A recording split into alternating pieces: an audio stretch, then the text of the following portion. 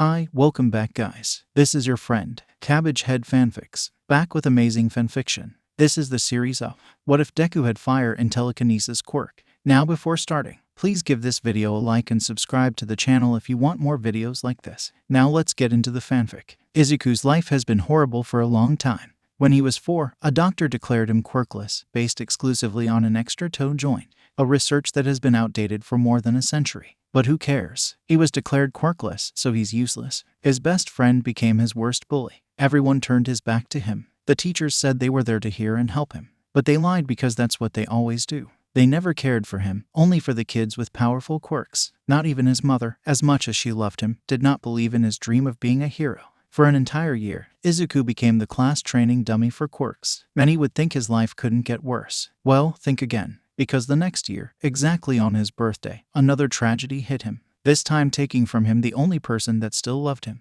After another bad day, upon entering his home, Izuku was greeted by the vision of his dead mother, sitting on a chair right in front of the door, face burned and eyes missing. It was such a horrible sight that Izuku couldn't even scream. He instantly went into shock. The only reason it didn't take days for the body to be found was that Mitsuki came to visit.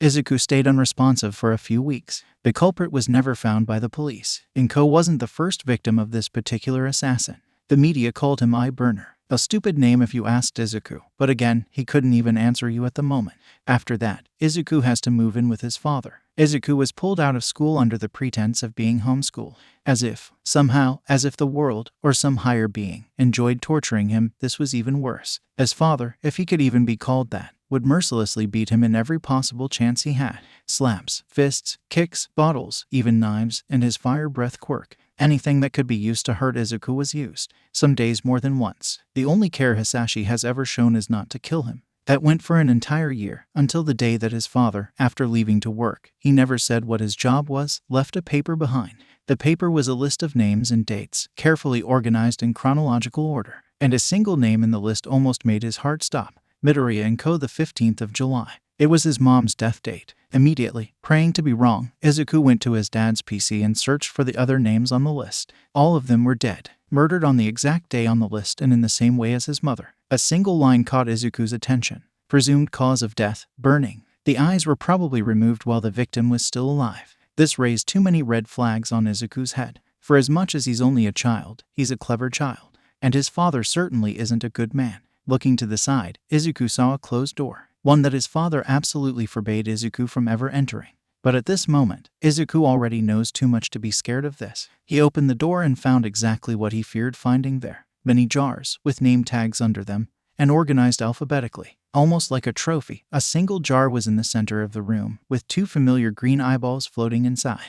And if that wasn't clear enough, the name tag said the rest. Midroriya Izuku. Those were his mother's eyes. All this time, Izuku was living with his mother's murderer. And now he knew too much. There's no way Hisashi. Izuku will never call this monster his father again, wouldn't figure out that Izuku knows, and then he will be the next victim. With this knowledge, Izuku left the house by the window. The door is always locked, and the keys are hidden, and ran as fast as he could. In his desperation to escape, he didn't pack anything. He didn't even put on his shoes. He just ran, trying to get as far away as he could. He thought of going to the police but immediately gave up on the idea. He had no proof, and he already knew from past experiences that the police wouldn't even hear a kid, much less a quirkless kid. If he went to the police, he would only be sent back to Hisashi, to his own death. It's almost comical how much his life changed in only 2 years. From a happy kid to a homeless fugitive from a serial killer. And there's nothing he can do except learn to survive. His next year was torture. He did learn how to survive from trash only. Because as desperate as he was, Izuku refused to steal. But his life only got worse. More than once, he got sick. More than once, he got hurt. More than once, he broke bones. Maybe it's a good thing that Hisashi got his pain tolerance and heat resistance so high, because if not,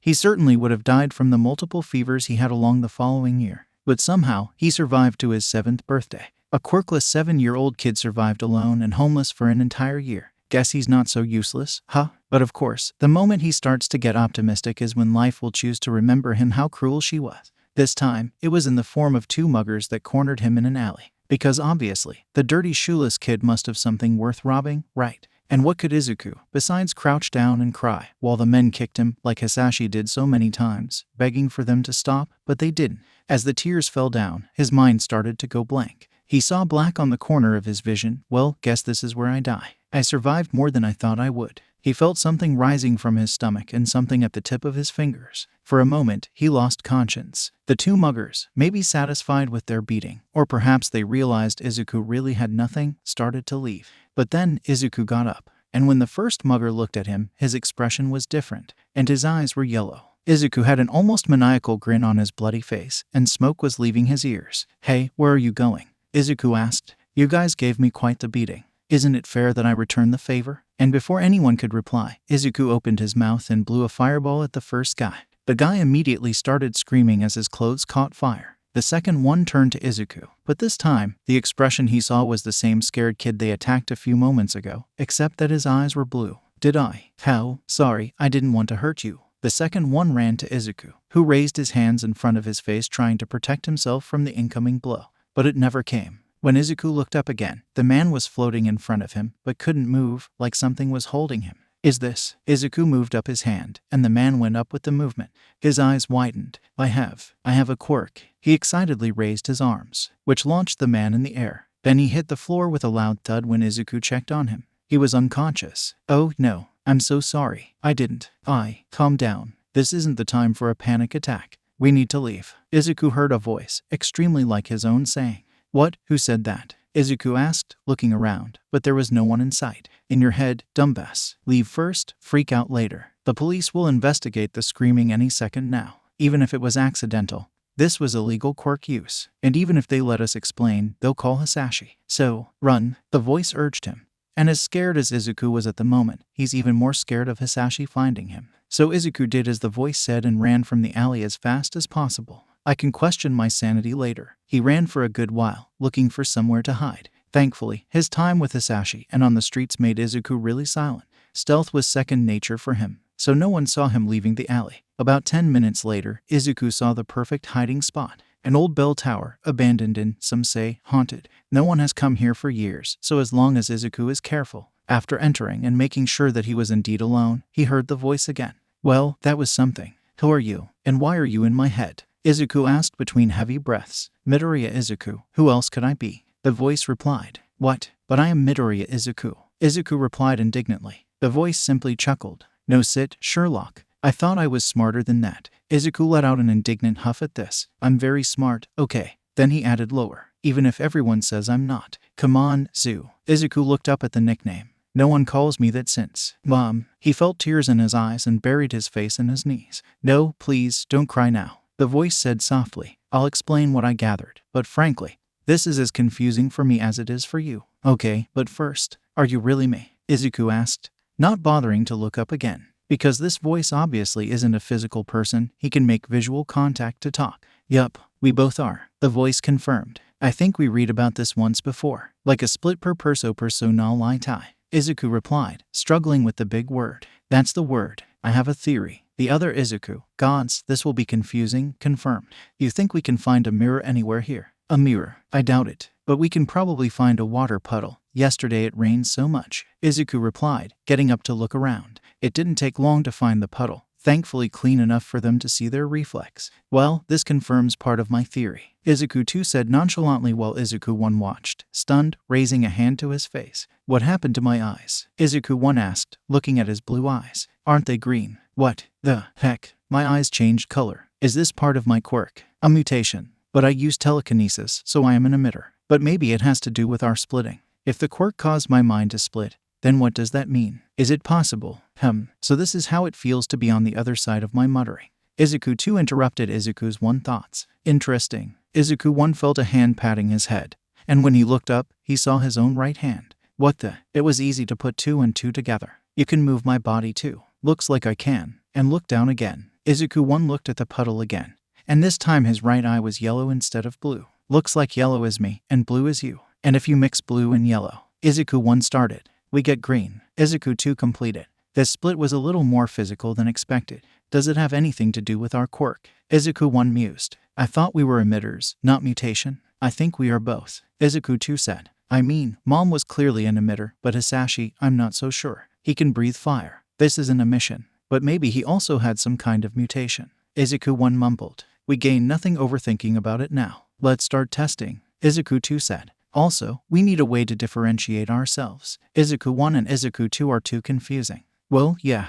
but anything comes to your mind. Izuku 1 replied. Let me see. Izuku 2 replied. For the next few minutes, Izuku 1 could hear the low mumbles on his head. Wow, he wasn't kidding. Being on the other side of my mutterings is really weird. I know. Izuku 2 finally exclaimed. You are Zuku, and I am Kuzu. Zuku and Kuzu. Izuku 1 asked. Really? Yup, it's perfect. We are like two sides of a coin. So why not just invert our names? Though I will probably keep calling you Zu. Izuku 1 thought for a few seconds. Alright, I like it. He smiled. I know we are kinda the same person. But nice to meet you, Kuzu. Likewise, Zuku, Kuzu replied, and Zuku could hear the smile in his voice. Now, how about we start testing our quirk? I thought I would never suggest it, Zuku said. Analysis time. With that, they both moved on to test their limits, starting with the telekinesis. For starters, as they thought, his quirk was like a better version of his mother's. Pulling things towards him is much easier than moving around.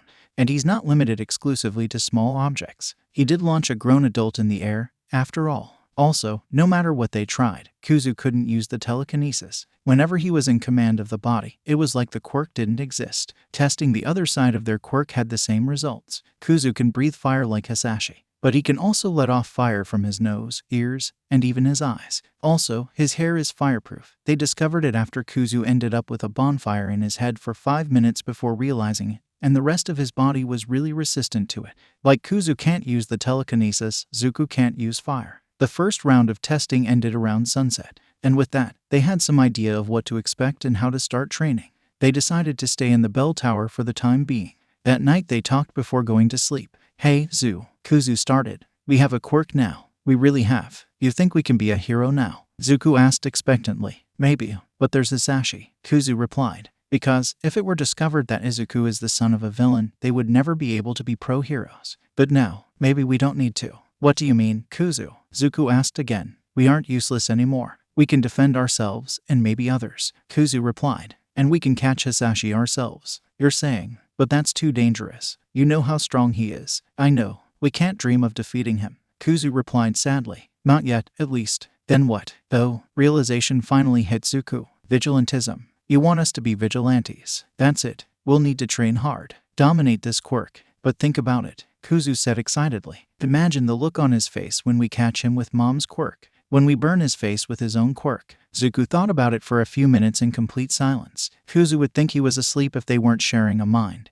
And he couldn't hear every single of Zuku's thoughts. You know what? I'm in, Zuku finally said. We can't be pro-heroes anymore. But we can still be heroes. Great. We start preparing tomorrow. We'll need many things, Kuzu said. Like what? Zuku started. Well, shoes, for starters. Kuzu pointed, and Zuku looked down to his feet. It's been an entire year since he last wore shoes. There aren't many opportunities to get this kind of thing living on the streets, especially since his priority is food and water to survive. Some kind of mask too. We need to hide our face. I think we should focus on my telekinesis for now, Zuku said. Until we can get fireproof clothing, we need to be careful with what we have. Good idea. But for now, you should rest, Zu, Kuzu interrupted, seeing how tired Zuku was. I'll keep watch while you sleep. What about you? Zuku asked sleepily. I can sleep later. We can always take turns. Even when you're awake, I can sleep, Kuzu replied. Now, go to sleep. If something happens, I promise to wake you up. Okay. Good night, Kuzu, Zuku said and then immediately passed out from his exhaustion. With that, the body was fully in Kuzu's control. Kuzu, making sure that Zu wasn't about to wake up anytime soon, got up and started looking around, glancing one more time at the water puddle. This time both his eyes were yellow. Don't worry, Zu, he whispered to himself. I'll protect you. You won't be ever alone anymore. With that, Kuzu started making his way to the highest part of the bell tower. If anyone tries to hurt Zu again, well, they'll have to get past Kuzu first. Waking up the next day was an experience unlike anything Zuku had ever had in his life. Waking up was as if he had turned on the TV to a program already playing. It was the first time he consciously left Kuzo in charge. His vision was normal, he could see through his own eyes, but his limbs moved by themselves. It's an interesting feeling, to say the least, especially considering that he had access to all the senses in his body. Kuzo was carrying a stool to the bell tower. Where did he get this from? Good morning, Zu, Kuzu greeted him. How did he know Zuku was awake? Aizawa, we share your mind, remember. I can hear your every thought, silly. Right. Good morning, Kuzu. Where did you get that from? Zuku asked. From our scavenging site, obviously. So, Dagaba Beach. Makes sense. Really does. It's amazing how many things in good condition they throw on that beach. Entering the bell tower, the place was completely different from last night. There were several trinkets scattered on the floor. Zuko recognized a few things, like old pots and pans and even some clothes. Did you take all of this from the beach? Wow, how long did it take? The entire night. Kuzu shrugged. I went there while you were sleeping. He yawned. Wait, how didn't I wake up with all the movement and noise? Well, I can't say for sure, but I have a theory, Zuko said, putting the stool down. You know how I am controlling our body right now? Yeah, it's a strange feeling. Feeling my body, but not controlling it. You get used to it. Kuzu shrugged and sat down. Anyway, while I'm controlling the body, it's like you are in another part of our mind. While you were asleep, you probably went to a deeper part of our subconscious and disconnected yourself from the external world.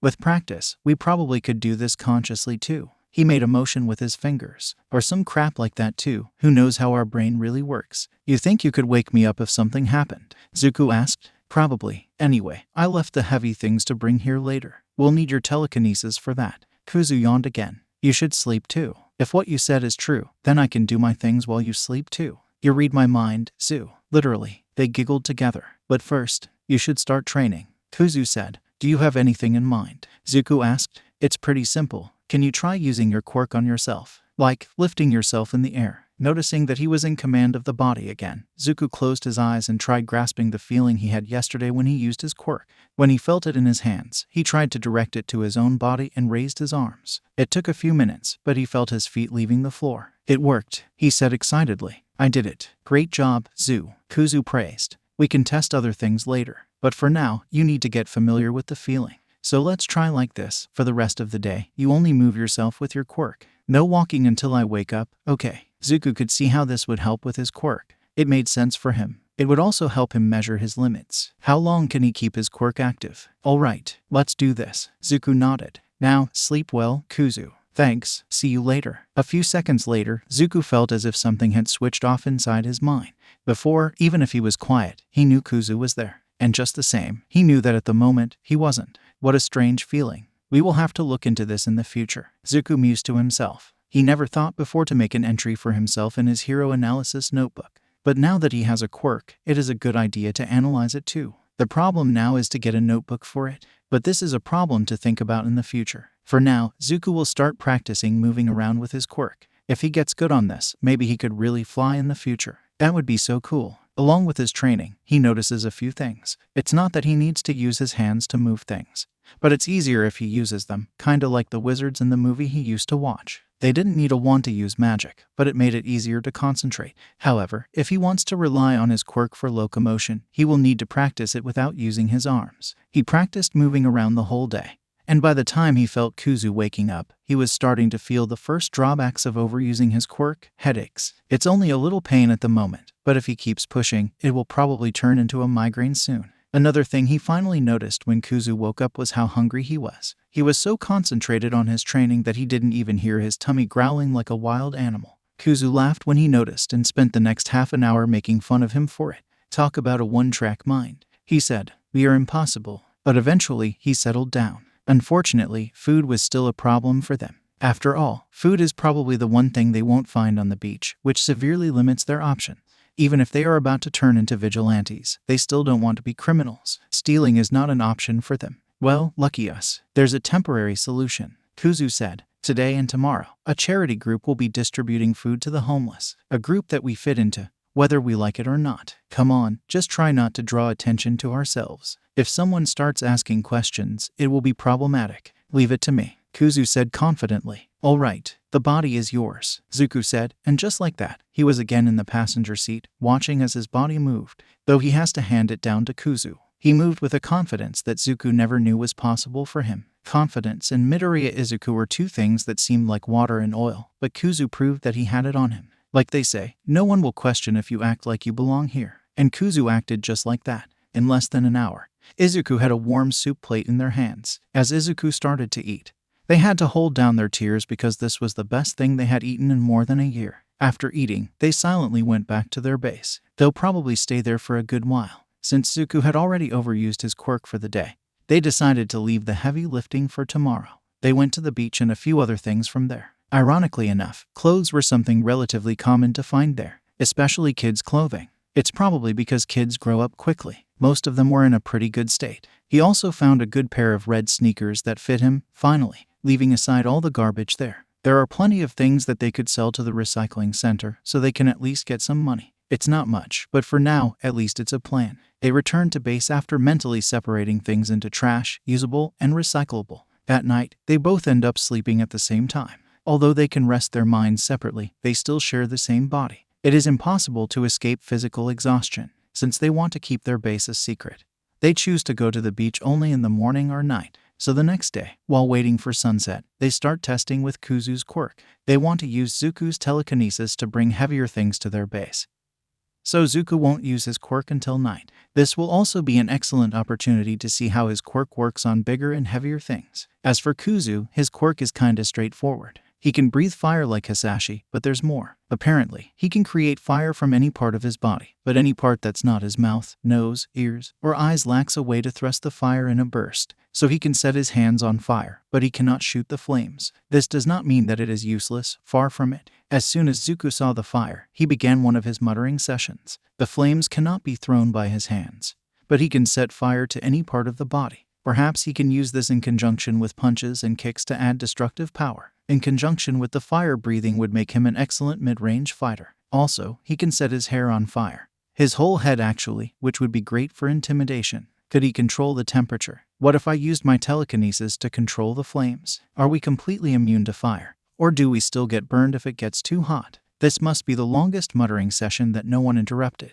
But Kuzu was just as excited as Zuku to test these theories. So of course, he wouldn't interrupt. The first thing he concentrates on is the heat. He thinks about the hottest thing he could. And immediately, he remembers a certain blonde with spiked hair and explosions. Despite not being his intention, he gets a bit angry at the memory. Wow, look, Kuzu. Zuku calls him, and when Kuzu looks at his hand, the flame had a green color. It didn't hurt him, but Kuzu could see it was hotter than usual. Then the fire went back to the normal color. What did you do? I thought about hot things. And Katsuki came to my mind.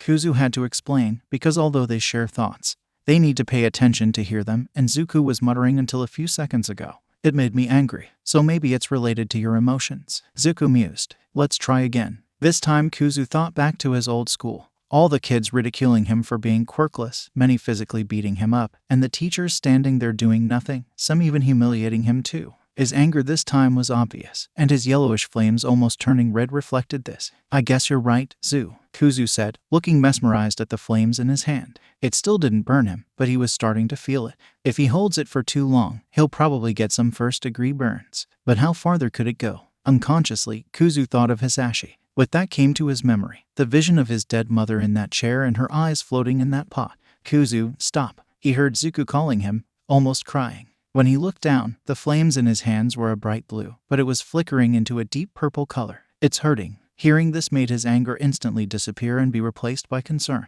Shit. As soon as the flame returned to normal, he shook his hand, putting out the fire. I'm fine, Zuku said, but Kuzu could hear the tears in his words. Inspecting his hands, they were burned, not too unlike Hisashi's burns. This was at least a second-degree burn. Zuku's tears were probably more related to the memory than pain. Still, Kuzu felt bad for causing it. The silver lining is that he was testing the fire in his left hand, so they didn't hurt their main hand. Sorry, Kuzu said. Okay, blue flames and higher are too much for us, Zuku said after calming down.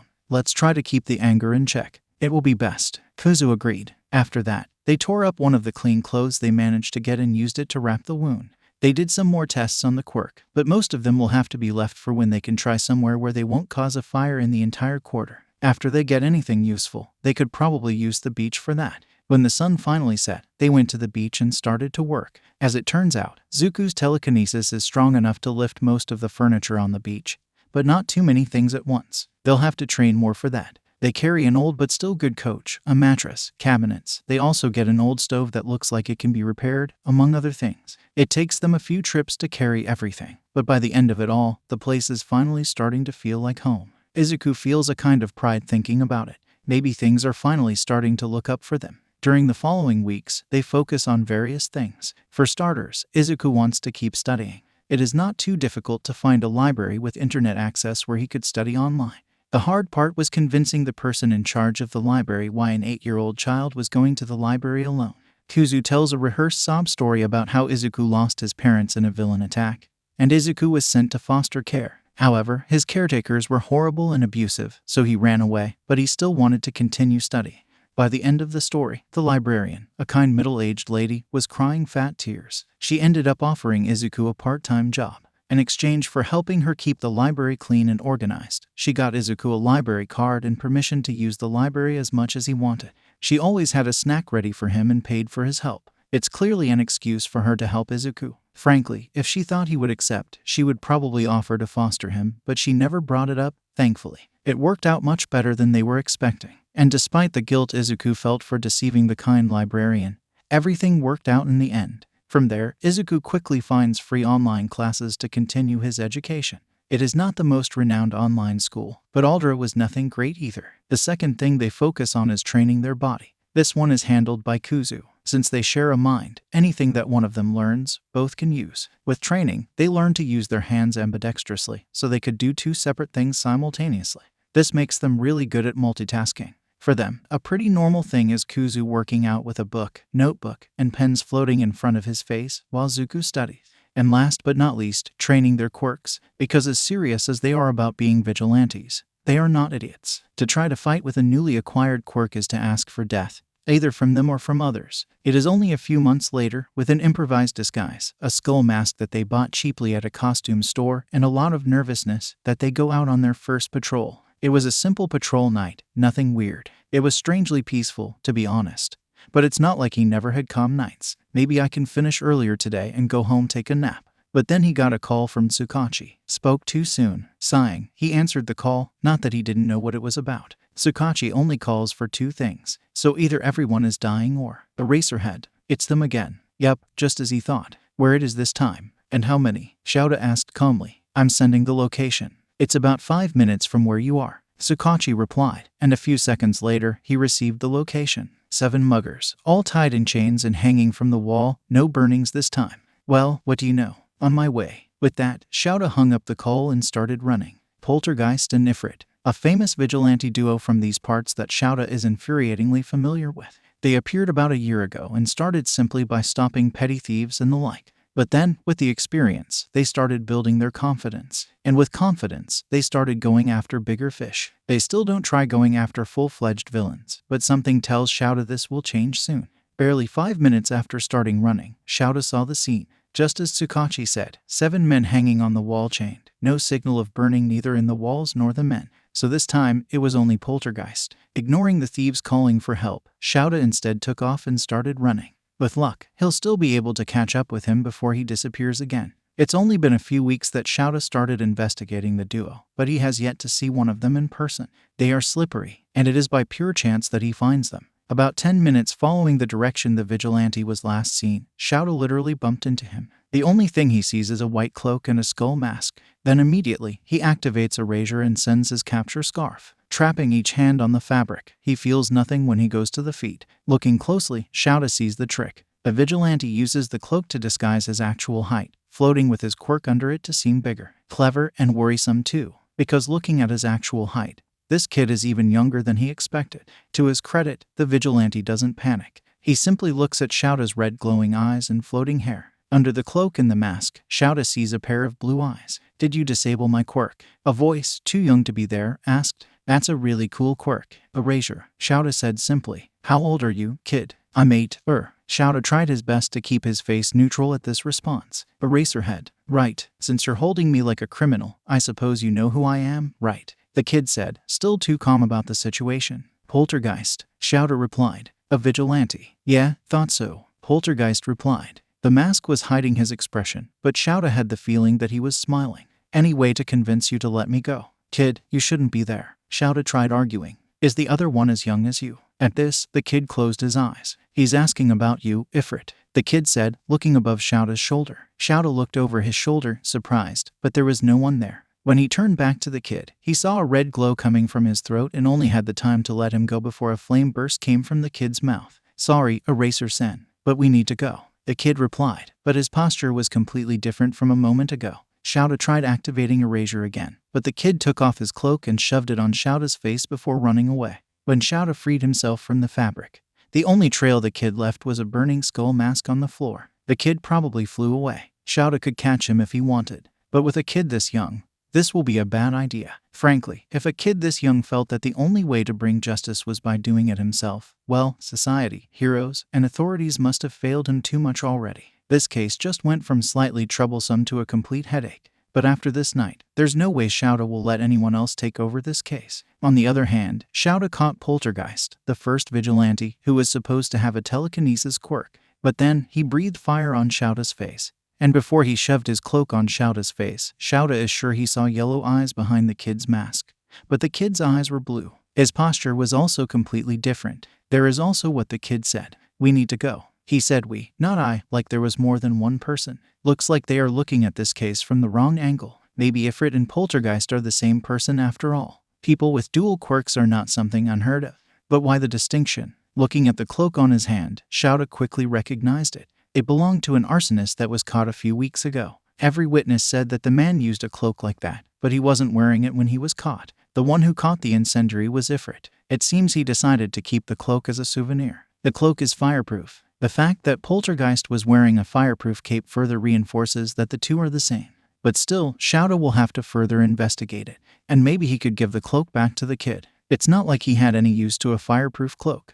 As they flew away from the pro hero, Izuku made sure to take as many detours as he could before going back home, just to make sure they weren't being followed. But as soon as they were certain they weren't, Kuzu started complaining. "Damn it, I love that cloak," he started saying. "Who is that hobo? I never heard of a pro hero like him. He must be underground. It's pretty hard to find info on them after all." Zuku chimed in. "You must be right." Kuzu relented. "But where will I get another fireproof cloak now? Maybe he'll give it back to us." Zuku tried. "Why would he do that?" Kuzu replied. "If we see him again, I doubt we'll escape as easily." "I don't know, Kuzu. I think he let us go today." "It sure is weird." Kuzu sighed. "If he wanted to catch us, I'm sure he could. But why not? He seemed quite surprised when I said my age." Zuku mused. "Maybe he didn't want to arrest a kid. It must be the case." Kuzu replied. "What else could be? He wants to help us." A few seconds of silence stretched, then they started laughing. "Fat chance," Zuku said, trying to control his laughter. "An adult wanting to help us. You're a comedian, Kuzu."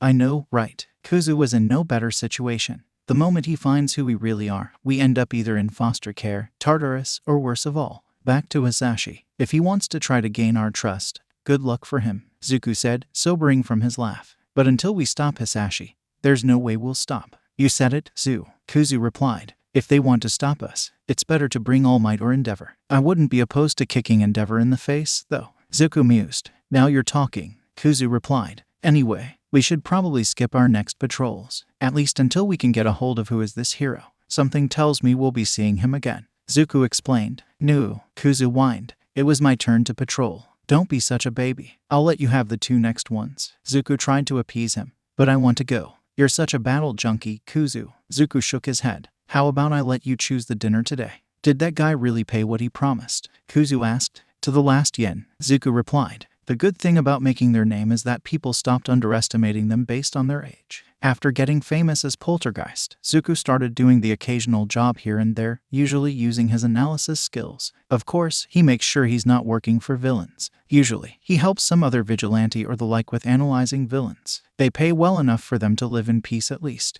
Not having to pay rent surely helps. "Alright, then let's eat katsudon." Kuzu cheered. "Why am I not surprised?" Zuku teased. "Because you would suggest the same." Kuzu teased back. "And you, remember." Yeah, you said it." Zuku waves him off. "Let's go then." Yeah. Kuzu cheered as they left the building. With that, they quickly left their home base and went to eat. They can work on identifying the pro hero tomorrow. It takes another week until Shouta runs into the little vigilante again. This time he was looking for them. From what Tsukachi said before, they take turns patrolling every day, which means that each one patrol every other day. But after their first meeting, the vigilante vanished for a week, maybe to look for information about Shouta. They know his hero name and quirk. There's not much else on the internet about him, though. It's really hard to find information on underground heroes, after all, as it should be. But this night, it's actually pretty easy to find him, almost as if the kid wanted to be found. Which, considering the note that literally said, "Keep your eyes up, Eraser-san," that one of the unconscious tugs that Ifrit defeated earlier had, it's probably, in fact, what they wanted. And well, Shouta indeed found them when he was looking up. Specifically, he saw a burning hand waving at him from up a building right after he stopped a mugging. When Shouta climbed up the building, he saw the kid sitting down on the edge of the building swinging his feet. "Hey, Eraser-san." The kid waved at him. Shouta saw a long chain wrapped around each of his arms, probably used in conjunction with Poltergeist's telekinesis, functioning similarly to Shouta's capture scarf. "Good to see you. Would you kindly give me back my cloak?" "I like that cloak." Shouta simply shrugged and threw the cloak to the kid. The kid took it, then looked confused to Shouta. "It looks like this isn't what he was expecting. Answer one question in return," Shouta said to the kid that was carefully inspecting the cloak. "I didn't put any tracker on it, don't worry." "All right," the kid said, staring at Shouta suspiciously. "Shoot, Ifrit and Poltergeist. Are you both?" Shouta asked. "What do you think?" The kid raised his left hand, and the chain started to dance around. Then he raised his right hand, and a flame appeared on it. Looking at the kid's eyes, one eye was blue and the other yellow. It was different from what Shouta saw last time. But then, the chain stopped, and his eyes were both yellow again. Shouta had a good idea of what this was about, but he still wanted to confirm it. "Is this the part where you arrest me, or does it come later?" the kid asked him. "I'm not arresting you, kid," Shouta replied. "Can I talk to the other one?" "Wow, a single hint, and you caught everything," the kid said, laughing. "Not today, Eraser-san. But if you don't want to arrest me, I'm taking my leave." Having said that, the kid simply jumped off the roof. Shouta ran to the border and looked down, but the kid was nowhere to be seen. Still, this was far from a failure for Shouta. He at least got a few things from the kid. Ifrit and Poltergeist are, in fact, the same person. The kid must have split personality. They are aware of each other and can probably talk among themselves. And each personality has one quirk. Or maybe they have one quirk, and each personality has access to half of it. The point is, the kid has two personalities, and they are both vigilantes. It seems like their eyes change color based on which one controls the body, and they can share the control if the heterochromia is anything to go by. Comparing this encounter with the last one, Poltergeist will probably be easier to talk to, but it seems like Ifrit is really protective of his brother. Gaining their trust won't be easy, but that has never stopped Shouta before. At night on the rooftop was far from the last time Shouta saw the kid. At least once a week, Shouta would meet the kid on the same rooftop. At first, it was only Ifrit that talked to him. But after a few months and a bit of bribery, Shouta soon discovered that food worked wonders with this kid. Ifrit finally relaxed enough to let Shouta talk with Poltergeist. The first time they really talked, Shouta was surprised. The kid was as enthusiastic as he was shy. He asked at least 20 questions about Shouta's quirk in less than a minute, and Shouta struggled to answer all of them in the end. But Shouta could easily see how smart Poltergeist is. They talked a few more times, but Shouta still didn't make too much progress with them. They always dodge any question regarding themselves, and Shouta doesn't want to try pushing them for answers either. Only a year later, Shouta would learn something new about the kids. They were sitting in their usual place, Poltergeist happily munching a sandwich Shouta brought for him when the kid shared something with Shouta. It started with a simple question. "Eraserhead-san," the kid asked tentatively. Shouta already told them his name, but Poltergeist is too polite not to use his hero name, and Ifrit is too much of a brat to use it. "Yes," Shouta replied, giving him his full attention. "Do you have?" The kid started but stopped himself. He seemed to discuss with himself, or maybe with Ifrit if he should make the question.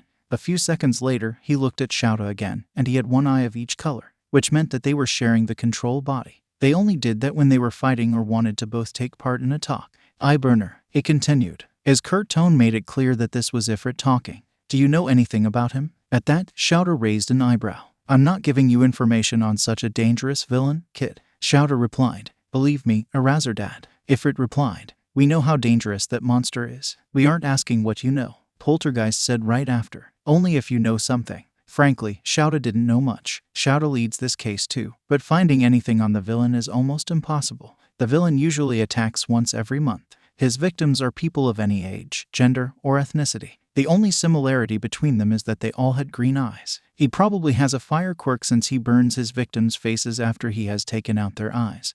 But while they are still alive, from his MO, he likely keeps the eyes that he plucks out as trophies. But that's all, they have no suspects. The villain is very good at covering his tracks. "We don't have much." It's all that Shouta replied, but the kid still nodded at him. Shouta noticed him clenching his fists. "We know we can't catch him yet," Ifrit started saying. "As much as I hate to admit it, he's too much for us. But he killed Mom," Poltergeist continued, "and for that, we can't forgive him. He also hurt Zoo." Ifrit let the nickname escape, but Shouta didn't comment on it. "For that, I can't forgive him." Then he turned to Shouta. "Do you think you can catch him in 1 year?" "1 year?" Shouta asked. "In 1 year, on our 10th birthday. If he hasn't been caught yet, then we will act." Poltergeist, or Zoo, as Ifrit just called him, explained. We decided that when we started acting as vigilantes, and they are completely serious about this. I won't try to stop you kids, Shouta started, but I hope that if it comes to it, that by then you will trust me enough to let me help you. We'll see, Ifrit said, nodding. We need to go now. Thanks for the sandwich, Eraserhead-san, Poltergeist said, bowing.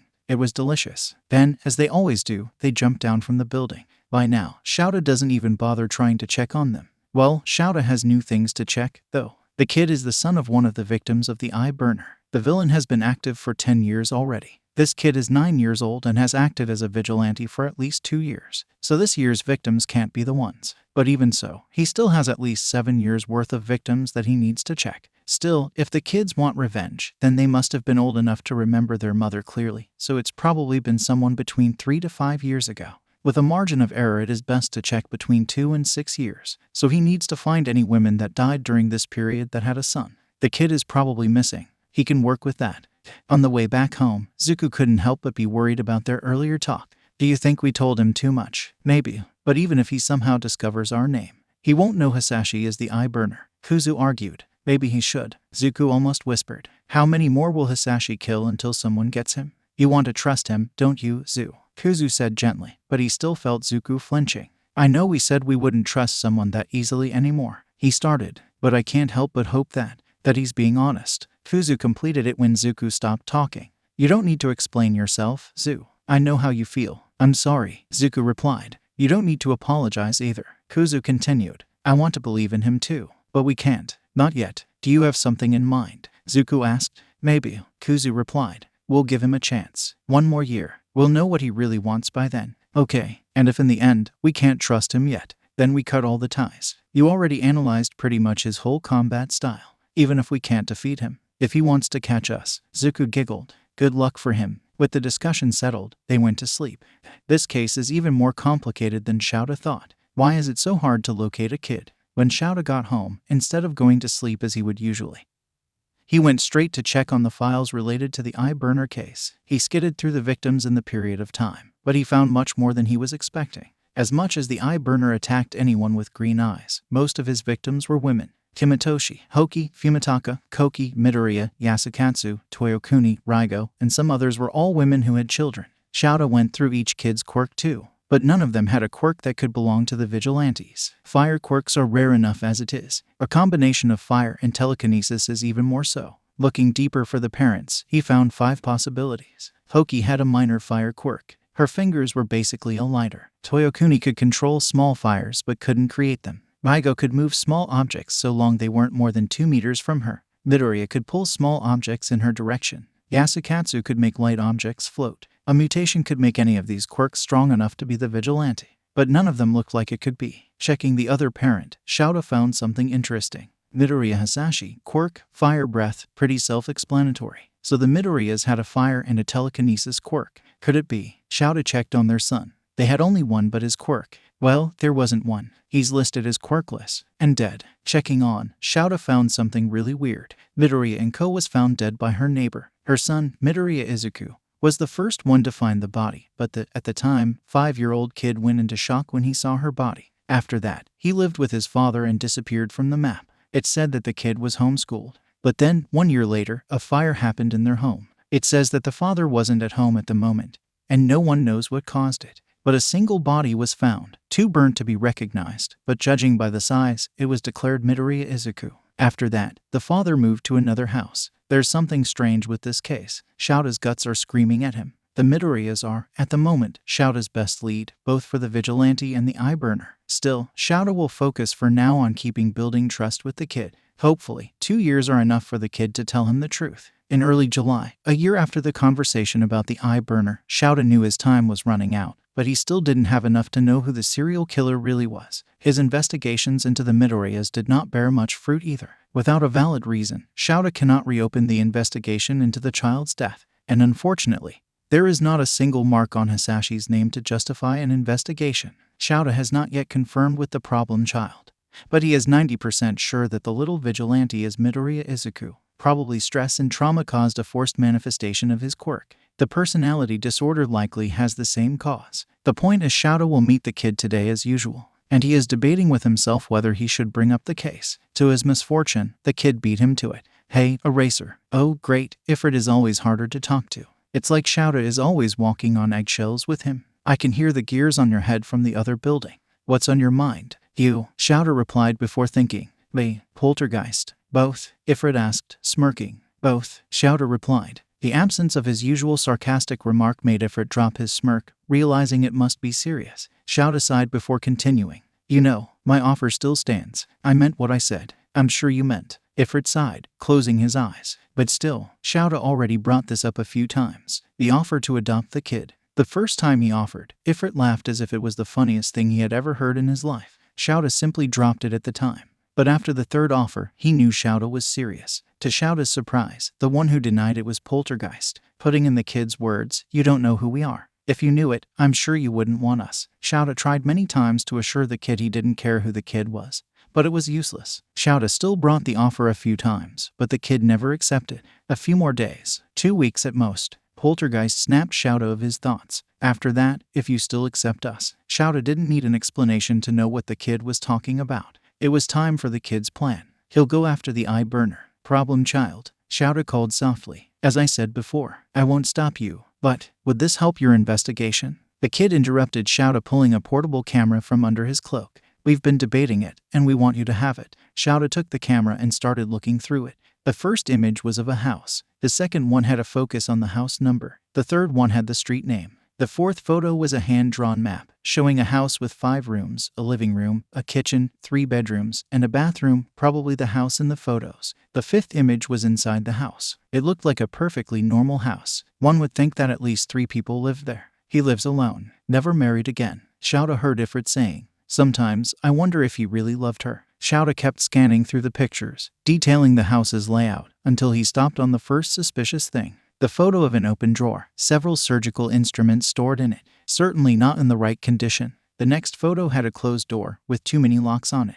5 locks and 3 padlocks. Shouta watched the details for a few seconds, but just before moving on to the next one, he felt a tug on his scarf. He saw the kid looking at him with a troubled look on his face. The next ones are disturbing, Poltergeist said worriedly. Shouta saw many disturbing things in his life, but he had to admit it. The kid was right. The next few photos are disturbing. The photos, which Shouta assumed belonged to the room with the locked door, showed several jars arranged on shelves like pickle jars. But what the jars contained were eyes, specifically green eyes. Like all the others, the photos showed various details, including close-ups showing the jars up close and the labels with the victims' names on them. The last photo was of a jar separated from the others. This jar was labeled Midroriya Izuku. When Shouta looked at the child again, he saw tears falling from his blue eye. The yellow eye was not crying, but he seemed no less troubled by the memory. Putting the camera aside for a moment, Shouta knelt in front of the kid and wrapped him in a hug. The kid buried his head in Shouta's scarf, and he could hear his sobs. Midoriya Hisashi, Ifrit said, full of venom. That's his name. I is that you know enough. Poltergeist stuttered. Sika, can you? I can, Shouta replied. Thank you for trusting me, kid. He added a few seconds later. We'll catch him, I promise you. They stood like that for a few more minutes until Shouta noticed the child's breathing quieten and the hiccups stopping. Then the kid pulled out of the hug. This time both his eyes were yellow. He was already exhausted. Ifrit explained. We've been discussing this for a few days, and I know he didn't sleep last night. I'll have to make a few calls, Shouta said, getting up. But 2 weeks is enough to prepare a raid. I'll make sure he's caught. Be careful, Eraser, Ifrit said, turning around to leave. I know I don't need to say this, but I would know how dangerous that man is. The next part is barely a whisper. I lived with him. Meet me here again in a week, okay, Shouta said, and the kid nodded. After that, they left. Shouta didn't bother leaving. He immediately got his phone and called Tsukachi. Eraserhead, you never call me. What happened? Eye burner. We got him now, Shouta answered. I'm going there immediately to discuss, but I have in my hands more than enough proofs of his identity. You what? Tsukachi replied. Shouta is sure the man just spat his coffee. All right, I'll be waiting. Don't bother knocking. The door will be unlocked. With that, Shouta hung up and went straight to the police station. When asked about his sources, Shouta simply said he had found a new informant. Tsukachi, who was already involved in the case and knew about Shouta's relationship with the vigilantes, did not question.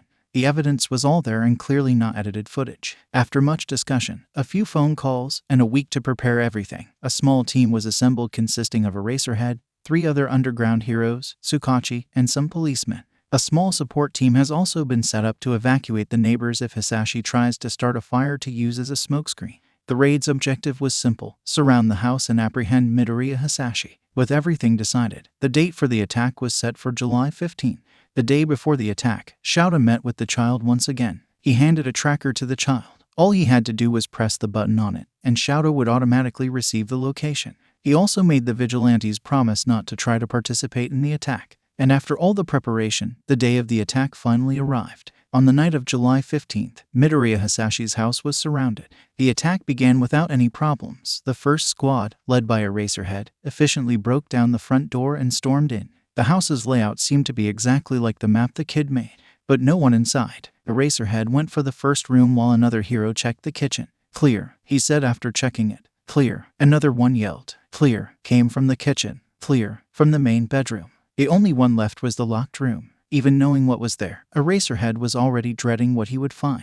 "Password, you're it," Eraserhead said to the other hero. Password. His quirk was a minor telekinesis, 2 meters radius, practically useless in combat but perfect for opening any lock. The hero himself is also one of the greatest proofs that a hero should not be judged by his quirk. On it, putting his hand above the locks, they started opening one by one. After opening it, Eraserhead was quick to kick the door and jump inside, Erasure already activated and scanning the room. Again, it was just like the kid's photo, tens of jars with green eyes floating around. But again, no one was inside. "Clear," Eraserhead announced, deactivating Erasure. "Damn, where is he?" A few minutes later, the entire squadron was tearing the house apart, looking for clues. The jars were all secured as evidence, as were the medical instruments. The house is obviously the right one. All the evidence against the eye burner is there, but no sign of Midoriya Hisashi. He should be here. There is no way he could have learned about the attack unless he had a source in the police. But even if he had, the raid was kept secret from everyone who was not participating in it.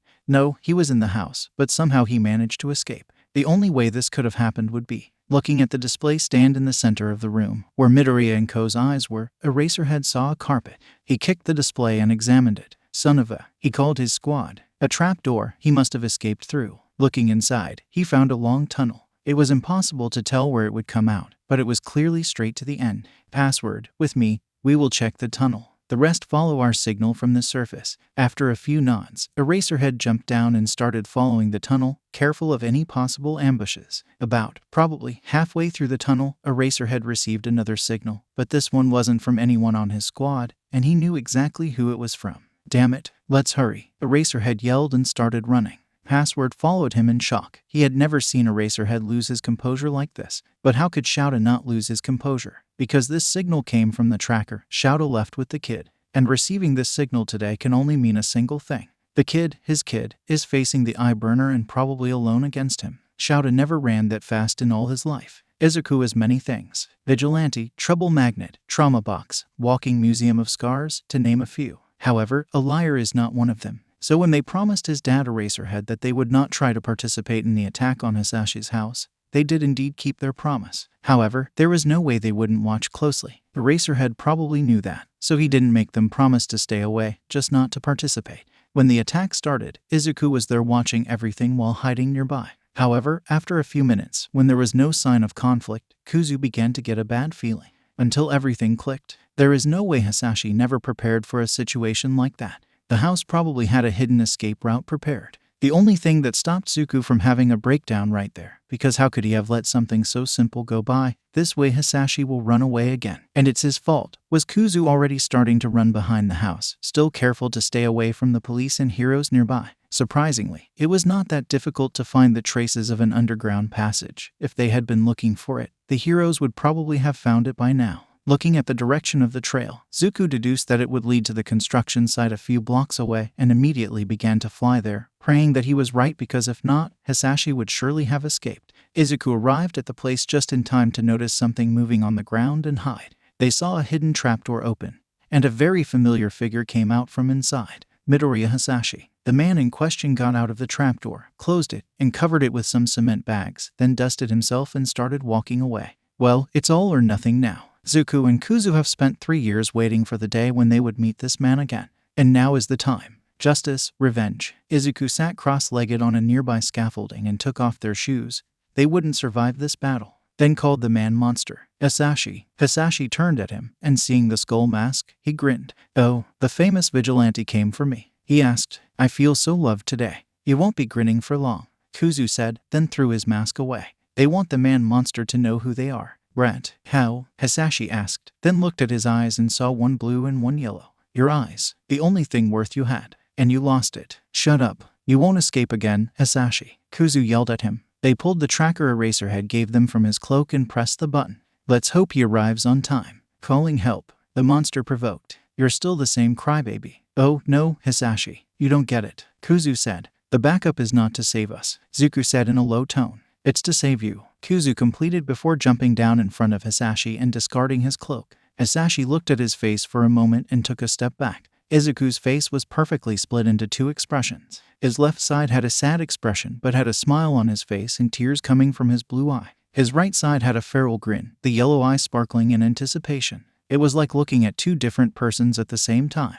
Prepare yourself, Hisashi, they said in unison. Today, we bring justice, vengeance. Saying that, Kuzu threw the tracker at Hisashi's face, aiming at the eyes. Hisashi threw a hand in front of his face to block the projectile, but that was exactly what Kuzu was aiming for. The moment Hisashi lowered his arms, Kuzu was already in front of him, drop-kicking him in the chest, both feet glowing with green flames. The monster's eye widened at the attack and he took a few steps back trying to recover his breath, then opened his mouth and threw a flame wave at the kid, who took it head-on. Hisashi grinned and was about to taunt the kid when he felt a kick to his chin, falling to the floor. He looked at the now doing a handstand with his leg outstretched in a kick. Kid who didn't look fazed by his burning clothes and the small burns on his face. What was that? You should be quirkless, Hisashi screamed, but then felt a chain wrap around his legs. We should also be dead. But we aren't, Zuku said, with his hands stretched and the chains dancing in his arms. He pulled on the chains, knocking Hisashi to the ground and pulling him close. But Hisashi was tougher than he looked. He opened his mouth again and aimed his flames on the chains, which soon started to melt by the heat. You damn brat, Hisashi yelled again as he stood up. When I am done with you, you will wish you had died in the dark alley you crawled through to get away from me. Izuku didn't reply anymore. Instead, Kuzu summoned his flames again. This time even hotter, the yellow flames glowing even brighter than the green ones. He went to Hisashi again and punched him in the arm. The fire burned straight through his sleeve and left a first-degree burn on his upper arm. Seeing that, Kuzu smiled. He won't suffer any burn unless he spends 10 minutes holding his yellow flames. This means that Hisashi's fire resistance is weaker than his own. It makes sense, for as hot as Hisashi's flames are, they aren't even close to Kuzu's. Let's up the heat a bit more, Kuzu said, holding both of Hisashi's arms and summoning his flames again. This time bright blue. Hisashi's eyes widened when he started feeling his skin burning. So, Hisashi, how does it feel to be burned? Then he opened his mouth and breathed just as bright blue fire wave on the man's face, who started screaming in pain. What's the problem? Didn't you do the same to Mom? He asked, throwing another punch in his chin. Then, Zuku held him with his telekinesis and threw him up before flying after him. This is Mom's quirk, Zuku said, looking the monster in the eyes. He held Hisashi in place, keeping his mouth shut. I couldn't have asked for a better quirk. Then he dropped Hisashi, looking at his hands, then at the man falling to the ground again. Izuku started remembering everything the man did to him. Kuzu felt his anger spiking. Zuku felt only sadness for what the man had become. But both emotions were at their maximum. Looking at his right hand, Kuzu called on his flames once more. This time, they were a bright purple. This has already gone too far, Kuzu said and heard Zuku humming in agreement. All right, let's put an end to this. Then Zuku let go of his telekinesis, and they dropped after Hisashi, already aiming their knees at his chest.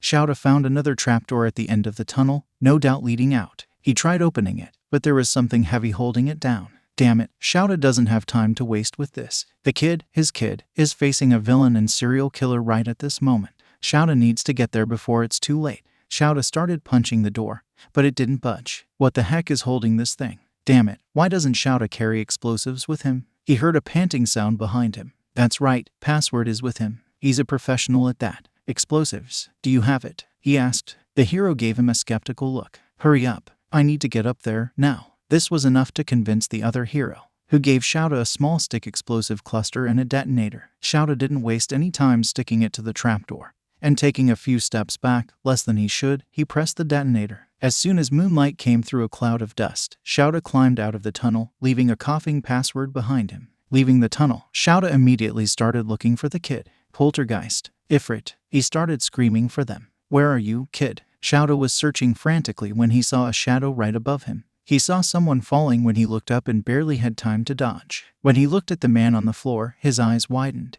This was Midoriya Izuku. He was completely beaten and full of burnings. He probably had broken bones, if not from the fight, from the fall he just took. The man looked at Shouta and raised his hand. Help him. Hisashi didn't have time to finish his sentence before someone landed on his stomach with both knees. Shouta had to hide his face from the impact. But when he looked, he saw a mop of green hair, a face covered in freckles, upper chest exposed because of his burnt clothes. But besides that, the kid only had minor burns in his body. Shouta's eyes lingered on the many scars on the kid's chest for a moment, but then looked up and saw a teary blue and an angry yellow eye. There's no doubt about who the kid is. This is Ifrit and Poltergeist. Midoriya Izuku. The kid grabbed the man by the collar of his shirt and brought his face closer. Then he raised his right hand, which was glowing a bright purple from his flames, and started bringing it down to the man's face. Kid, Shouta said, and the kid's hand stopped just an inch from the man's face. The kid looked up and saw Shouta, then looked once more at the man's face, then at his hands, and dropped the man back to the floor. The man hit his head on the floor with a loud thud.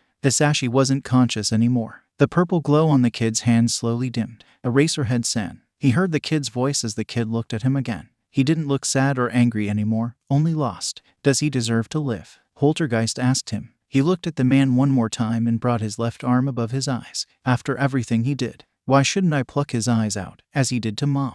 Then the kid grabbed his collar again and brought him closer. Shouta saw a purple glow on his throat as he started talking again. Shouta-san, Ifrit said. Why shouldn't I burn him alive, as he did to Mom? As he did so many times to Zu. Then the kid looked Shouta in the eyes and asked, Why, Dad? Why does this man get to live, but not Mom? And this question almost broke Shouta's heart. How was he supposed to answer this? Shouta's answer will be what decides if this kid will dirt his hands with blood or not. Does Hisashi deserve to live? Frankly, probably not. And even if he does live, the man will be forever locked in Tartarus. But this kid, his kid, shouldn't have this monster's blood on his hands. Izuku, Shouta said, and the kid looked at him in shock, then brought a hand to his face, apparently remembering that he wasn't wearing a mask. Maybe this man deserves to die. Maybe he doesn't. But one thing you can be certain of. I won't love any less regardless of your decision. And these must have been the right words because the kid drops the man again and jumps at Shouta, hugging him and sobbing uncontrollably. When the rest of the squad arrived, Shouta simply gestured to the unconscious man on the floor and asked for an ambulance to check on the kid.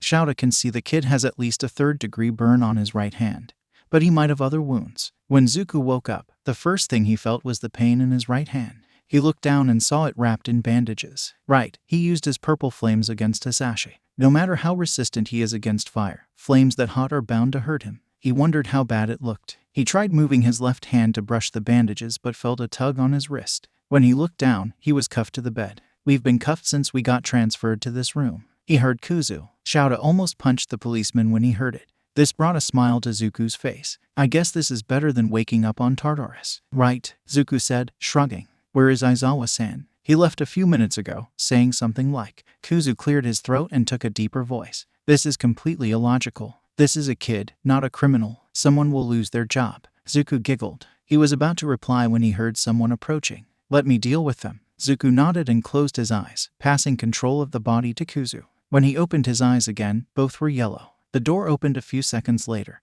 and a furious duo of Tsukachi and Eraserhead entered, followed by another policeman. What are you waiting for? Shouta asked. Uncuff the kid. The policeman turned to Tsukachi with an uncertain expression, but the detective just gave him a glare. Are you deaf? Uncuff the kid and leave, Tsukachi said angrily. The policeman nodded and immediately went to uncuff Izuku. Then he took the cuffs and left the room, ensuring to avoid both Tsukachi and Shouta's glares. Kuzu saw a small bruise on his wrist and tried to massage it with his right hand, but his fingers were immobilized by the bands. He frowned for a second and gave up on trying. When he dropped his arm back, he felt a hand gently rubbing his wrist. And when he looked, he saw Shouta sitting next to his bed, looking at him with a worried expression. Everyone stayed in silence for a few minutes, nobody really knowing what to say.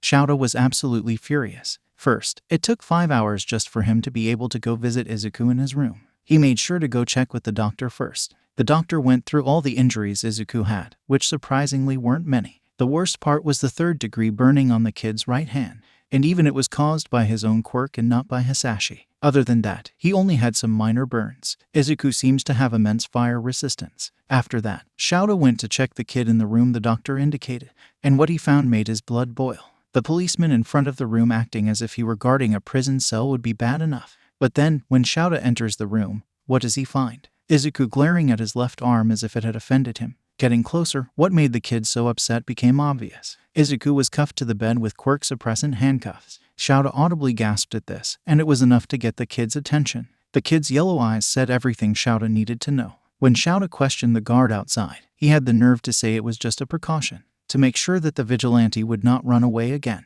With that, Shouta talked quickly with Izuku and then left the room, practically spewing steam out of his ears from how angry he was. Then he picked up the phone and made 2 calls. The first and simplest was to call Tsukachi. After explaining what had happened, the detective was as furious as Shouta and said he would be at the hospital in 20 minutes. The second call was to Nenzu, because unfortunately, if he wants to solve this problem, he will need to sell his soul to Satan, specifically the rat Satan. After Tsukachi's arrival and having managed to get Izuku uncuffed, they stayed in the room in silence for a few minutes. Shouta gently massaged Izuku's bruised wrist. No one knew how to start the conversation. Shouta heard a sigh, and the kid started talking. I know you have questions. It is useless to stall any further. Ifrit started. All right, Tsukachi replied, pulling a recorder. As you probably know, I am legally obliged to record this talk. But if you start feeling uncomfortable at any moment, we can have a break. And if needed, we can continue this another day. Okay, Ifrit replied, taking a deep breath. Let's get this over. With this, Tsukachi started recording. This is Police Detective Tsukachi Naomasa of the Musutafu Police Station. Today's date is July 16th, 2xxx. The current time is 8:21. I am here with Midroriya Izuku-kun and his current emergency foster guardian, Aizawa Shouta-san, in Musutafu General Hospital. Then Tsukachi gave a nod to Izuku and Shouta. Introduce yourselves. Aizawa Shouta, Pro Hero Eraserhead, Shouta said curtly. Izuku took a deep breath, closing his eyes, then opened again, showing a blue and a yellow eye. We are Midoriya Izuku, but to make it easier, I am Kuzu. Kuzu, finally Shouta had a name to call him. Deku, Vigilante Ifrit, and you can call me Zuku. Vigilante Poltergeist, Zuku said right after. The 2 vigilantes are the same person? Tsukachi asked, surprised. Their statement is true. We are, but we also aren't, Kuzu replied. I am Ifrit, and Zuku is Poltergeist. I can't use Zuku's telekinesis, and Zuku can't use my fire. We are different persons as much as we are both Midoriya Izuku. Truth, Tsukachi said to the recorder. Do you know how this happened?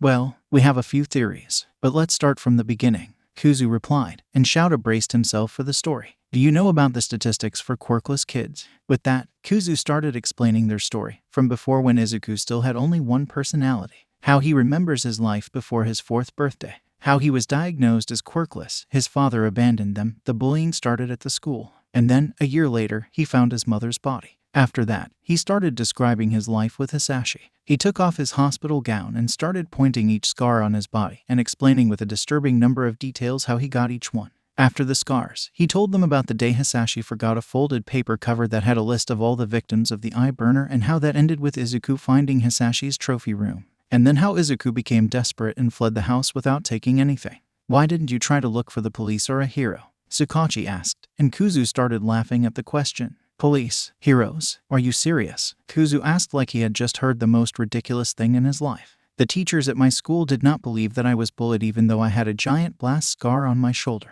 Do you really think that if I went to the police station and told them that my father was a serial killer, they would have listened to me? You might, but they would never let me talk to you. What would happen is that they would send me back to Hisashi, or else I would end up in foster care. And frankly, between foster care and going back to Hisashi, at least being homeless, I had some chance of surviving. Now, Tsukachi looked completely horrified. Obviously, everything the kid just said rang truth for him. And as much as it pains Shouta, he also knows that it's true. If Izuku had come to the police, they would have been ignored the moment the word quirkless was said. And worst, they would probably have called his father, and if that had happened, Shouta doesn't want to even think about it. Anyway, Kuzu continued. As you know, there was a fire, and they found my body inside. It happened months after I ran away. But I am obviously here and alive, right? Well, I have a good guess on what happened. After running away, Hisashi tried looking for me but never found me. If it was found that I was missing for months and never reported, he would have been investigated. Well, he must have got a kid with a similar body structure to mine, and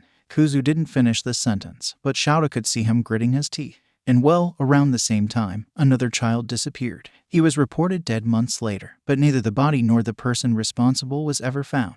I saw his picture in the newspaper. The resemblance was uncanny. After that disturbing revelation, everyone in the room needed a break to process the new information. Hisashi's list of crimes is only getting longer by the second. Honestly, even if you only count the eye-burner murders, Hisashi would probably end up with life imprisonment. And now we add abuse and arson to the formula. The break ended a bit earlier than Shouta would have liked, but Izuku said he wanted to end this as soon as possible. Shouta could only think that he was trying to spare Izuku from the memories. Izuku hadn't said a single word since his introduction. Surprisingly, the next part was much less disturbing than the rest of the story. The year this child spent living on the streets was safer for him than the last two when he had a home and family. This is disturbing in a completely different aspect. After explaining the event that led Izuku to develop both his quirk and his dual personality, Kuzu delved into his theory of how the two work. What I am going to talk about now are just theories. After all, I am not some kind of mental expert, but it is the only explanation that makes sense, Kuzu said. And with Shouta and Tsukachi's nod, he started. For starters, although Izuku has retained most of our original personality, it's not like he's the original Izuku. Just like me, he has some things missing. He emphasized the quotation marks on the missing. It is quite simple to tell the truth. I am a different side of Izuku Midoriya's personality. I was born out of his anger, and since I'm basically his anger, Izuku cannot feel anger, hatred, or other similar emotions, Kuzu said, then held a hand before Shouta could make a question. Yes, I know that we both decided to go after Hisashi, and that we certainly both resent him for what he did. But it was I who wanted revenge. Izuku never hated him because he can't. Frankly, Shouta didn't know what he could say. Now that he thinks about it, he noticed Izuku crying many times in the 2 years he's been interacting with the kid. But Kuzu never showed any sign of tears. But what the kid is implying is, thankfully most emotions are still shared. We can both feel happiness, for example, but Izuku doesn't feel anger, and I don't cry. Kuzu continued his explanation. He was talking lower and faster by the second. The kid will probably start muttering any second now. I know I have most of the negative emotions, while Izuku has most of the positive ones. What do you mean by negative emotions? Tsukachi asked. Izuku and I are quite opposites when you think about it. I am short-sighted, Izuku is patient. I am resentful and Izuku is forgiving. I am distrustful and Izuku is trustful. I am petty and angry and Izuku is all sunshine and smiles. Kuzu replied simply. I'm not saying that these emotions are bad. They are both part of us. Denying them would be denying who I am. Then, before he could get too philosophical, he shook his head and looked unsurely at Tsukachi. Anyway, this is my story. With the statement concluded, Tsukachi turned off the recorder, but for the next few minutes, no one dared to say any word. This was honestly much more than Shouta expected. After this story, Shouta is honestly thankful the kid ended up as a vigilante because if he had turned on a villain, Shouta wouldn't be surprised. Is this the part where you send us to Tartarus? To everyone's surprise, the one to break the silence was Poltergeist, Izuku. What? Shouta asked, horrified at the kid thinking he would be sent to Tartarus. Just the prospect is terrifying.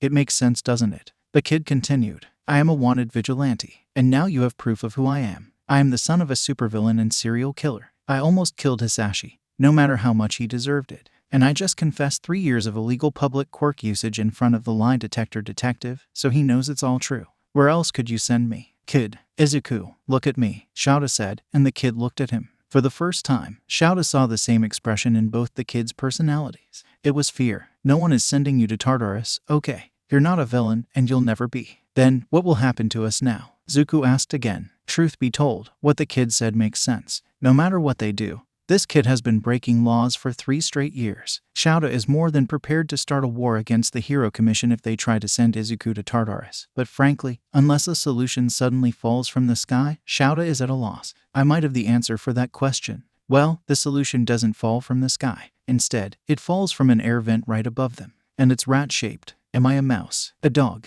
A bear? Who knows? I'm the principal of UA. Nedzu, the rat Satan introduced, raising his right paw. And well, when Nedzu said he would be there soon, Shouta didn't expect to be so soon. Though he shouldn't be surprised. When it comes to the rat, nothing is unexpected. When Shouta looked back to Izuku, his eyes were practically sparkling at the sight of the chimera, but he didn't say anything. A few seconds later, Shouta forced a cough to get their attention back. Nedzu, I wasn't expecting you that soon. Shouta said. Of course, it's not every day you ask me a favor. The rat replied. And I've been dying to meet Musutafu's mysterious vigilante duo for a long time already. Then he turned to Izuku. It's nice to meet you, Nedzu, the kid whispered, half in awe and half in fear. He opened his mouth to say something else, then his left hand covered it, muffling it. We'll have time for fanboying later, Izuku, Kuzu said after uncovering his mouth. Then he nodded to Nedzu again. You said you have the answer to our question. What will happen to us now? Of course, it's pretty simple, to be honest. I have a new project that I've been wanting to put into practice for some time now, the rat said, taking 2 identical folders from somewhere and giving one to Shouta and the other to Izuku. Also, Shouta-kun, the last pages have something I'm sure you'll like. Shouta looked at the folder titled Project Vigilante for a few seconds and then started to quickly go through the pages. For now, he just wants to know what it's about. He'll have time for details later. The project is somewhat simple. A vigilante rehabilitation project, where, if approved, the vigilante will undergo training at the UA, under the supervision of a mentor. That mentor being one of the professors at the UA. At the end of the project, if he is deemed fit, he will receive a special hero's license, and will be able to participate in the tests to receive an official one afterwards. The details of the studies and training are all listed on the sheets, but looking quickly, Shouta noticed that it is basically the UA as hero course. And coming to the last pages, Shouta had a more than pleasant surprise. The last papers were not about the project, but official documents just waiting to be signed.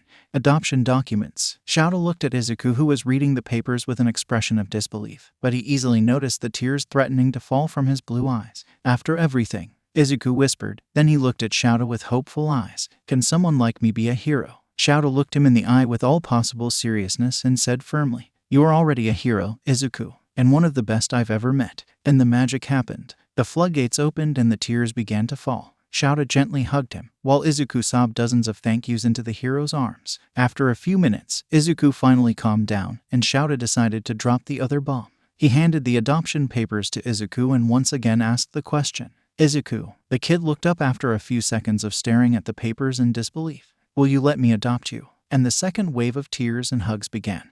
This time only from one eye, since Kuzu decided to join in the embrace. They both eagerly nodded at the proposal. And after all they've been through, well, this is the only time Shouta will admit that he smiled. Shut up. Shouta is not going soft. Only for his kid. Usually, Shouta does not listen to Hisashi's radio program. He already has to deal with the blonde enough at work. But today is an exception. The reason is simple enough. Izuku is giving his first interview today. Present Mike has already called dibs on his first interview 3 years ago when Izuku was just starting his training.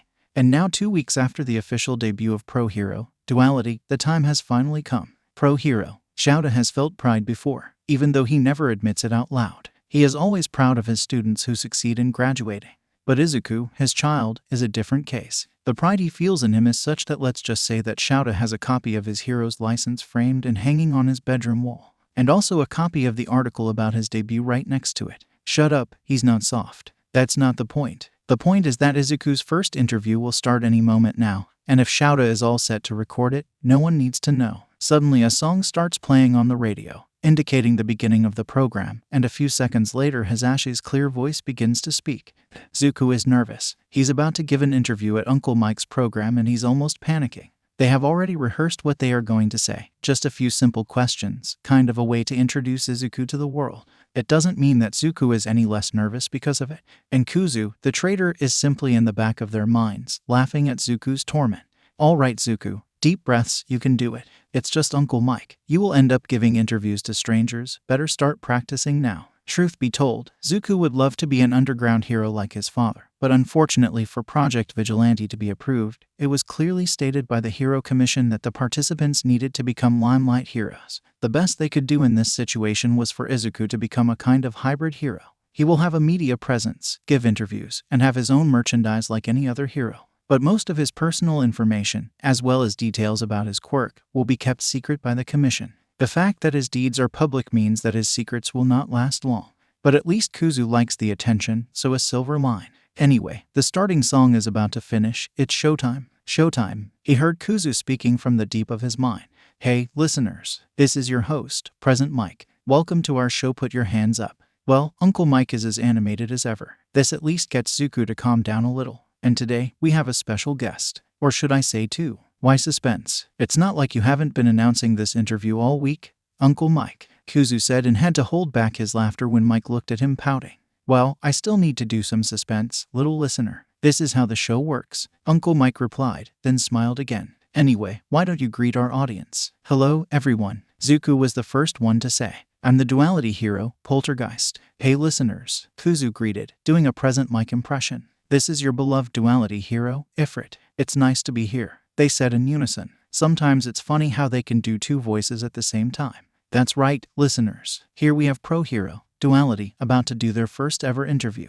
These young pro-heroes debuted less than a month ago and already gathered quite a good fanbase. Between their quick thinking, skillful quirk usage, and a great balance and dynamic between the two of them, they already make civilians feel safety and admiration and villains feel fear. Good thing the interview is by radio because the right half of Izuku's face is already completely red from hearing the praises. Can we please go straight to the questions? Zuko whispered in embarrassment, but the studio microphone is so good that it surely picked up. All right, present Mike thankfully had mercy on his soul and picked a paper sheet where they had most of the questions written. We asked the listeners to send us the questions they would like answered. They sent in a lot, and our team selected the best ones. First question. Uncle Mike took a few seconds of suspense before continuing. You look younger than my grandson. How old are you, dear? He read the question exactly as it was sent. Zuko had to cover his mouth tightly to prevent Kuzu's laughter from escaping. After they calmed down, Zuko decided to answer first. We are both 13 at the moment. And yes, I know. Aren't you too young to be pro-heroes? Kuzu made a mocking question.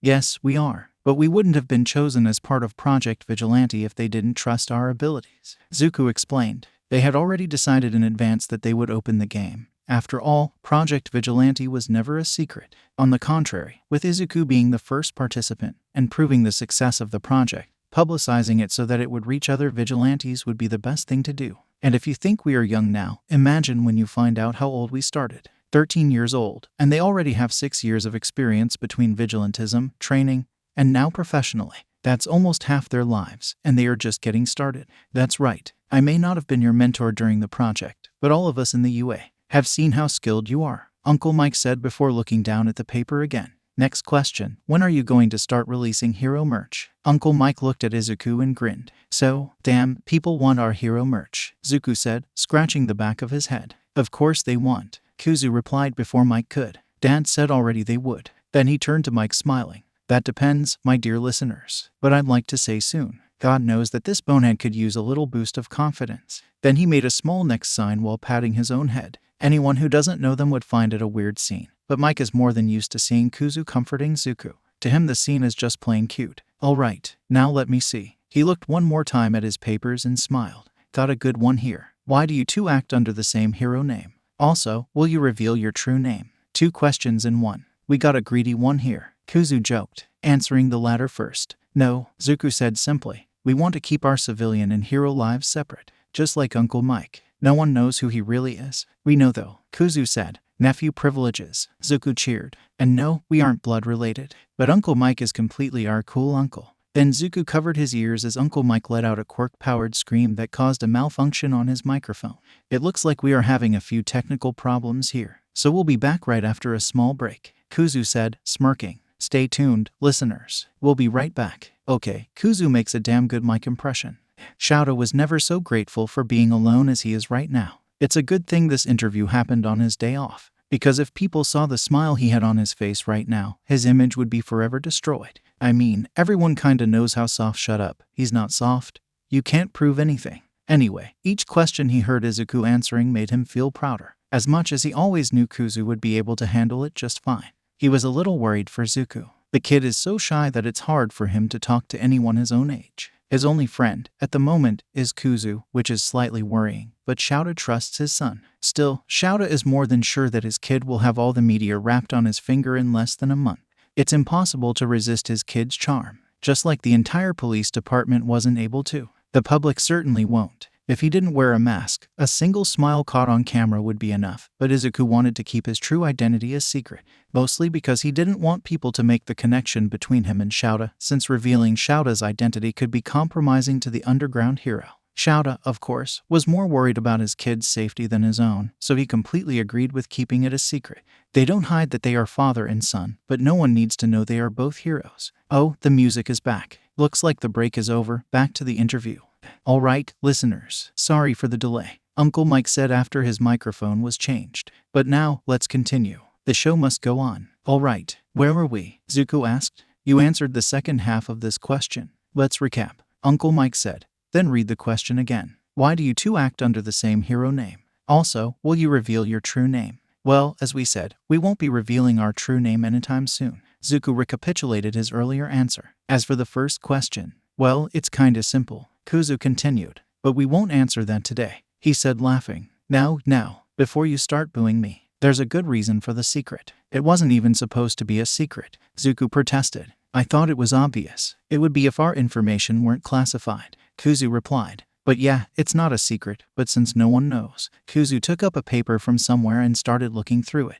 It's so much funnier to read your theories. This one we will eventually tell the public, Zuko said. But I don't have the heart to stop Ifrit when he loves reading your theories that much. Oh, come on, Poltergeist. They are incredible. The ones about our identities are amazing. Like, look at this one, Kuzu said, looking at the paper. Endeavor's secret love child. He barely finished his reading before bursting into laughter. Like, the writer had a few good arguments, but mostly it was, they both have powerful fire quirks so they must be related. Kuzu kept trying to control his laughter. Can you believe that? With all due disrespect, if I were Endeavor's son I would go crazy. Okay, you made your point, Ifrit, Zuko said, calming Kuzu down. But I have to agree, Endeavor sucks. Anyway, there's some really good theories over there, some more accurate than others. Kuzu continued. There are some people who have come very close to getting it right. And if someone does get it right, I commit myself to come back here and read that person's theory live. People will hold you on that promise, Ifrit, Zuko deadpanned. Well, listeners, our time is almost up, but we have time for one more question, so let's get to it. Then Uncle Mike looked at his papers one more time and looked up to Izuku smiling. What could you say to the quirkless or people over with weak or villainous quirks? Villainous? Zuko asked, tilting his head to the side. That's the biggest bull beep that I've ever heard before. What would a villainous quirk be? A quirk is only a tool. How you use it is what says if you are a hero or villain. Look at me, Kuzu said right after. People say fire is a heroic quirk, but they forget that I could burn down the entire city if I wanted.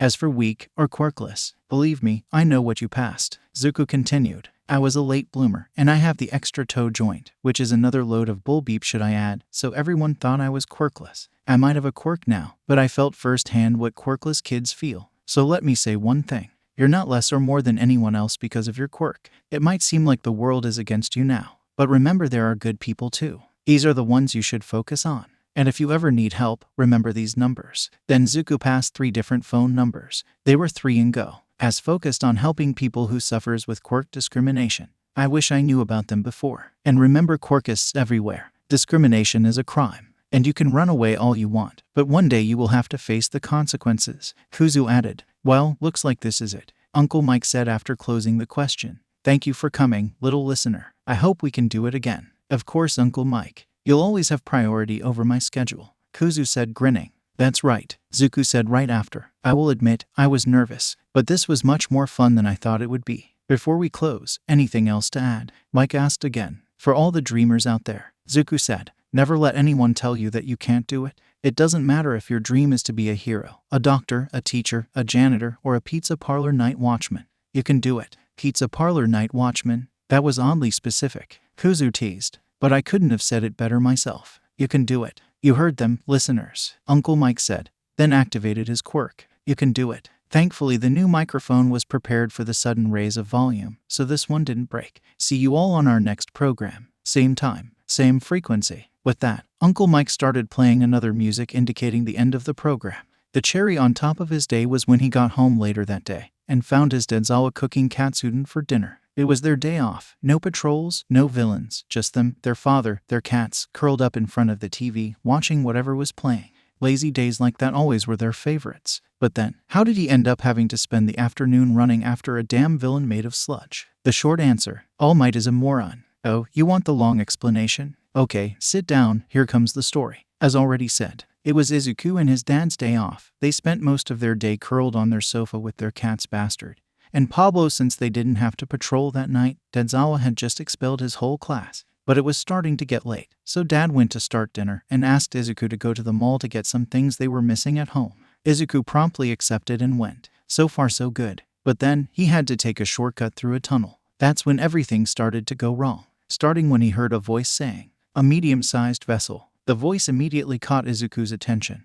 And when he turned around, he saw some kind of slime thing crawling towards him. You'll make the perfect skin suit for me to hide in, kid. Well, great. Just on his day off too. Izuku, unfazed by the villain, sidestep when the sludge tried to catch him. Leave this one to me, Zuko said, raising his arm and making a grabbing motion. The villain stopped moving and their exposed eyes widened. You know, there are few things that I really hate, Kuzu started saying, while Zuko compressed the villain. Being bothered on my day off is definitely one of them. Saying that, Kuzu opened his mouth and shot a fire burst on the villain, who screamed in pain. Even if he is immune to physical damage, fire is hot. I said leave to me, Kuzu, Izuku said, pouting. Then he took a bottle from his grocery bag and emptied it. Damn, what a waste. Now, be a good villain and enter the bottle, he said, shoving the villain inside the bottle. Great. Now we'll need to go to the police station. Kuzu sighed. Hopefully, Tsuka-san will be there. We don't have our suit, Izuku replied. At least we brought the license, Kuzu said. Imagine the Heda. Have no fear, you are safe, a voice said from the other side of the tunnel. Now that I am. Then he stopped when he saw just a kid there. I'm sure I heard a screaming from there. Probably from this guy, Kuzu said, showing the bottle. This, whatever he is, tried to attack me, said something about using me as a skin suit. I see. I've been searching for this villain for some time already. Thank you for the help, kid, All Might replied, taking the bottle and putting it in his pocket. It seems like it will fall any second now. I'll bring him to the police station. Saying that, All Might turned around and prepared to jump, which no doubt will end up with him dropping the bottle. Wait, All Might, Izuku tried to call him. Sorry, kid. I can't give you an autograph right now, I have to go, he said, then jumped up. Izuku could see the exact moment that the bottle fell down from his pocket, and the giant buffin continued without noticing it. Great, just great, Kuzu said angrily. What an imbecile. I can't believe he used to be our favorite hero, Izuku said face-palming. Then he took his phone and dialed his dad's number. Problem child. Their dad answered rather quickly. Did something happen? Hi Dad. We are fine, but we'll be a little late, Izuku replied. What happened? Aizawa asked and Izuku sighed. Well, some kind of swamp villain attacked us, Izuku explained. We are fine. He didn't lay a finger on us, and we trapped him in a bottle. Then all moron showed up and took the villain, saying he would bring him to the police. Kuzu continued. The imbecile jumped out, dropped the bottle, and probably still didn't notice it. So now we need to find the villain. This is why I hate that buffoon. Their dad replied. Be careful. Don't worry. We'll call you if we need backup. Probably it won't be necessary, but it's always good to be prepared. All right, kid. See you soon, Aizawa said, then hung up. One problem solved. Now where is the villain? If I were a giant mud ball trying to hide, where would I go? Kuzu asked. He said he wanted to use us as a skin suit. He probably will try to find another kid, Izuku said. Where would we find many kids? They thought for a few seconds, then it clicked. Aldera, they said in unison. All right, let's run, Kuzu said. It's better if we fly, Izuku replied. They don't have their hero suit, but thankfully, they always carry their mask with them. That, combined with the hoodie they are wearing, will, hopefully, be enough to hide their identity if they have to engage. So they fly at max speed in the direction of Aldera Junior High. But on the way, they hear the sound of an explosion. An extremely familiar explosion, despite being about 9 years since he last heard it. F. Why is this happening to him? Katsuki is about to die suffocated by a effing pile of sludge. Where the hell did this damn villain come from? What's all this about a skin suit? And why aren't any heroes doing anything to help him? He saw at least 3 heroes coming before the villain blocked his vision as well. Why doesn't anyone do anything? Why don't his explosions affect this damn villain? Katsuki has never faced someone he couldn't defeat with his explosions. What is this feeling of helplessness? He hates that feeling. Was this how Deku felt all the time? Why is he thinking about the nerd at a time like this? It's been almost 10 years since he disappeared. At least 7 since the Bakugas saw about his death on the news. The nerd died in a fire. Was it the flames, or did he suffocate from the smoke? Strange to think that he is about to die of suffocation too. Katsuki can't die like this. He still needs to become a hero. He has to surpass All Might and become the #1 hero. He already broke his promise with Izuku once. The two of them can no longer become heroes together, and it's all his fault. When Katsuki heard about Izuku's death, he promised that he would become a hero for him too. He can't break this promise too, but it's getting harder and harder to hold on. How long has this pile of mud been suffocating Katsuki? It can't be more than a few seconds, minutes at most. But he feels like hours have passed. His explosions are weakening. The outside sound is getting lower. No. If he loses consciousness now, he will be dead without a doubt. Suddenly, he feels as if something is holding him by the shoulders, and then he is being pulled from inside the villain. As suddenly as it started, he feels air again and starts coughing, desperately trying to pull in as much air as possible while trying to expel the sludge that has no doubt entered his lungs. For the next few minutes, Katsuki is not quite sure what happened. He briefly remembers seeing a skull mask, blue eyes, and a mop of dark green hair. Very familiar hair, but it can't be. He is dead. Still, unconsciously, Katsuki raises an arm toward the figure. I.cu. The last thing Katsuki sees before passing out is the mysterious figure turning around and looking at him wide-eyed. To say that Izuku is furious would be an understatement. The moment he heard the explosions, extremely familiar explosions, he flew at full speed to see what it was all about. Imagine his surprise when he saw the scene in front of him. There are so many things going wrong there. First, the slime villain holding a child hostage, trying to invade his body by entering through his mouth and nose. And the child, Katsuki Bakugo, Kaken. It has been almost 10 years since Izuku has seen him. If only it were under better circumstances. Second, 3 heroes watching the scene doing nothing, because, and I quote, "We don't have the right quirk to deal with this villain." How can they call themselves heroes and stand by and watch a child die? And no sign of All Might. It's not possible that he's such an idiot that he hasn't noticed that the villain has escaped yet, right? Whatever the reason, the symbol of peace has not yet arrived. Well, if these heroes won't do their job, then Izuku will have to do it for them. Without bothering to ask them to make way, Izuku immediately jumps in front of them, putting on his mask on the way, and extends both arms, focusing on Katsuki, who is struggling less and less. The moment he locates the blonde, he makes a pulling motion with his full force, yanking Katsuki out of the villain's grasp and holding him in his arms. Then Izuku holds the villain and compresses him, the same way he did earlier, and puts him into another bottle. Second bottle wasted. The villain only has the moment to widen his eyes in surprise. He can't even speak a word. Looking around, Izuku sees a burning building, probably the result of Katsuki's explosions. Backdraft. Another hero present had been trying to put out the fire since Izuku arrived. Strange priorities, since Katsuki was still letting off explosions uncontrollably the whole time. Anything the hero put out soon burned again because of that, but at least he was trying to do something. The same couldn't be said for Kamui Woods, Mountain Lady, and Death Arms. Sighing, Izuku raised his arms again and started gathering the fire on the buildings, compressing them into a small fireball and holding it in his right hand. Then he quickly swallowed it like a pill and went to check on Katsuki. The kid was coughing and desperately trying to gather any air possible. Putting his hand gently on his chest, Izuku tries to feel inside his lungs, and there's no doubt he has sludge there. Looking around, the others were still just watching, so Izuku sighs again and passes control to Kuzu. He is better at this. At least he can show anger. Do I really need to do everything here? Can someone call a goddamn ambulance before this child dies? Kuzu said angrily, practically growling at the other heroes. It does the work. The heroes start moving around to call the rescue. He has sludge in the lungs, so tell them to hurry up. And of course, the press, which simply does not know the meaning of bad timing, chooses just now to try to interview Izuku. Poltergeist, can you make a statement? A journalist shoves a microphone in his face. Kuzu simply pushes the microphone back, glaring at the cameras. I can't, I'm too busy doing their work, he says, pointing at the other heroes, who at least have the decency to look embarrassed. Then, making sure that the ambulance is on its way, Izuku goes to the heroes, making sure to send them a glare that would make his father proud, and starts lecturing them. The scene is honestly comical. 4 adults staring at the ground while a child scolds them, and they look terrified. What saves them from an hour-long lecture is the voice Izuku hears coming from behind him. I.cu. Izuku was the only one who heard, being used to picking up low voices even in the middle of crowds. He turns around, looking at Katsuki on the ground with wide eyes. There's no way Katsuki recognized him, right? But he has his arm extended towards Izuku. Is that a coincidence? Then the arm goes limp and Katsuki closes his eyes. Izuku's confusion immediately turns to concern and he practically throws himself on his knees in front of his former childhood friend. No. Come on, don't pass out now. The rescue is almost here. You're going to be okay. Izuku tries to say but has no answer. He presses his ear to Katsuki's chest, and at least his heart is still beating. He also hears a wheezing sound coming from his lungs. Where is the damn ambulance? Almost like an invocation. He hears the sirens approaching, and unlike the heroes, at least the doctors are fast and efficient. In a matter of a few minutes, Katsuki is in the ambulance and being taken straight to the hospital where he can be treated. After all this, Izuku goes home, mentally exhausted after this roller coaster of emotions. And to think that all this happened because the imbecile named All Might is incapable of guarding a bottle properly. Frankly, Izuku even forgot why he had come out in the first place. In the midst of the chaos, he ended up losing all the groceries he had bought. What a waste. His father listened attentively and patiently while Izuku explained in detail everything that had happened. And in the end, they decided to order a pizza because frankly it was already too late to cook.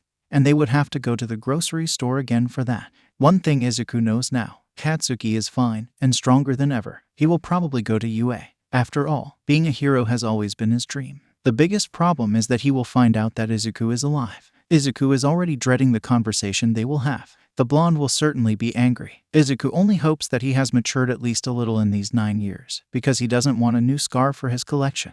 But Izuku is no longer the quirkless Deku. He is a pro hero now. In an all-out fight he is even able to match his father. Not to mention that the staff of UA will not stand idly by if something happens. Director Netsu's anti-bullying policy is unforgiving. If Katsuki tries anything, he won't get away with it. The exams are 9 months away. Izuku wonders what kind of class will come this time. He just hopes his father doesn't expel everyone again. Although this time Netsu has contingencies in place to prevent this. On the day of the exam, Izuku arrived early with his father. They went soon to the staff room so everyone could be prepared to do their jobs. What? You thought Izuku would be taking the exam? No, they won't. Izuku has technically already graduated. So from this year on, they will act as teaching assistant in Eraserhead's homeroom. Technically, they were supposed to start last year, but as certain someone expelled his whole class, so there were no classes for Izuku to assist. As for the exam, Izuku has 2 functions. The first, like the other teachers, is to keep an eye on the participants to distribute rescue points during the practical part. The second is to look out for promising students who don't have the right quirks for the test, thus making this biased test a little fairer. Unfortunately, they can only choose one person to pass this way, so they have to make sure they make the right choice, especially since the chosen one will be taking someone else's spot. The responsibility is great, but everyone agrees that Izuku can handle it, and they wouldn't have agreed if they didn't think they could too. The participants look relatively promising this year. Some of them already draw attention, good or bad, mostly good, though. The amazing part is how many quirks Izuku can see and analyze in a single day. Obviously, the ones with mutations draw the most attention, like the boy with the crow's head, or the one with engines on his legs, clearly a relative of Ingenium. But the floating uniform, invisibility, draws just as much attention. On the other hand, there is also a short boy, somehow smaller even than Izuku himself, with hair that looks like a grape bunch. This one drew attention for all the wrong reasons. He doesn't seem to be taking the tests even a little bit seriously. And all the time, Izuku could see him trying to make conversation with the girls. And they all seem to get extremely uncomfortable as soon as he starts talking. This one is a great candidate to be removed in Aizawa's purge if he gets in. But who knows? And of course, another one that draws attention is the boy with purple hair that defies the laws of gravity, combined with dark circles under his eyes that could give Eraserheads a run for his money. If Izuku didn't know better, he would think this kid is his dad's secret love child. Having most of the students' files in hand, Izuku quickly looks for the ones they need to keep an eye on, and what a nice surprise, the purple-haired one has a mental quirk. Izuku will watch this one closely. On the written test, there is not much to comment on. Izuku takes this test every year for fun, and frankly, it's too easy. If it were up to Netsu, the test would be much longer and more difficult, but it seems that some students would not agree with him, especially those who are literally shedding tears on the paper. Well, this is UA. If they are despairing just because of that, they aren't suited for this school. After the written test, Izuku makes a point of appearing in the auditorium where Uncle Mike is explaining how the practical test will be. They stand at the room entrance watching and have to hold back from answering when everyone ignores Uncle's asking for a cheer, mainly because they didn't want to call attention to themselves. He doesn't want a certain Katsuki noticing him there at the moment. Apparently, they were not discreet enough. Is this the famous UA entrance exam? This is too easy. It's like the test was made for Katsuki. The written test was child's play. Will the practical test be that easy too? Probably. Katsuki is the best, after all. He quickly locates his assigned chair in the auditorium and sits down, waiting for whoever will explain how the test will work. UA exams are always a secret. Everyone who takes the test must sign a non-disclosure contract, so no one knows how it works. It doesn't take long for a pro hero to appear and explain the test. Or not, because it's present Mike. And he obviously will act as a radio host even there. Everybody say hey. No one replied. Geez, tough crowd. From there, present Mike began to explain how the exam would work. Something that can be summed up as smash as many robots as you can before time runs out. The robots have different values, but this is not important to Katsuki. It's not like he's going to be searching. Any robot that appears in front of him can already be considered junk. But it seems that some don't agree with him, as a four-eyed blue-haired extra decided to interrupt the explanation to accuse the O of making a mistake. This error would be explained in less than 30 seconds if the idiot would just let the hero finish the explanation.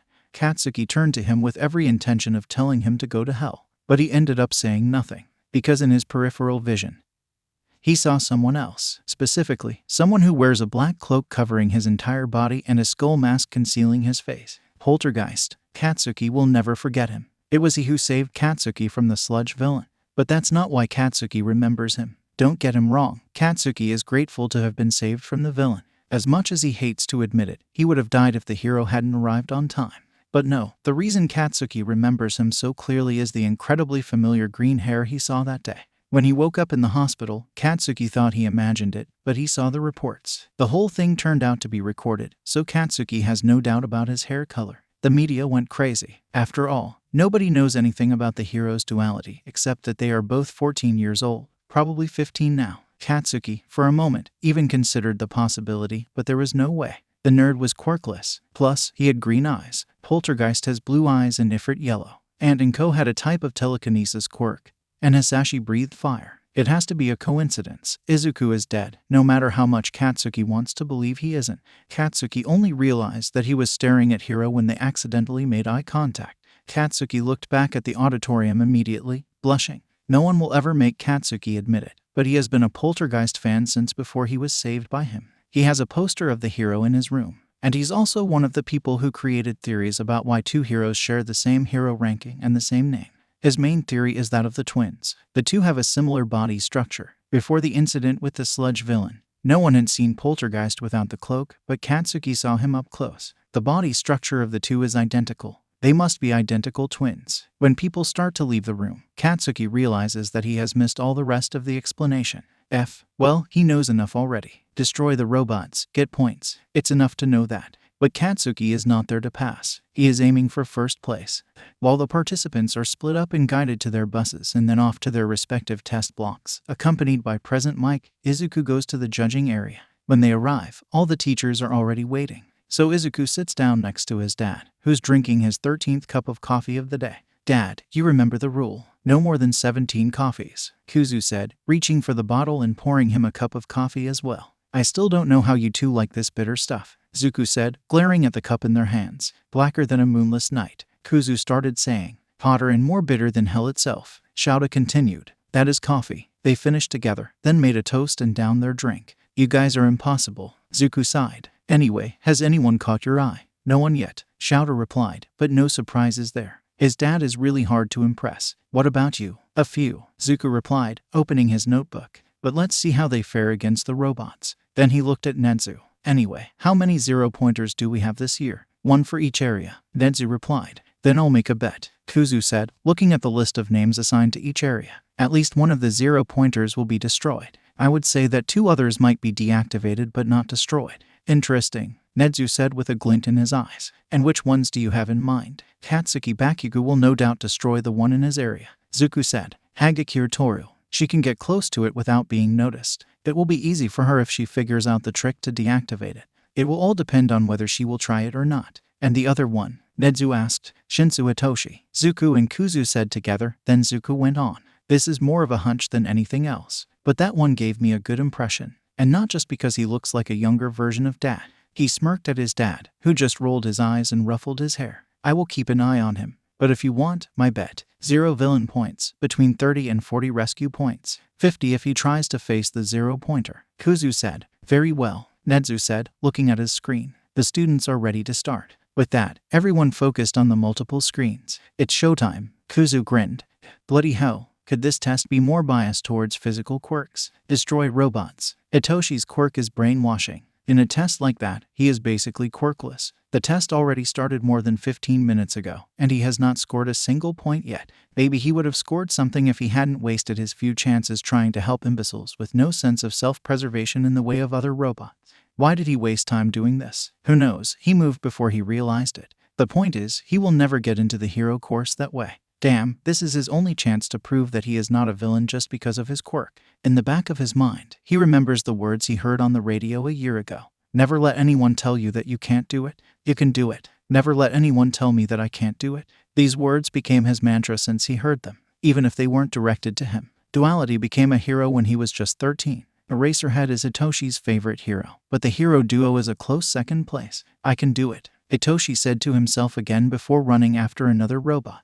Then he heard a tremor that gave him a horrible feeling. What now? 60 points already. Katsuki is having a blast with this test. It's like it was literally made for him. Looks like the robots are attracted by sound. To each one Katsuki destroyed, 2 others appeared. Katsuki had just scored another 3 points when he heard a loud thud on the floor. Then another one, and another one, rhythmically, like steps. When he looked, he saw a giant robot walking in his direction. Everyone immediately started running away from it. Cowards, Katsuki simply grinned. A kaiju robot, he yelled, starting to run after the robot. Now we're talking. He was about to use an explosion to blast himself towards the robot's face when he heard a voice calling. A little help here, someone. When he looked, he saw a redhead with shark-like teeth trapped under some rubble. Katsuki remembers seeing him a few times during the test. He was punching the robots and was hit a few times but didn't even feel anything. Hardening, it is a possibility. If that is the case, he should be fine. Better ignore him and go after the Titan robot.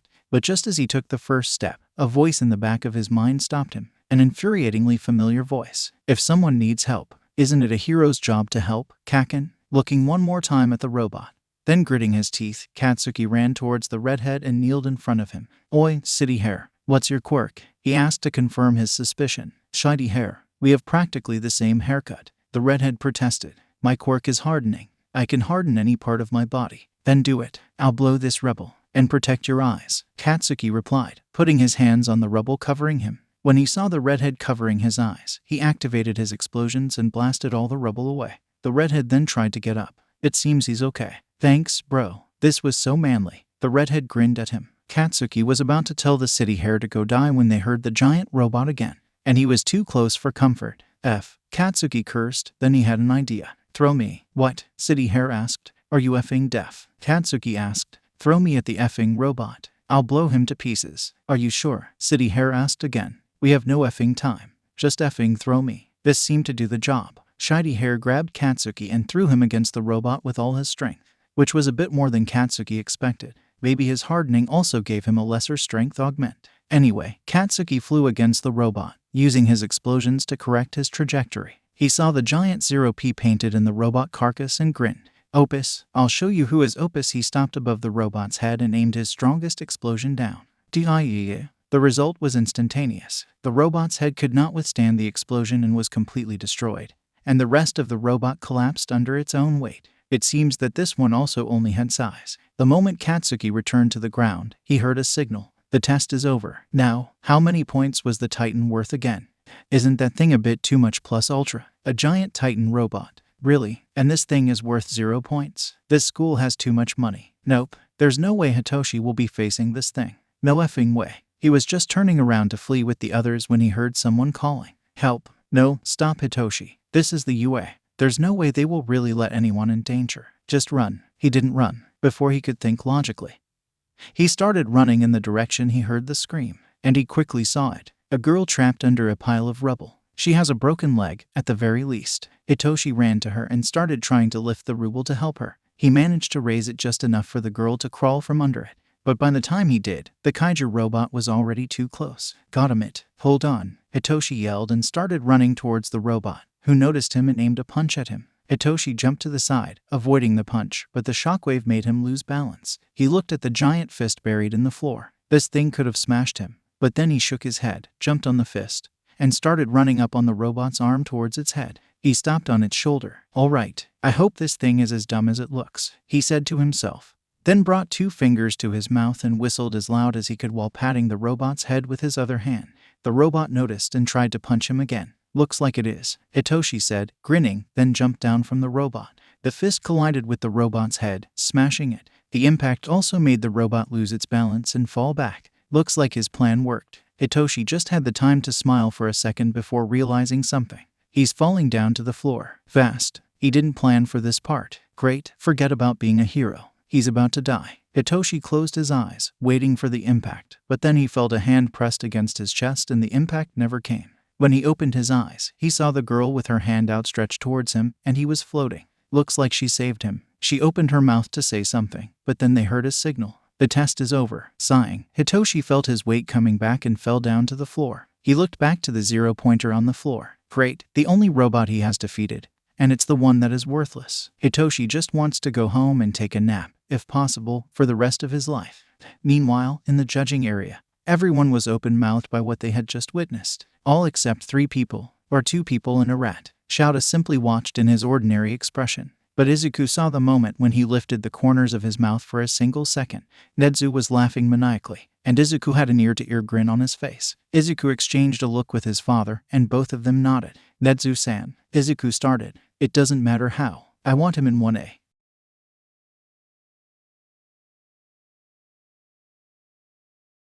It's here. The UA letter just arrived, and Hitoshi is already trembling. It was by pure luck that he found it before anyone else in his foster home. If one of the other kids had seen it, they would have either hidden it, read it, or destroyed it before Hitoshi could even know it had arrived. Even worse if his foster parents had found it. They think Hitoshi only applied for Gen Ed. If they knew that Hitoshi tried the hero course, just thinking about the punishment makes Hitoshi shiver. But now, the letter is in his hands. Hitoshi is sure he failed the hero test. He hadn't scored a single point on the entire physical test, but at least he hopes he got a good enough score in the written test to get a place in Gen Ed. Running to his room before anyone else could see him, Hitoshi locked the door. Technically, this room isn't just his, but the other kid is never home at this time, so it's no problem.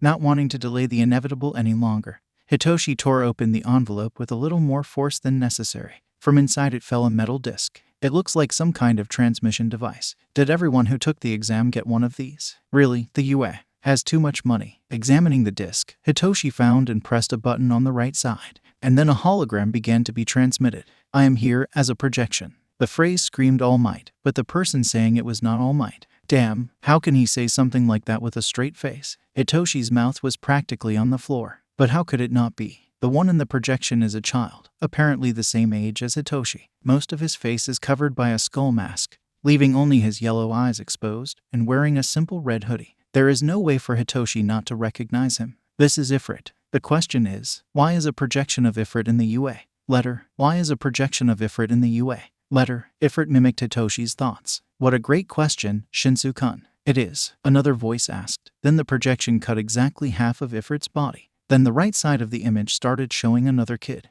This one had a skull mask exactly like Ifrit's, but he was wearing a back cloak covering his entire body. Nice to meet you, Shinsu-kun, he said, though we aren't meeting yet. It's more lie. Anyway, answering the question before this one starts muttering. Ifrit cut. As you probably know, we are the duality hero. I'm Ifrit, and I'm Poltergeist. Poltergeist said, and we are here for 2 reasons. First reason, starting this year, we will act as an assistant teacher in Class 1A. The two keep completing each other's sentences. Is this a rehearsed speech? It's like they know exactly what the other is thinking. Maybe they really are twins. Second reason, to give your exam results. So without further ado, Ifrit cleaned his throat. Shinsu Hitoshi, in the written test, you passed with a score of 87, which puts you between the top 10 of the exams. Congratulations. 87. That's so much higher than Hitoshi thought he could get. Now, as for the practical test, Poltergeist continued, and Hitoshi's expression instantly fell. He knows he failed completely. You scored 0 villain points. This isn't enough to pass the test. Is he mocking Hitoshi? It's obviously not enough. It's a 0. But being a hero is not just about defeating villains. And what kind of hero school would UA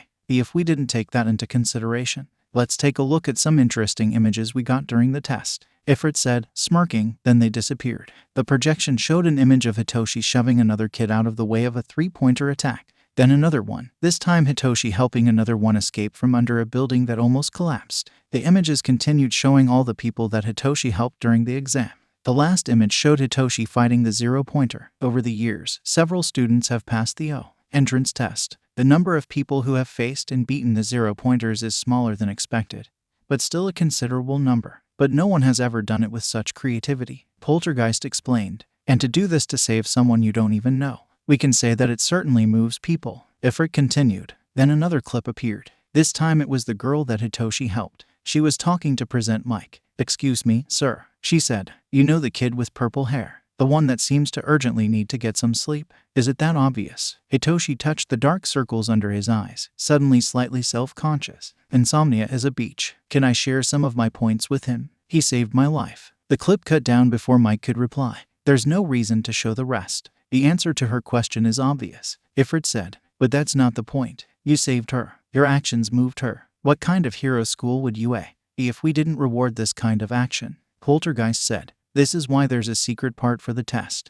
Rescue points, they said together. Your bravery and your actions, Shinsu Hitoshi, got you a total of 50 rescue points, Ifrit announced. We had a program here, made for helping the kids with mental quirks. Poltergeist continued. We would choose a kid and they would become part of the class until the sports festival. If they could prove themselves in the festival, he would keep in the hero course. If not, they would be transferred to Gen Ed. We thought about you, Ifrit said, but you proved you didn't need our help. You passed this extremely biased test. Please don't tell anyone I said that, with your own strength. Poltergeist continued. You proved to the world you can do it. I'm sure you'll be a great hero, Shinsu-kun, Ifrit said, and I look forward to working with you one day. Having said that, welcome, Shinsu Hitoshi, they said together, extending their hands. To your Hero Academia. Then the projection stopped. He did it. Hitoshi really did it. He got in the hero course. He'll be a hero. He'll prove to everyone his quirk does not make him a villain. I'll be a hero, Hitoshi said to himself, not managing to hold his tears anymore. I can do it.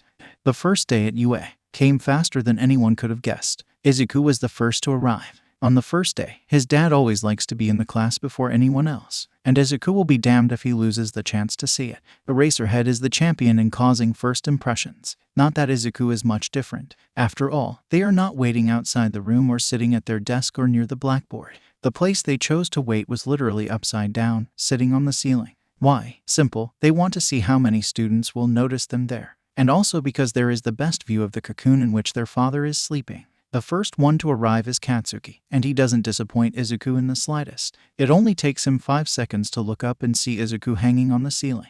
Izuku simply brings a finger to their mouth, a silent request for his silence. Whatever, Katsuki mumbles before going to his desk and sitting down, then putting his feet up on the desk. The second one arrives only 5 minutes later, and it's the Lita kid. This one doesn't notice Izuku. Instead, he goes straight to Katsuki's desk and starts scolding him for putting his feet on the desk. Something about it being disrespectful to the one who made the desk and the heroes who used it before him. Frankly, he's too loud, and Izuku toned him down after the first sentence. The students start arriving one after the other, but to Izuku's disappointment, most don't see them up there. The only exceptions are Todoroki Shouta and Shinsu Hitoshi, but both of them send alarms in Izuku's head. Before entering, they both scan the entire room, mapping everything and everyone. Their eyes linger for a second in each possible escape route, and only after that they enter and go to their desks. These aren't good signs. It's something Izuku will have to bring to his dad later. But he really hopes he's wrong. 2 abused kids, one of them being the son of the number 2 hero. This will be a problem.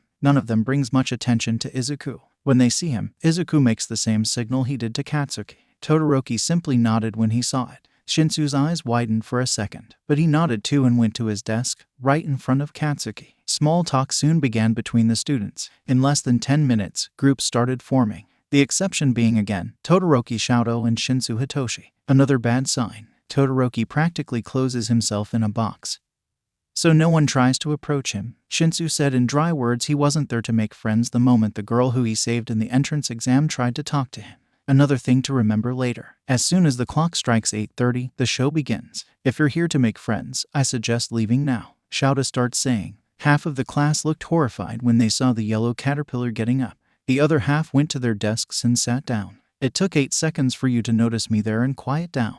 You're too illogical. Shouta looks up for a second, seeing Izuku trying hard to hold his laugh. Shouta hides a smile in his scarf before continuing. I'm Aizawa Shouta, and I'll be your homeroom teacher. Now, he throws a pile of uniforms on his desk and starts going to the door. Put these on and follow me. I won't wait. Whoever takes more than 10 minutes will have detention. Then he leaves. The kids look awestruck by what just happened. Most of them don't make a move. But, as funny as the situation is, Izuku will try to save them from having to face Eraserhead's fury right on the first day. So he drops down from the ceiling right in front of the blackboard, then says, he's serious. Aizawa is one of the strictest teachers you will ever meet, and he does not make empty threats. This seems to do the magic. Most of them instantly recover from the shock and rushes for the door. Smiling to himself, Izuku enters one of the vents in the room and goes straight to the gym. He arrives practically at the same time as his dad. None of the students is there yet. You know the drill, right? Shouta asked them. Of course, Dad, Izuku said, smiling. They won't reveal Izuku's name,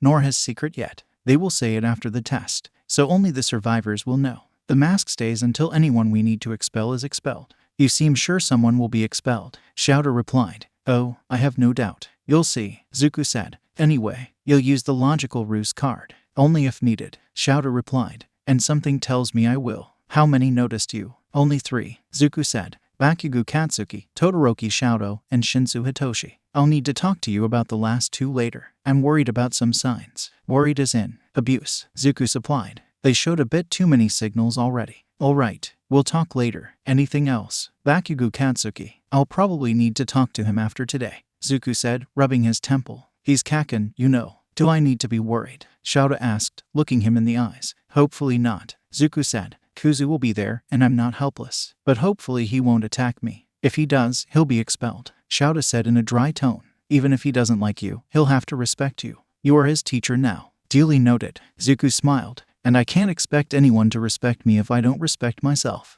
That's my boy, Shouta replied, pulling him into a hug that was rudely interrupted when they heard someone cooing near them. When they looked, they saw a pink girl with horns, a redhead with shark-like teeth, and another blonde boy with a black lightning bolt pattern in his hair. The three of them smirking at the scene. Zuku and Shouta slowly walked away and tried to recover from their embarrassment.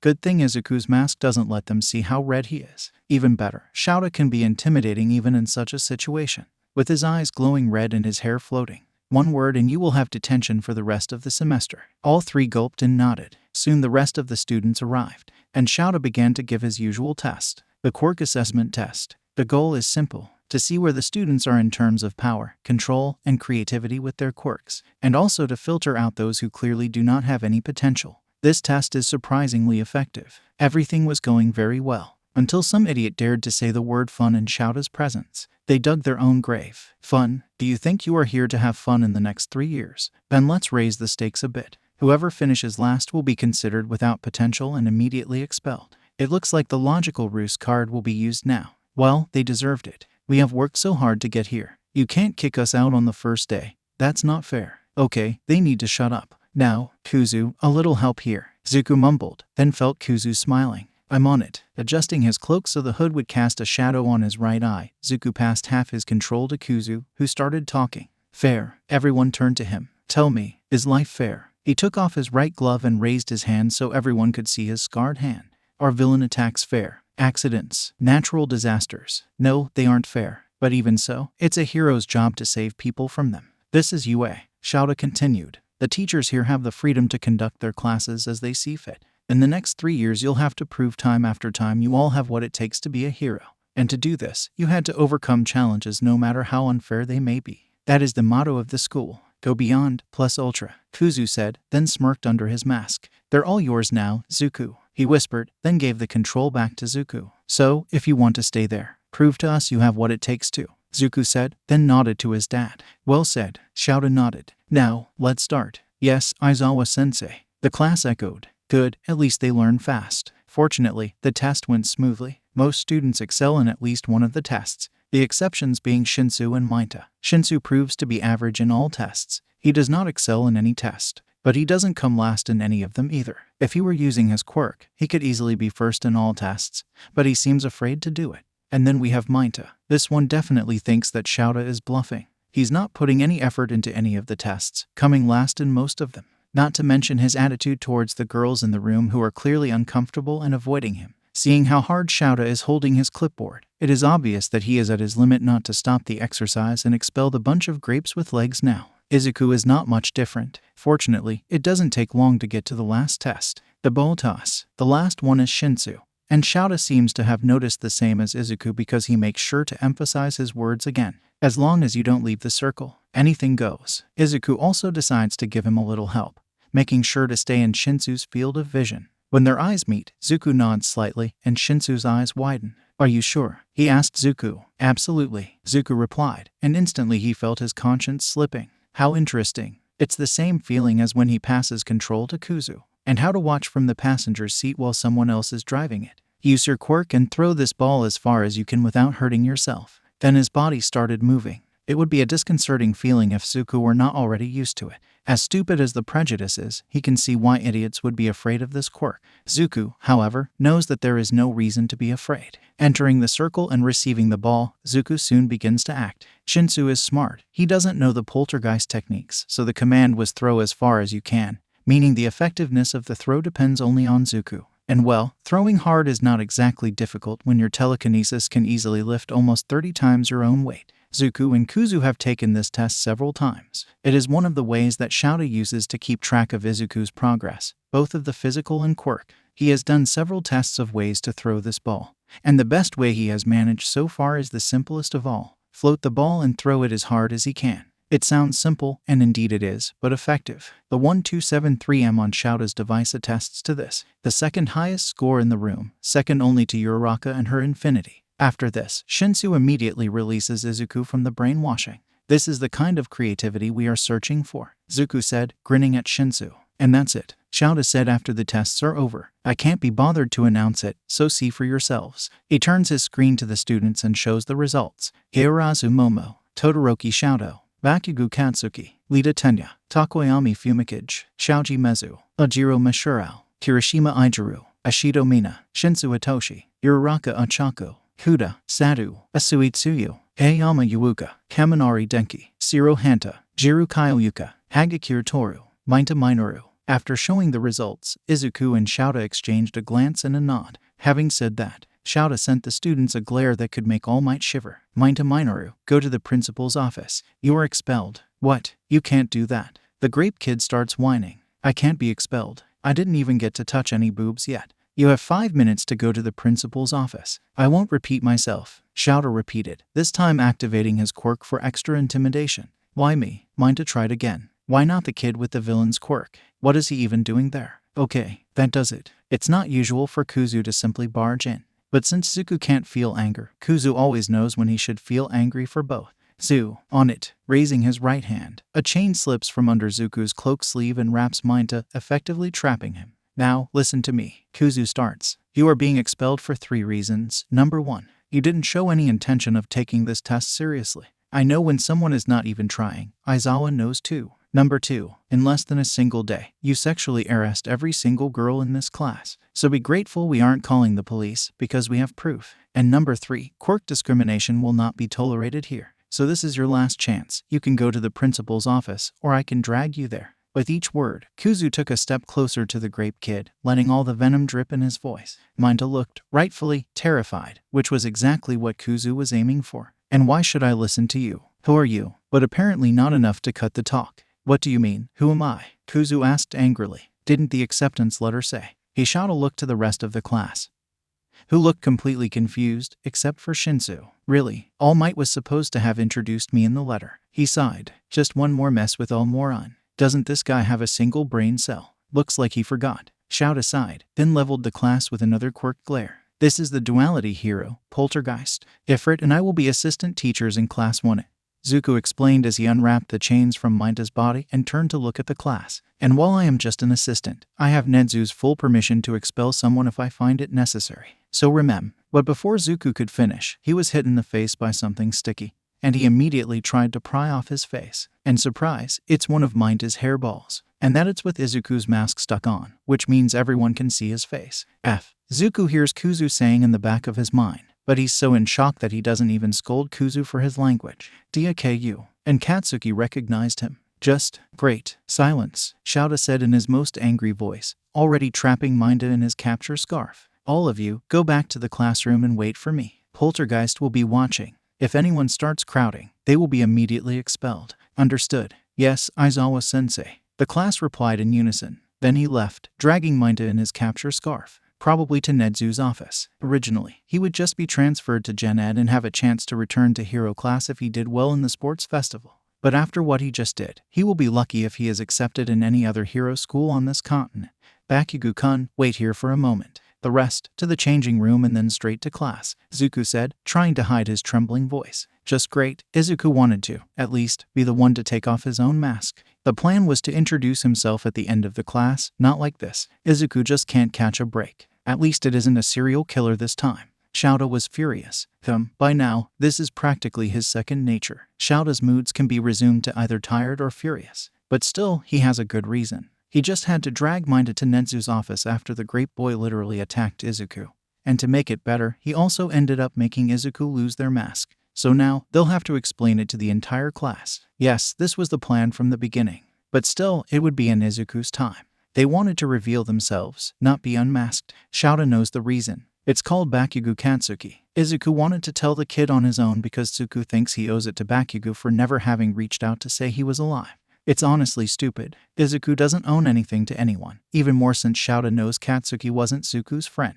He was his bully. But Zuko never saw it like this. His kid can be pretty dumb at times. He can only hope that Izuku can handle it for now. But it doesn't look like that's the case. Shouta could feel the tension from outside the classroom. Sighing, he opened the door and took in the scene. The students were talking quietly among themselves while occasionally glancing at the front of the room or Bakugo's desk. Bakugo, who up to now had not shut up about anything, was quiet in his seat and promptly ignoring the stares. And finally, sitting at Shouta's desk, was Izuku with their head down and their eyes unfocused and their lips moving silently. Shouta would be alarmed if he hadn't seen this happen before. Because of the different way that Izuku's mind works, disassociation works differently for them. Technically, any time one of the two is asleep is a form of disassociation. As long as the two do not disassociate at the same time, the other can bring him back to reality.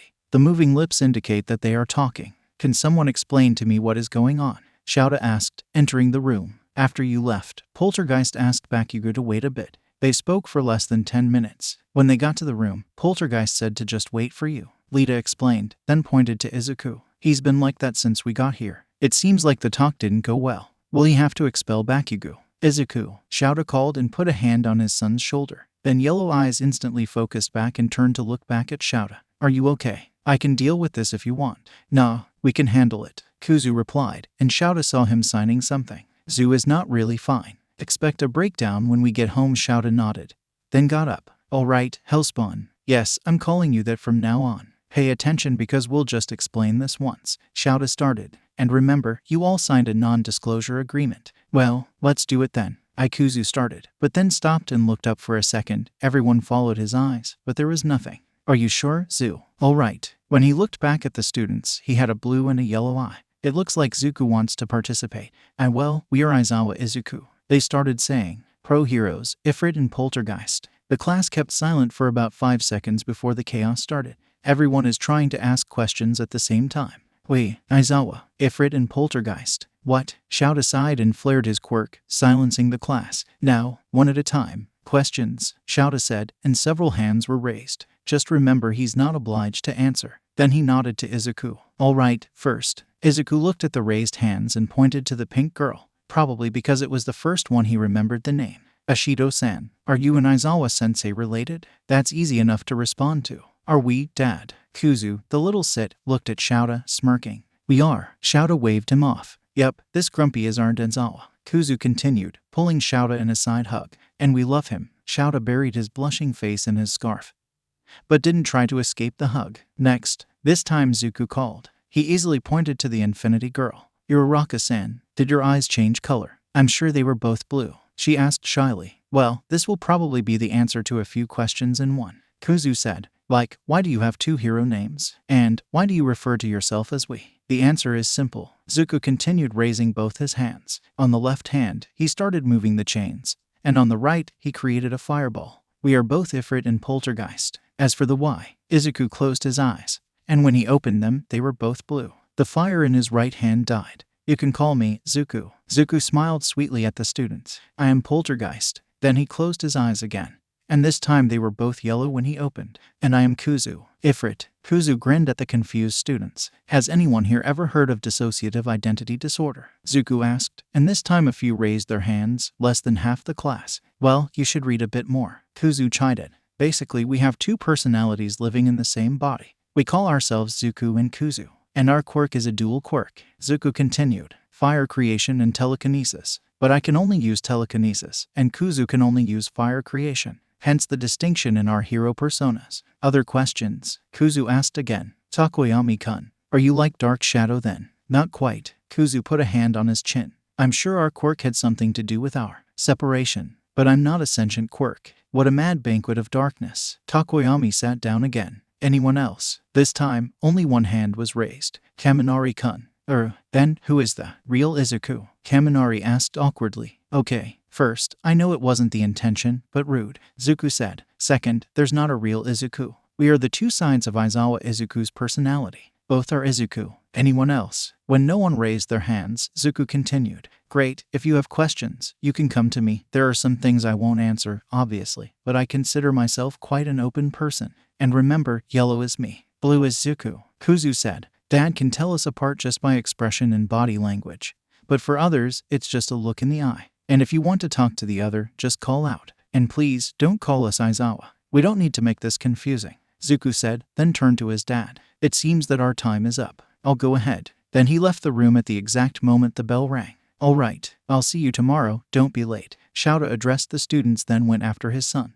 As Katsuki watched Izuku leaving the room, a single thought passed by his head. He fed up. Katsuki spent many years thinking about what he did to Izuku. Yes, he was just a brat. But this is not an excuse. After the nerd disappeared, Katsuki became even more volatile. The anger was uncontrollable, and every day it only got worse, until the day he hurt, really hurt, one of his classmates. The details don't matter. The important thing is that someone almost died because of him. Less than a week after the incident, the news reported a fire and a death. That day, Katsuki saw Izuku's face in the obituary. The Bakugas were practically the only ones in the funeral. Even Hisashi didn't show up at his own son's funeral, but Katsuki always knew he was a piece of shit. The funeral was held with the coffin closed. Katsuki heard his mother comment that the body was unrecognizable. As he watched the funeral, Katsuki made a promise. He promised in front of the lapstone that he would be better, that he would learn to control his anger, and that he would become a real hero, the best hero in the world. And then, 9 years later, he learns that Izuku never died. Instead, he's the world's youngest pro hero, has a mental disorder, a new last name, and a quirk.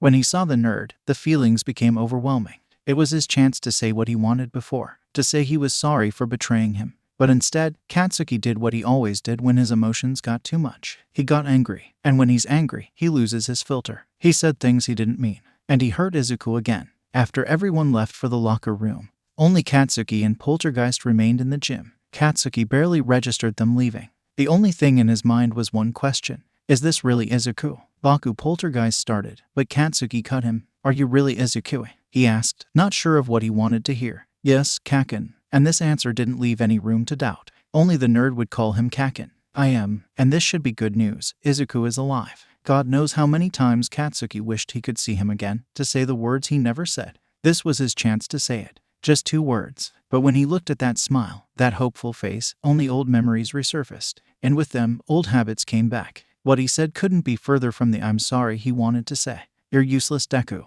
And later, even Katsuki would be surprised by the amount of venom in his words. Why was he so angry? Shouldn't he be happy? Kak hearing his old nickname only made him angrier for some reason. Shut up. Don't call me that. And then, Katsuki started bombarding him with his words without letting him respond. You died. And then, 9 years later, you simply come back like nothing ever happened. Been playing the hero since then. What kind of joke is that? How a useless, quirkless Deku like you even did that? And with each word, the smile in Izuku's face fell. Slowly, the hopeful expression in his face disappeared. Why aren't you dead? When Katsuki had to stop to breathe, Izuku finally said something. I guess it was too much to expect that you would stop hating me just because I have a quirk now. When he looked up, Katsuki saw a single tear falling from his blue eyes. But I never thought you really wanted me dead.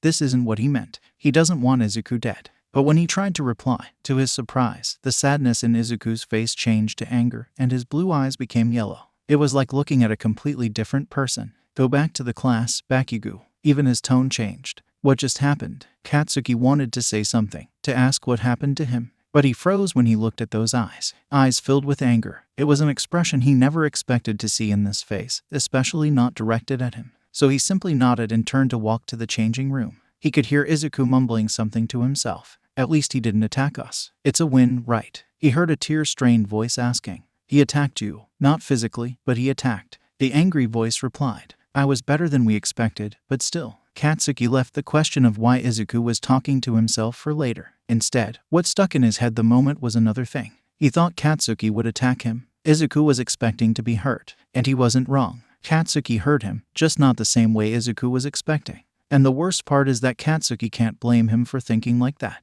He never gave Izuku any reason to expect something else from him. And now, after everyone has left, Katsuki can't help but wonder if he'll ever have another chance. Izuku is Aizawa-sensei's son. Katsuki could easily be expelled for what he said today, and he couldn't even say he didn't deserve it. He fed up completely. To Zuku's credit, he managed to keep himself together and seemed fine until they got home. They heard a purring as soon as they entered the apartment. When they looked, they saw Pablo, their white cat. They found him about 2 years ago, or more specifically, Zuku found him during one of his patrols. No one wanted him, the main reason being his face. Pablo was one serious case of animal cruelty. Someone sliced the corners of his mouth, and thanks to that, his face looks like he always has a Cheshire cat smile on it. Add this to the ears that look almost like horns and eyes that always seem to be judging you, and you have possibly the scariest cat in existence. And Pablo also has the power to back up his scariness. He's one of the rare animals with a quirk. Zuku learned this the hard way. When he met the cat, he was wary of everything and everyone. When Zuku tried to approach it, he felt a headache similar to when he overused his quirk. It took weeks of leaving food for the cat until Zuku gained his trust enough to approach him without being attacked.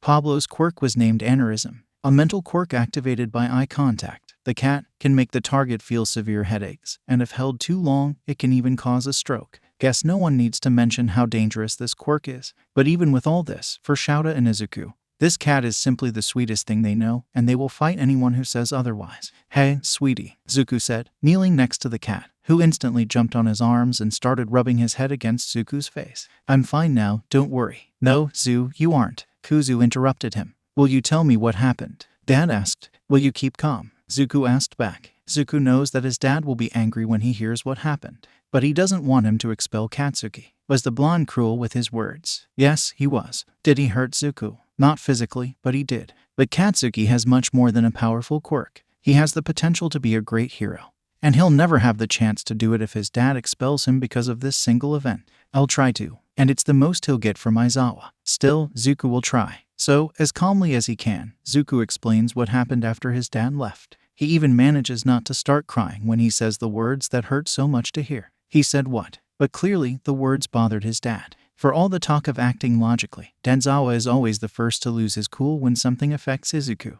It's usually something sweet to see, but Zuku wanted it to be different at this particular moment. He said, "Why aren't you dead?" Not helping Kuzu, among other things. "He's so expelled," Dad said, already pulling his phone, probably to call Nedzu, but Zuku held his wrist before he could. "Stop, Dad, please," Zuku said, already crying. "Zuku, I said he would be expelled if he tried anything." Dad replied, "You said you would expel him if he attacked us." "He didn't," Zuku argued. "Physically not. But he still hurt you, Zuku. Verbal abuse is as bad as physical abuse." Dad said back, "We can't just let this go." "Zu, stop, please," Kuzu interrupted. "He doesn't deserve your forgiveness. Not if he doesn't apologize." "I know, but please, Zu. He already hurt you too much. He's not your friend. You don't owe him anything, kid." Zuku knows it. Deep down, he knows it. The memories of when Izuku and Katsuki were 4 years old and attached by the hip are just that, memories. Logically, he knows that the only reason he doesn't resent the blonde is that he is incapable of feeling anger. After all, Kuzu clearly resents him. But at this point, it is precisely because he is incapable of feeling anger that Zuku knows he can be logical. Yes, he doesn't owe Katsuki anything.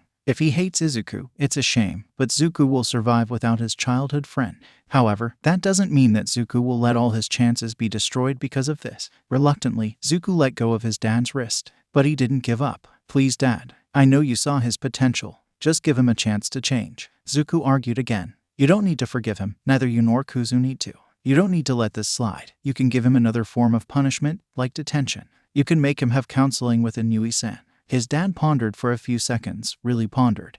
Then he looked at him with a serious expression. At this moment, this wasn't his dad. This was Eraserhead. "Why?" he asked. "Why should I give him a chance?" "Because if you don't, no one will," Zuku replied in an equally serious tone. "I know what he did. I am not forgetting, nor just forgiving. But I know if someone can help him be better, it's you, Dad." "Kuzu," Eraserhead asked. "I don't want to forgive him. He hurt Zu too much," Kuzu said, then sighed. "But Zu is not wrong either. If we just expel him, he'll never learn to be better. He could be a great hero with the right guidance." And at that, Eraserhead sighed. Then his expression softened as he put a hand on Izuku's head and ruffled their hair. "You too. I'm proud of you," Dad said, smiling at them. "I'll give him a chance, but it'll be his last." "Thank you, Dad," Zuku said, hugging him. "He'll need to follow a few rules if he wants to stay." Dad continued. "First one is, he'll treat you with respect. If I hear him calling you Deku again, he's out. I'll be giving him a week of detention. And he'll have mandatory counseling with Hound Dog." "Let me talk to him too,"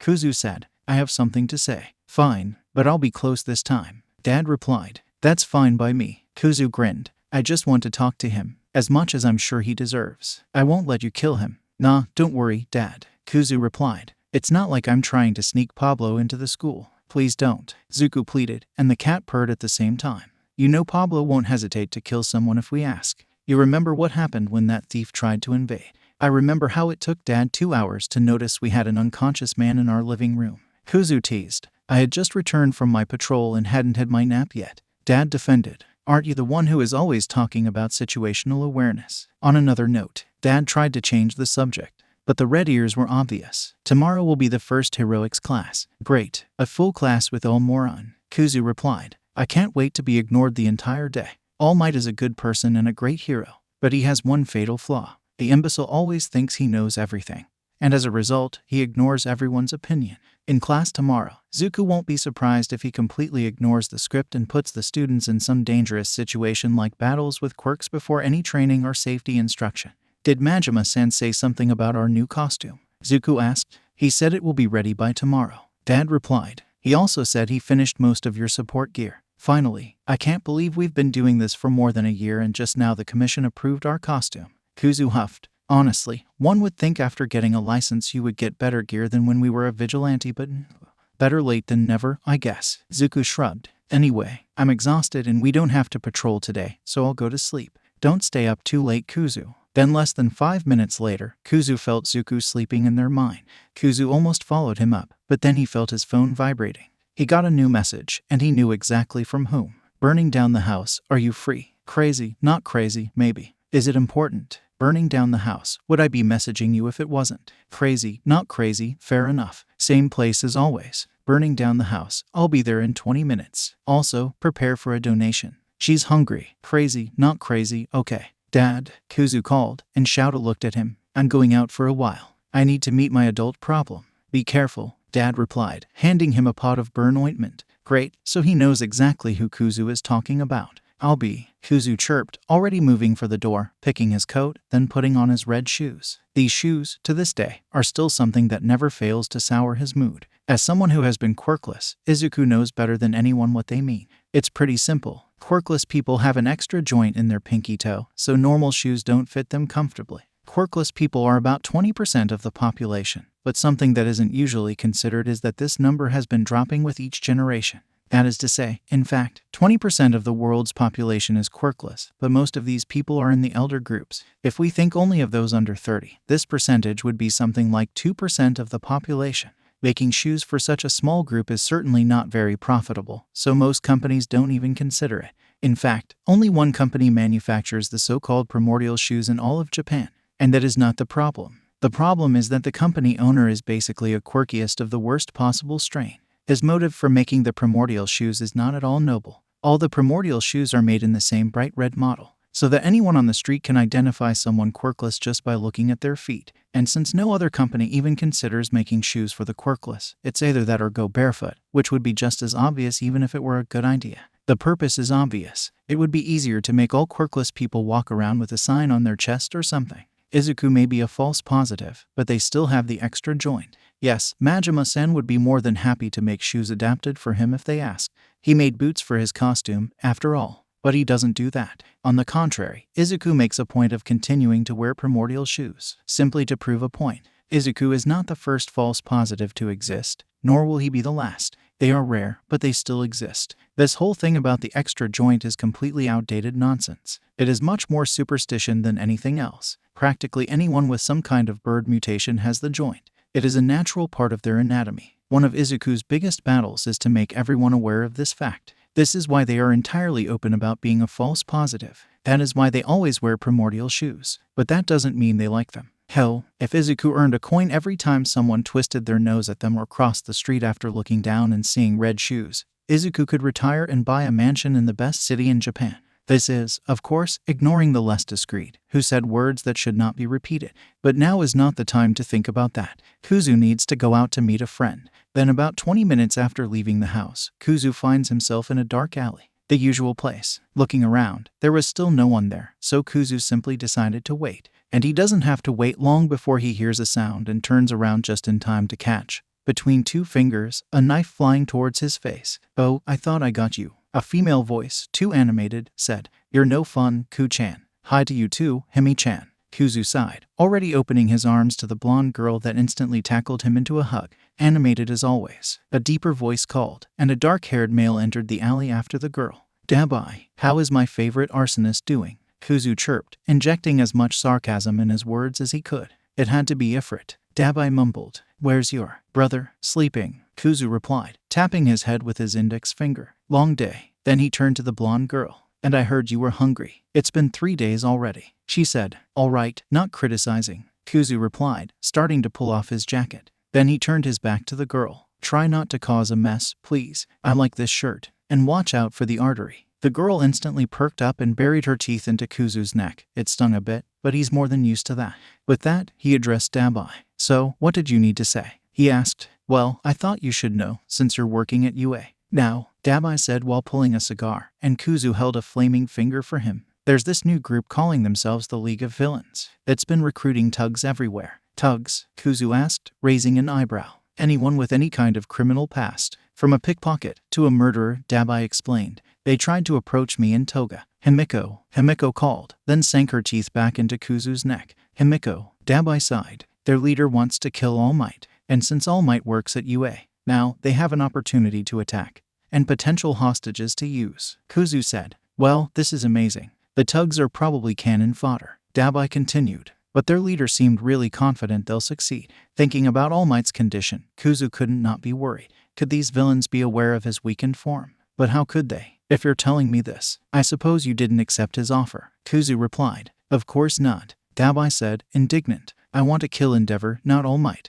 And you don't want to attack your little brother's class. Kuzu smirked at him. Shut up, Brad. Dabai muttered. Have you considered my offer? Kuzu asked again. I did, and just like I said last time, it's impossible. Dabai replied. I'm not even a vigilante, Ifrit. You are, Kuzu replied. You use your quirk to attack other villains. This makes you a vigilante. Still impossible. For now, Kuzu sighed. It's slow work, Dabai, but we are getting close. Endeavor will fall, and then, I promise you, I'll bring you back to your family. I wish I could trust you, Ifrit, Dabai said sorrowfully. I really wish, but this is Endeavor we are talking about. True, but even Endeavor can't outsmart Netsu, Kuzu replied. So please, don't give up yet. As long as you don't go full villain, I can bring you into the Project Vigilante. The same goes to you, Hemi-chan. So just avoid murder, and stay low. All right, I'll trust you for now, Dabai said, then pulled an envelope from his coat. And here is the information you asked last week. He's really hard to find. If he wasn't, he would have been caught already, Kuzu replied.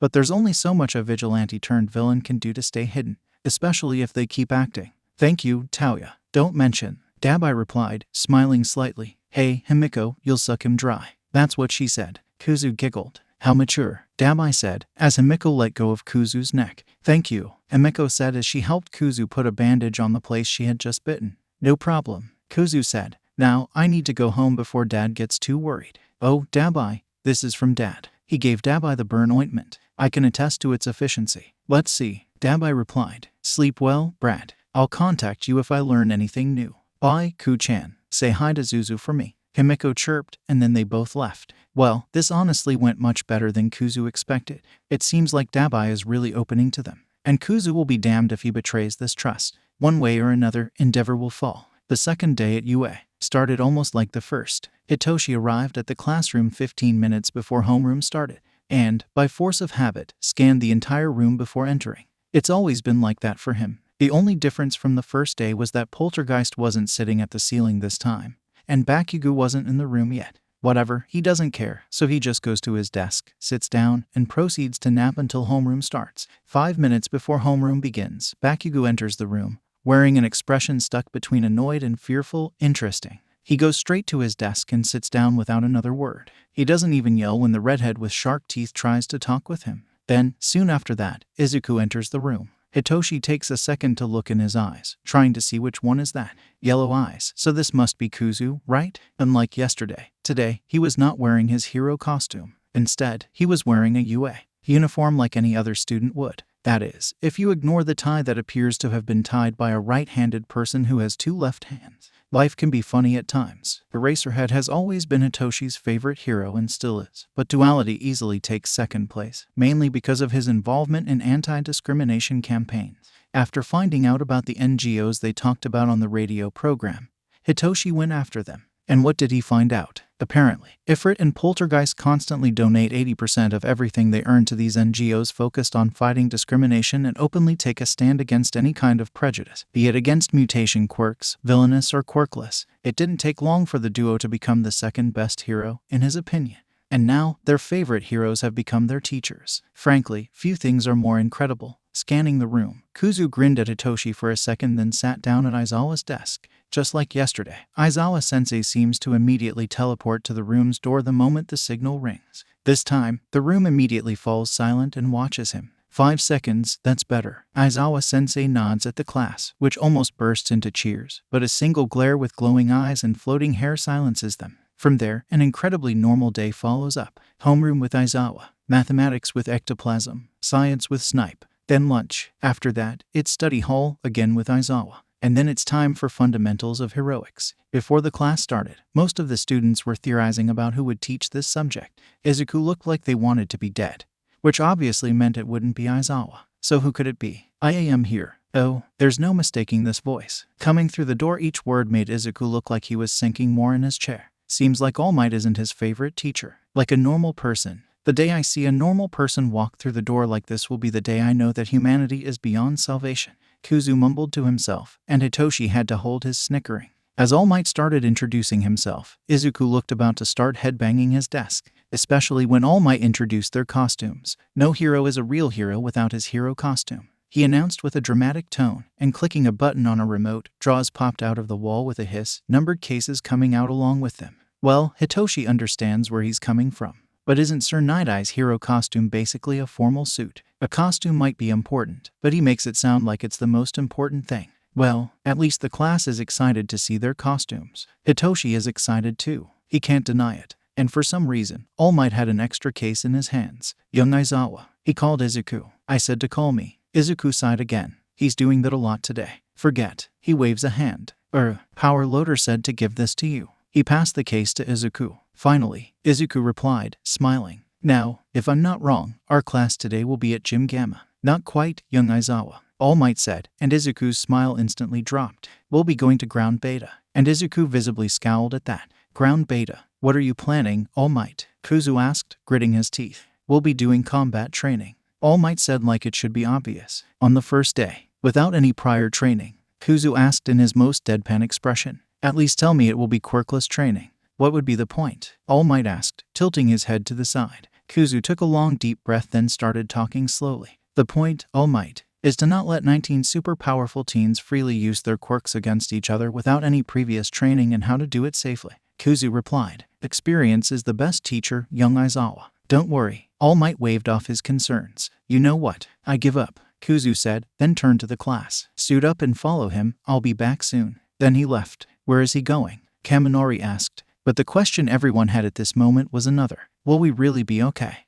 But of course, it had to be all moron. What kind of idiot thinks such a lesson plan is a good idea? Izuku watched Aizawa's quirk assessment test firsthand. He analyzed each of the students. Apart from two, no one there has any kind of adequate training to be doing combat training. Most of them probably can't even understand how dangerous their quirks really are. Today it should just be a review, test, and critique of the costumes. Dad is already at Gym Gamma waiting, after all. That's where they should be going. With his costume case in hand, Zuku decided that, to hell with it, and simply rose from the ground flying at full speed toward the Gym Gamma. Bad day to have forgotten his phone. He almost crashes against the door in his hurry. Dad, he's already yelling, which startles Shouta, who barely keeps himself from jumping. Izuku would be laughing in any other situation, but now they have a disaster to prevent. Zuku, what happened? Dad asked worriedly. All moron happened, Zuku replied. He changed the schedule. The class isn't coming here. Where are they going? Dad asked hesitantly. Ground Beta, Zuku replied. He wants to do combat training.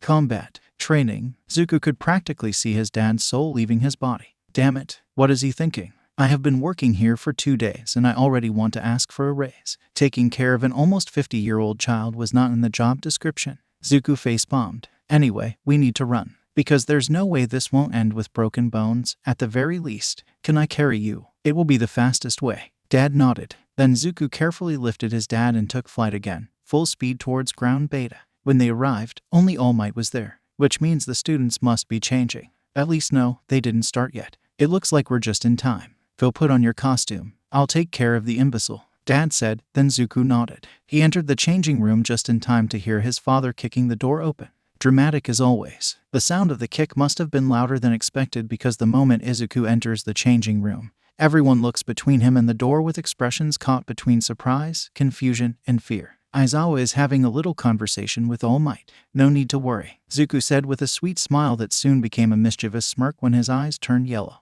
Actually, I'll bring a batch of cookies for whoever records the conversation and sends me the video afterwards, Kuzu said as he passed through the boys to start putting on his costume. Most of the boys had already changed and were just waiting for the rest. Zuku almost stopped for a moment to look at their clothes but decided to leave the analysis for a few minutes.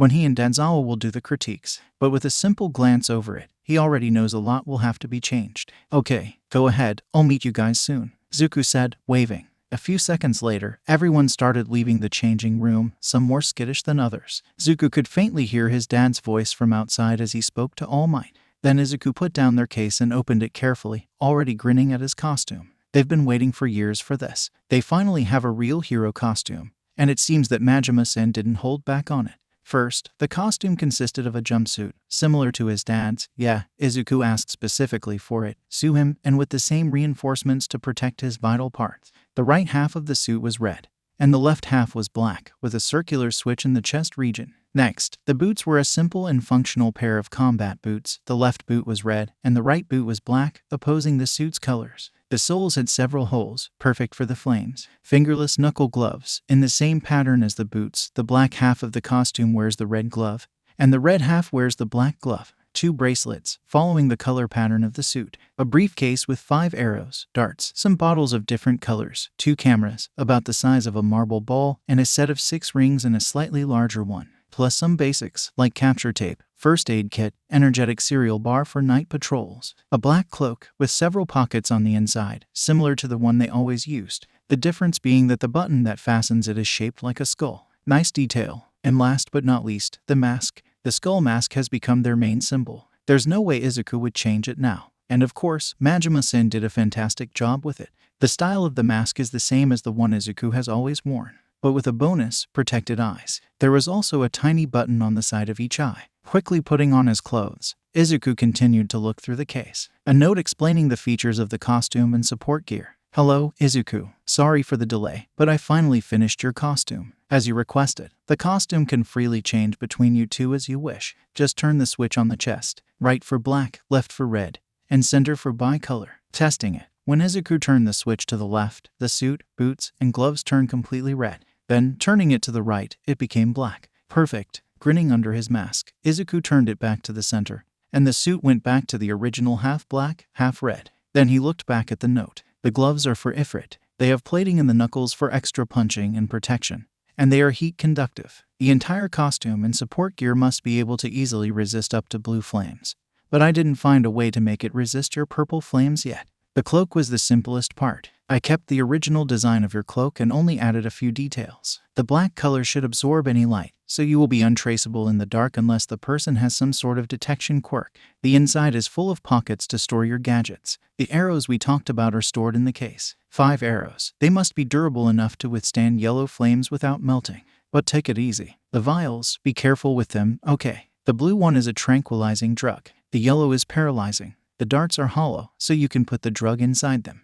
The moment they pierce the target, the drug is released. The dosage can be adjusted. The transparent bottle has a flammable liquid. Coat the arrow, then apply a small flame, and boom. Flaming arrow. A coating should last about 10 minutes. Simply wrap the arrow in your cloak if you need to put out the fire sooner. The oxygen cut should extinguish the fire instantly. The rings, press them against the person, and they will trap them like handcuffs. Since you said, it's harder to hold on to humans or animals when they are resisting. They are designed to attach to key areas of the body. The recommendation is wrists, shoulders, ankles, and knees. The largest ring is for the neck. The mask is reinforced, so it should give your face some protection, but it's not too much, so be careful. The eyes are protected, and the glass is one way only. If you press the switch on the chest, the eyes will glow in the color your suit currently, and the mouth can open up so you can breathe fire through it. I made it to detect when you open your mouth in the right way. The buttons on your mask work together with the cameras. You will see an R and an L on each camera. The R camera is connected to the button on the right, the L to the button on the left.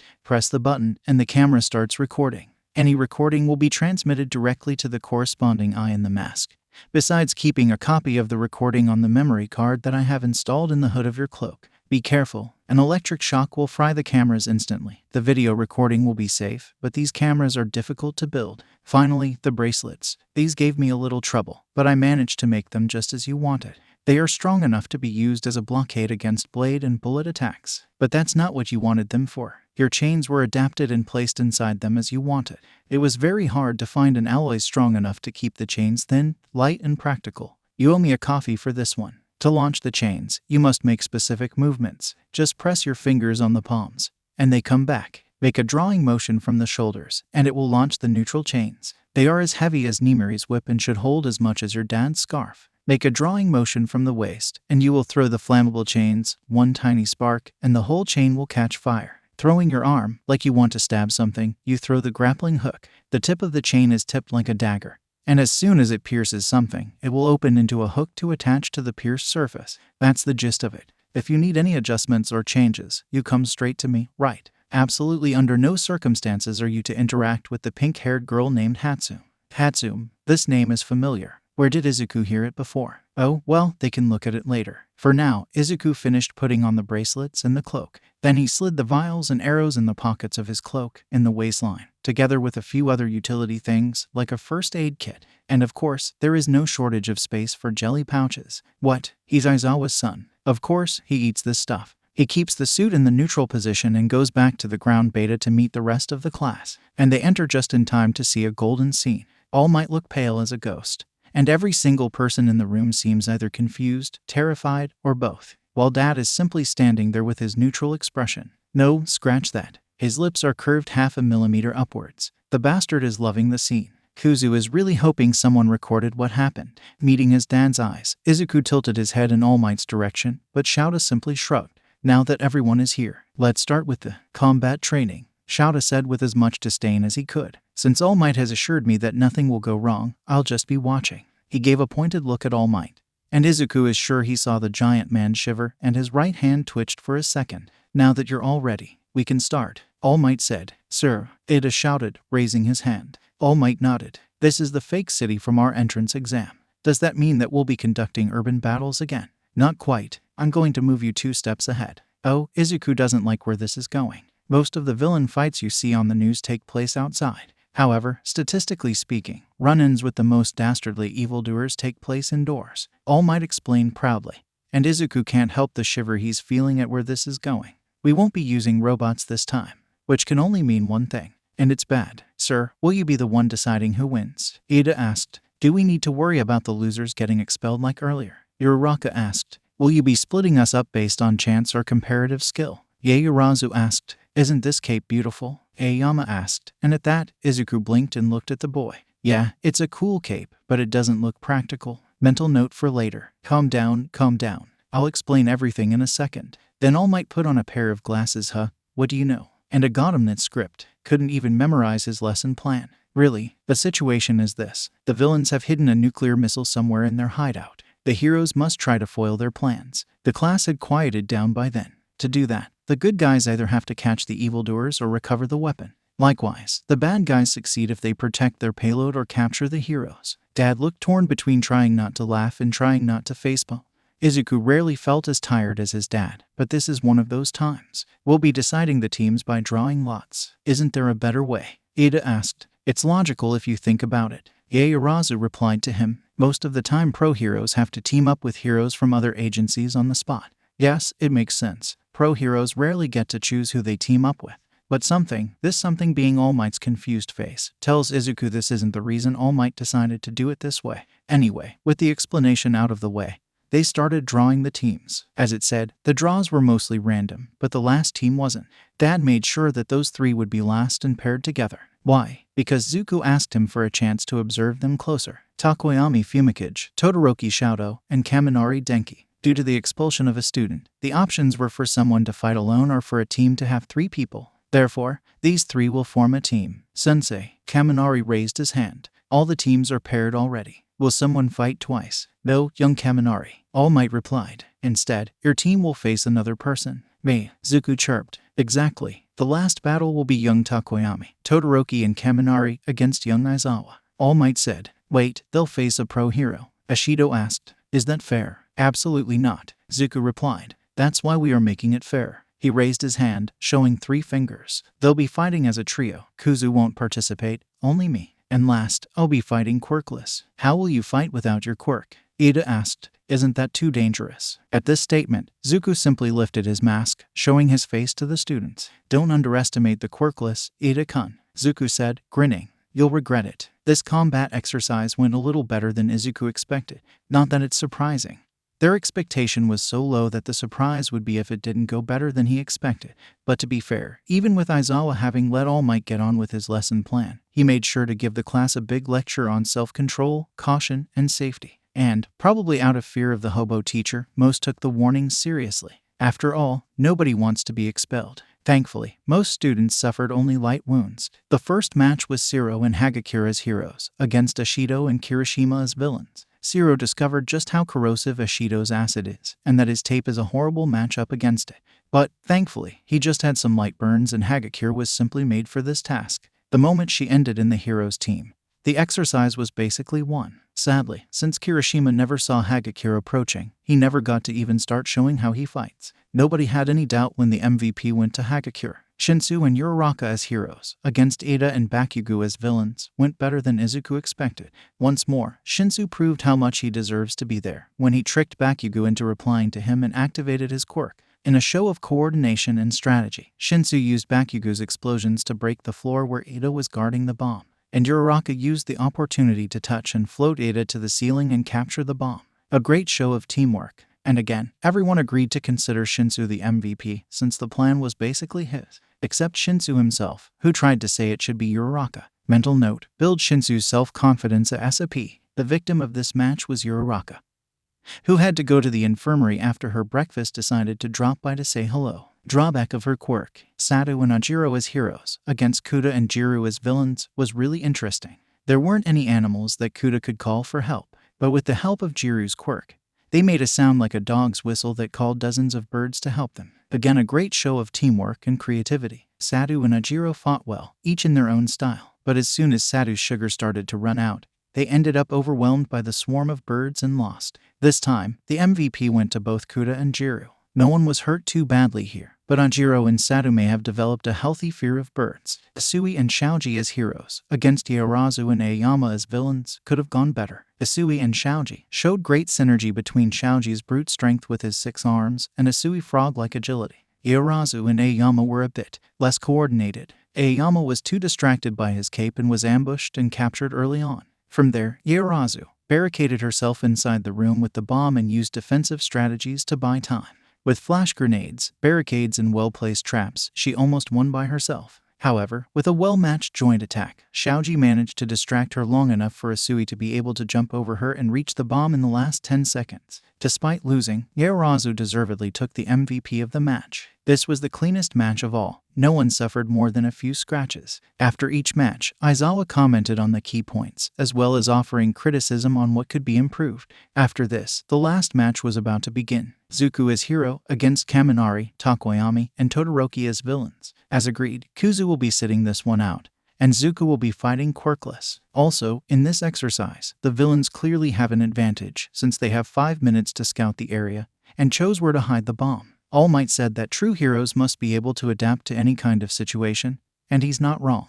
But still, this is too advanced for first years. Izuku had 4 years of experience as a vigilante, and even so, his dad only let him take part in this kind of practice in his 2nd year of training. To regular students, this probably would be something that a 3rd year would do. At least no one broke anything, though this is probably more because most of them hold back a bit in fear of Aizawa. As soon as the starting signal went off, Zuko sat down, waiting for the 5 minutes and forming his strategy in the meantime. The reason Izuku took an interest in these 3 right away is quite simple. In terms of brute strength, these 3 have the strongest quirks in the class. However, the more powerful the quirk, the more difficult it is to control. Todoroki's quirk is half hot, half cold, an elemental quirk that allows him to generate fire from half of his body and ice from the other half. Incredibly powerful. And with him being the youngest Todoroki, and with Izuku knowing what he knows about Tauya, a lot of red flags are being raised here. But the talk about abuse will have to wait for later. Now Izuku needs to see how familiar Todoroki is with his quirk.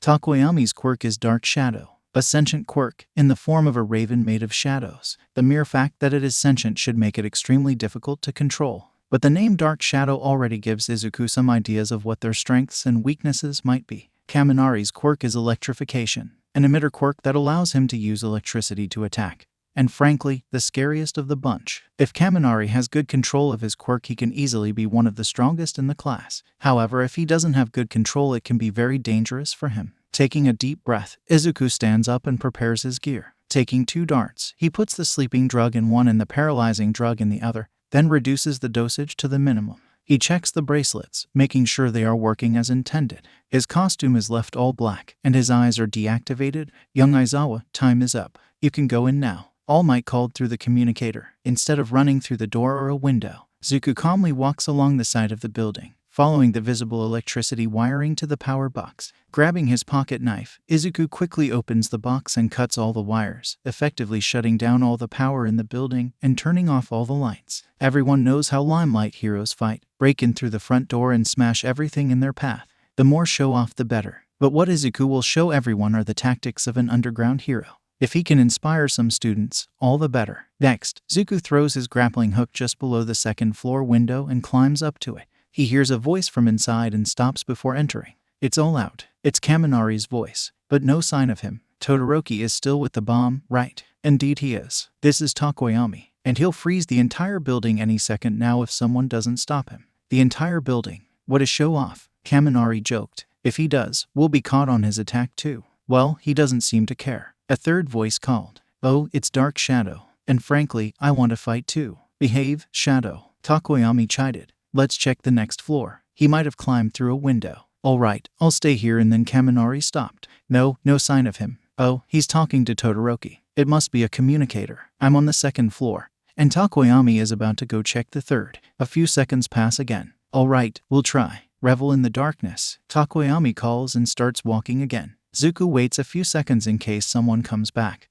then enters through the window. Thanks to the window, it is not too dark, but a few rooms inside, there's much less light, which is perfect for Zuko to hide. As expected, Kaminari is patrolling the area, his quirk sparking around his body making it glow. A good strategy, since he doesn't have a flashlight, but it also shows exactly his position. The fastest knockdown would be to hit him with a sleeping dart. Zuko sneaks closer to him, taking the dart in his hand, and stops just behind Kaminari. He approaches the arrow to the back of his neck, then stops, puts the dart away, and instead lightly touches Kaminari's shoulder. In a real situation, you would already have been caught, he said, then jumped back when Kaminari turned to look at him, already hiding in the shadows again. What the? Where are you? He asked. Zuko, smiling under his mask, started circling him through the room. He pressed the switch in his suit, activating the glowing eyes. I'm right here, villain Kun, Zuko said in a teasing tone, then deactivated the eyes again and jumped out of the way of Kaminari's charge. You're too slow. Want to try again? Okay, try to dodge that one, Kaminari said, joining his hands. Zuko saw the electricity crawling through Kaminari's body, then he directed all to the floor. Indiscriminate shock 1.3 million volts. And then, there was electricity flying everywhere. Zuko quickly aimed his grappling hook to the ceiling and reeled, avoiding the attack completely. Okay, I have to admit, this is pretty powerful, but Zuko stopped talking when he saw Kaminari's face. The boy had a hollow expression, and was walking around with two thumbs up and making an unrecognizable sound. What? Are you okay, Kaminari-kun? He dropped back to the floor and walked closer, but Kaminari didn't react. Oh god, did you just short-circuited your brain? Again no response. We need to correct this ASAP, Zuko mumbled. Then took the capture tape from his cloak and gently wrapped it around Kaminari's waist, then tied it to a wall. Kaminari Denki is captured, All Might announced. Now, I need to keep going. Takoyami or Todoroki will be checking this place soon, Zuko mumbled, then, giving Kaminari a last glance to make sure he was okay. He moved on. Finding the stairs to the next floor was quite easy, but instead of climbing, Zuko opted to wait. His patience was soon rewarded when he heard footsteps approaching. A single person, the footsteps almost inaudible, which indicates that it is someone light, probably Takoyami. He must have bones like those of birds, which would make him quite light for someone that size. When he arrives, instead of immediately looking for Zuko, Takoyami leaves the dark room as quickly as possible, immediately going to one of the windowed rooms. Interesting choice. If Zuko's hunch is correct, Dark Shadow becomes stronger in dark places, so why give up this advantage? Following Takoyami, he overhears a conversation. Calm down, Shadow. We can't lose ourselves in a situation like this. But Fumi, I want to fight. This is the perfect situation. Dark Shadow whined. Zuko grinned under his mask and started walking closer. What an interesting thing he just overheard. Interesting, want to tell me more, he said, and two pair of eyes instantly snapped to him. Takoyami seemed shocked for a moment, and Dark Shadow instantly lunged to attack Zuko. Zuko sidestepped, and Dark Shadow hit the wall behind him, destroying it instantly. Powerful. What else do you have, little bird? Zuko teased, and Dark Shadow lunged again. This time Zuko crouched, avoiding the hit again, then took a few steps back. Calm down, Shadow. Don't fall for his provocation. Takoyami tried to reason, but Dark Shadow was ignoring him. After a few seconds, Zuko saw Takoyami being dragged closer. There must be a limit to the distance the Dark Shadow can travel from Takoyami. If Zuko is going to take a guess, about 5 meters. Come on, little bird. Catch me if you can. Zuko provoked again, going deeper into the darkness. Oh, you won't escape, Dark Shadow said, and lunged again, this time faster and stronger. The darker it is, the stronger he or is she. I'll have to ask later. Anyway, the darker it is, the bigger and stronger Dark Shadow becomes. Zuko mumbled to himself, avoiding another attack. But it seems they get more aggressive and straightforward too. Very predictable. We will have to work on this problem. Then Izuku made a drawing motion starting from his waist, and each bracelet shot a chain. Swinging both chains, Zuko hit one on the other, drawing a spark that ignited the whole chain. Dark Shadow instantly shrieked and backed away from the flames. Zuko then pressed the fingers of his left hand against his palm, pulling back the chain, keeping only the one in his right hand. And with his left he quickly pulled out one of the darts. Swinging the chain, he made Dark Shadow retreat even further, and taking advantage of the momentum, he threw the dart, hitting Takoyami's opposite forearm, who immediately stopped moving and fell to the ground. What kind of sorcery is this? Takoyami asked from the floor. Not sorcery, science, Zuko chirped. I applied a minimal dosage, so you should be able to move again within 5 minutes. Then Zuko approached and gently picked up Takoyami in his arms. I will have to capture you now, but I will leave you in a place with more light. Then Zuko went into the room with the windows where they had started fighting and gently placed Takoyami on the floor against the wall. Then he opened all the windows. Thank you, Takoyami said softly as Zuko approached him with the capture tape. Don't worry, I know how it is to be afraid of the dark, Zuko said, lifting his mask to show him his smile. Then he took 2 jelly pouches from his cloak and placed them on the ground near them. I don't know your preference, but I have heard that Dark Shadow likes apples. Apple flavor is the best I have at the moment. Then he wrapped the capture tape around Takoyami's arm and stood up to leave the room. Takoyami Fumikage is captured, All Might announced, and Zuko smiled to himself. You know, if you worked together you would have a good chance of victory, he said, then went back to the stairs before Takoyami could reply. Going up the stairs, Zuko started searching around. He was on the 3rd floor. The building has 6 floors. The most obvious floor to hide the bomb on would be the last floor. After all, it would take the longest to reach. But at the same time, it is too obvious. Kaminari was patrolling the 2nd floor, and Takoyami the 3rd. Apparently Todoroki is guarding the bomb. Zuko decides that the 3rd floor must not be the right one and continues to the 4th. He should have tried to ask. Dark Shadow would probably have let something slip. Oh, well, too late now. To his surprise, he easily finds the bomb on the 4th floor just 2 rooms away from the stairs. The location makes sense, considering that there is only one door to this room. Todoroki is just in front of the bomb, watching the entrance attentively. If Zuko tried to throw a dart now, he would probably hit it, but he wants to try to see something of Todoroki's fighting style as well. Smiling, Zuko decides to throw away the stealth. He activates the eyes of the mask again, effectively revealing his position, and walks to the door. The moment he steps inside the room, he feels a cold draft and within seconds the whole room is frozen, and Zuko's feet are stuck to the floor. Powerful, Zuko comments smiling, but wasn't freezing the whole room a bit much. Better not to give you any chance to escape, Todoroki said in his inexpressive voice. And what will you do now? You haven't captured me yet, Zuko provoked. And you can't move, Todoroki replied. There's not much you can do now. Though, he is underestimating Zuko. That is a mistake you only make once. Zuko slips his hand through the cloak. He knows that the only really visible part of him are his eyes. With the black cloak, nothing else is visible in this darkness. Careful not to make any noise, Izuku picked up his javelin and threw it, hitting Todoroki right in the neck. Never underestimate an enemy, Zuko said. Your enemies will not always play fair. In 5 seconds Todoroki was on the floor, asleep. Now, to free himself, Zuko had a few tricks he could use. He could simply take off his boot and walk to bomb in his socks. He could use the flaming whip again. Or he could use the hook. Aiming his grappling hook up, Zuko shot it to the ceiling, then pulled himself, breaking the ice from his foot and freeing himself. Then, dropping back to the floor, Zuko walked to the bomb and touched it. The bomb has been captured.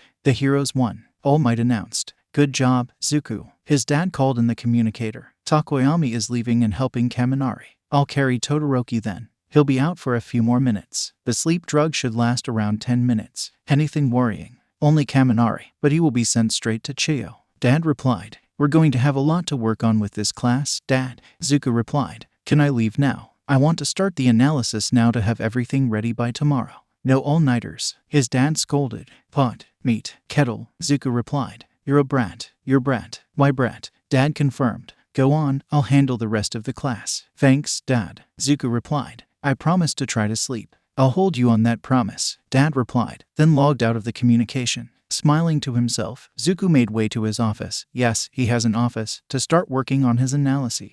The first thing he did was to divide the students into 3 groups, based on their control over their quirks. Excellent, acceptable, and work on it as a P. To no one's surprise, most students fit in acceptable. Izuku put Iarazu, Anjiro, and Kuda into the excellent group based on what they showed today, but if necessary, they can be moved. The work on it as a P group was reserved to the ones that are actively hurting themselves with their quirks and could suffer long-term damage if not corrected. Thankfully, only 2 students are in this group this year, Kaminari and Aoyama. Aoyama suffers stomach aches if he uses his laser for more than 1 second, so Izuku needs to make sure his quirk isn't messing with his organs before creating a strategy to work with him. Depending on what they discover, Izuku might move him into the acceptable group and ask Uncle Mike to help him with his train. Present Mike has much more experience at teaching students to learn control. And Kaminari, this is an urgent case. If Kaminari continues to short-circuit his own brain, he may suffer irreversible damage. This is a case that Izuku has already decided to take into his own hands. Besides Kaminari, the students that Izuku really wants to talk to are Todoroki, Takoyami, and Shinsu.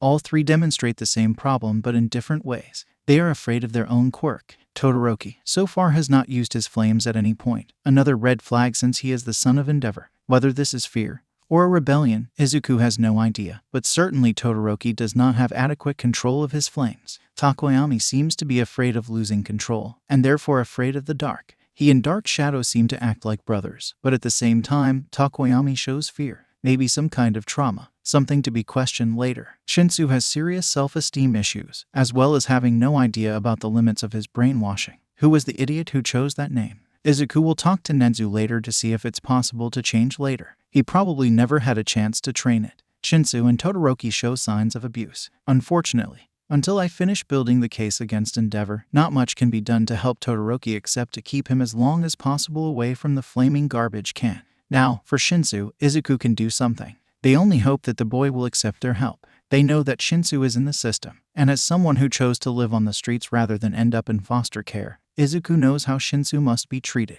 Facing the shelf with 19 notebooks that Izuku organized this morning before class, they pick up the first notebook with a Pikachu on the cover and begin to write. They have a lot of work to do and they promised they would try to sleep tonight. Shouta's son is a brat. Why did Shouta ever let him and Nedzu meet? Oh, right, it was that, or Izuku ending up in Tartarus. Unfortunately, having most of his education taken care of by Nedzu, Izuku learned many things from the rat Satan. Exploiting loopholes was one of them. Izuku promised he would sleep, and he did. He slept at 5:30 a.m. when he wakes up every day at 6 a.m., but he did sleep, which means that Class 1 will have to deal with a sleep-deprived Izuku. And a sleep-deprived Izuku is a brutally sincere and unfiltered Izuku. Shouta just hopes that no one leaves traumatized.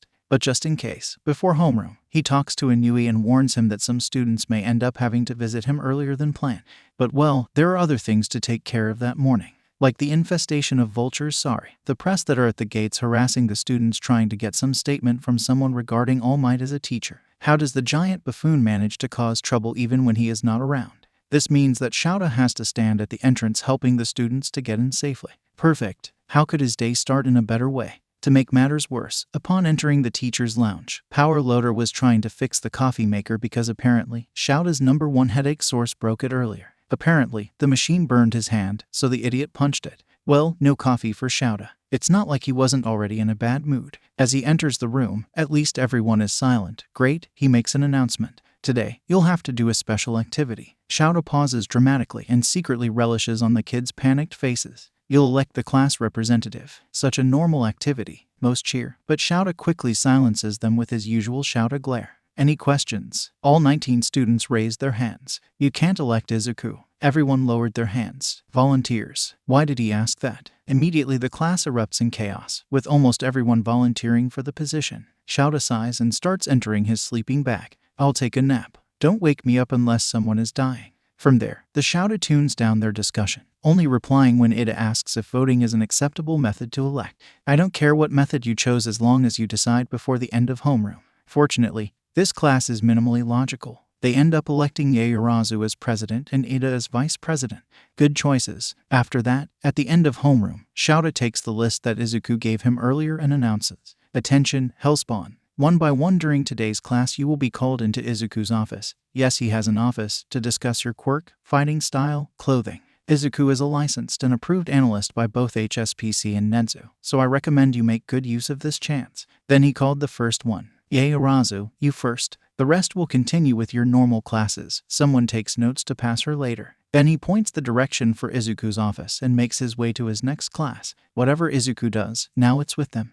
Yaorazu Momo. 5 minutes after the first signal, Izuku hears the first person knocking on their door, so he puts a friendly smile on their face and calls in. Come in. Then the door opens, and Yaorazu enters. Yaorazu-san, congratulations for being elected, Zuku said, pointing to the chair in front of his desk. Thank you, Aizawa-sensei, she replied shyly. Izuku, Zuku, Kuzu, Poltergeist, Ifrit, Duality. Pick one, but please don't call us Aizawa. It will only be confusing when my father and I are together, Kuzu insisted. I know it can be a bit confusing, but in time everyone learns to distinguish between us, Zuku offered, getting up. Jasmine tea. Thank you, Yaorazu replied, nodding. Then you can call me Momo. It's only fair. As you wish, Momo-san, Kuzu said. 5 minutes later, each one had a teacup in their hands, and Zuku went straight to the point.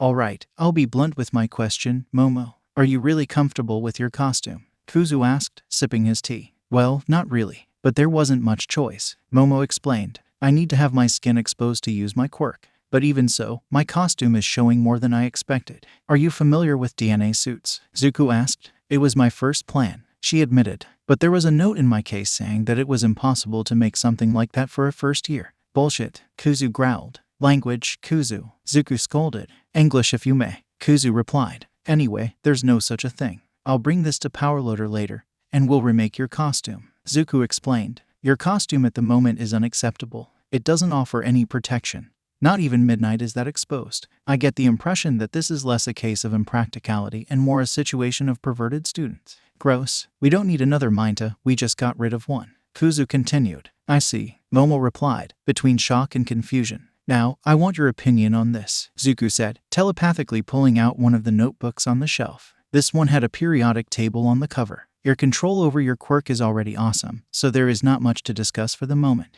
I have drawn some designs for your new costume, but your opinion is essential. The rest of the session was spent with Izuku and Momo discussing the redesign of her costume and possible support gear for her. At the end of the session, Izuku asked her to call Uraraka when she returned to class. Uraraka Achako. All right. Who was the idiot who thought it was a good idea to put heels on a combat costume? Kuzu asked, looking up from the notebook with an astronaut on the cover. I never asked for heels, and the costume is much tighter than I thought it would be, Uraraka explained. One more thing to ask Powerloader later, Zuku sighed. I feel that we will end up with an entire support class expelled. Well, let's talk about your quirk for a bit, Kuzu said. You should start carrying nausea medicine in your belt, Zuku suggested. Should you need any more specific medication, I'm sure Recovery Girl can arrange it. Just talk to her. I also suggest you do some tests to make sure your quirk doesn't cause you any permanent damage. Other than that, you should slowly start raising your limit. And of course do some hand-to-hand training since you need to get closer to be effective. Kuzu continued. And put extra protection on your hands. A 5-point contact quirk means that if someone breaks or cuts your fingers, you are in trouble. Bakugo Katsuki. Hey, Lord Explosion Murder. Kuzu greeted when Katsuki entered. Don't start, Kuzu. Zuku scolded, then turned to Katsuki. Well, Bakugo, just to make things clear, what we say here are simply suggestions. You can ignore us if you want, but being a certified analyst with Netsu's approval, we like to think we know what we're talking about. Bakugo simply nodded, avoiding Izuku's eyes. At least he's not yelling. Izuku waited a few awkward seconds. Well, Izu, they said at the same time. You first, Zuku conceded. Can we talk? Katsuki asked. About everything. Look, Bakugo, this meeting is to talk about your hero costume and your quirk, Kuzu explained. If you really want to talk, wait for us in front of the classroom after dismissal. All right, Katsuki nodded, then gestured for the notebook. What do you have there? I'm happy you asked. Zuku grinned and pulled the notebook with the nuclear explosion on the cover. Now, how do you feel about putting shock-absorbing braces under your gauntlets? Ida Tenya. Look, Ida-kun. It's nice that you admire your brother that much, Zuku said slowly, trying to pass his point as clearly as possible. But all that armor, how does it help you? You're not ingenium, Ida, you are your own hero. Ajiro Mashurao. What kind of martial art did you say you practiced? Again, Kuzu asked. You're pretty good at it. but maybe it's time to try varying a little. You already have some bad habits that I assume come from always fighting against the same person. Hagakure Toru. Boots and gloves. Her entire costume are only boots and gloves. Kuzu yelled while Zuku tried to muffle him. Oh, no, someone will get expelled. How dare they do something like that to a teenage girl? Sorry, Hagakure-san. We should have checked this before. Zuku bowed to her. But this will be fixed, don't worry. Sato Rikido. Well, I would suggest carrying some energy gummies with you. Can't have you falling asleep because of your quirk in dangerous moments. Zuku said. You should also try thinking a bit more before rushing. Brute force will not always be enough. Ashido Mina. Have you tried having a little chat with Yaoyorozu? Zuku suggested. She can help you better understand the chemistry behind your acid, and from there you can further increase your potency and/or versatility. Asui Tsuyu. Asu. Call me Tsu. Hero. Okay. Tsu. Kuzu tried again. I'm dying to know how the hell you found out you could spit out your own stomach. But we can discuss that later. For now, tell me a little more about yourself. To what extent does your quirk affect your natural instincts? Zuku continued. Zero Hanta. Your mobility is nothing to laugh at, and you have a huge potential for quick captures. Zuku started. But I have noticed a bad habit of underestimating your opponents. This kind of thing usually takes care of itself after the third time you have your ass handed to you by someone who seems weak. Kuzu interjected. But how about not letting it come to that? Jiru Kyoyuka. You urgently need noise cancellers. Kuzu said. And just like present Mike, your quirk will benefit immensely from proper support gear. I will schedule a conversation with Power Loader and pass the notes I have to him. He will certainly know what to do. Zuku continued. Aoyama Yuuga. First of all, take this note and go to Recovery Girl. Zuku said as soon as the French boy entered. Until I am sure how your organs respond to your quirk, I can't give you any useful advice. So we will do some tests, and then we can discuss the results. Kirishima Ijiru. Bare chest. Really? Kuzu deadpanned. I'm not sure about what your idea of manly is, but there's a line between manly and dumb. Zuku continued. I know they say that men live less, but still, you don't need to try to prove these statistics. So how about we sit down and discuss how to keep you protected and at the same time maintain all your manliness? Kuzu cheered. Shaoji Mezu. You, my good sir, have one of the most versatile quirks I have ever seen. Kuzu said. And you are very quiet. Have you ever thought of practicing stealth? Zuku suggested. As a scout you would be unstoppable. Not to mention that your strength leaves many heroes in the dust. Kuda Koji. Don't worry, I can sign. Zuku said softly. Let me ask you, can you communicate with any type of animal? Any real animal? Kuda signed. Doesn't work on people with mutations, for example. Interesting and versatile. Kuzu praised. What about insects? Are they considered animals? The last four are probably the most problematic. But Izuku came prepared.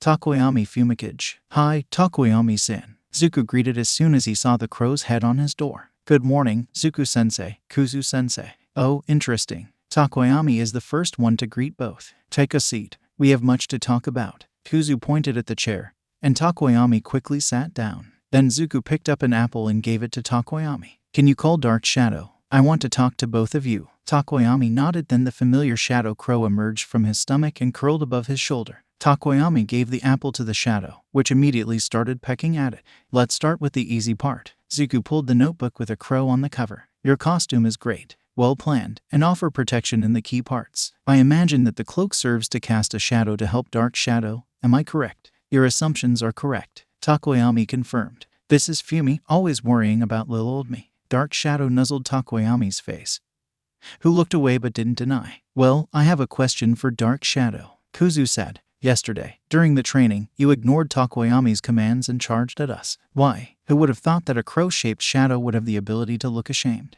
It was dark. Dark Shadow said shyly. Kuzu raised an eyebrow, and Takoyami started explaining. Dark Shadow is greatly affected by brightness. He's docile when it's bright, too much light, and he becomes timid. The Raven Boy explained. But when it's dark, the opposite happens. He becomes vicious and unruly. Zuku scribbled a few lines in the notebook. And do you have any idea of why he acts like that? Do you share feelings? No, we don't. Dark Shadow said. I am a quirk, but I have my own mind and feelings. We could test this with Shinsu-kun's help later. Zuku started muttering. I wonder if he could brainwash Takoyami through Dark Shadow responses, or the opposite. Would one of them be able to snap the other?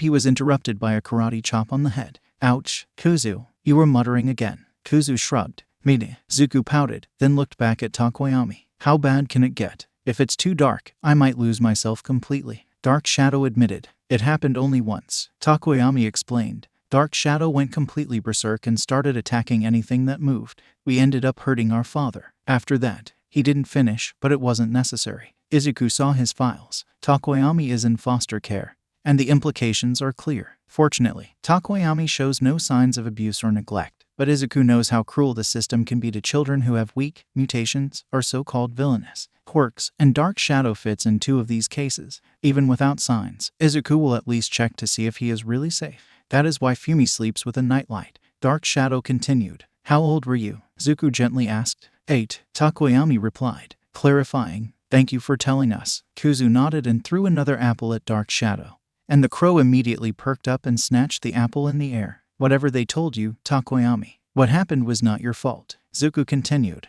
You were only a kid, and still is. As for the problem at hand, Kuzu continued. We'll help you with it. Help us? Dark Shadow asked. How? It depends on what you are willing to try. Zuko explained. The first thing you need is to overcome the fear of your quirk. I don't fear Dark Shadow. Not in the traditional way. Zuko continued. But yes, you are afraid. If you didn't, you wouldn't have problems with the dark. We'll help you control Dark Shadow, even when there is absolutely no light. Kuzu continued. And also help Dark Shadow to control himself. But for this we will need extra time. Would you be willing to meet us at the Field Omega on Tuesdays after class? Zuko asked. Takoyami pondered for a few seconds, absent-mindedly petting Dark Shadow. Then after a few seconds, he nodded. Very well. There's no harm in trying, he said, and Dark Shadow nodded along with him. Izuku smiled brightly at them. Remember, Takoyami, none of this is mandatory. If you feel that it's not working for you, you can tell me and we'll stop. No hard feelings. Zuko explained, and Takoyami nodded again. You can go back for now. Would you mind calling Todoroki next? As you wish. Then Takoyami got up and left the room.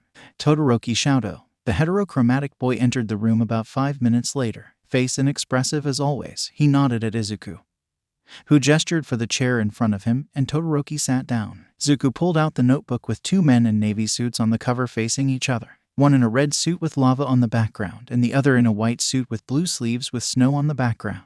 How are the classes going, Todoroki-kun? Kuzu asked first. Just fine, sensei, Todoroki replied. What do you want to discuss? Now, this will have to be handled delicately, so they decided to start with the lesser of the many problems that seem to have the same origin. For starters, your costume, Zuko said. Denied. Frankly, I don't know who approved it, but he should be fired. What do you mean? Todoroki asked in visible confusion. Does he really see nothing wrong? Todoroki, the biggest drawback of your quirk is frostbite, and you see nothing wrong with going into the field with half your body frozen. Kuzu deadpanned. Are you serious? You are resistant to temperature variation, not immune. Zuko continued. Frankly, this problem would be easily solved if you used your fire to balance your temperature. No, Todoroki slammed his hands on the table. I'll never use it. Then he started getting up. This is a waste of time. Sit down, Todoroki, Kuzu commanded. If you want to ignore what I have to say, that is your choice, but at least you will listen to me. Todoroki hesitantly sat back down, his eyes focusing on anything other than Izuku's. As long as he's listening, Izuku will not chide him for it. Tell me, Todoroki, are you being serious about this? Being a hero? Zuko asked. Of course I am, Todoroki replied. Are you, though? Let's get down to the facts, Kuzu said harshly. You refuse to use your fire, which means that no matter what you try, you are only using half of your potential. How is this being serious? I won't use his quirk, Todoroki repeated. This is practically a mantra by now. I don't need his quirk. Do you really believe that? Kuzu continued. You don't know anything, Todoroki said. You don't know what Endeavor did. Believe me, Todoroki, I know a thing or two about bastard parents with fire quirks, Kuzu replied. You, Todoroki stopped and blinked at him. What? Do you know about the eye burner? Zuko asked. Serial killer. He terrorized Musutafu for more than 10 years. Killed people with green eyes. What does this have to do with anything? Todoroki was confused, but Izuku had his full attention. His quirk was fire-breathing, Kuzu explained, then arched his head upwards and blew a small flame. Pretty self-explanatory. Wait, are you Midoriya Hisashi? That was his name, Zuko said. Midoriya Izuku. That was our name before Shouta adopted us. Then he looked Todoroki in the eyes and asked, So, do you really think we don't understand you? Todoroki hesitated for a few seconds, going through what Izuku just told him. He wants me to surpass All Might, he finally said. He did everything for this goal. He bought my mother and forced her into a quirk marriage. My 3 older siblings, he considered all of them failures. My oldest brother died because of him. I refused to be his tool. I just showed you my quirk, Todoroki. The quirk I inherited from a villain who is locked up in Tartarus. Do you think this quirk is his? Kuzu said. It is not. My sperm donor could only breathe fire. I can breathe and create fire from any other part of my body. My flames can reach temperatures he never dreamed of reaching. He jabbed a finger in his chest. This quirk is not his. It is mine. Then he pointed at Todoroki. That quirk is not his. It's yours. And if whatever Endeavor tries to say, he won't last long. Todoroki looked down at his hands again. I don't know if I'm ready yet. And you don't have to be. Izuku said gently. I will not force you to do anything. But we will work until you can use your flames comfortably. And if you want to surpass All Might, it will be of your own free will, not his. On Wednesdays, starting next week, meet us at Field Omega. Kuzu continued. And every time you find yourself thinking that your quirk belongs to Endeavor, I want you to repeat these words. This quirk is mine, and Endeavor can take his opinion and shove it straight up his ass. Todoroki actually chuckled when he heard this. All right, Todoroki nodded. Then he took a deep breath and continued. This quirk is mine.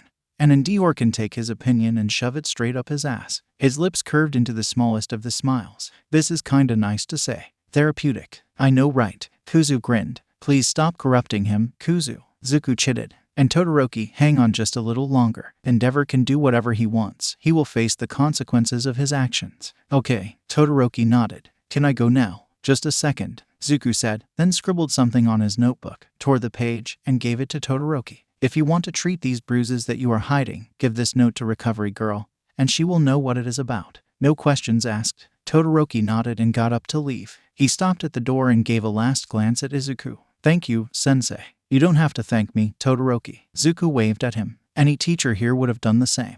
But no one ever did it before. So thank you. Todoroki nodded again. You're welcome, Kuzu replied. Now, get going. There's 2 more problem children to deal with, and we'd like to end this before lunch. Right. Lunch Rush said he would make katsudon today, and we'd hate to lose, Izuku said, almost drooling. I'll be going then, Todoroki said. Can you call Kaminari next? Sure. Then he left.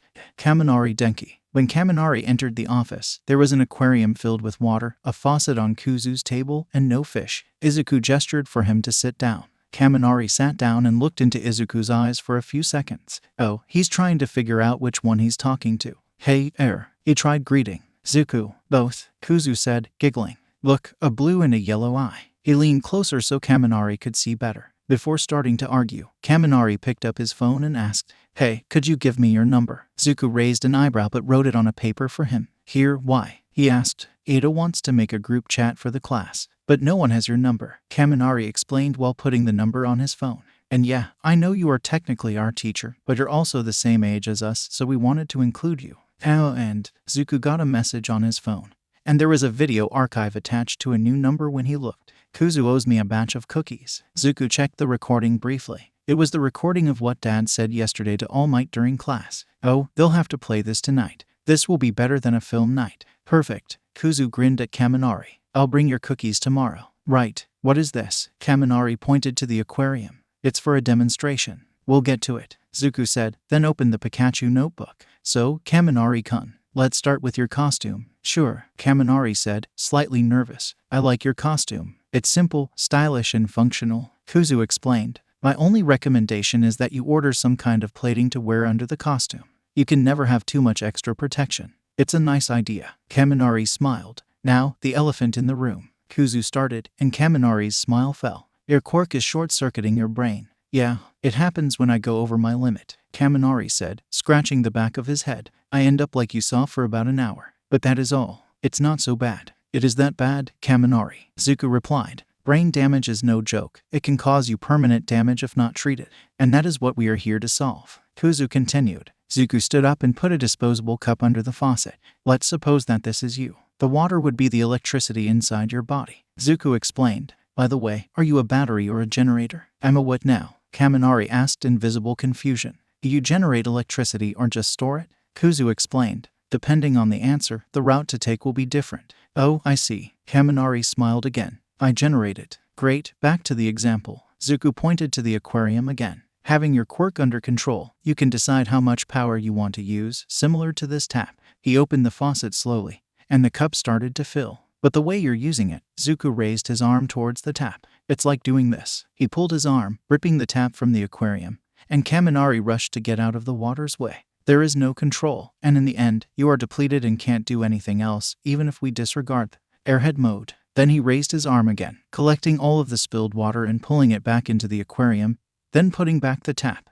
Any question? Kuzu asked. I've been trying to control my quirk for a long time, but I don't know what to do, Kaminari said. There are quirks like mine in my family, but none that powerful. The more powerful, the harder to control. Zuko nodded. Our first course of action is to find a way to keep all this electricity away from that pretty head of yours. He flickered Kaminari's forehead. I have some exercises in mind. Are you free on Thursdays? I guess, Kaminari replied. Great, next Thursday. Meet us at Field Omega after class, Kuzu said. And call Shinsu for us, please. He's the last one. All right, it's a date then, Kaminari said, getting up. If you pay for dinner, of course. Kuzu winked, and Kaminari blushed, rushing out of the office. Kuzu laughed, seeing Kaminari running. If he's not ready to be flirted back, he shouldn't try. Shinsu Itoshi. As soon as Zuko saw the mop of purple hair on his door, he instantly gestured for the chair. Hello, Shinsu-kun, he greeted, pulling the notebook with a purple cat on the cover. Hi, sensei, Shinsu replied, but there was something strange with his voice. It seemed strained. Zuko looked up from the notebook and took on Shinsu's expression. The kid looked just as neutral as Shouta always is, but unlike Izuku's dad, Shinsu doesn't have years of experience as an underground hero to better his poker face. Zuko could see the slightly pained expression on his face and leaned a bit closer to have a better view. Sensei, Shinsu said in surprise, leaning back, but Zuko put his hands on his cheeks to stop him. Don't move, Zuko said softly, but he could already feel Kuzu's anger spiking. And honestly, if Zuko could feel anger, he's sure he would be furious right now. How could he not be when he sees the marks on Shinsu's face, barely concealed by a poor attempt at makeup, above his nose, on his cheeks, and chin? These scars are more than familiar to Izuku. They saw it many times when Uncle Mike was not wearing his makeup. There's only one thing that can cause it. Muzzle, Zuko said in shock, and Shinsu's eyes widened instantly. The kid pulled back from Izuku and covered his face with his hands. Shinsu-kun, Kuzu said in silent rage, not directed at the kid. No, he could never get angry at a kid for being hurt. The fury was directed at whoever hurt him. Who did this to you? Shinsu-kun, Kuzu said calmly. But he couldn't fool Hitoshi. His sensei was furious at something. Who did this to you? Could this day get any worse? Who is Hitoshi kidding? Of course, it could. That's just how his luck is. Yesterday was such a great day. Hitoshi got to use his hero costume, and he watched from the first row while his sensei traumatized the #1 hero. He participated in combat training and managed to win against Katsuki Bakugo and Ida Tenya. His day had been so good. Hitoshi should have known it wouldn't last. It was when he arrived in his foster house.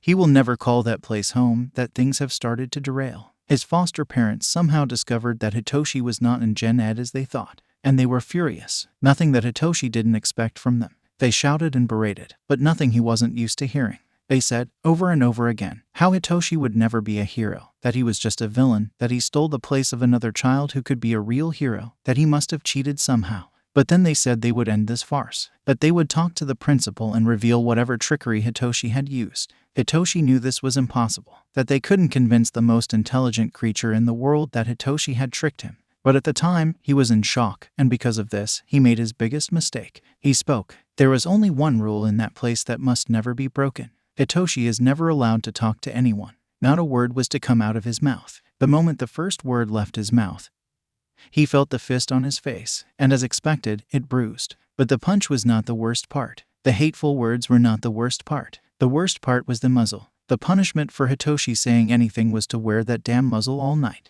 That thing was rusty, too tight and clearly not made for humans. The result was always the same, cuts on his face that he is forced to try to hide with makeup. Usually, Hitoshi does a good job hiding the marks. But this time, between the bruise, the muzzle on his face, and his usual insomnia, he didn't sleep at all. He was tired, still is, and he must have missed something because of that. Izuku saw it and immediately deduced what caused the injuries. These marks. Shinsu, we know what these marks are. And now Kuzu is furious. It's over. Hitoshi will be expelled. He will never be a hero. Shinsu-kun, look at me, Zuko called him, gently putting a hand on his chest. Now, try to match breathing. In, out. Great job, keep going. That's it. In, out. It took a few minutes, but eventually, Hitoshi calmed down enough to focus back on the room. Izuku was looking at him worriedly, and he could taste iron in his mouth. He must have bit his lip again. Shinsu, Kuzu said, you earned your place in the hero course. You are one of our students, and no one will ever take this from you, okay? If you didn't have potential, Dad would have expelled you on the first day. And if you didn't have the morals, I would have expelled you. He said gently but firmly. You'll be a great hero, Shinsu, but you're still a kid. Could you let us help you? Zuko asked. Hitoshi thought about it. For many minutes he kept silent, mulling over it. Could he ask for help? This is duality. They are known for helping people like Hitoshi. He knows they'll try. But what if they fail? Hitoshi's foster parents don't need any more reason to hurt him. He fears what they'll do if they get any. Every single foster home he's been to before was the same. There must be a reason for that, right? Does he even have the right to ask for help? Why you don't understand? He stuttered. It was like his throat was closing. Not a single word came out. Zuku gently held his hands and brought them in front of their face. Would this help? Zuku signed. You sign. Hitoshi signed back. Most underground and Twilight heroes do. Zuku explained. It's good to have a non-verbal way of communicating. And Uncle Mike is practically deaf. And Dad will go deaf soon if he continues to be friends with Mike. Kuzu added. Hitoshi smiled and immediately felt a pain in his face. Right, he still has the bruise from yesterday, and it hurts. Izuku noticed, and it brought them back to their previous talk. What should he tell them? Is it right to tell? If Hitoshi says it, and they really find his foster parents guilty, then what about everyone else? Yes, the other children have also been cruel to Hitoshi. But is it fair to take away their home just because of that? Wouldn't that be selfish? Wouldn't he be acting like a villain? No, he can't do that. He'll be a hero, not a villain. It's not that bad. He signs with his trembling hands. They fear me, but this doesn't happen daily. He tries his best to downplay the situation because it's not that bad, right? This is what everyone ever said to him. They must be right, and it's just with me. They treat the other kids right. It's because they fear my quirk, and I know it's scary. They don't want me to take their free will. I understand that. Shinsu-kun. Zuku interrupted him. It's not right. They shouldn't fear you, and they shouldn't hit you, ever. But it was my fault. Hitoshi tried again. I know the rules, and I broke them. I'm not allowed to talk, and I tried to. You're not allowed to talk. Kuzu interrupted again. Shinsu, that's horrible. Zuku completed. What else did they do? No, please, I can't say it. Hitoshi was getting desperate. They are cruel, but the other kids shouldn't lose their homes because of me. Their fault, Shinsu, not yours. Kuzu replied firmly. No victim blaming here. Their actions will bring them the consequences. You have no fault here. And the other kids won't just lose their homes. Zuku appeased. I don't buy for even a second that they are completely innocent.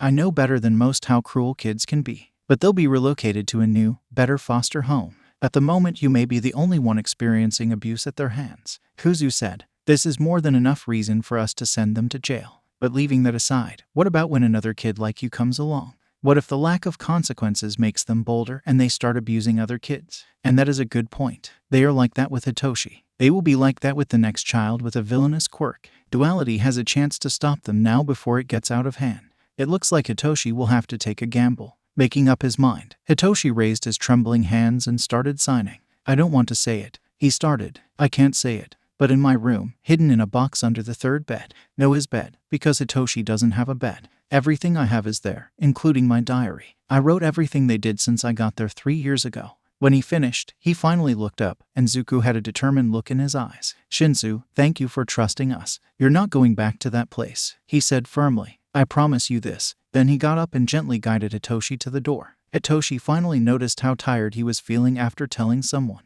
He was exhausted, but it was like a weight had been lifted from his back at the same time. It was nice. He silently followed Izuku's lead, and they ended up in the infirmary, where Izuku gestured him to sit down in one of the beds and went on to find recovery girl to treat his face. The old lady came a few seconds later and planted a kiss on Hitoshi's cheek, who immediately felt the pain vanishing, and all his exhaustion crashing into him at the same time. He promptly passed out in the bed, seeing Izuku leaving the room with his phone in hand.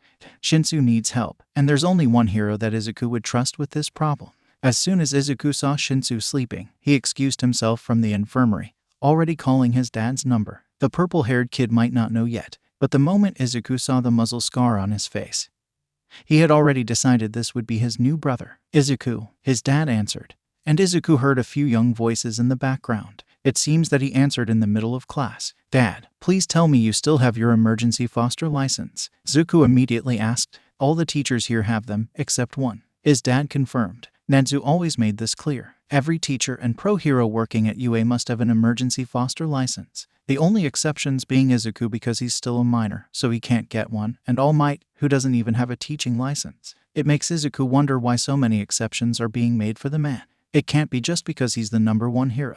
Nanzu is not this kind of person, rat, bear, or whatever he really is. You get the point. That's great, because I just found my new brother. Kuzu replied to him, and I won't let him go back to that place. He was met by a few seconds of silence, then heard a door closing. All right, where are you? Infirmary. Zuko ignored the muttered, of course you are. I'm coming. How bad it is. One word. Muzzle, Kuzu said, and then they heard only silence followed by hurried steps. And if that's not reassuring. His dad rarely swears. ETA 1 minute. Then he hung up. Izuku entered the infirmary and looked down at the bed where Shinsu was currently sleeping. Then he eyed the security camera on the wall, knowing Nedzu would be watching them right now. Send me everything you have. He signed. I'll burn that place to the ground.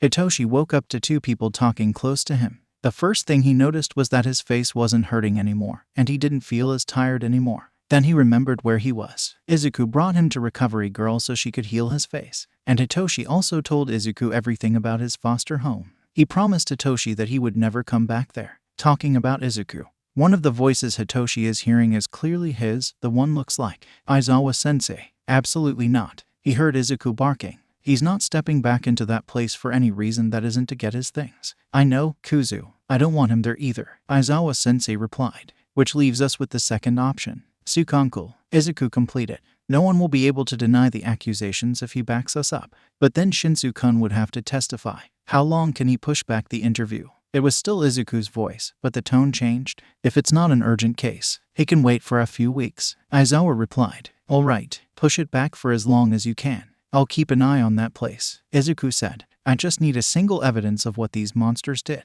I'll call Tsukachi after school. Aizawa continued. Great, I'll prepare the s'mores. Izuku replied, and Hitoshi could hear the mischief in his voice. But before Aizawa could reply, Izuku was already entering the infirmary again and seeing Hitoshi awake. Shinsu-kun. He cheered and practically jumped at Hitoshi, who was still too sleepy to say which one was that. Let him breathe, problem children, Aizawa said, entering after them. Izuku looked at his dad pouting, and Hitoshi had to look to the side. A pro hero doesn't have the right to be so cute. He also couldn't help the slight pang of jealousy he felt seeing their interaction. How nice it would be to have something like that. How are you feeling? Izuku asked gently. Hitoshi looked at him and found two blue eyes looking back at him. Like sit, but a bit better. Hitoshi replied. At least my face isn't hurting anymore. That's good. Zuko smiled at him. No one ever smiled at him like that. Do you want to talk now? You can rest more if you want. Hitoshi pondered for a few seconds. It's better to have this talk now. There's no way Hitoshi will be able to rest if he doesn't know what will happen to him. Izuku said he won't have to go back to his foster home. But then, where will he go? Any other foster home will be the same for him. Shinsu, Aizawa-sensei called, and Hitoshi's attention immediately went to his sensei. Hitoshi never saw him wearing such a soft expression. You'll be safe now. Hitoshi tried to say something, but the words wouldn't come, so he raised his hands and started signing. What will happen to me now? You'll come with us, Aizawa replied. Zuko next to him, smiling. Hitoshi's eyes widened so much that he felt they could jump out of his face. Going home with his senseis. Are they serious? But for how long? They'll get tired of him sooner or later. Everyone Eventu. A flicker on his forehead brought him back to reality, and he saw a pair of yellow eyes looking at him, firmly but holding the same gentleness as the blue ones. Stop overthinking, Kuzu said. Dad doesn't say things he doesn't mean. It would be illogical to do so. You don't need to worry, Shinsu-kun. Zuko continued. You can stay with us for as long as you want, and if it doesn't work out, we'll find a place where it will. Your safety and happiness are our top priority. And how would Hitoshi not believe? He knows Eraserhead is an entirely logical person. He wouldn't lie to him unless he gains something from it. But there's nothing to gain from lying about this, so it must be true. What time is it? He asked instead. Lunch started a few minutes ago. Zuko replied. How about I go GR? Zuko was interrupted when an alarm started sounding. And Hitoshi saw exactly the moment both he and Aizawa tensed at the sound. Level 3. What the heck? Kuzu said as Aizawa got up. I'll go check. You protect Shinsu. Then he ran to the door. Level 3. Hitoshi asked. It means someone unauthorized entered UA. Zuko explained. And by the chaos I'm hearing, soon enough this place will get pretty cramped. Then he turned to Recovery Girl and asked. Granny Chio, will you need help here? Don't worry, dear. You can go ahead and leave. She dismissed. Izuku helped Hitoshi to get up and left with him. Is it safe to leave when there is an intruder? Hitoshi asked, looking around worriedly. Don't worry. The only reason someone would invade would be to either get classified information or attack someone specifically. Kuzu explained. If they want information, they'll go after the teacher's lounge or one of the teacher's offices. And if they are targeting someone, I'm here to protect you. Hitoshi nodded and kept following him. At some point, Izuku stopped to look at their phone and scowled before turning to Hitoshi. Damn vultures. It was just the press, Kuzu said angrily. I'll leave the job of discovering how they got past the UA gates to Nenzu. For now, You can take a nap in my office. I have a very comfy couch there. Zuko smiled. Dad said he'll bring lunch there for us. They returned to Izuku's office, where Hitoshi lay on the couch in the corner of the room while Izuku returned to her desk and began writing in the notebook with the purple cat on the cover. Hitoshi tried to sleep, but there was one more thing on his mind that he couldn't stop worrying about. Something that was making him steal glances at Izuku almost every 10 seconds. You can ask whatever you want, Shinsu, Zuko said, looking up from his notebook to give him his attention.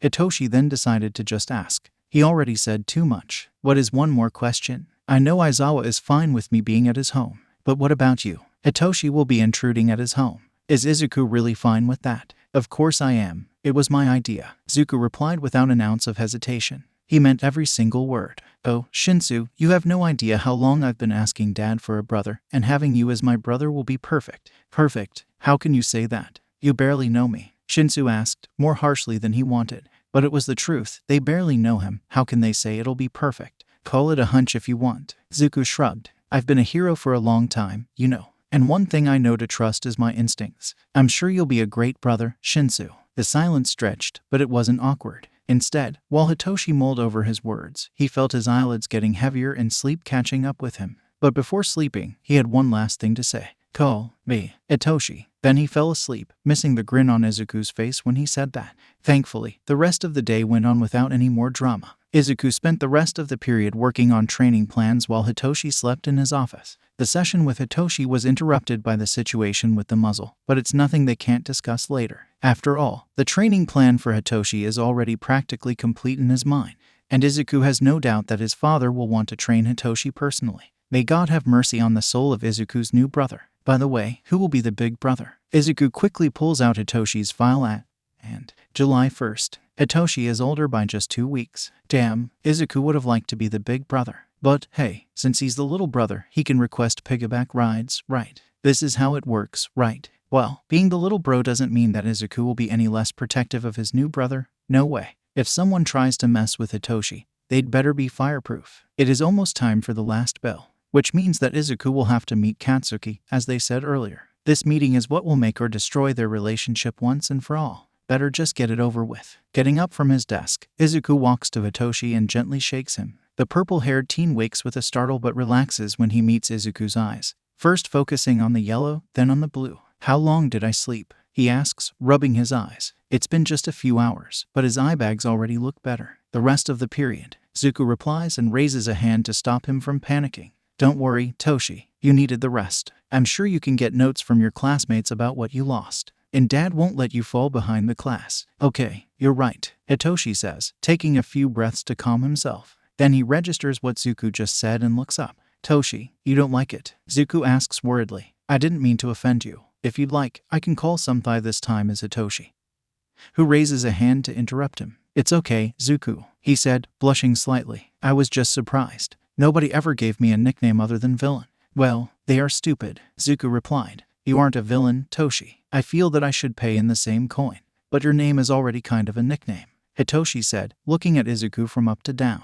Then he saw his restless posture, practically hopping in place, and smirked. Bunny, bunny, Zuko's instantly went red. Why am I a bunny? If you can stop yourself from hopping in place, I can find you another nickname. Hitoshi pointed. H-A-H-A-H-A. He got you, Zu. Kuzu laughed. If he's a bunny, what am I? Let me think. In a hole. This is what you are, Kuzu, Zuko mumbled. Wow, didn't know Bunny could swear, Hitoshi said. And no one will believe you. Ever, Kuzu replied. He's an even bigger chaos gremlin than me, but no one believes when I say it. Zuko simply turned his head to the side and stuck his tongue out. The intended target was obvious. Why, Fox, of course. Hitoshi interrupted their bantering. Fox, Kuzu asked. That's pretty fitting, actually. It's perfect. You're just as cunning as one. And sly too, Zuko said. Then they hear the bell ringing. Dismissal time. Hey, Toshi, we need to take care of some business before we go home. Can you go to the teacher's lounge and tell Dad that we'll be in the usual place? Zuko asked, not giving much away as to what these businesses are about. It may take a while, so I'll see you at home, okay? Okay, Bunny, Hitoshi replied, getting up from the couch. They left the office together, and Izuku walked Hitoshi to the teacher's lounge, then went straight to his classroom. As expected, Katsuki was waiting just outside the classroom, hands in his pocket and his usual scowl on his face. They must have had PE earlier because he's also really sweaty. Hey, nerd, about effing time. I thought you wouldn't come. he greeted. Izuku nodded at him. Follow me, they said and started walking, refusing to elaborate. Katsuki frowned but started following him through the corridors. They walked for about 10 minutes in awkward silence on the Nenzu-approved labyrinth until they got to a big door. It looked like one of the gyms. Where are we? Katsuki asked as Izuku pressed a button at the door. A panel opened at the wall, and Izuku made a wait motion for Katsuki, then put his face in the retinal scanner. The door opened, and he gestured for Katsuki to follow him inside. Welcome to Field Omega, Kuzu said as they entered. Or, as I like to call it, our personal playground. What the? Katsuki said, taking on the place. This place was a gift from Principal Nenzu after we accepted the teaching assistant position.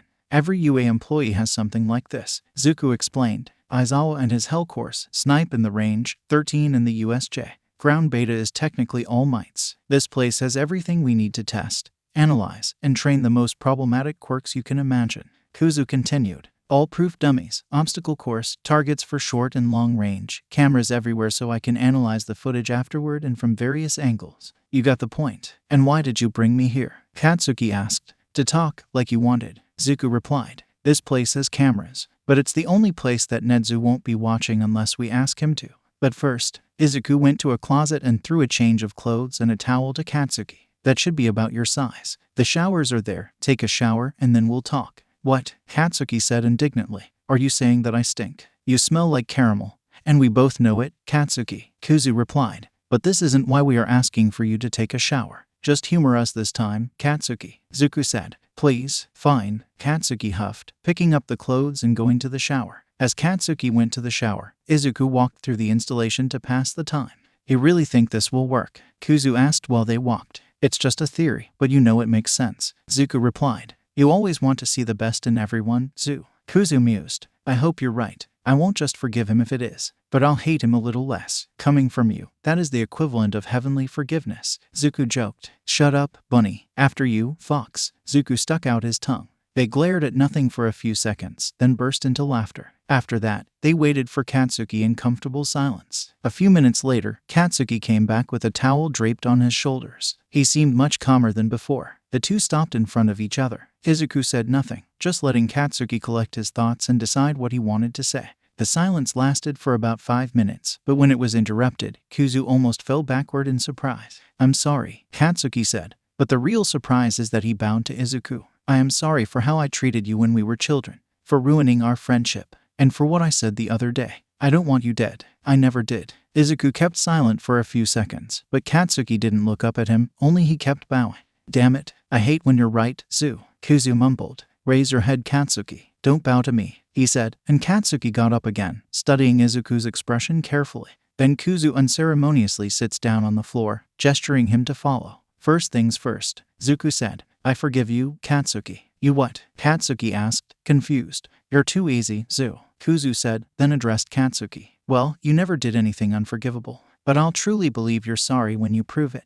That's fair, Katsuki nodded, and fully intend to prove to you. Well, we can start by discussing something I noticed, Zuku replied. While this in no way justifies what you did to me, I think it might not have been completely your fault. Katsuki, what do you mean? Katsuki asked. Do you remember how we were before you got your quirk? Zuku asked. You have always been harsh, but you weren't aggressive. That changed right after you got your quirk. We all know how your quirk works, Kuzu continued. You sweat nitroglycerin and ignite it, causing explosions. But did you know that nitroglycerin is toxic to the human body? Of course, I know it, Katsuki replied. But my body is immune to it. Not completely. Zuku shook his head. Your quirk won't kill you, that's true, but your body still recognizes it as a toxin. And when your body is exposed to a toxin, you get stressed, and the stress triggers adrenaline. The adrenaline activates your fight or flight responses, and we both know your default response is fight. Kuzu completed. The only reason you never knew that is because Aldera quirk counselors must suck. Quirk counseling was optional, Katsuki replied. I tried a few times, but I gave up. The only thing they worked on was to make my explosions stronger, and I didn't need their help for this. I didn't want to get my quirk even more volatile. I already hurt someone with it. Then they suck even more than I thought, Kuzu said. Try thinking about it for a second. Zuku ignored Kuzu's commentary. How were you feeling before showering? And how are you feeling now? I was much more irritable before. I didn't want to talk, because I felt that I would blow if I did. Katsuki explained, then looked at his hands. You might be right. You took some anger management sessions, right? Zuku asked. What? It's all on your file. Just because Dad doesn't read the students' files to avoid bias doesn't mean that I don't either. It's so effing weird to have a teacher my age. Katsuki groaned. You'll get used. Kuzu shrugged. Anyway, back on topic. Anger management. It sucked. The hag tried several, but we couldn't find a single therapist who wasn't more interested in my quirk than my problems. Katsuki explained. Most of the techniques I use, I found on the internet. The therapists were useless. If you can give me their names later, I will do something about it. Therapy, especially related to children, is a serious business. A therapist should not be prejudiced in any way. And well, as we talked about the other day, Hound Dog is a good option. We can schedule a session for you in a few days. But it's up to you. Kuzu said. Are you afraid of trying? Afraid? Bae, I'm not afraid of anything. You can schedule it for the earliest available date. I will prove to you that I can change. Katsuki replied. I still have much to make up for you. But when I'm done, I hope we can be friends again. I still hate you, Kuzu said. But I'll give you the benefit of the doubt. I am looking forward to it. Izuku smiled. And welcome back, Kakin. Katsuki's eyes widened as he looked at Izuku.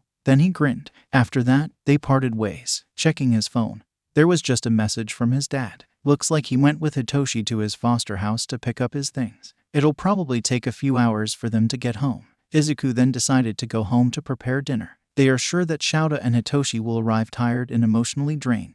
Hopefully, Dezawa won't punch anyone. On the way, they passed Netsu and Majima, examining what is left of the UA barrier. Whatever destroyed the barrier surely is powerful. It was not the work of an acid, nor was it brute force. The barrier has been reduced to, literally, dust. The press has no one with a quirk capable of doing this.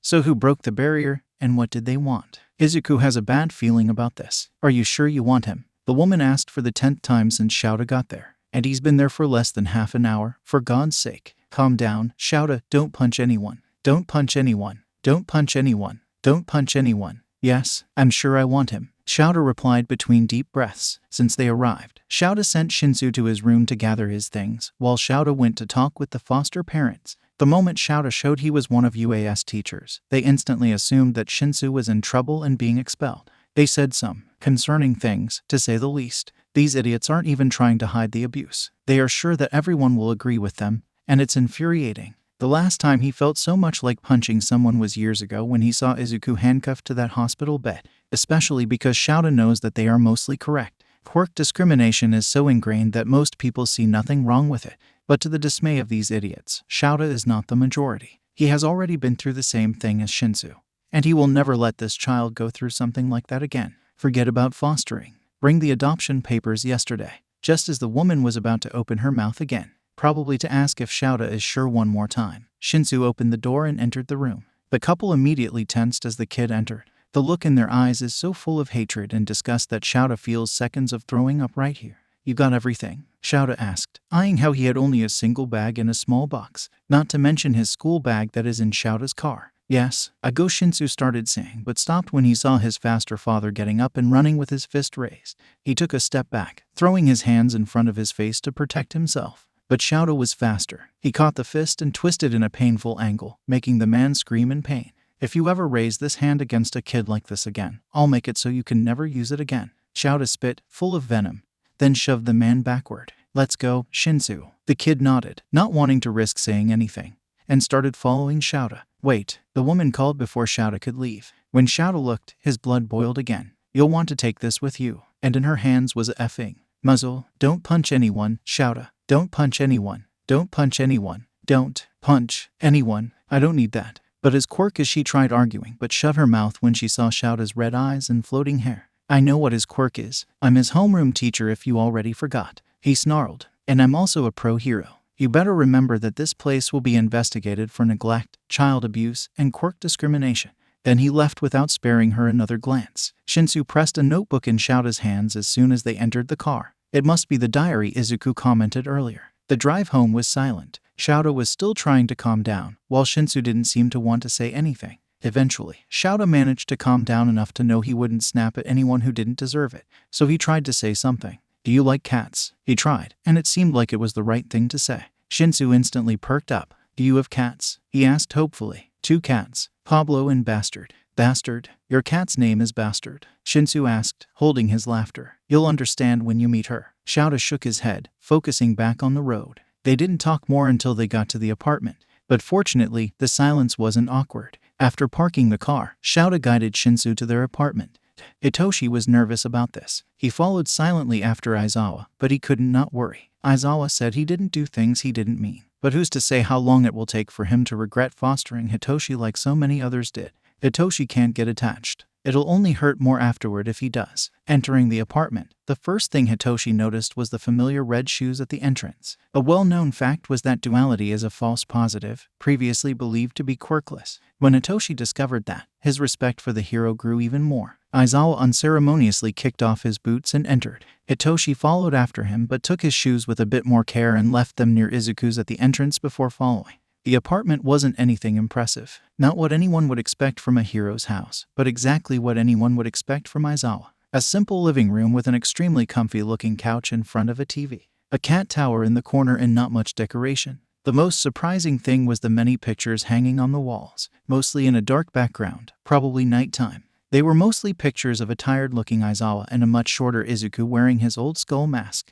You can drop your bags anywhere. I'll show you your room after dinner. Bathroom is the third room to the left, Aizawa explained. Then we have my room. Knock on it before entering. Izuku's room. If the sign on the door is green, you can enter. If it's red, knock. My office. I barely use it. And guest room, which from now on will be your room. Kitchen is right there. Hitoshi started hearing a low humming coming from where Aizawa pointed. His curiosity won, and he approached it. He saw Izuku in front of the stove. He was wearing headphones and humming a familiar tune that Hitoshi was trying to recognize. From the wonderful smell, he seems to be making curry. Perched on the counter beside him was a white cat watching everything intently. Hi, Toshi. Izuku greeted him without turning around. He lowered the fire then pressed a button on the headphone before taking them off. Dinner is almost done. Izuku turned around, and Hitoshi saw his blue eyes as he started walking towards Hitoshi. The cat jumped on his shoulder and started eyeing Hitoshi suspiciously. Right, Zuku said, patting the cat. Toshi, this is Pablo, my cat. Pablo.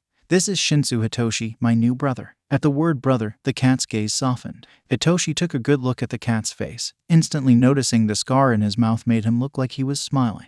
Whoever did that to a cat, Hitoshi hopes it's burning in hell for it. Carefully, Hitoshi raised his hand and offered to the cat, who hesitated for a second then nuzzled it, mowing softly. I met him less than a minute ago, but I would kill for him, Hitoshi said, not taking his eyes off the cat. He'd kill for you first, Zuku replied, smiling. You're something else, Toshi. It took me weeks for Pablo to let me even get close, let alone touch him. But he already warmed to you. Then he looked at Pablo. Food's ready. Can you get bastard for me? Pablo nodded and jumped off his shoulder, running somewhere, while Zuku turned back and turned off the stove. Then he raised both his hands towards the cabinets, and plates, cups, and cutlery started floating towards the table. How convenient, Hitoshi muttered in awe. I know, right? Zuku giggled. Sit down. I'll call Dad. Hitoshi did as he said and randomly chose a chair, then sat down. A few seconds later, Zuku came back, followed by a yawning Aizawa and Pablo, who was carrying a small black cat in his mouth. This must be bastard. The moment the black cat was put on the floor, she looked at Hitoshi and grinned. Then she ran at him and scratched his feet, making him jump in surprise. Ouch, this is bastard's baptism, Zuku said, laughing. Everyone that enters this house must go through it. Hitoshi looked under the table, and the cat was still there, licking her paws innocently. Is this why you call her bastard? He asked. Oh, Toshi, you didn't see half of it, Kuzu replied. Small tip, if you have anything fragile, never let her enter your room. This is a mistake you only commit once, Zuku muttered sadly. Hitoshi can feel a story here. Maybe he'll ask about it later. Anyway, let's eat before it gets cold, Kuzu said, clapping his hands. Zuku's curry is to die for. It's not that good, Zuku replied sheepishly. You and Daddy can't make anything but coffee. A great coffee, Kuzu said. Agree to disagree. Zuku shrugged. During the entire conversation, Aizawa was practically asleep in his chair. Izuku didn't even bat an eye, simply serving him a plate of curry. He did the same for Hitoshi and only then served himself. Hitoshi tastes the first warm spoonful of curry. Kuzu is right. This is delicious. He felt something strange on his face, his vision blurring slightly, and reached over to check. To his surprise, he felt something moist in his eyes. Tears? Why am I crying? This isn't the first time I have eaten curry. It can't be the taste. I didn't cry after eating lunch rush food. So what is happening with me now? Why do I feel so happy? Izuku and Aizawa were smiling softly, but none of them commented on the tears, despite clearly having noticed them. Hitoshi is more than grateful for that. After dinner, Izuku shows Hitoshi the guest room and promises that they will go out and buy decorations and furniture for the room over the weekend. Frankly, just having a real bed is already more than he could ask for. And he's tried to say this, but Izuku won't budge, and Hitoshi is too exhausted to argue. To his surprise, as soon as he puts his head on the pillow, he falls asleep. First time in weeks that his insomnia has not struck, and the first time in months that he doesn't have nightmares. As soon as Izuku realizes that Hitoshi has slept, they silently leave the room and close the door. They find their father on the couch, grading some papers, probably from class 3A. He said something about them having to write an essay for the laws and ethics class. Izuku unceremoniously throws themselves on the sofa next to him. On a scale of 1 to 10, how bad was it? Kuzu asked. Shouta stopped his grading and pressed his palms against his eyes. A 7, Shouta replied. Yikes, it's worse than. Izuku hopped. Do I want to know? Zuko asked. I'm sure you don't. Shouta shook his head. But I know you will. He picked up a notebook and opened it on a random page. I only read the first page, and I already want to commit murder. Izuku took the notebook and started reading the entry. One of the kids said to the monsters that I talked. Monsters? Zuko wondered. Looks like this is what he calls the foster parents. Shouta replied. The father is the ogre. The mother is the witch. Zuko nodded and continued to read. I didn't talk. I know I'm not allowed to, but they don't believe me. I can't even explain that it's a lie because they don't let me talk and don't know JSL. They muzzled me again. This muzzle hurts so much, it digs on my face like claws, and it's hard to breathe. They said I'll have to wear it the entire weekend. I don't want to. This was one of the first entries, 2 years ago, the date indicates. The page has a few wet spots like he cried while writing. I'm hungry, but the monsters don't let me take off the muzzle, and I can't eat with it. Even without it, they never give me food. I have to sneak and pray for them not to catch me. Or else they'll force me to wear the muzzle again. All this just because of my quirk. Why everyone is so afraid of my quirk. I'm not a villain. This already looks bad enough, but to Izuku's despair, it only gets worse. It's been a week since I ate anything. I dreamed of my parents again. They called me a villain and abandoned me. The ogre punched me today. I didn't even do anything. He just entered the room, saw me, and punched me in the face. Why does he hate me that much? The witch made me put my hand on a boiling water pan. Is this fun for her? They started randomly deciding to muzzle me. It doesn't matter, I didn't talk. Not anymore. I overheard the monsters talking earlier. They said a new kid is moving soon. They don't have enough beds, so they'll give my bed to the new kid. Looks like I'll be sleeping on the floor again. They locked me out of the house. I found a sealed sandwich in the school trash can today. First lucky break in months. The following entry surprises Izuku more than he expected. I heard Present Mike's program today. He was interviewing those new heroes, Ifrit and Poltergeist. They said that they don't believe in villainous quirks, that everyone can follow their dreams, no matter what they do. Never let anyone tell you that can't do it. You can do it. They said, I'll be a hero and prove to everyone I'm not a villain. This is my dream. Unfortunately, things didn't get better after that. The witch made me wash the entire kitchen using a toothbrush, my own toothbrush. I never even eat here. Is she running out of ideas? Somehow they heard that I'm to applying to UA.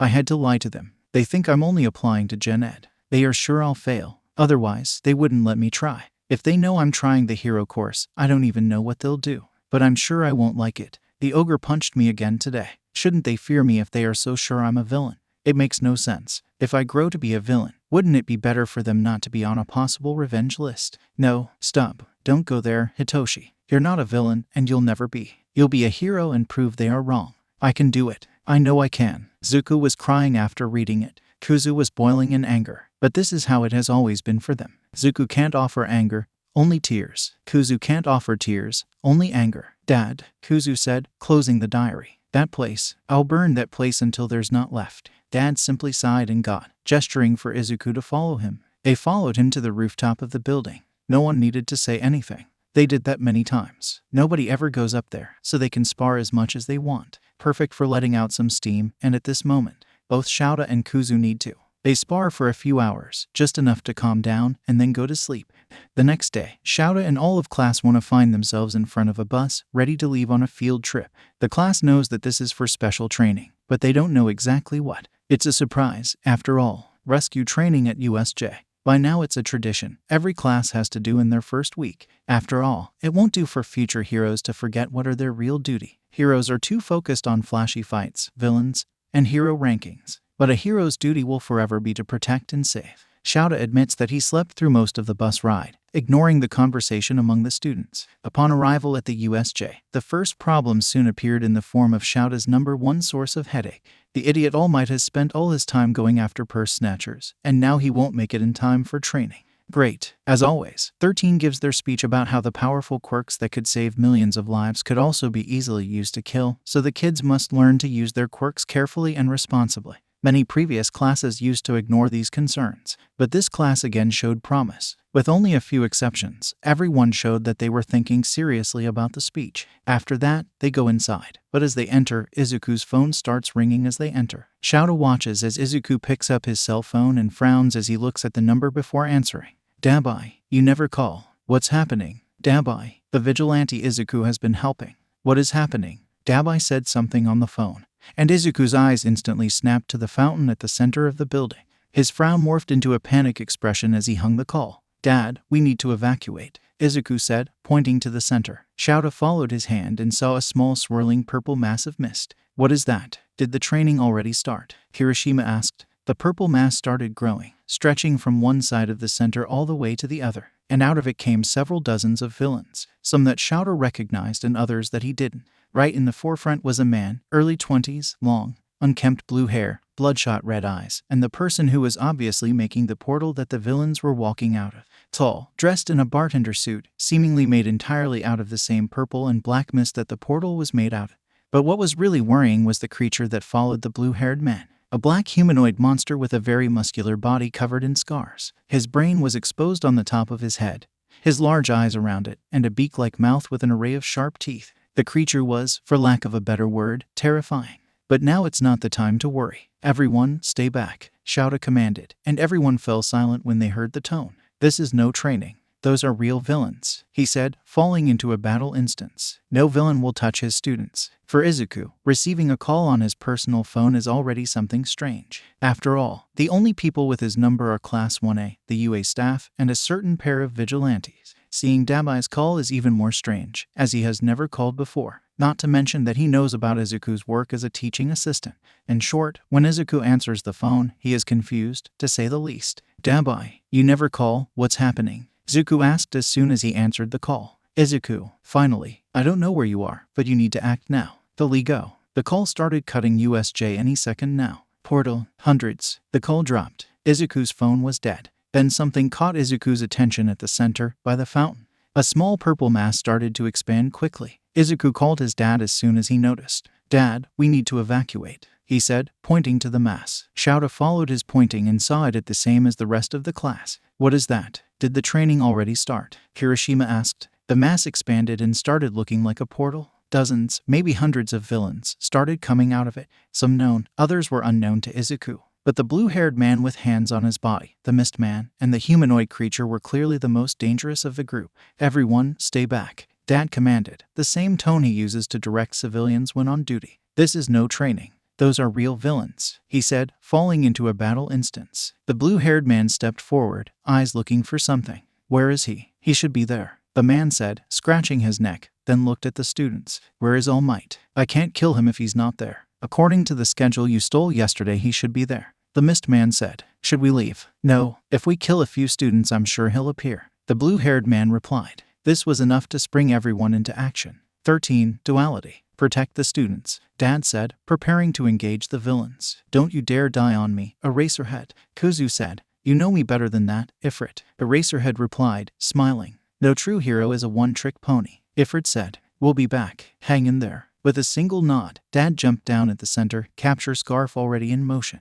Izuku didn't waste any time, passing the control to Zuku. They took flight and went after the students running for the door. But they stopped in front of the door when a mass of purple mist appeared. The mist man came from the portal. I'm sorry, but I'm not allowed to let you escape, the mist man said. We are the League of Villains, and we are here to kill All Might. Okay, but why is he telling them their plan? Are these villains so confident that they will succeed? Or does this mist guy have other plans? And how do you expect to achieve that when All Might is not even there? Poltergeist asked, slowly moving to the front of the crowd. It doesn't matter, I have a job to do, and I'll do it, Mistman said and started slowly spreading his. Are those even arms? It all looks like mist. 13 prepared to attack, but Kirishima and Katsuki jumped towards the villain first. You should consider that you would be beaten by us before you get the chance, Kirishima said behind the smokescreen created by Katsuki's explosion. But as the smoke dispersed, the villain didn't have a single scratch. How dangerous. I need to remember that even if you are just students, you still are UAS golden eggs. Move away, now, Ifrit commanded, jumping in front of them.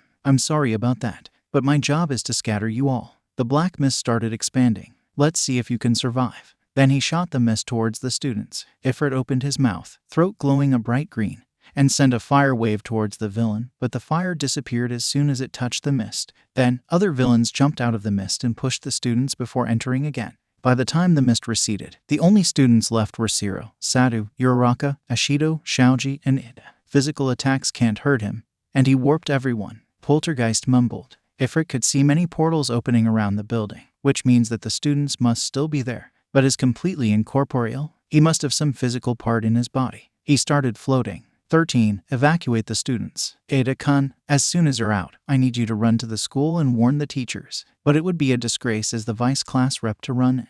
You're not running, Ida, Ifrit said. You are calling for reinforcements, which can be the difference between life and death in this situation. Now, go. Then Poltergeist lunged for the mist guy, concentrating his telekinesis at the air around him. It's much harder to grab things that aren't physical, but it's not impossible. As he attacked, 13 and the students started running for the door. Ifrit saw another portal forming on their way. Poltergeist, switch, he called, and they switched control. Ifrit shot the grappling hook and used it to dive at high speed, fists already burning a bright blue.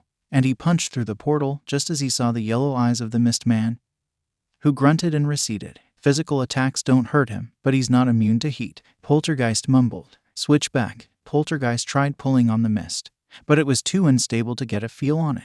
Not even smoke is that hard to subdue. Glancing behind his back, he saw 13 disintegrating the door and the students leaving. You're more problematic than we thought, the mist man said. Looks like the students escaped. I must warn Shigaraki Tamura. Then he went through another portal. Seconds before he disappeared, Poltergeist noticed some kind of metal plate attached to the mist. This must be his physical part. But before he could grab on it, the villain disappeared. Damn it, Ifrit cursed. We lost him. He said he needed to warn Shigaraki Tamura. Poltergeist replied, I'll bet my present Mike plushie that this is the handyman's name. Handyman? Really? Ifrit snorted. Is this the best you could think? Shut up. Poltergeist blushed. We need to go help, Dad. Right on, Ifrit replied, and they flew to the center where Eraserhead was engaging the villains.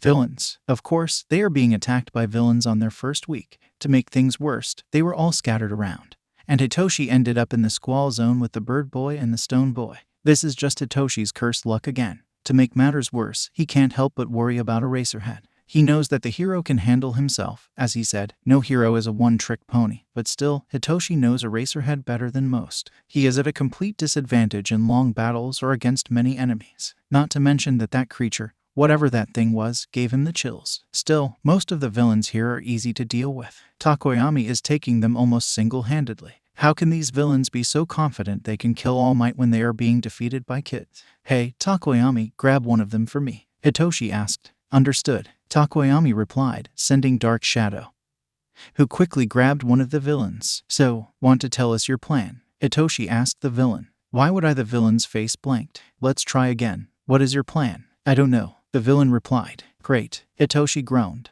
How the villains plan to kill All Might? The creature has been brought here to fight him. Oh, great. The villains are just cannon fodder. The creature is the real problem. We need to keep going, Hitoshi said. Takoyami nodded, and Dark Shadow smashed the villain's head on the floor, knocking him out. They can do nothing to help now besides praying for Aizawa and Izuku's safety. Izuku almost choked on air when he got to the center. The creature was pinning Eraserhead to the ground. His arm shouldn't bend like that. And there was blood on the floor. The blue-haired man was talking to the mist man. And at the pond not far from there was Asui and Todoroki, also watching the scene. The handyman was talking angrily at the mist man. He turned his back to Eraserhead like he wanted to leave. But then he turned to the pond and lunged with his hand outstretched towards Asui. Izuku immediately jumped, but he won't get there on time. The villain closes his hand around Asui's head, and nothing happens. The villain turns back to Eraserhead. You really are cool, Eraserhead. Now moo. The creature raises Eraserhead's head again and prepares to bash on the floor again. But at least Izuku is close enough to that. Before the Namu could finish, Ifrit was on him, both feet glowing a bright purple, and dropkicks the creature that screams and drops Eraserhead. Then in a quick motion, he shots a chain and pulls the handyman from Asui. Duality, the villain says. So Sensei was right. Both dualities are the same person. Sensei, who's that? Doesn't matter, you'll die here too. Asui, Todoroki, get Eraserhead and run, Ifrit says and lunges towards the villain. Don't let him touch you, Asui warns him, jumping towards Eraserhead. He disintegrated Aizawa Sensei's elbow. He stops right in front of the villain and throws a blazing punch at his gut. "Og, you brat, your agility stat is too high," he whines, then tries to grab Izuku, who parries the attack with his arms, avoiding the fingers, and kicks him to the side of the head. The attack makes the hand on his face fall down. "No, father." Izuku jumps back as the villain hurries to recover the hand. "What the heck? Father, this is the hand of his father." Izuku glances around. It seems like Asui managed to get Eraserhead. And at some point, Katsuki and Kirishima arrive. They are holding the Mist Man. "You'll pay for that." "Naomu." Izuku turns around, and before he can react, the Naomu is already punching them in the chest with enough force to throw them several meters. They collide against a wall and almost pass out right there. They sure have at least a few broken ribs for that. How is that thing moving? That kick would have killed a normal person. Ifrit says, "That thing is obviously not a normal person." Poltergeist replied, forcing himself to get up. He coughs blood. "Damn it, I think we have a punctured lung. This will be a problem. I need to breathe." "To use fire," Ifrit replied. "Let's go," Poltergeist said, choosing to ignore the problem for now. He discards the mask since it's making it harder to breathe and starts floating back to the battle. "We need another strategy," Poltergeist says through their shared mind since it's better than talking at this moment. "Your kick didn't do anything, so it must have either super regeneration or some kind of shock absorption." "Use the arrows," Ifrit suggests. "If it has shock absorption, we can try to pierce it. If it has super regeneration, we can try to overwhelm it." Poltergeist nods and opens his cloak, floating the 5 arrows in front of him. He dips the arrows in the flammable solution, then Ifrit puffs a small flame, lighting the arrows. He locates the Naomu, who was about to attack Kirishima, and sends 3 arrows that pierce through his chest and both arms. The Naomu screeches, and Izuku can see him quickly regenerate from the burns. So it really has super regeneration in that case. Poltergeist raises both hands and sends all arrows simultaneously, piercing the creature in multiple places. But he doesn't stop at that. Moving his hands in a series of movements reminiscent of a conductor in an orchestra, the arrows keep circling the creature, constantly piercing it. The damage is consistent but not enough to overwhelm the super regeneration. "It's not working," Ifrit comments. "Then how about this?" Poltergeist throws both grappling hooks at the creature's chest, then uses his telekinesis to wrap the creature on the chains. "You can't use your fire like that." "But there's plenty of fire for us to use there." Poltergeist spins in place, using the chains to throw the Naomu in the direction of the conflagration zone, then flies after the creature. This creature who hurt his dad. Izuku doesn't hear when All Might bursts through the door. There's no Izuku and Kuzu. For a moment, they don't feel each other. Izuku feels the anger burning into them. They feel the tears in their eyes, both at the same time. They didn't feel anything like this since their quirk manifested. But now is not the time to think about this. Izuku stops right above the Naomu and kicks him with all his force in the exposed brain, releasing the chains and sending the creature crashing through the ceiling to the floor. But they aren't done yet. Izuku raises both arms, crossing them in front of their chest, and screams, "Hellfire," and takes control of all the fire in the zone. As the fire starts gathering, they change color to a bright purple and spin like a tornado around the Naomu. Izuku keeps it for at least 5 minutes before releasing it. The fire dies as soon as it's released. The Naomu, or what remained of him, is on the floor. If it can regenerate from this, it'll take some time. Izuku starts coughing blood again and falls to the ground. He passes out before hitting the floor. Izuku is not sure how long it took for him to wake up, but when he does, it's to a heart monitor beeping annoyingly at his ears. He really doesn't need that now, not with the headache he's feeling at this moment. Where is he? And why? Oh, right. Villains attacked the USJ, and they fought that creature. Is everyone all right? 13. The students. Toshi. God, is his dad okay? Izuku practically jumps from the bed before feeling a pain in his chest. He looks around and finds himself in a hospital room. A window reveals that it is already night, but that's not important now. He needs to find his family, make sure they are safe. Nothing else matters right now. "Wow, Izuku, calm down," someone said, putting a hand on his shoulder. Izuku grabs the hand, snapping his head towards the person, and he sees a familiar mop of purple gravity-defying hair. "Toshi," he whispers, gently letting go of the hand. "Are you okay?" Itoshi starts laughing. "I'm not the one in a hospital bed, Bunny," he says. "Everyone is okay, Zu. The only ones hurt in the attack were you and Aizawa-sensei." "He's right there." Itoshi points to a bed right next to Zuku's, where a person resembling a mummy is lying.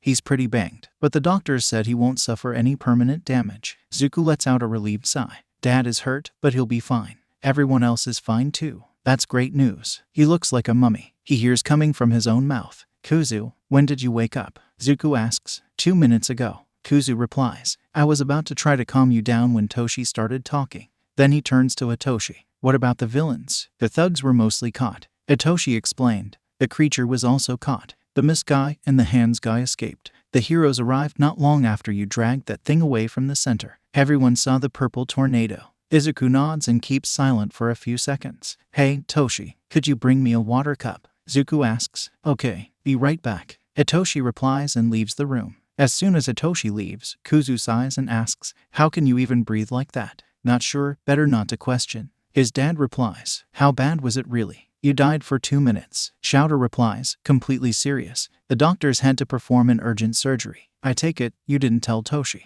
Zuko sighed. Guess it's for the better. Something happened, Dad. What do you mean? Do you remember our tests with our quirk? Zuko asked. Moving fire with my quirk is the most I can do. I can control the heat, but I need to be touching the fire for that. Kuzu complimented. But when we fought the Namu, we controlled all the fire in the conflagration zone. Kuzu raised his left hand. Zuko raised his right. I think it was only for a few minutes. Zuko continued. But I'm sure I felt anger. We became one again. Kuzu said. I'm sure of it. We'll figure out what happened to Izuku. Shouta assured. I promise you. I know. They replied together. What about the school? We'll have 2 days of break. Shouta explained. So we'll be back Monday. Your only injuries were the broken ribs and punctured lungs, so you should be discharged in the morning.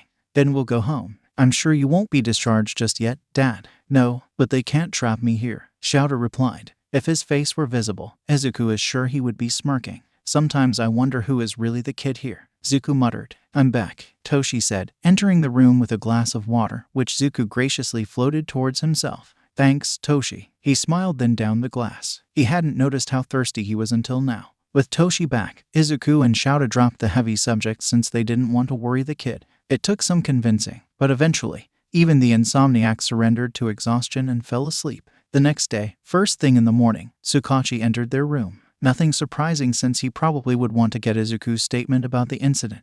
The surprising part was seeing a black-haired, scarred man following the detective into the room. Dabai entered without any ceremony, like he wasn't a wanted vigilante, and sat down at the chair in front of Izuku's bed. Toshi, Izuku called, and the purple-haired boy nodded. I'll wait outside. Then he left the room. I would say I'm surprised, but I'm not, Zuko said, eyeing Tsukachi. Hi, Himi-chan. Hi, Zuzu. Tsukachi replied in a downright bizarre tone to hear coming from him. Hi, Eraser-chan. His dad didn't reply. Instead, he kept pretending to be asleep. As much as I would love to hear how Himi-chan got Tsukunkle's blood, I'm sure you didn't come here to that. Kuzu said. What do you know? Yesterday, the League approached us again. Dabai started explaining. They wanted us to help on the attack, but we refused again. Tsukachi's face started melting until a familiar blonde head became visible. They were so mean. Shigi wouldn't even let me stab anyone. Himiko pouted. And they didn't let us leave until they were about to attack. Then she transformed back. As soon as we left, I called you. But it was too late. Dabai sighed. What the F? They heard coming from the door. Itoshi was there with another Tsukachi, the real one this time, alternating between the 2 Tsukachis in the room. Do you have a twin? I can assure you that I don't have a twin. Tsukachi replied. And I would love to know when you got my blood, Himiko. Hi, Tsu-chan, Himiko said, dropping the transformation completely. Zuko lifted a finger, throwing his dad's capture weapon around Hitoshi's eyes. Himi-chan, he said, looking to the ceiling. Tell me you brought your clothes this time. Oops, she giggled. Transform yourself into me, please. I refuse to continue this conversation until you get dressed. Zuko said. Toshi, I'll explain this later. All right, Hitoshi said, sounding completely weirded out. I'll be right there if anyone needs me. Or don't. Then he left again, not even bothering to take the scarf off his eyes. After he left, everyone eyed each other for a few seconds. Then Kuzu shrugged and looked back at Dabai while Himiko transformed into him. Tsukachi mumbled something about needing coffee. Anyway, Kuzu said, Tsukunkle, you know these two. Dabai was telling me what he discovered about the League of Villains. Dabai sighed, then resumed his explanation. Their attack failed, but I'm sure they won't be giving up anytime soon, he said, then pulled a few pictures from his coat. For now, they only have 3 real members. Shigaraki Tamura is the leader. He pointed to the photo of the blue-haired man from the attack without the hands covering his face. Kurogiri acts like his caretaker. He pointed to the mist man. And the last one is the one Shigaraki calls Sensei. But he never showed his face. He points to the picture of a monitor. I heard him talking to Shigaraki while with them, but he only talks through this monitor. Oh, and this Sensei is the one that made the Naomu thing. Himiko chirps in. I heard they saying that it is completely brain-dead, and only obeys what Shigi tells it to do. They brought it to fight All Might, Zuko said. But I don't think super regeneration would be enough to defeat the symbol of peace. Super regeneration, shock absorption, super strength. and super speed. Dabai corrects. For someone who was dealing with one of the biggest informants in the underworld, you would imagine that Shigaraki would be careful what he shows me. But no, he bragged non-stop about the thing yesterday. Multiple quirks. Zuko almost jumped. How is that even possible? Damn, All Might. You said he was dead. Tsukachi muttered. Who's dead? Kuzu asked. I need to make a call. Tsukachi said, getting up. Rest for now, Izuku. Then he went for the door. You too, Eraser. Shouta only grunted in response. It's better if we leave too. Dabai said, getting up. But I have one more thing for you. He pulled one more envelope from his coat and gave it to Izuku. He'll change location again soon. But there are 2 possible cities that he'll move to next. Thanks, Dabai. Izuku smiled, but his eyes didn't leave the envelope. A single word was written on it. Stento. I'll find you soon.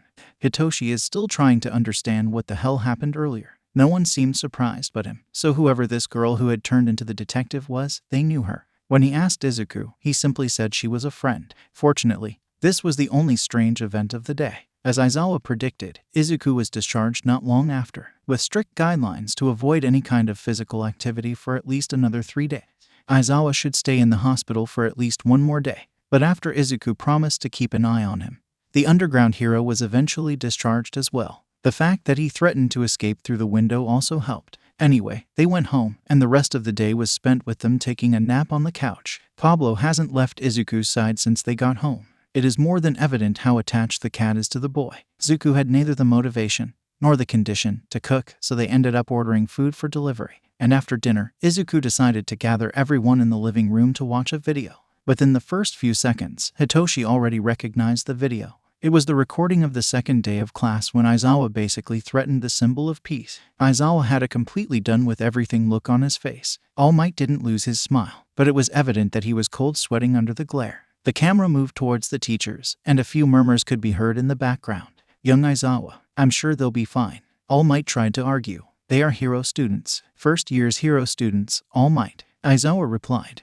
They're yet to have a single lesson in quirk control and safety measures. You want to randomly throw them to face each other in a closed space, and you're sure they'll be fine. The third years do this exercise, and even so they can avoid a few accidents, you moron. Young Aiza, call me Young Aizawa one more time and I'll break your arm. Aizawa snapped. All Might actually shiver at this. Aizawa, he said carefully. Everything is under control. Aizawa huffed, his expression torn between tired, angry, and completely done. Then he saw the students look directly at the camera, and to everyone's shock, he grinned. Izuku started laughing, and Hitoshi looked at him. It's time for a logical ruse. Kuzu said. Very well. Aizawa addressed the students. You'll follow his plan lesson, since he's so sure it's safe. It'll be All Might started, but Aizawa cut him. And since everything's safe, let's make a compromise. Aizawa said. For every student who has to go to the infirmary, I will break one of your fingers. Yaon Aizawa glared, and All Might chalked on air. Aizawa, isn't this a bit? Everything is safe, right? Aizawa asked but didn't let him answer. Then there's nothing to fear. Carry on with your lesson. I'll be just observing. He went closer and said in the most menacing voice everyone ever heard coming from him. Closely, the video cut a few seconds later. Izuku was wheezing like a tea kettle. Dad, Kuzu said, looking at Aizawa. Never change. You know me, Kuzu. Aizawa grinned. After watching the video, the rest of the afternoon became a movie session. Specifically, Disney and Pixar, after Hitoshi admitted that he had never seen any of their movies, which, according to Zuko, is unacceptable. Wall-E, Finding Nemo, Lion King, Brother Bear. They watched these movies and some others, and Hitoshi reluctantly admits that he loved every one of them. They continued the session until, in the middle of Frozen, Hitoshi fell asleep. The next day he woke up in his bed because of the muzzle problem, followed by the alarm and the attack on the USJ. Izuku and Hitoshi could not have the same discussion Izuku had with the other students, so they decided to have it now since today is Saturday and Izuku can't go back on patrol for at least 2 more days. Shortly after breakfast, Izuku and Hitoshi meet in Izuku's room. Izuku sitting on his bed, the notebook with the purple cat floating in front of his face. Hitoshi sitting right in front of him. All right, Toshi, Zuko started. Let's start with your costume. The inspiration is obvious. After all, it is the same as mine. Dad is incredible, and as expected, simple, practical, functional. I would say, perfect. You didn't ask for any support gear. Why? Kuzu asked. I didn't know what to ask for. Hitoshi replied. Normal. Most first years don't know what to ask for. Statistically speaking, less than 20% finish the course without making some major change in costume or support here, Zuko said, tracing his pencil through the notebook. Then he showed the sketch to Toshi. I can think of 2 items that might help you. First, persona chords. He showed a sketch of a mouth mask. Simply put, this device will disguise your voice and also allow you to imitate other people's voices. But let's leave that one for later, Kuzu said, turning the page. You may have noticed the similarity of this mask to a certain object that I am sure you don't want to use again. So until you have had a few therapy sessions, best to avoid any potential triggers. Therapy? Hitoshi asked. Kuzu closed the notebook and raised an eyebrow at Hitoshi. Yes, therapy, Toshi. Zuku said gently. What you went through, both in your life and at USJ, was something traumatic. Because of the USJ, all students will be required to attend at least one session with the hound dog, Kuzu explained. After that it is their choice. But remember one thing, Toshi. Therapy does not make you weak, Zuku said. Since Dad adopted us, we go to therapy weekly. It helped us learn to cope with many of our problems. Kuzu continued. You don't have to continue if it doesn't work, but could you at least try? Hitoshi thought for a few seconds, alternating his focus between the blue and the yellow eye. Then he nodded slowly. Okay, I'll try. Zuku jumped and hugged him. Thanks, Toshi. This is all I ask for. Then he opened the notebook again. On another note, I think you will like this one. He showed a sketch of a capture scarf, the same type as his dad uses. What do you think? A capture scarf? Hitoshi's eyes practically shone under his eye bags. I tried one of these once, but I have zero talent with this thing, Zuku said. My chains work much better. But you, Toshi, I think you will do well with one of these. I'll ask Dad to help you with it later, Kuzu said. I think he can help you with more than this though. What do you mean? With all due respect, Toshi, but you are a stick with legs, Kuzu replied. I am not saying this to offend you. It is impossible to build muscle mass when you are actively being starved and can't leave the house for anything. It's not your fault and I know how hard you've worked for your chance. But this doesn't change the fact that you will need to stay on the same level as the others. The difference is that we will support you, Zuku continued. We have to develop a training routine for you. Ours is inviolable for you, Kuzu said. Our training is focused on muscle mass, as Zuku takes care of our mobility. But in your case, it's good to keep the muscles at a level that doesn't compromise your mobility. Unless you want an All Might physique. Hitoshi frowned, and Kuzu started laughing. No, thanks. As expected, Zuku laughed. I would suggest gymnastics or dancing too. It helps with flexibility. I don't think I would be a good dancer, Hitoshi replied. I didn't think so either. But nowadays nobody beats me at breakdancing, Kuzu replied. It is especially useful for incorporating kicks into my fighting style. Really? Hitoshi asked. Actually, I didn't have any chance to see you really fighting. What is your style? Close quarters. Uncomfortably close, Kuzu replied. In short, I get as close as possible. That way I can stop attacks before they even start. You notice that I'm relatively compact. That's one to put it. Hitoshi chuckled. Oh, shut up. Not everyone can be a giant, Kuzu replied. Anyway, that means that most villains have a reach advantage over me. But from the moment I'm in their face, that advantage becomes a disadvantage. It's like using a spear against a sword. If the swordsman gets close enough, the advantage of the spear is completely lost. I think I get it. Hitoshi nodded. It works because of our short stature. But it won't work for you, Zuku said. As for what will work for you, Kuzu smirked. I think I have a few ideas, if you're open to try them. Hitoshi mimicked the smirk and they started planing. Monday came faster than expected, bringing Shouta and Izuku back to the UA. They were waiting in the teacher's lounge. Although Izuku had to go to the infirmary for a checkup with Recovery Girl before class. If all is well, she will heal the rest of his wounds. As Shouta reviewed his lesson plan for the day, the door opened, revealing the big idiot, All Might, who entered the room in his powered-up form despite everyone there knowing his true form. The clueless buffoon basically didn't notice all the professors staring daggers at him and just walked in, pulling a subject with his usual smile. At their desk, Izuku held one of their notebooks so tightly that the hardcover was beginning to bend. Good morning, everyone, All Might said, going to his desk, where he sat down and deflated. It was a tragedy what happened, but fortunately everyone is fine. Terrible words. Izuku slammed their notebook down hard on the table, got up, and walked over to All Might's desk. Good morning, All Might. Do you mind buffing up for a second? Kuzu said, smiling sweetly. Okay, All Might said, confused but obliged. Why thou? A punching sound echoed in the room. Everyone turned their heads and saw Izuku with their clenched fist slammed at All Might's cheek. Then Shouta noticed the blue eyes. All Might is screwed. Most people fear a lecture from Kuzu, but the one they should fear always has been Zuku. There's something really terrifying in being lectured by someone that can't get angry no matter what. It just means that his arguments will never be clouded by anger. This, in addition to his expression of I'm not angry, just disappointed, never fails to bring guilt even in supervillains. Everyone is fine, you say, Zuku said calmly. Dad almost lost his vision and his quirk. Can you repeat that to his face? He pointed to himself. I died for 2 minutes. Can you repeat that to my face? Isui was almost disintegrated. Can you repeat that to her face? Can you repeat that for all the students who had to fight for their lives much sooner than they should have for the simple fact that you don't take your work seriously? His tone of voice did not change for even a second. Young Eyes All Might tried, but Zuko raised a hand to stop him. Then his eyes turned yellow. How is your search for a successor going? All Might, Kuzu asked, and All Might coughed blood. What? The time you spend working has been gradually decreasing. Then, a few years ago, you came to Musutafu and settled here. And now you have become a teacher in the biggest school for heroes in Japan. Your time limit was the only piece I was missing, and after finding out, your plans became obvious. He waved his hand dismissively. So I will ask again, how is your search for a successor going? Did you find any candidates? Well, Izuku slammed his hands on the desk. To hell with the answer. You are a teacher, All Might.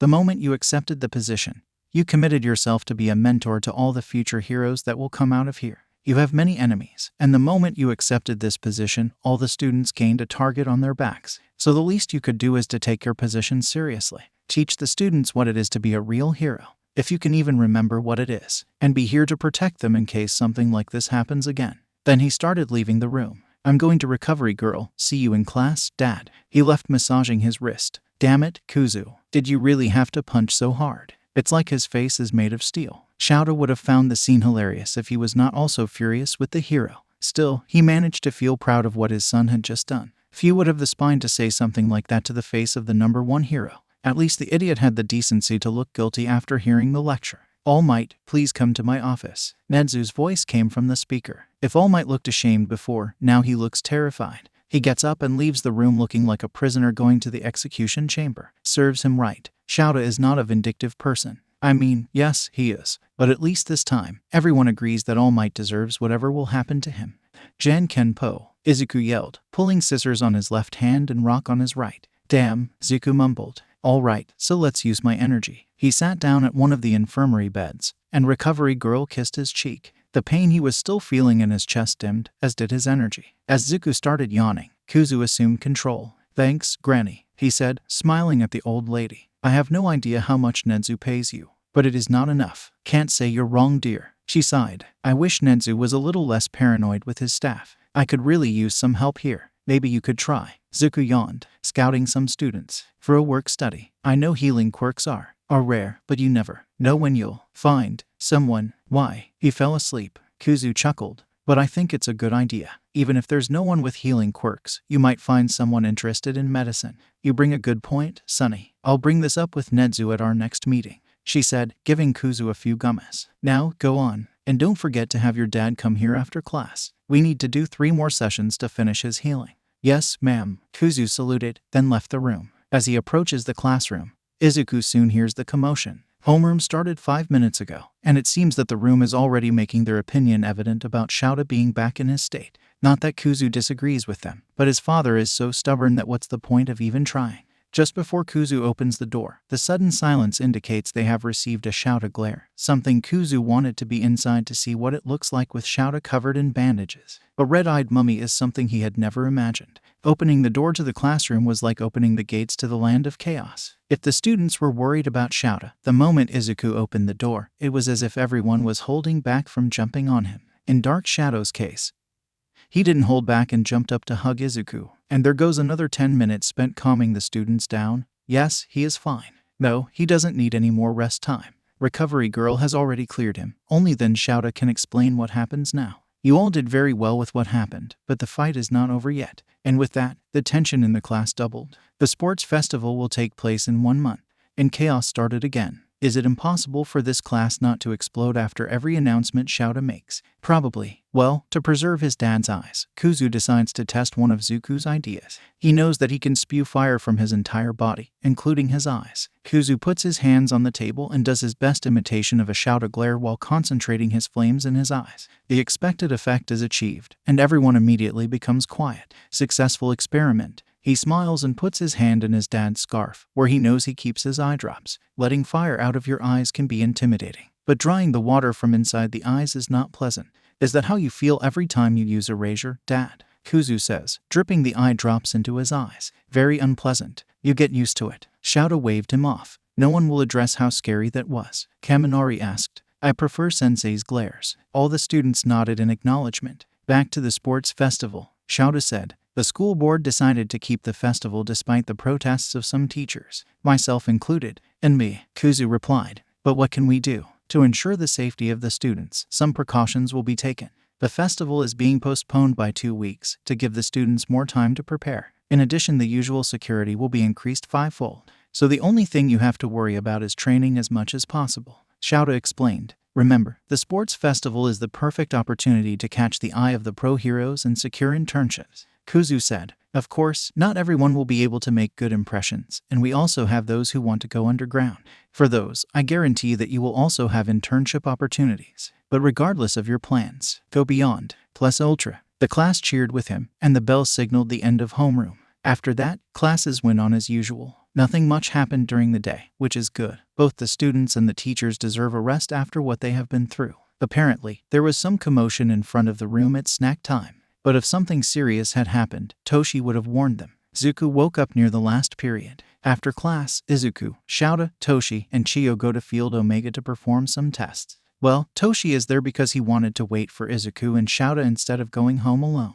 And Granny Chiyo because she is the only one who knows how to operate the mind scanner they need to use. The tests are simple. After calibrating the machine, Zuko does a few simple movements. Kuzu repeats them. Then Zuko does other movements while Kuzu has overall control, and then Kuzu does the same. They have done these tests before. Well, Sonny, nothing has changed since the last scan. Your brain continues the same, Granny said, looking at his brainwaves. Whatever happened, it seems to have been only temporary. That's honestly a relief. Izuku doesn't know what they would do if they were in danger of merging again. Their dual personalities are already so ingrained that they have no desire to become one again. Do you think you can reproduce? Shouta asked them. I can't tell. We don't know what exactly was the trigger, Zuko said. Clearly it had something to do with the villains. I remember that I was furious with that creature for hurting you like that, Kuzu explained. I had forgotten what it was like to feel anger. But seeing you like that was like seeing Mom in that chair again. Except that instead of going into shock, this time I attacked, Zuko said. Some kind of trauma response maybe. That is what separated us. Could it measure us again? It makes sense, but how could we possibly test? Kuzu's eyes slid to the kid in the corner of the room, ignoring the conversation for his cell phone. Toshi jumped and looked at them in surprise. He wasn't expecting to be called problem children, Shouta warned. You don't intend to ask him to force you into a PTSD attack, do you? That was the plan, but it didn't seem like Shouta would let them try. Still, this is a perfect moment to test some theories. Don't worry, Kuzu waved as Toshi approached. Hey, Toshi, ever wondered how your quirk would affect someone like us? No, Toshi replied. Then let's try now. Brainwash me, Kuzu said. Also, let's talk about this name later. Okay, Kuzu, righty. Kuzu's eye unfocused. Interesting, Zuko said. So he's under your control, but I'm still fine. Does this mean that your quirk recognizes us as two separate individuals? Then he flicks his own forehead. Huh, neat, Kuzu said as he snapped out of the mind control. Looks like we are your natural counter, Toshi. Well, it is an interesting reaction, but why test this now? Toshi asked. Because we need your help to test something else. Zuko gave a summarized explanation of what happened at the USJ.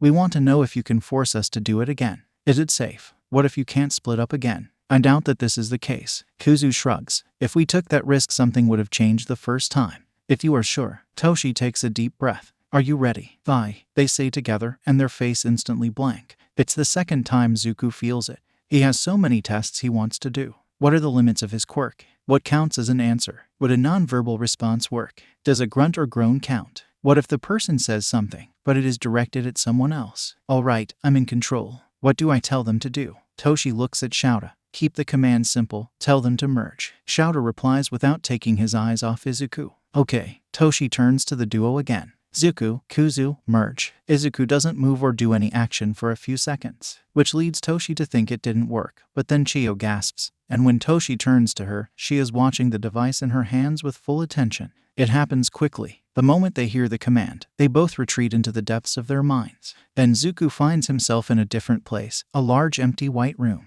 Automatically, he starts walking, and he sees another person coming toward him, a yellow-eyed Izuku, moving just like him. The two of them stop facing each other, just like looking in a mirror. The two raise their arms and approach each other. The moment their fingers touch, they find themselves back at Field Omega. 1 second, Zuko and Kuzu could sense each other normally. In the next, the constant presence disappeared, but at the same time continued. Izuku knew he was alone, but he didn't feel alone. What a strange feeling. It had been so long since they had felt complete like this. Focusing outside, he notices Shouta and Toshi staring at him with surprised expressions. Toshi pulls out his cell phone and takes a picture of Izuku's face. A few seconds later, Izuku feels his mind being released, and then it is as if something pulls him violently in two opposite directions. The feeling disappears as quickly as it appeared, and Zuko and Kuzu begin to feel each other again. Well, this was something. Kuzu mumbles. Are you okay, Zu? I'm fine, don't worry. Zuko shakes his head, a little disoriented, but nothing serious. Well, Sonny, this was definitely something,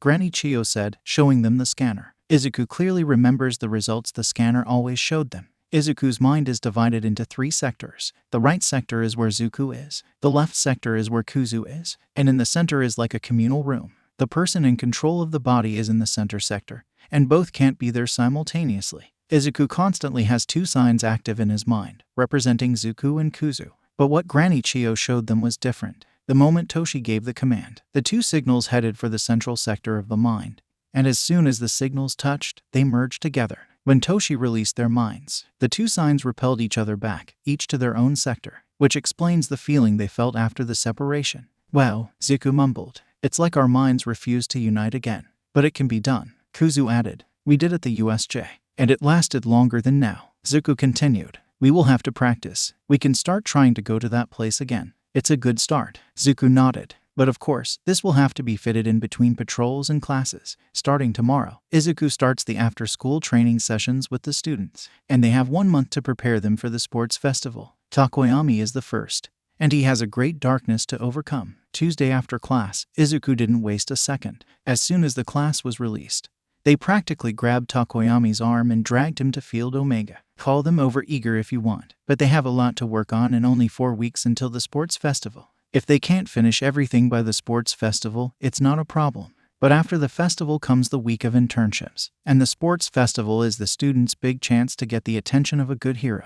Izuku wants to give them the best chance possible. Pleasantries apart, they cut straight to the chase. The first thing Izuku needs is to better understand how Dark Shadow works. And for this, they have some questions prepared. So, Takoyami-kun, the first thing I need to know is, Zuko started, how many times have you 2 lost control? And how does it feel when it happens? To a lesser degree, too many times to keep score. Takoyami explained. But we lost ourselves completely only once. It was horrible, Dark Shadow chirped in. After losing control, we don't remember what happened. I just remember being extremely angry with something. For me, it was as if I had lost consciousness. My vision darkened. I could hear as if I were underwater. When I came to, I only had my surroundings to guess what had happened. Everything was destroyed, and my father passed out in front of me. Takoyami explained worryingly coldly. Izuku made a note for later and nodded. Okay, and how long does a rampage last? Until some light source stops us, or until I pass out from quirk exhaustion. Whichever happens first, Takoyami said.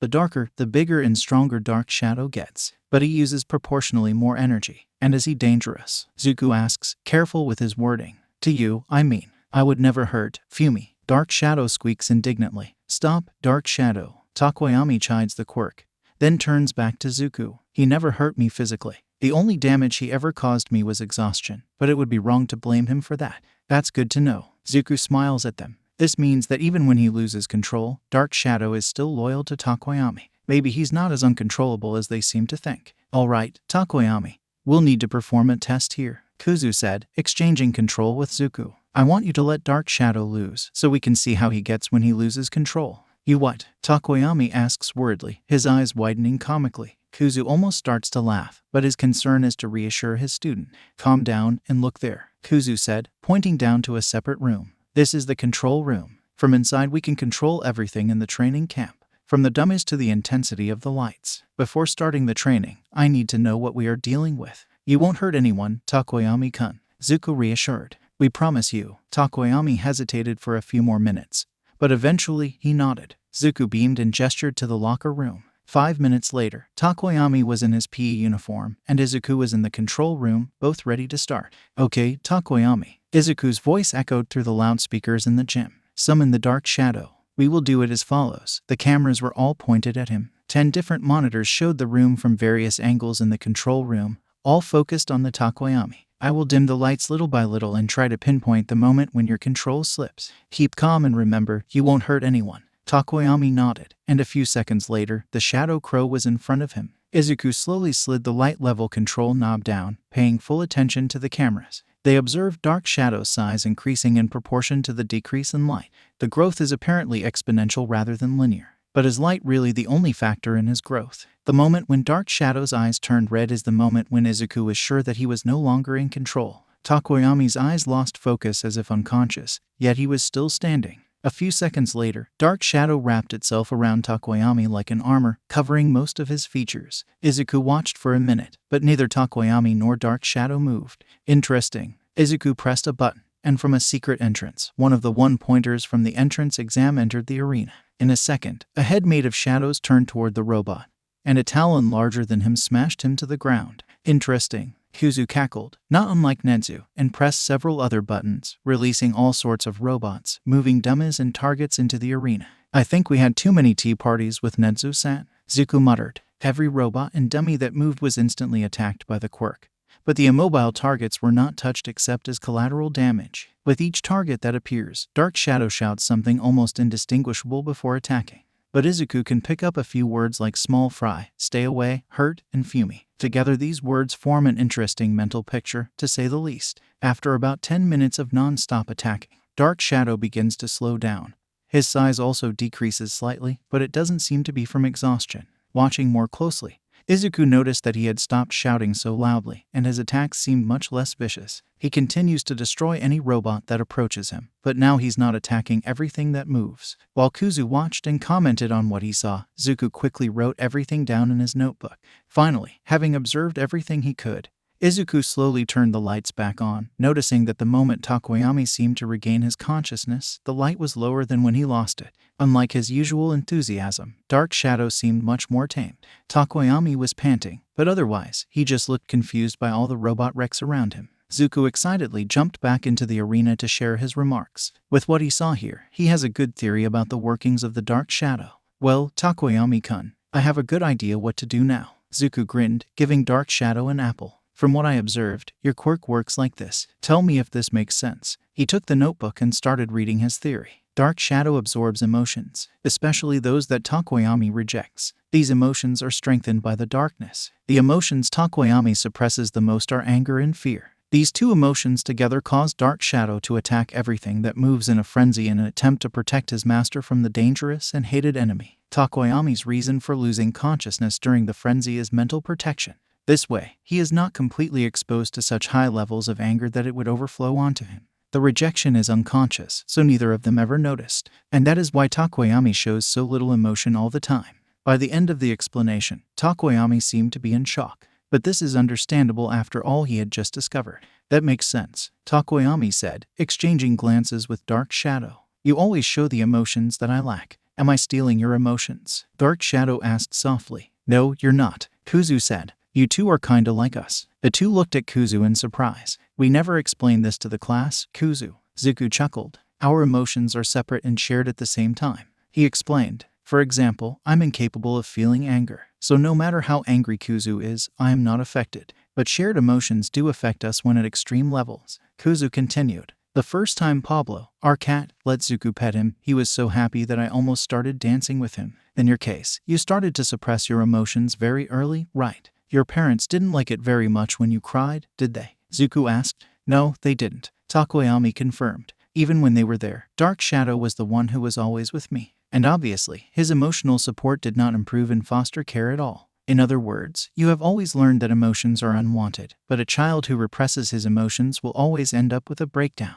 In your case, it was the first time you lost control. Zuku sighed. Frankly, how can a parent treat their own son this way? Anger and fear. These are the emotions that you suppress the most, Kuzu said. We gathered that from Dark Shadow's reaction during the frenzy. He kept yelling things like small fry, stay away from Fumi, and you won't hurt Fumi. Zuku made his best impression of the shadow bird. Fear and anger together make the Dark Shadow extremely overprotective. Darkness amplifies him in all factors, which includes the emotional. The result, Zuku pointed to the robots, remains scattered. He'll attack anything that moves. That's so much, Takoyami said, exasperated. What do we do now? First course of action. Therapy, Zuku said. You have practically 15 years of bad habits to undo. You need to learn to accept your emotions. Hound Dog's doors are always open, Kuzu said. But if you prefer, the UA has a list of approved psychologists. They all have their background intensively checked for any hint of discrimination or prejudice. But the final choice will always be yours. Apart from the mandatory session because of the USJ, you only continue if you want to. We will think, Takoyami said, scratching Dark Shadow's head. If you want to continue with Hound Dog, just talk to him after your session. But if you want to try another psychologist, just talk to Aizawa, and he will give you the list. He also has partial custody of all his students, so he can approve whatever you need, Izuku explained. And finally, at least once a month, I advise you to book one of the gyms and go there to let off steam. You may have noticed that Dark Shadow seems a lot calmer. Letting off some of his pent-up emotions certainly helped him. Takoyami nodded. Now, back to your training. Kuzu clapped. The best we can do at the moment is to work slowly on your limits. Just as we did today, we will lower the light levels slowly, Izuku explained. We stop when you start to lose control and train like this until you master yourselves. In doing so, we gradually raise your limits until the point where darkness is no longer a problem. What a mad banquet of darkness, Takoyami muttered under his breath, but he didn't seem opposed to the idea, just a bit reluctant. We also suggest you add a support item to your costume, Kuzu said. You need some backup for an eventual emergency, something that can generate light and calm the Dark Shadow. A simple flashlight would help, but we can be creative with this. And last but not least, you need to train your body, Izuku continued. Your biggest weakness is how much you depend on Dark Shadow. If someone can get past it, you are finished. This part is not our specialty. I will leave this training to Dad. Takoyami slightly pulled at the mention of Aizawa. A single week and most of the class already feared Shouta that much, and he just had to expel one student. That's a new record. I'll let you know when we can start. After all, Dad will want to train some others. I will probably announce it to the class during homeroom in a week or two. Anyone who is interested and more than welcome to join, but expect at least 4 people along with you. Who will they be? Izuku smirked. Surprise see. Now, we have another half hour to train, so why don't we start now? Kuzu said. Let's start with the basics. Sit down and concentrate on Dark Shadow and his emotions. Try to feel them and pull them back to you. Focus on the simpler ones first. Under Izuku's direction, Takoyami spent the rest of the training trying to follow instructions and feel his emotions. They didn't get very far, but any progress is progress. Wednesday was always a highlight of their week. Why, you ask? Simple. Wednesday is tea day with Nenzu-san. This has been a tradition for at least 3 years now, and how could they not love it? Drinking tea, playing chess, practicing analysis, and plotting the demise of their enemies. You know, the usual. Izuku was jumping up and down on their way to the director's office. As usual, as soon as they raise their hand to knock, the door opens by itself. This trick stopped surprising them in the second week, but the principal never stopped using it. To be fair, the only ones who are no longer surprised are Izuku, Aizawa, and Yamada, all former students of the Rat Satan. Izuku enters without much ceremony and sits down in his usual chair right in front of the principal's desk. As usual, a fresh cup of tea awaited him. Jasmine, Zuku's favorite. Good morning, Izuku. The rat greeted cheerfully, then gave his animalistic grin that he avoids showing most people. I'm sure you're eager to get started, so we can skip the pleasantries. He pressed a button under the table, opening a secret compartment with 2 black folders. Absolutely, Kuzu replied with his own grin. His primary inspiration was his dad, but that doesn't mean his grin seems any less intimidating than the principal's. Unfortunately, to continue the flaming garbage can project we depend on yet another mistake by our target. Not that this is difficult to happen, but that doesn't mean that we can't focus elsewhere for the time being. The first folder, entitled Flaming Trash Can, is the case they have been working on for the last 3 years. Progress was slow, but in those 3 years, they've been gradually undermining the credibility of the number 2 hero, spreading a few rumors, revealing numbers and statistics that the commission tried to hide, a video here and there recorded when the hero thought there was no one. With all their progress, they are just waiting for Endeavor himself to seal his coffin. One more slip is all they need for this. Of course, Endeavor's PR team is not sleeping on the job. They have been extra careful to prevent this from happening. In short, at the moment, they are in a war of attrition. They could end it all right now. Nezu and Izuku have more than concrete evidence of Endeavor's abuse of his family. All it takes is one statement from Taoya, and it's all over. But if possible, they want to avoid involving the family. They have already suffered too much because of the so-called hero. They don't deserve all the public on their backs, let alone having to deal with the vultures. They will only use this if, by the sports festival, they can't get anything else against Endeavor. The second folder, entitled Project Vigilante, is basically a list of all the known vigilantes who have a chance of being invited to participate in the project. But from the looks of it, Nezu doesn't intend to work on any of these projects today. Instead, he has put a new folder in front of them. This one is entitled League of Villains. Let's start from the beginning, the principal said. What do we know about them? Well, time to analyze. Izuku begins to remember everything he has collected about the villains. The reports from the students and teachers, what Dabai and Himeko revealed, and what they witnessed themselves are enough to shed light on the case. And the conclusion that Izuku comes to is that there is something very strange here. From what we have collected, they have only 3 members. All the rest of the villains were just cannon fodder. Izuku started explaining, already pulling a notebook to write his theories. Their goal was to kill All Might.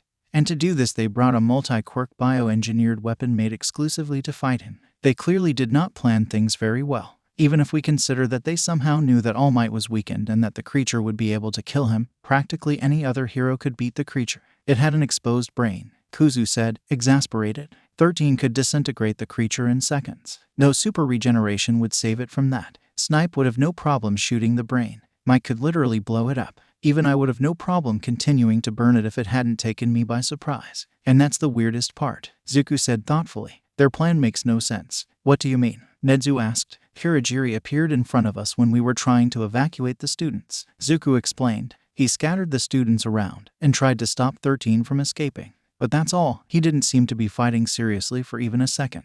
As soon as the students were through the door, he gave up on them instead of giving chase. With his quirk, chasing them would be easy. And then we have Shigaraki. Kuzu continued. He is a walking contradiction. Within minutes he noticed Dad's tell and the timing of his quirk. Most would never notice. This points to high intelligence and a strategic mind. But also, he simply bragged and passed on all the details about the creature to Dabai. The same Dabai who is basically one of the best known informants in the underworld. Zuku said. We were far away so we couldn't hear what he said. But Dad said he constantly used gaming slang. According to him, the terms he used are commonly used in RPGs and strategy games. The fact that their dad is secretly a gamer is a secret that he thinks Izuku doesn't know. He clearly knows who Dabai is. After all, he has approached him a few times trying to get him to join the league. Kuzu sighed. Shigaraki makes no sense. It's like he wanted their plan to fail. And finally, the so-called sensei. Zuku said, whoever they are the key to the mystery. Sukunkel knows something. And apparently so does All Might. But none of them told us anything yet. All we know is that this sensei is someone powerful and influential enough to secretly create a creature with multiple quirks that only moves when ordered to. Kuzu summarized. And that apparently All Might thought he had killed them. Nedzu actually shows surprise at this information. Worryingly, nothing surprises the rat. You know something, don't you, Nedzu-san? Zuku asked. I know, but I can't share it with you yet. Nedzu replied. Sorry, Izuku. Well, this just became more troublesome then. Kuzu sighed, then looked up. It seems that our time is up. We'll try to gather information, but I doubt we will find anything. Be careful, Izuku. If it's really who I think it is, he's dangerous, Nedzu warned. Izuku got up and left the room, giving a salutation to the principal, someone dangerous enough that Nedzu had to warn him. Well, Izuku definitely won't disregard it. Izuku was strangely quiet. As soon as the last bell rang and the students started to leave, the teaching assistant appeared at the class door and asked Shouta to follow him. But all the way there, he didn't say a single word. Shouta saw his lips moving, so probably both sides of him were having a silent conversation. But about what, Shouta couldn't even imagine. Not that he is trying very hard. He is too busy overthinking what is about to happen. He knows they are going to train. But what kind of training will it be? His only references are his sessions with Endeavor, and frankly, Shouta doesn't know if his ribs can handle something like this today. Since the USJ, Endeavor has gotten even more brutal with his training. The amount of bruises Shouta has when he finishes his training has doubled overnight. He is constantly on the verge of fainting, to the point that Shouta is beginning to fear that he will end up like Taoya. His thoughts are interrupted by a door opening. He enters, following Izuku, who immediately heads for a locker. A few seconds later, he returns with a cold compress and hands it to Shouta. I live with Eraserhead. It is impossible to hide wounds from us, Todoroki-kun,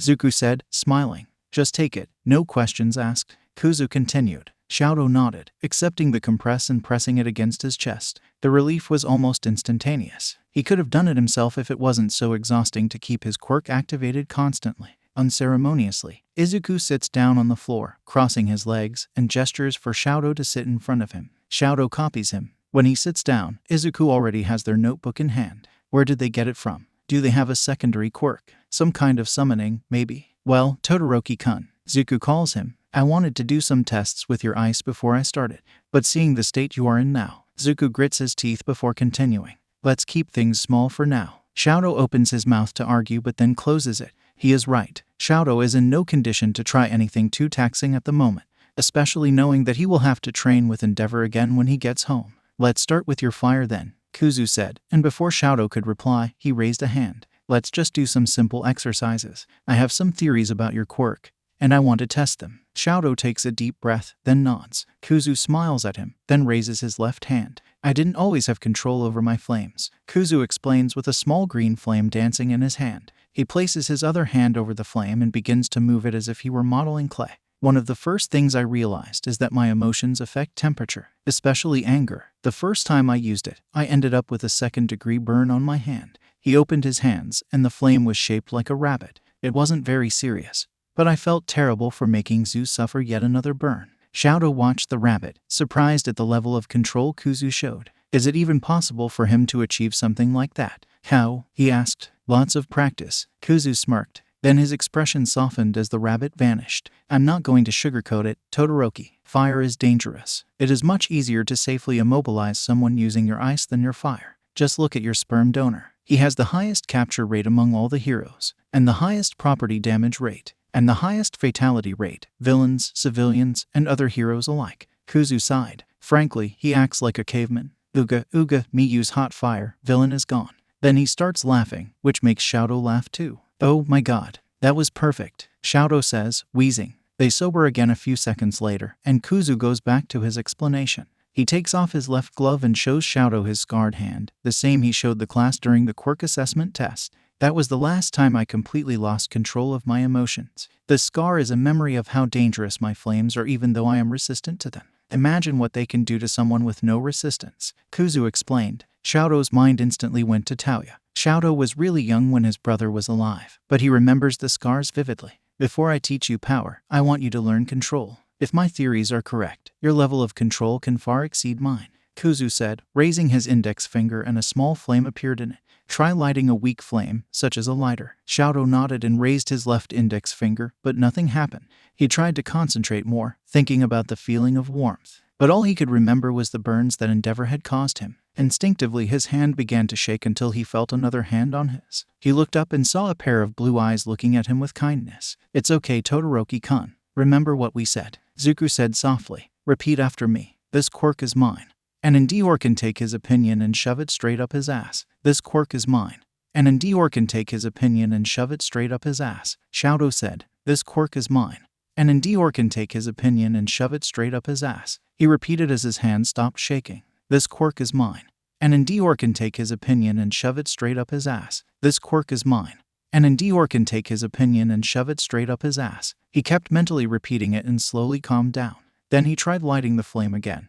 And this time he did it. When he saw the small flame on his finger, he felt much more proud of himself than he had ever felt before. Zuku put his hand above the flame and looked at Shouta, smiling. Warm, he said. You see, you are nothing like Endeavor, Todoroki. That man's flames only cause suffering. Yours are warm as an embrace. You just have to learn to use them to protect instead of destroy. Thank you, Shouta said, watching the small flame on his finger, ignoring the feeling of something wet running down his face. After that, they decided to stop the session here. They still had some time, but Izuku insisted that Shouta go see Recovery Girl before returning home. And Shouta couldn't refuse, not with those concern-filled eyes looking at him.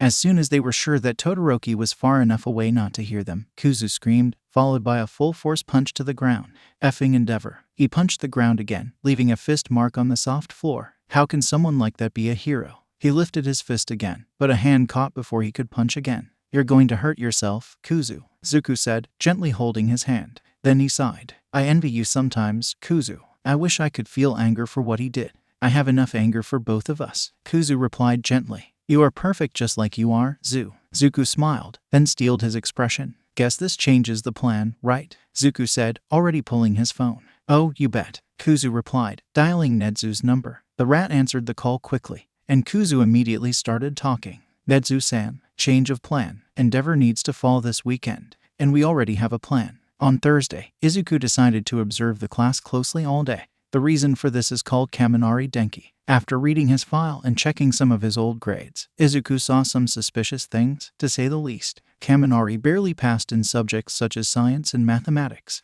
but in English and literature his grades were brilliant. His reports on some books were as deeply thought out as Izuku's own quirk analysis, and according to the English tests the students took in the first week, he is practically fluent. In short, Kaminari's notes in some areas are brilliant, while in others, they are abysmal. Izuku wants to observe exactly why. The blonde definitely doesn't seem to be the lazy type. A procrastinator perhaps, but not lazy. Izuku discreetly kept an eye on the blonde man during class, carefully keeping note of his interactions during the lesson. The first class was physics with Snipe. Kaminari, like all the other students, took his notebook to take notes, but the slightest noise seemed to distract him, whether it was someone whispering near him or a fly flying near him. On another note, yes, Sue's frog instincts include eating flies. Half the room was horrified by the scene. Back to Kaminari. Every time something distracted him, it would take him a few minutes to get back to writing his notes, only to be distracted by something else. Out of curiosity, Izuku floated one of his cameras over to watch his notes, and in the entire class, the teenager barely wrote 5 lines in his notebook.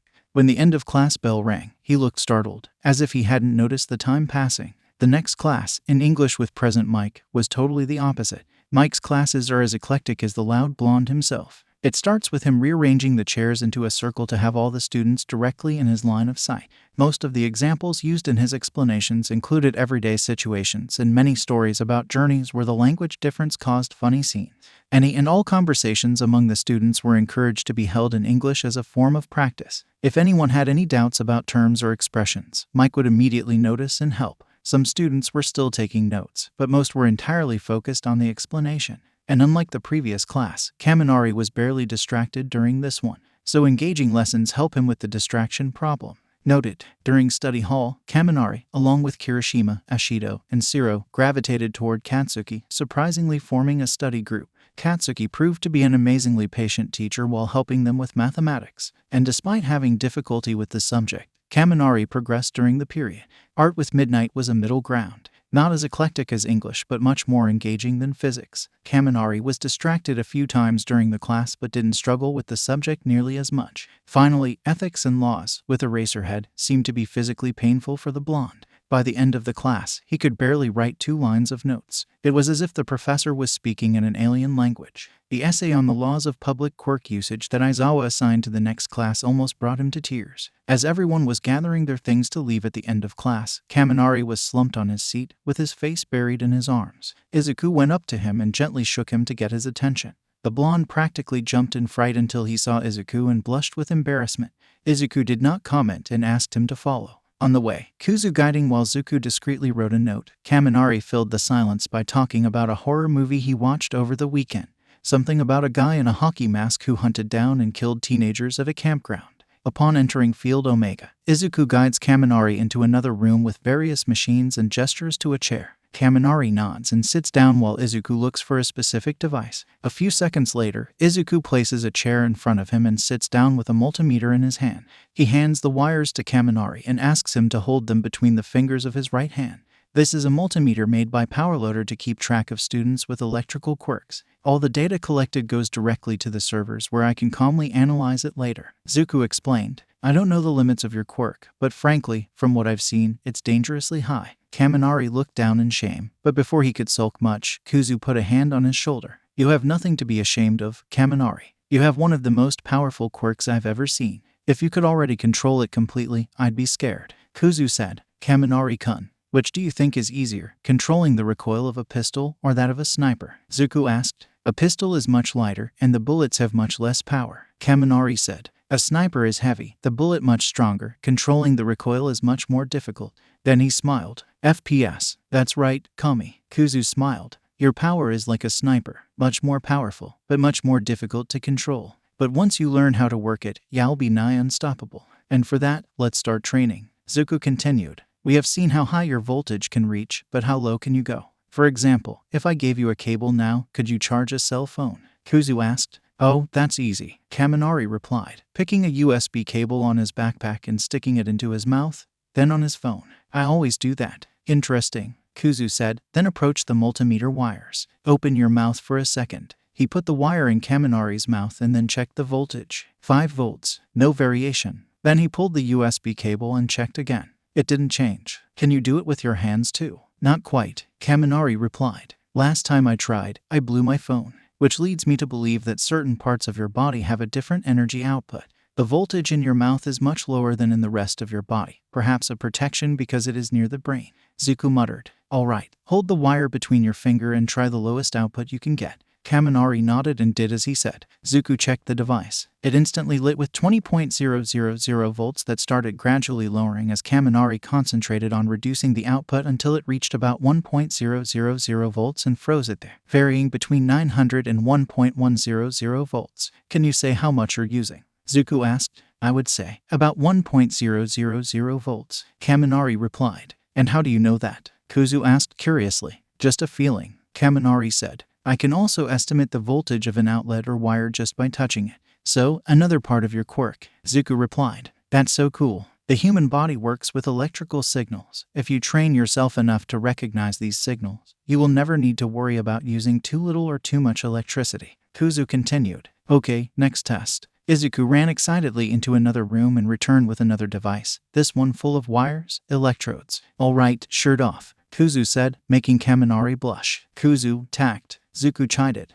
We need you to put these, he showed the electrodes, so we can see how your electricity runs through your body. All right, Kaminari replied, taking off his blazer and shirt. Kuzu nonchalantly started sticking the electrodes on his chest, over the lungs and heart, in the belly over the stomach, in the arms and forearms, and in different parts of the head. All right, Zuku said, taking a deep breath. I need you to charge your electricity and try to circulate it throughout your body. Keep the voltage as low as possible. We don't want you to short-circuit your brain. Kaminari nodded, and his body started glowing, just like when he used it to make light during the battle training. Soon all of his body was encased in electricity, making his hair stand up because of the static. Zuku kept his eye on the device while Kuzu observed Kaminari glowing. They kept it for about 5 minutes until Zuku deemed to have enough data and told him to stop. As Kaminari got dressed again, Zuku's brain raced a mile a minute, his mouth and hand just as fast as he wrote down and mumbled everything he observed with this quick test. But can you blame him? This quirk is amazing. Kaminari, Zuku called animatedly. Your quirk is incredible. Thanks, Kaminari replied, a little taken aback. Has your quirk counselor discussed with you how it works? Zuku asked, and Kaminari shook his head. Zuku sighed, a bit disappointed. Are they giving anyone a quirk counseling license these days? Then he pointed to a screen that started showing the image of a human body. This is you. Then, the body lightened up. This is you when you activate your quirk. And this means? Kaminari asked. Not sure where this was going. Wait for it, Zuku replied, typing a few things on the keyboard.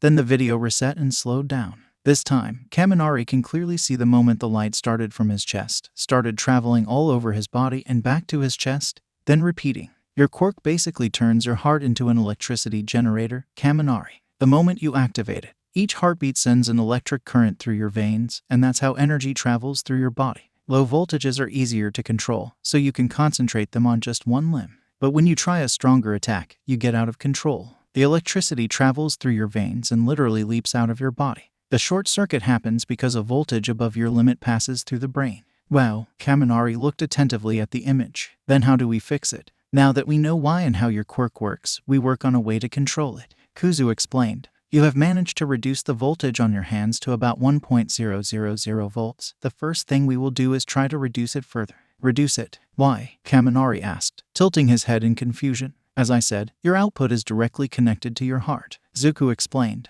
This means that in a fight, where your heart will inevitably speed up, your output will inevitably increase as well. Now, what happens if you exceed your limit in the middle of a fight against a villain? Then, Kaminari's eyes widened. My brain short-circuits, and I become vulnerable in the middle of a fight. And then you are dead, or captured and used as a hostage against your allies. Kuzu completed. Let's make sure that never happens, shall we? All right, what do I do? Kaminari asked. To begin with, Zuku started rummaging through a few drawers in the room. Where did I leave them?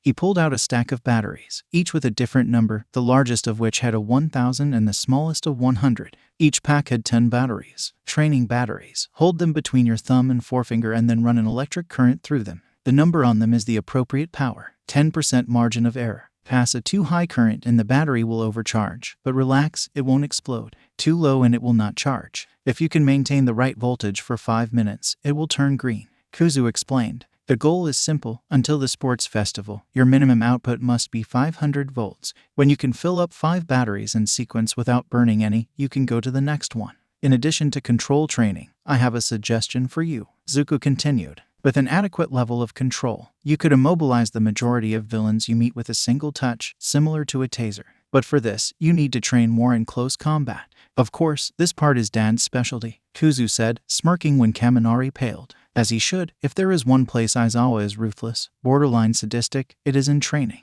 And finally, tutoring. Kaminari paled even more at that. Tutoring? He asked. You mean like academically? Zuku sighed. Kaminari, do you know what ADHD is? He asked. ADHD? Kaminari asked. Mom said it isn't real. It's just an excuse. She's wrong. Kuzu huffed. ADHD is a completely real disorder. And from what we observed today, we think you might have it. Of course, to be sure we will have to do a real diagnosis. Zuku explained. I will talk to Granny Chio, and if everything goes well, you can undergo the exams tomorrow. But regardless, it is obvious that the teaching methods of most teachers are not working well for you. Kuzu continued. I'm just dumb like that. Kaminari shrugged. Kuzu gave him a karate chop on the head. Nope, he said like he was talking to a child. No self-depreciation here. But, no buts, Zuku interrupted. You are not dumb, Kaminari. Your grades in English and literature are more than enough proof. Nobody is good at everything. Kuzu continued. You struggle with some subjects and have an easy time with others. This is normal for everyone. What matters to us is to help you reach your potential. Zuku said. Yours and everyone else's. Kaminari nodded but said nothing more. He looked quite dumbfounded.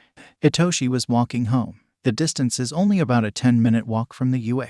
Putting it into balance, frankly, walking is better than returning with Aizawa driving. All the respect that Hitoshi has for the hero is not enough to make him want a repeat of the experience. Hitoshi is not suicidal, thank you very much. Anyway, for having love for his own life, he was walking. And because he was walking, he passed the entrance to an alley just in time to hear someone yelling and went to check it out. He found a man with a gun pointed at a tall, scrawny blonde man in the alley. Seriously, somebody give this guy a hamburger. He looks like a scarecrow. And for someone with a gun pointed at him, he was pretty calm, simply trying to reason with the assailant. Watching the scene for a few seconds, Hitoshi tried to talk himself out of it.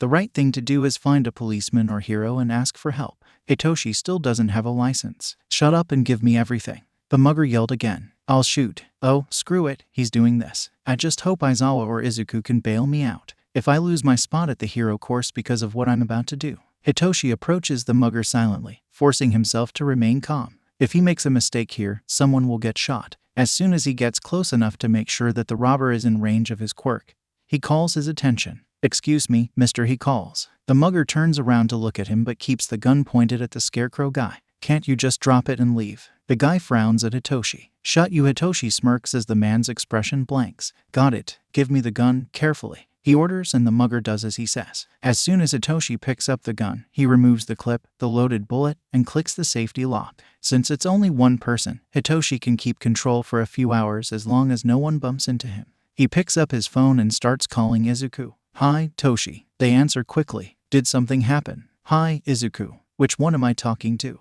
Hitoshi replies. This is Zuku. Zuku explains. Kuzu is reviewing our training plan for tomorrow. Hi, Toshi. Kuzu greets. Anyway, I doubt you're calling just to hear our voice. Zuku says. After all, we'll be seeing each other in a few hours. I wish it was the case. Hitoshi replies. So I may have just engaged in an act of vigilantism. He explains and instantly hears Izuku getting up. Send us your location. Kuzu says. And don't leave, it'll be worse. Zuku adds. Did you call the police? Not yet, you're the first one I called. Hitoshi explained. And there's a civilian that was being mugged. We're coming. Then they dropped the call. Hitoshi instantly sends his location to Izuku's number and turns to keep an eye on the mugger, who hasn't moved since Hitoshi's last command.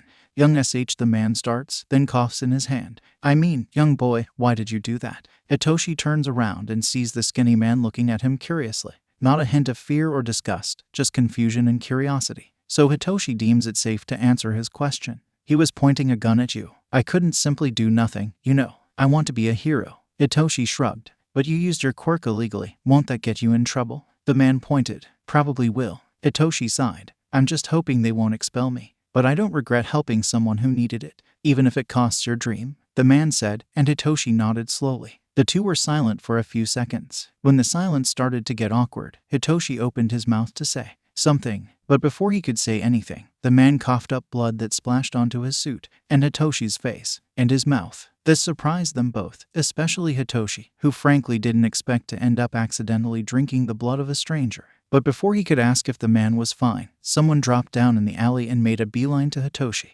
Hitoshi instantly recognized that black cloak. In just a second, Izuku was already fussing over him. Toshi, are you hurt? Do I need to call an ambulance? Oh my god, this is blood. I'm calling an ambulance, Zuku said quickly. and Hitoshi stopped him before he pulled up his phone. I'm fine, buddy. This blood is not mine. He pointed to the skinny man, and when Zuku saw him, he frowned. Do they know each other? Then Zuku turned back to Hitoshi. What happened? Don't hide anything. Hitoshi knew better than to lie, so he told them exactly what had happened since he left to go home, walking because he has a love for life. He heard a sound coming from the alley, and when he checked, he found a robbery in progress. He considered leaving and looking for a hero but was afraid it would be too late. Then, how he got the mugger's attention caught him with his quirk and disarmed him. I'm sure there were other ways to deal with the situation, he says, avoiding Izuku's eyes. I could have attacked by surprise and taken his weapon without using my quirk. But then, a single mistake and someone would have been shot. Using my quirk was the safest way to do things without anyone getting hurt. Hitoshi, look at me, Kuzu says, and Hitoshi looks at him. What you did was dangerous and irresponsible. If something had gone wrong, someone could have been killed. Not to mention that vigilantism could cost you your spot on the hero course that you fought so hard to get.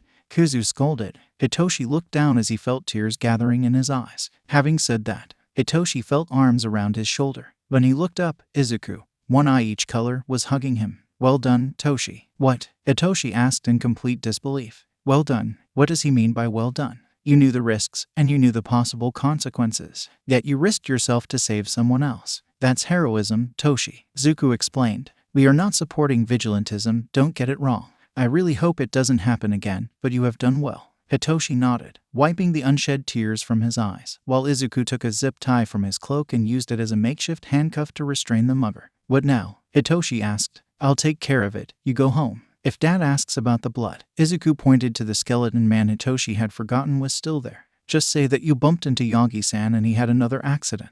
This time he doesn't have to know it happened, but if it happens again. He didn't need to finish the sentence. Count about 10 minutes then let him go, okay. Hitoshi nodded and left the alley, going back home. Hitoshi knows Aizawa wouldn't expel him over this, but still, after being scolded by Kuzu, he didn't want to be scolded again by an angry Aizawa. Thankfully, he has a brother willing to cover for him this time.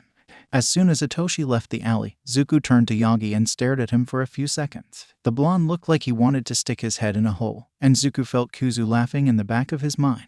Frankly, he is so petty. Ran out of time again. All might? Zuku asked, and as the blonde started to sweat cold, he took pity on him and looked away. At least this time, it was because you were in class. He muttered, then asked, what did you think of him? Young Shinsu, Yagi asked, and Zuku nodded. He has a good heart and a good head to match. He reminds me a little of young Aizawa. The blonde replied, I think he'll be a good hero. And his quirk? Kuzu asked, raising an eyebrow. It's powerful, and it has a lot of potential. Yagi replied thoughtfully, I'm not going to lie. I'm not the most unbiased person in this world. I underestimated his quirk in the beginning because it wasn't physical. But his victory over the young Bakugo opened my eyes. Then he sighed. You were right, young Izuku. I'm not doing a good job as a teacher. And for that, I'm sorry. He bowed. It's not me you have to apologize to. All Might, Zuku replied. If you want to apologize to your students, start by getting a real teaching license. You can only work as a hero for 3 hours a day. 2.5, actually. All Might replied, and Zuku raised an eyebrow. My time limit is lowering, and fast. This is why I need to find a successor. Well, in the time when you can't work, start taking classes. With effort, you can get a real teaching license in just 2 years. And since you are already working, unlike me, you will already have the necessary experience. Zuku explained. Just put the same effort into teaching as you put into heroics. Go beyond. Plus ultra. You are right, young Izuku. Thank you, Yagi replied, smiling. This smile was different from his All Might smiles. It seemed a lot more sincere. You're welcome, All Might, Zuku replied. Then after thinking for a few seconds, he gave him a piece of paper. That is my number. If you need help with anything, or just want to talk, just call. All Might nodded, and they went their separate ways. Izuku dragged the mugger who had just come out of Hitoshi's brainwashing to the police station. He seemed honest about wanting to do better. Kuzu said as they walked home. He's All Might, Zuku replied. He's dumb, oblivious, naive, and many other things. But a liar is not one of them. If only good intentions were enough. Kuzu sighed. Arriving there, Izuku quickly dropped off the thief, filled out the report, and left before he could risk running into Tsukachi and having to explain what really happened. As much as he loves his uncle, he definitely doesn't want to have to find a way to bypass lie detection to cover up an act of vigilantism by his brother. Not today. After that, Hitoshi owes him one. Maybe tomorrow, he will ask Toshi to carry him home. It would be a good payment. And despite his short stature, Izuku is much heavier than he looks. After all, his clothes hide well the amount of muscles he has. The next day, classes went normally as expected. After the last bell, Izuku waited at Field Omega since Hitoshi already know where it is. And not even 5 minutes after the bell, Hitoshi was walking in. Izuku had previously registered the biometrics of his 4 students so that they could enter even if he were already there. Izuku soon guided him to the field center, where they had enough space to do the tests. Izuku has 2 goals with this training. The first and most important is to build Hitoshi's self-confidence. Izuku knows firsthand what years of abuse and bullying do to a person. But he also knows that these wounds can be healed. They will leave scars, just like the muzzle marks on Hitoshi's face, but they will stop hurting one day. The second goal is to test and train his quirk. Due to the nature of his quirk, Hitoshi has never had the chance to test what he can and cannot do with it. That changes now. Izuku's brother will have all the support and help he had the chance to have in the past. But the first thing to do is something else. Izuku hands Hitoshi a form that Nezu gave him earlier. A form to change the name of his quirk. Hitoshi takes the form and looks at Izuku with one eyebrow raised. What is that? I have to ask, who named your quirk, Toshi? Izuku asked. My father, right before he gave me away. He went to register my quirk and demanded to call it brainwashing. Hitoshi explained. Effing quirkists, Kuzu growled. He's an idiot. And if your quirk is brainwashing, I'm the Pope. Brainwashing would cause permanent changes in the person's mind. You can control someone's actions temporarily, but you can't, for example, change their personality. Izuku explained. If I had to suggest a different name, I would say hypnosis or sleepwalking. They both fit what you do. The way the person you control loses consciousness as if he were asleep, and the way your commands make him move is like someone hypnotized or sleepwalking. Wow, this makes sense. Hitoshi replied. I feel like people would fear my quirk much less if it had a different name. No use in dwelling on the past, Kuzu said, even though Izuku could feel he was trying hard to keep his anger in check. It's hard to say if it's good or not that the Shinses gave Hitoshi away. On the one hand, this added abandonment as one of the traumas that Hitoshi had to go through repeatedly. But on the other hand, if they had kept Hitoshi, the abuse he suffered probably would have come from them. And how much worse could it have been to suffer at the hands of his own parents? The truth is that the only silver lining in this story is the part where Hitoshi was taken out of the abusive environment and now can receive all the love he has always deserved. Shaking his head and focusing back on Hitoshi, Izuku smiles softly as he sees Hitoshi struggling with the name. After thinking for a few minutes, he finally writes a name and gives the formulary back to Izuku. Hypnosis. Is this your final choice? Kuzu asks to make sure. Changing the quirk name a second time would be extremely hard. Yup. Hitoshi nods. It is simple, and I can use it to misguide how it works. Hypnotists hypnotize people in many ways. I can use this to hide my activation requirement. Maybe I should start carrying a pocket watch. Your choice. Izuku laughs. Let's start then. Hitoshi nods. Izuku hands him a list of commands and explains what they will do. Our first test will be about how your commands work. In this list, I have written down several commands that I want you to tell me to do. Kuzu explains. Some commands are things I can easily do but Izuku can't, others are the opposite. There are also commands that include using our quirk. Basically, we want to see how specific your commands can be. First, you hypnotize only me, then only Kuzu, and lastly, both of us at once. Izuku continued. In the future, we will ask Ectoplasm to help you find out how many you can hypnotize at once. But for now, let's start. Alright. Toshi nodded again. You ready, Bunny? Ready when you are, Izuku replied, and then his mind blanked. Hitoshi watched for a few seconds as Izuku's eyes became blank, indicating that he was under his control. Not that he needs this indication, he can sense when someone has been caught in his mind. From there, they followed the list of commands, from the simple ones, close your eyes, clap your hands 3 times, jump on 1 foot, to the more complex ones, dance for 3 minutes, recite the last poem read in Yamada-sensei's class, say step by step how to prepare noodles. And the results were interesting, especially when it came to quirk tests. Every now and then, Kuzu would appear to say something. It's kind of strange to see someone who was previously blank-eyed and irresponsive suddenly get back to normal and start talking out of nowhere. But it is also strange to see someone's eyes constantly changing color and that same person talking to himself. Izuku is strange, and this is normal. The simple commands were all easily accomplished. The commands that included memory varied according to Izuku's memory, since he wasn't in Yamada's class today.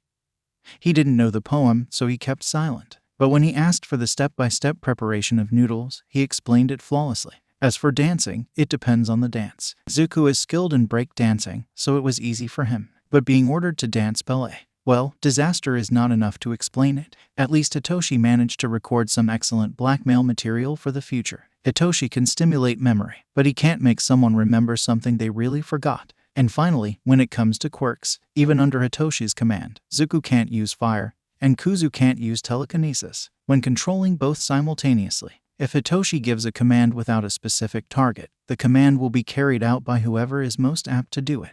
When he asked them to fly to the ceiling and back, Zuku used his telekinesis to do it. But when he asked them to make a complete turn around the field, Kuzu did it. Also, something strange is that his quirk is stronger than he remembers. Hitoshi was sure that he needed an answer to trigger it. But tests now have shown that the smallest verbal response, even a groan, works. Upon receiving a command, the hypnotized person will carry it out exactly as Hitoshi ordered. When he told Izuku to jump as high as possible, Zuku flew and hit his head on the ceiling. He needs to be more specific with the commands to avoid accidents. In a few hours, Hitoshi has learned more about his quirk than he has in his entire life, and he is unsure how to feel about it. He should be happy, but he feels frustrated. He can't help feeling that he should have learned this years ago. At the end of the tests, he releases Izuku, and the two sit down and talk about what they have learned. Hitoshi explains his frustrations about how far behind his colleagues he is, and Izuku assures him that he will quickly catch up with the others. Quickly doesn't feel quick enough, though. In his frustration, Hitoshi clenches his fists and feels as if there is an energy running through his arm, but he dismisses it as being in his head. He barely hears Izuku calling as he punches the ground in frustration. What he hears, however, is the sound of the floor breaking, and what he feels is an absurd pain in his arm. When he looks at his arm, it is completely purple and moving in a way that should not be possible with the existence of bones. Maybe it's the pain, maybe the shock, but all Hitoshi can do is scream. What the F? Then he passes out. Hitoshi has officially gone insane. It's the only explanation because there's no way he could have suddenly developed a super strength quirk powerful enough to create a crater in the ground and turn his arm into jelly. It was definitely all a dream. He will wake up in his bed at any moment. See, he's waking up. Look, it's his. Wait, this isn't the ceiling of my room. And this isn't my bed. It looks like an infirmary bed. And why is my arm in a cast? Don't tell me it wasn't a dream. As Hitoshi tried to figure out what the hell was going on here, he didn't even notice someone coming in until he had a pair of arms wrapped around him and felt his head hit something that looked like a wall. Toshi, thank God you're okay. He looked up and saw Zuku hugging him and rambling non-stop. I didn't know what to do, so I brought you to Recovery Girl as soon as possible. I mean, I know first aid, but your arm was completely broken. Thankfully Granny Chio hostel Thurasasha treated you on. Hitoshi won't even pretend he got half of what Zuku just said. But he was obviously worried about Hitoshi, so Hitoshi puts his hand on his arm to get his attention. Zuku stops talking immediately and looks at him with watery eyes full of concern. I'm fine, Bunny, he assured, but I don't know what happened. Actually, how long did I sleep? 2, maybe 3 hours, Kuzu chimed in. Between the tests we did earlier and the stamina that Granny Chio used to heal you, you were completely exhausted. Were it not for your constant state of insomnia, I would say that you would have slept at least 8 to 10 hours. Zuku completed. As for what happened, we were just discussing it when you woke up. Kuzu said, would you like to hear it now? Or do you prefer to discuss it tomorrow? Hitoshi really thought about it for a while. He's still pretty tired, so maybe it's a bad idea. But he really needs to know what happened. Brainwashing. No, scratch that. Hypnosis is a mental and mental-only quirk. It doesn't make any sense that Hitoshi would develop super strength at such a level that he would shatter his own arm. He's not an expert on quirks, but he's pretty sure that's not how they work. Damn, he should leave it until tomorrow. But if he doesn't find out what happened now, he won't be able to sleep. I want to hear it now, Hitoshi finally said. Kuzu examined his face for a few seconds, looking for something. Then he sighed. All right, he said. Can you walk? Here, lean on me. Then he helped Hitoshi get up and supported him on the way to the teacher's lounge. When they entered, Hitoshi saw Principal Nenzu, Aizawa, Recovery Girl, and the skeleton guy, Yagi, he thinks, from yesterday. For some reason, Aizawa was giving the skeleton guy a murderous glare. Izuku guided Hitoshi to the sofa and then addressed the rest of the people in the room. Well, Toshi, you know, Aizawa, Granny Chio, and Principal Nenzu, Kuzu said, then pointed to the skeleton guy. And this is, hello, young Shinsu. I'm Yagi Tashinori, he said, getting up from his chair. Then, he inflated, and I am here. No one will ever make Hitoshi admit that his chin almost hit the ground. The skeleton guy that Hitoshi saved from a mugging yesterday is all effing might. All might? You're all might? Hitoshi asked, looking at every other person in the room. No one else seemed to be surprised, meaning they knew it already. Wait, did I commit vigilantism and risk losing my place in the hero course to save the #1 hero? Vigilantism? Aizawa asked. Then Hitoshi heard Izuku mouthing a later to him. Yeah, it's a long story. All Might, or should he say, Small Might, replied with a sheepish smile. A long story that you'll explain, Aizawa said, then turned to look at Hitoshi. It has to do with what happened with your quirk today. It's a state secret or something, Izuku said. So regardless of your decision at the end of it all, what is discussed here stays here. Hitoshi nodded. Then All Might started explaining. And he wasn't kidding. It was a long story. Like, beginning of the quirk age, long. Long story short, two brothers, the older one, had possibly the most overpowered quirk in history, being able to give and steal quirks. The younger one was presumably quirkless. The older brother started a war against the world in his attempt to fight against the prejudice that the minority who had quirks suffered in the beginning. And apparently, he was also an overprotective brother, to the point of locking his younger brother in a vault most of his life to protect him. The older brother took pity on his younger brother and gave him a stockpiling quirk, which in turn turned out to reveal that the younger brother was never quirkless as imagined.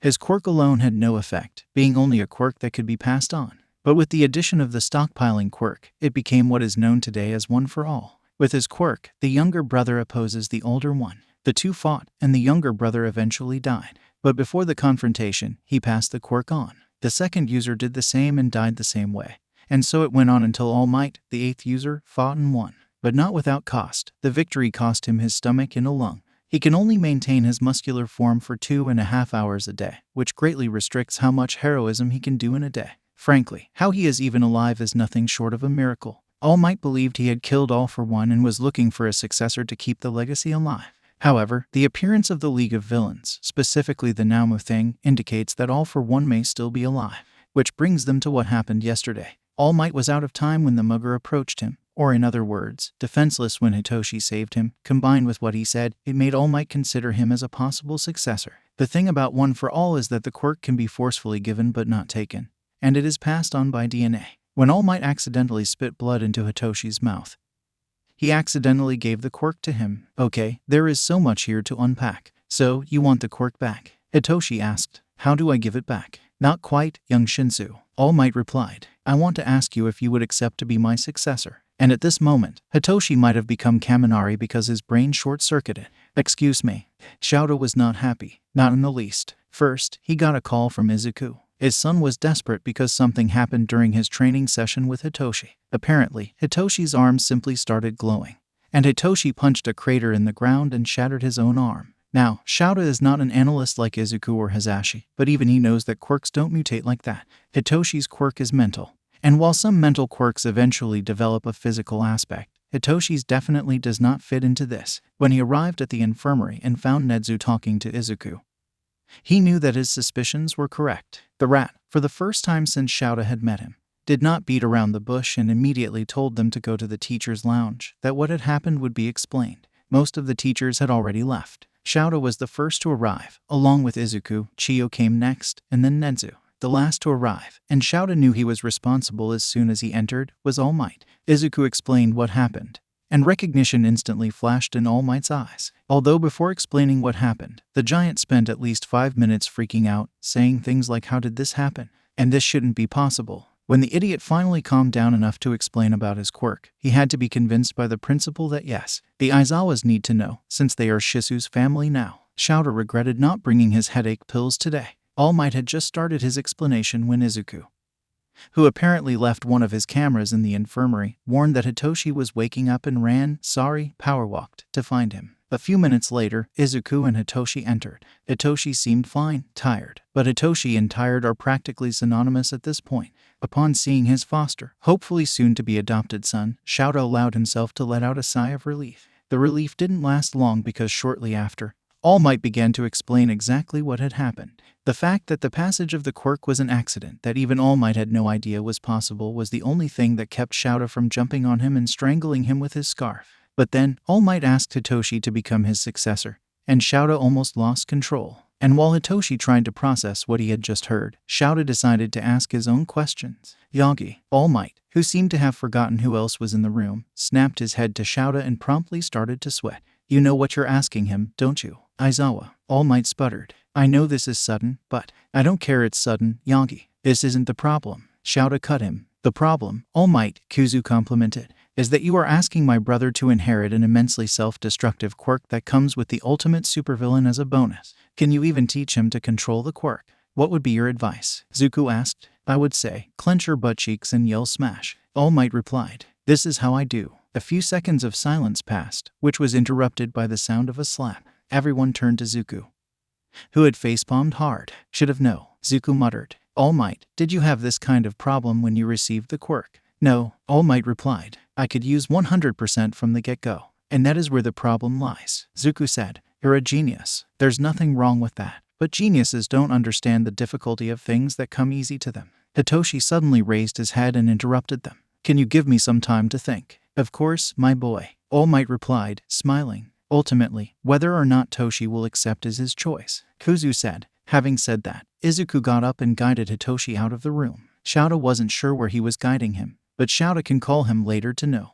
Let's make a few things clear here. All Might, Shouta said, turning a quirked glare at All Might. Who else knows? My former mentor Gran Torino, Sasaki, and Naomasa, All Might replied. So, Tsukachi knows about the secret too. Makes sense. He's a good friend of Yagi, and it would be impossible to hide it from him. Fair enough. Let's start with something simple. Whoever Hitoshi wants to tell the secret, he will tell it, Shouta said, raising his hand to interrupt when All Might opened his mouth, probably to argue. I understand how dangerous this Yagi secret is. However, you have a network of people you trust enough to know. Hitoshi will need his. All right, All Might conceded. Second, Shouta continued, even if Hitoshi becomes your successor, he will be his own hero. The path he chooses to follow, you will respect, be it limelight, twilight, rescue, or even underground. This will not be a problem. All Might nodded. Several of the past users were undergrounds. My mentor was Twilight, but she had almost no press presence. When I accepted the quirk, I wanted to become the symbol of peace, but I won't impose this on my successor.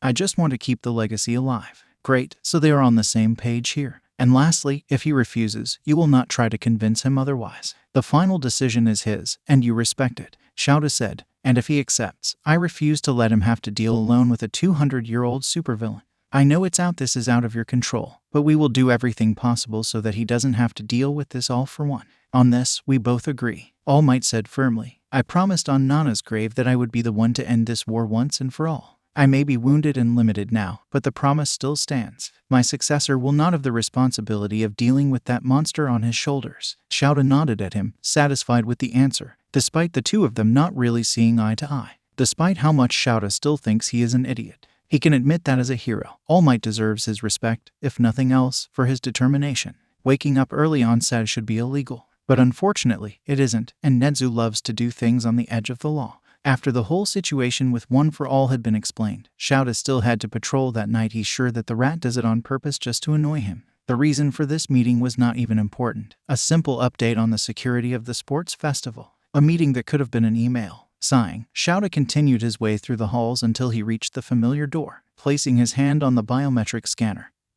He heard a beep, and the door opened. Immediately the temperature rose, and Shouta felt sweat beginning to form on his forehead. Inside the room, there was molten robot debris everywhere. The short green-haired figure that Shouta loves so much was at the center of it all. Flames danced around him, moving at his signal, attacking each approaching robot and then retreating behind him, accumulating in a shape resembling a snake with several heads. The flames moved like a snake attacking with each arm movement, and the robot unlucky enough to be in the way was incinerated.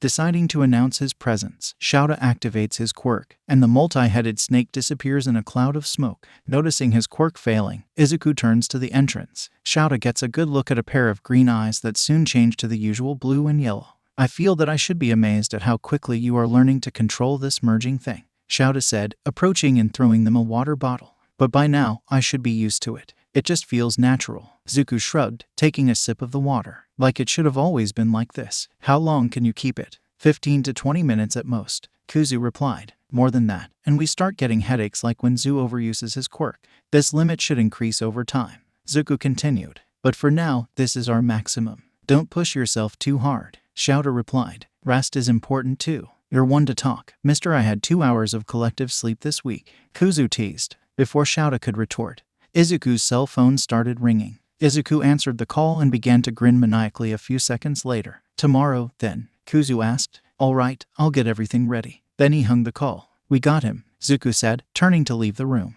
Shouta went after him as the cleaning bots started entering the arena. Whatever this is about, who is he kidding? Only one person, or rat, can make his son grin like that. Someone is completely screwed.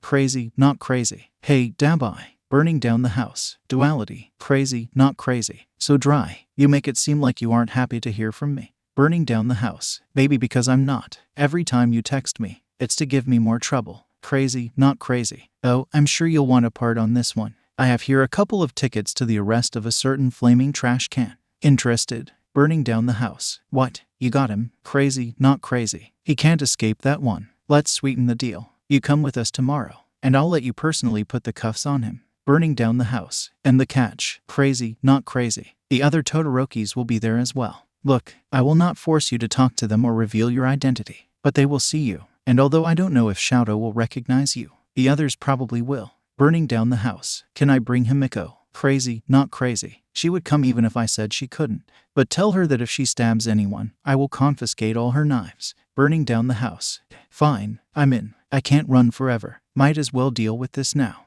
Anxiety and anticipation. These two words sum up perfectly how Dabai was feeling at that moment. Both feelings only increase as the car he is in turns the corner, and the Todoroki's residence comes into his view. In the car's back seat, Himiko was playing with a knife, doing various stunts that should not be done in a moving car. Izuku was in the passenger seat, watching the scenery go by with a casual smile on his face. And Aizawa, driving like the crazy driver he is. How someone who has driven through 15 stoplights and almost ran over someone 7 times in less than 3 miles has a driver's license is one of the great mysteries of this world. Ironically, when he saw a cat in the street, he stopped the car and waited for it to pass. Finally, they parked in front of the classic Japanese-style house. Looking around, Dabai noticed several plainclothes policemen positioned in other cars on the street. Tsukachi, who wouldn't let go of his overcoat and hat for the world, was on the other side of the street with. Was that Netsu? Izuku said the principal was part of this case, but Dabai didn't think he would be present at the arrest. And along with them were, Dabai's heart leaped when he saw them, the 3 Todoroki siblings. Fayumi and Natsuo have not changed so much from what he remembered. But Shouta did. Not only in height, but his posture was also different than he remembered. Dabai's hands began to shake at the thought of talking to them. Won't they hate him for abandoning them? As much as he had spent years trying to convince himself that he no longer cared about his old family.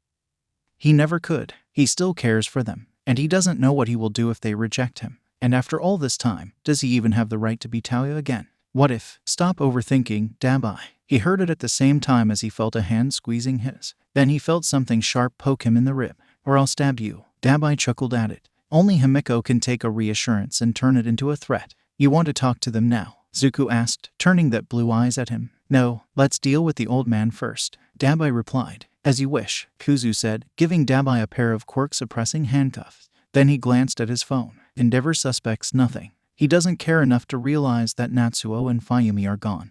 And he thinks Shouta is at UA for extra training. All right, it's showtime, he said, slipping to his Dabai persona. Showtime. Kuzu grinned at him. Go on, Dabai-chan. Himiko pushed him towards the entrance. Izuku, Dabai, and Aizawa walked toward the front door. Izuku grabbed a sheet of paper from somewhere, probably the same place where he keeps his notebook, and then rang the bell. A few seconds passed before they heard the door being opened.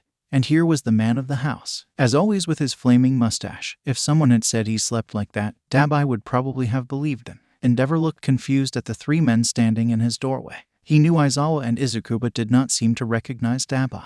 Before he could say anything, Aizawa activated his quirk, wiping that ridiculous mustache off his face, and Izuku began to read the sheet in his hands. Todoroki Inji, you are under arrest for the crimes of corruption, abuse of power, multiple homicides, whether intentional or not, quirk marriage, domestic abuse, and child abuse, Izuku explained. But what are you talking? The moment Endeavor raised his arm toward Izuku, Dabai, with immense satisfaction, slapped the cuffs on him. Izuku ignored him and continued reading the sheet. You have the right to remain silent. Anything you say can and will be used against you in a court of law. You have a right to an attorney. If you cannot afford an attorney, one will be appointed for you. The Miranda warning. Dabai is sure this isn't used in Japan. Is Izuku just playing with him? What a piece of crap this is. Let me go immediately, Endeavor demanded. No, I don't think I will, Izuku replied, smirking at the man. You have gone unpunished for too long. Time to face the consequences of your actions, Endeavor. It won't stay like that. I am the number 2 hero, Endeavor replied. Oh, how cute. He still thinks his position will save him. Izuku grinned at Dabai.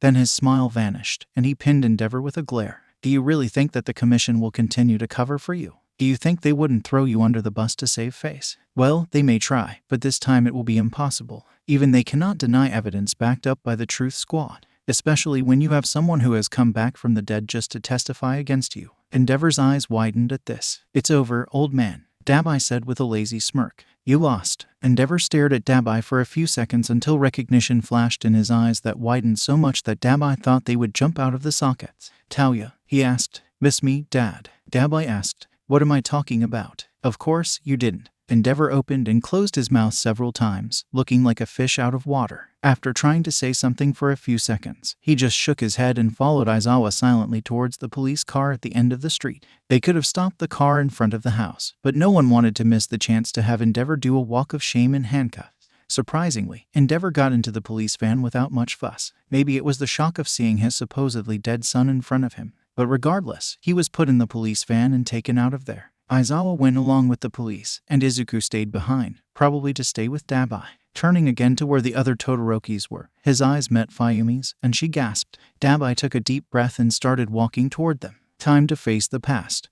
Looking through the car's mirror, Shouta saw Enji, who refused to look up. Shouta has been a hero for several years, and even before that, in all his life, he had never seen Endeavor act so subdued. What happens now? Endeavor asked, still not looking up. Shouta thought for a few seconds. It depends on the judge's decision. He explained, Natsuo and Fayumi are already of age, so they can live independently if they choose. As for Shouto, he has 3 possibilities. If Todoroki Rei is declared stable and he wants to live with her, she will have custody of him. Otherwise, he can choose between Taoya or becoming a Niue ward. Technically speaking, the second and third options are basically the same. When everything is resolved, and Taoya is properly declared to be alive, he will be placed in Project Vigilante as Izuku and will become a Niue ward. If Shouto wants to live with him or become a Niue ward as well, he will live at the school anyway. As for you, frankly, despite all your crimes, your sentence will end up being very short, 25 years at most. Unfortunately, most of his crimes can be justified as accidents. After all, he is a hero with a highly destructive quirk. The commission will try to cover it up as much as possible.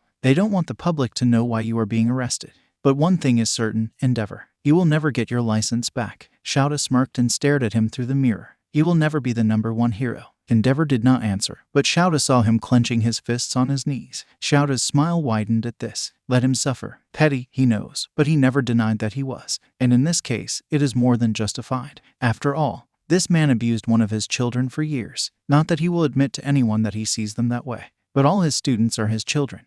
Izuku kept their distance while Dabai talked to his family. They and Himiko were close enough to intervene if something went wrong, but far enough away to give them privacy. Tsukachi and Nedzu walked away for the same reason. Fortunately, their concern was unnecessary. Izuku watched Dabai approach the Todorokis with a shy smile on his face. He said something, and the 3 of them froze, but it wasn't bad. Fayumi covered her mouth as she tried to hold back her tears. Natsuo was a little less shy and immediately tackled him in a hug. Shouto literally froze. A trail of ice appeared beneath his feet, but the hesitation did not last long. In a few seconds, the 4 siblings were in a group hug. Izuku smiled and, placing his hand on Himiko's shoulder, guided her away from there to give them the privacy they needed. They have a lot to discuss, but Izuku knows they will be fine. The week that followed was, to sum it up in one word, chaotic. The Endeavor trial was extremely rushed by both Nedzu and the HPSC, which tried its best to keep the case out of the press. This caused the trial to begin the very next day. The trial lasted 3 days, not because it was a difficult decision but because of the number of witnesses brought to testify against Endeavor. Most of them were civilians who lost their property or loved ones as collateral damage from the actions of the hero.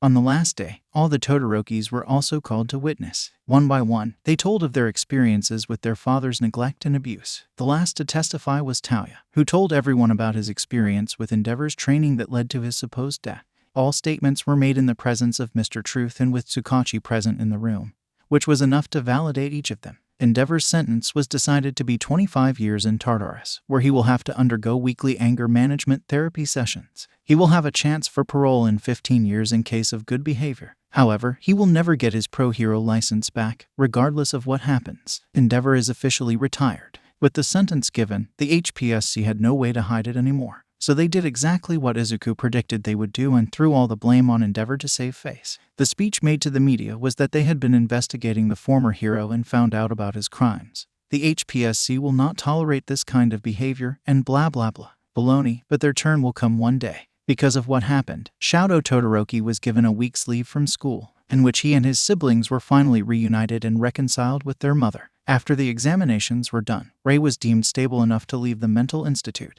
However, she did not consider herself fit enough to regain custody of Shouta. After a family discussion, it was decided that Shouta would live in the UA together with Talia, who would become his legal guardian. Talia and Himiko have finally agreed to join Project Vigilante. Talia will be mentored by Present Mike. With Himiko, it was a little more complicated. Because of her quirk and acting skills, Himiko wanted to go into underground with a focus on undercover missions, which is not a problem. Izuku was only forced to be Limelight because he was the first participant in the project, so he ended up being the face of the project. But at the same time that she demonstrated extreme skill as an underground, Himiko also showed a quick mind and analytical skills far above average. She also showed great interest in the support area. Ultimately, Himiko will have a dual mentorship.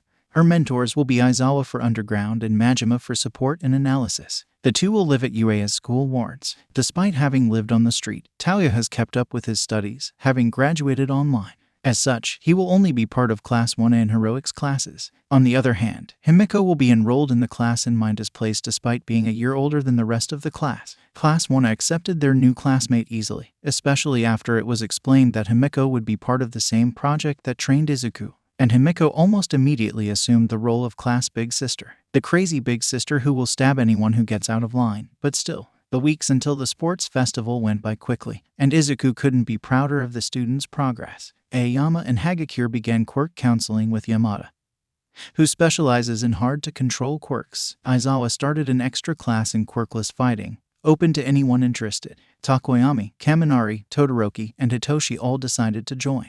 And speaking of Izuku's personal students, their progress has also been incredible. Their control is still far from perfect, but it's much better than it was a few weeks ago. It's been 3 heroic classes since Kaminari last fried his brain. Takoyami has shown more emotion, and Dark Shadow has become much less agitated since they started therapy. Todoroki has begun to tentatively use his fire in training. And Hitoshi, taking into account that he now has not only 1 but 2 quirks to master, we can say that his progress is the most impressive of the group. After accepting All Might's offer, he immediately began training with One for All. Of course, with Aizawa ever present and one blink away from erasing the quirk, should Hitoshi risk injury again. Izuku's analyses, as always, shine here. If we ignore the whole history and legacy of One for All, we will see that the quirk is nothing special. It is just a stockpiling quirk. Theories about All Might's quirk are many on the internet, but from what Izuku sees here, it is easy to tell that it is not a strength enhancer. One for All is simply energy, an almost infinite source of energy that continues to grow stronger with each new user.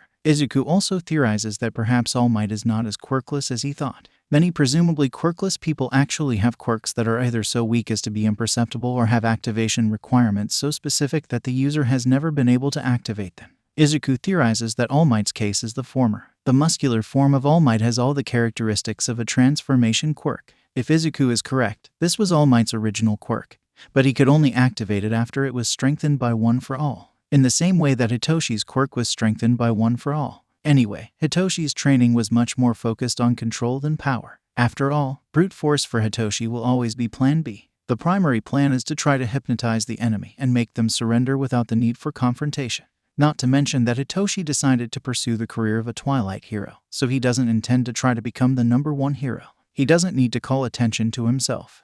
A little too early for Hitoshi's taste. The morning of the sports festival has begun. At the Aizawa residence, everyone was getting ready to leave when Izuku's phone rang. Duality speaking. Izuku answered the call, and his smile soon dropped. "I'm on my way." "Where to?" Aizawa asked. "Hasu," Izuku replied. "We need to go now." They saw Stentul. "Be careful, Izuku," Aizawa said. "You know he won't be easy." "We know, Dad." Izuku nodded and went to the door. "We will be coordinating with Team Idaten for this mission. Say hi to Tensei for me, and call me as soon as the mission is over." Aizawa replied. "I don't care if it's in the middle of the 3rd event. I'll answer you." "We will. Make sure to get the recordings from Nenzu. We will watch this festival if it is the last thing I do," Izuku said as they stepped out of the door. Then they stopped, turned to Hitoshi, and tackled him into a hug. "Good luck, Toshi. You'll do great today." Saying that, they left and jumped off the effing balcony. Hitoshi almost had a heart attack as he ran up to the balcony and looked down. He then saw Izuku flying at high speed in the direction Hitoshi assumed was Hasu's. "Do they always do that?" Hitoshi asked. "No, usually Kuzu does a little show before jumping." Aizawa shrugged and returned to his coffee mug. "They were in a hurry. How come you are not gray yet?" Hitoshi asked as he pulled himself a mug. "I met them when they were 8. And the first time we talked they jumped off a building. Aizawa replied. If I had a nickel for every time they almost gave me a heart attack, I could fill a swimming pool and swim in the money. That's rough, Itoshi commented. You haven't seen half of it. Aizawa sighed tiredly. Anyway, Izuku left and I doubt you want burnt toast for breakfast before the sports festival. Get dressed up and we'll get something to eat before we go. Hitoshi nodded and went to his room to put on his uniform. How the hell did Hisashi manage to hook Shouta into the commentator's booth? That's the last time Shouta bets with him on Uno. Damn loud blonde cheater. To make matters worse, he won't even have Izuku's company as expected. Shouta looks at his cell phone for the 20th time in the last hour. Obviously, Hisashi notices. Come on, Shu. The baby will be alright, Hisashi said, smiling. You know he's capable. I know, Hisashi, Shouta sighed. But it's Stain we're talking about. How many victims has he already made? I stopped counting after the 30th, Hisashi replied. But Izuku has been studying his patterns for years, not to mention all the information Dabai was able to dig up. If anyone can catch Stain, it's him. On that we agree. Shouta smirked. And where's Talia? I'd rather die than be a commentator on this thing, Hisashi said, emulating Dabai's voice. So he'll be assisting Nemuri instead, he said, grinning. I imagine that he is reevaluating his life choices at this very moment, Shouta replied. Oh, totally, Hisashi grinned. Oh, it's about to begin. Well, Shouta sighed. Let's get it over with. The sports festival was about to begin, and everyone's nervousness was apparent. At least half of the students were pacing around in the waiting room. Others, like Bakugo, were a bit more subtle in their anxiety. The blonde disguised his nervousness with confidence. But it only takes a little attention to realize how many times he needed to grab a special handkerchief to wipe the sweat from his hands. Hitoshi was also anxious, but for different reasons. To be honest, he didn't even intend to get past the first event. His control over One for All is still basic at best. But at the same time, there is someone he wants to impress. Someone who, at this moment, is in another city on a mission. By the way, who the hell is Stental? Izuku had mentioned that name a few times but refused to elaborate when Hitoshi asked. The only thing he knows is that whoever he is dangerous. Takoyami, Kaminari, Shinsu. Hitoshi looked up and saw Todoroki looking straight at him. Objectively speaking, I think I am stronger than you. However, the four of us were trained by Izuku. Your point? Hitoshi asked, raising an eyebrow. I owe him a lot, and I intend to prove that it was worth it, Todoroki replied, and Hitoshi could swear his eyes were glowing from how intense they were. He never saw so much emotion in his bicolor colleague. Consider this a declaration of war. I intend to go all out to defeat you. Kaminari closed the case he was looking at. He had a choker on his neck that looked like just decoration but was, in fact, the new support gear made to keep his electricity away from his brain. Students in the hero course can use up to 2 pieces of support gear as long as it has been pre-approved by the principal, power loader, and their homeroom teacher. Most didn't take much advantage of this, but Hitoshi saw that the case Kaminari was looking at had something other than the choker. Whatever it is, the loud blonde has a card up his sleeve. Well, what can I say to that? Kaminari grinned. I accept the challenge, dude. I will show you what I am made of. I prefer to hide in the darkness, but this situation requires us to show ourselves. Takoyami nodded. We'll make Izu proud of us. Dark Shadow chirped. Hitoshi smiled as he made his decision. He adjusted his capture scarf on his neck and turned to Todoroki. Very well, Todoroki-kun. He sent his best impersonation of Aizawa's grin. But I don't intend to lose. And I'm sure no one else intends to lose either. So it's better if you give your all. Guys, it's time, Ada said and started organizing the students into a single line to enter the stadium. It was not originally Hitoshi's plan to attract attention. But after that declaration of war, let no one ever say that he is a coward. Izuku was sitting on top of the tallest building in Hasu. On his mask, each eye showed the images of one of his cameras flying at high speed through the city's alleys. To capture Stain, the Aizawa team sent several heroes and sidekicks specialized in speed, but Izuku is the only one who can fly. In the same way that 90% of the heroes with fire quirks were concentrated in Endeavor's agency, 90% of the flying heroes are part of the Hawk's agency. Unfortunately, Team Aizawa doesn't have anyone who can fly despite its many highly mobile heroes. This deficiency meant that Izuku alone ended up in charge of patrolling the city from the skies. Their cameras can focus on 2 places at once, but their search radius is still limited. But this minor inconvenience will not stop Izuku. Stental often attacks heroes who patrol alone. To minimize the chances of a surprise attack, each hero is moving with at least 2 sidekicks. Each alley is being carefully searched for any clue to his whereabouts. Ingenium speaking. Izuku heard on his comms. I have visual contact with the target. Sending location. Izuku received the location on his phone. Duality speaking. Izuku replied. On my W. He saw me and is running away. Ingenium said. I'm giving chase. Ingenium out. Wait, stop, Ingenium. Don't go alone. Izuku said, but there was no reply. Damn it, we need to hurry, Zuko said. No other hero can keep up with Ingenium. When he reaches Stental, he will be alone. Kuzu said. At least he left his tracker activated. 5 minutes, northeast from here, Zuko said. We can get there in 2. Come on. Then they jumped from the rooftop and started flying. No hero will be maimed today. Not if they have something to say. Todoroki is usually someone inexpressive. Like, no one in the room has ever seen him show any kind of expression beyond his usual disinterest. So imagine everyone's shock when he just fell to the floor and started rolling around laughing as if he had just heard the best joke of the century. Hitoshi is sure that this has something to do with the guy who entered the stadium together with Nimuri-sensei. He definitely looks uncomfortable wearing that tight outfit that looked like a male version of Midnight's costume. Wait, is he wearing heels? Hey, isn't that the guy who takes the heroics class with us? Kaminori asked. The one who showed up with Toga. Oh, right. Tauya, isn't it? Kirishima replied. Isn't he Todoroki's brat? Oh. He snapped his fingers, then looked back at Todoroki. ICC can't be believed, Todoroki said while wheezing like a tea kettle. TTH, they managed to get him to wear something other than jeans and an oversized hoodie. Meanwhile, Tauya was alternating between sending his brother the dirtiest look he could muster and glaring at Midnight. Good thing he doesn't have laser vision. Midnight, completely unfazed by the situation, cracks her whip to get the students' attention. At least Todoroki has stopped laughing, although he is still shaking, trying to hold himself together while avoiding looking at his brother. Hitoshi turns his attention back just in time to hear Present Mike finish announcing the classes and pass the voice to Midnight, because apparently, someone thought it was a good idea to put the 18-plus hero as the host of an event full of hormonal teenagers. Nenzu is a sadist. Now for the student pledge. Welcome to the stage, the person who scored the highest on the entrance exam. Bakugo Katsuki. Bakugo takes the stage with all the confidence he constantly exudes. Hitoshi has mixed feelings about the angry Pomeranian. Izuku explained his story a few weeks ago, and Hitoshi is not petty enough to hold the sins of a 5-year-old child over his head, especially since Izuku has already forgiven him. But on the other hand, Bakugo definitely needs to have some humility too. He is powerful but not invincible. I just want to say, Bakugo starts as soon as he gets to the microphone, that I'm going to win. The booing starts instantly, but Bakugo ignores it and smirks into the microphone. He has just painted a gigantic target on his back, and he is loving every second of it.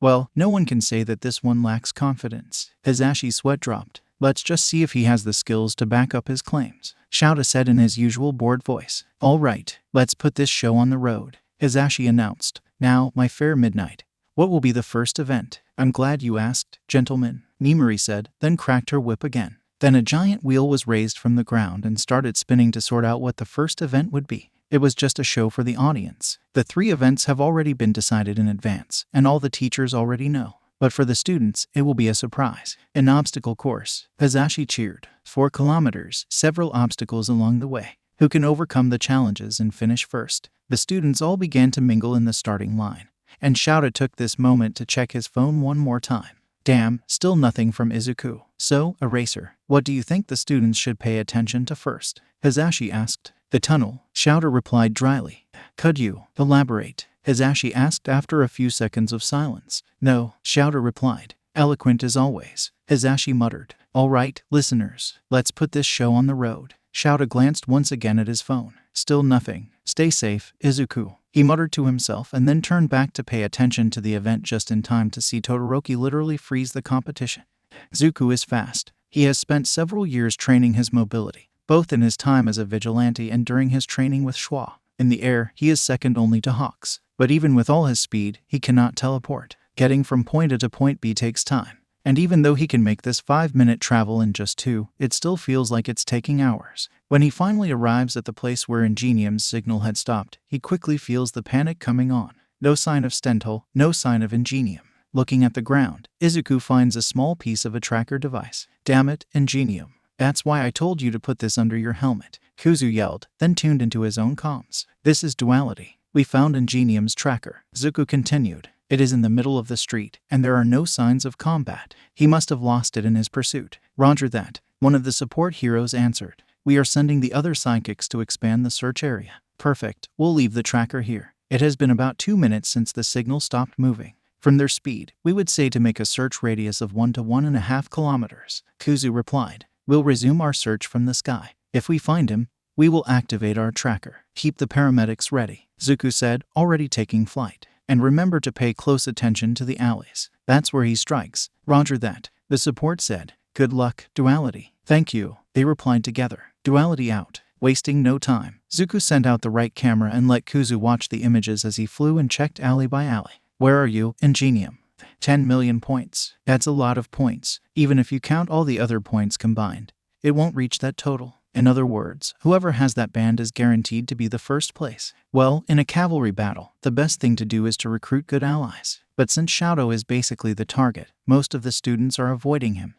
This could be a problem. Hey, Todoroki, Kaminari calls him. Shouta turns around and sees the blonde man approaching with Tokoyami and Shinsu right behind him. What do they want? They are against each other, aren't they? Suu, Kaminari starts. I was thinking, since, we are all, Hitoshi puts a hand on his mouth to interrupt his rambling.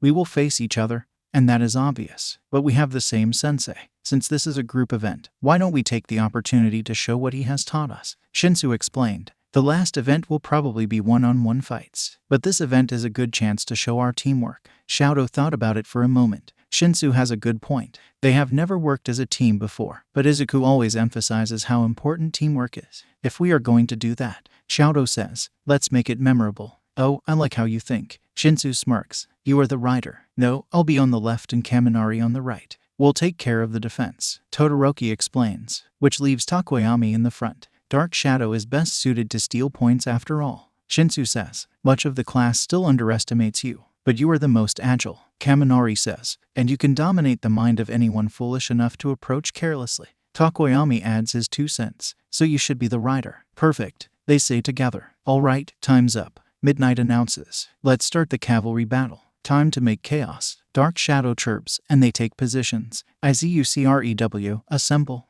Oh, these 4 teamed up. Prepare for chaos. Shout aside. Looks like your problem child's problem children teamed up. Azashi grinned. All right, listeners, let's start the cavalry battle. We have a few interesting teams in the game. Let's see what they'll do. Shouta could have sworn he saw the eyes of these 4 gleaming with mischief. What are these problem children planning? As soon as Midnight announces the start of the game, more than half of the teams immediately zeroes onto Team Shinsu, obviously aiming at the 10 million headband. But if only it were that easy. Todoroki steps on the ground, hurling his ice in all directions.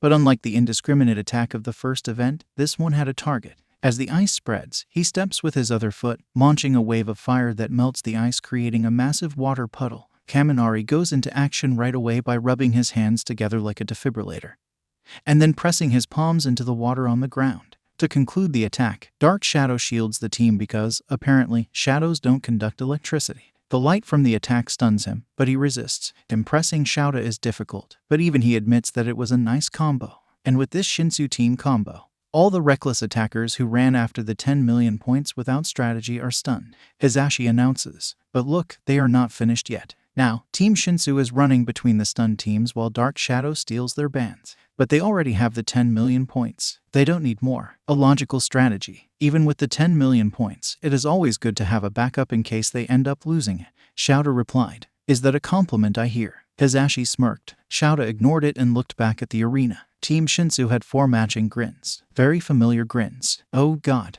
the rat is multiplying, Shouta said under his breath. It is obvious that they learned that grin from Izuku. But the one who corrupted Shouta's son was the rat. And look at that. The other teams have started to recover from this initial attack and are already moving again. Hizashi said, the cavalry battle is just beginning. Hitoshi smiled as he fooled yet another team of idiots. It's amazing how a simple jab at their pride and they'll respond to anything. The most impressive part is that the Bakugo team has not tried to attack them head-on so far. Apparently, the Pomeranian has decided to go after the copycat from Class B. In 2 more minutes, Mike-sensei announced. Hitoshi grinned and looked to Todoroki, who nodded at him. Time for chaos. Hitoshi grinned as he took off the 10 million points headband. Hey, guys, he called, and everyone looked at him. Catch. He threw the headband over his shoulder. All the teams started running. But before anyone could get there, Todoroki launched the biggest attack Hitoshi had ever seen him make toward the headband. The other teams had to shield their eyes. The temperature in the arena dropped to the point that most of them began to shiver. But what is that? Team Shinsu literally buried the 10 million points in a giant iceberg. Mike-sensei announced. Is that even allowed? No rule says that it's not. Midnight shrugged. Problem children, Aizawa-sensei said. And Hitoshi has been living with the teacher long enough to recognize the fondness in his voice. I wonder if anyone can get through the iceberg and get the points. Dark Shadow said. Nah, no one here is capable. The provocation worked, and half the team started attacking the iceberg while they quietly moved out of the way now that they were no longer the primary target. Tunnel vision will not help them, Takoyami said. Time for the final assault. Saying this, Dark Shadow immediately lunged at the same time as Hitoshi threw his scarf, grabbing as many headbands as possible while Mike-sensei began the final countdown. 10, 9, 8. The teams attacking the iceberg made a desperate last push to try to get through. After all, most of them had 0 points. 7, 6, 5, 0. Look, there's Bakugo, blasting himself towards Hitoshi to try and grab his headbands. 4, 3, 2. Bakugo reaches his right arm to attack Hitoshi. 1, and it's over. He falls face first into the dirt. All right, the cavalry battle is over, Midnight announces. In the end, no one had the 10 million points. Now, let's take a look at the scoreboard. Mike says, in first place, Team Shinsu, consisting of Shinsu Hitoshi, Takoyami Fumikage, Todoroki Shouto, and Kaminari Denki. The audience cheered as Hitoshi made an exaggerated bowing motion. In second place, Team Bakugo, consisting of Bakugo Katsuki, Kirishima Ijiru, Ashido Mina, and Siro Hanta. In third place, Team Asui, consisting of Asui Tsuyu, Ida Tenya, Uraraka Ochako, and Hatsume. The audience decreased in volume when Team Bakugo was announced but came back in full force when Team Asui was announced. And last but not least, in fourth place, we have the Yaoyorozu team, consisting of Yaoyorozu Momo, Shaoji Mezu, and Aoyama Yuuga. And since this team had only 3 members, one of the members of the 5th place team will go to the next round. So, Team Monoma choose a member. After a short discussion, they decide that Monoma will move on to the next round. Alright, the third event will start after lunch period. Midnight says, you heard it. For those of you who didn't pass, don't worry. We still have many recreational activities that everyone can participate in. As for the third event, these are the brackets. Mike said, we'll be right back after the break. Mike announced, then turned off the microphones. Hitoshi accompanied his friends to the cafeteria to get food, but on the way, he checked his phone. Izuku didn't send any messages, not that he expected anything. Even if Izuku is back by now, they surely wouldn't want to distract Hitoshi from the event. They are considerate like that. Still, at least an I'm fine would be nice to receive. Hitoshi is worried about them. Hitoshi sighs and then runs to catch up with his friends. He hopes Izuku will be proud of the chaos they have created here. Found them, Kuzu announces as they fly through the alleys. They are on the camera. Let's go. Zuku says, status, Ingenium is down. We need to hurry. Kuzu replies, Stental is monologuing now. But as soon as he's done, he'll want to finish the job. Then we better be faster. Hang in there, Ingenium.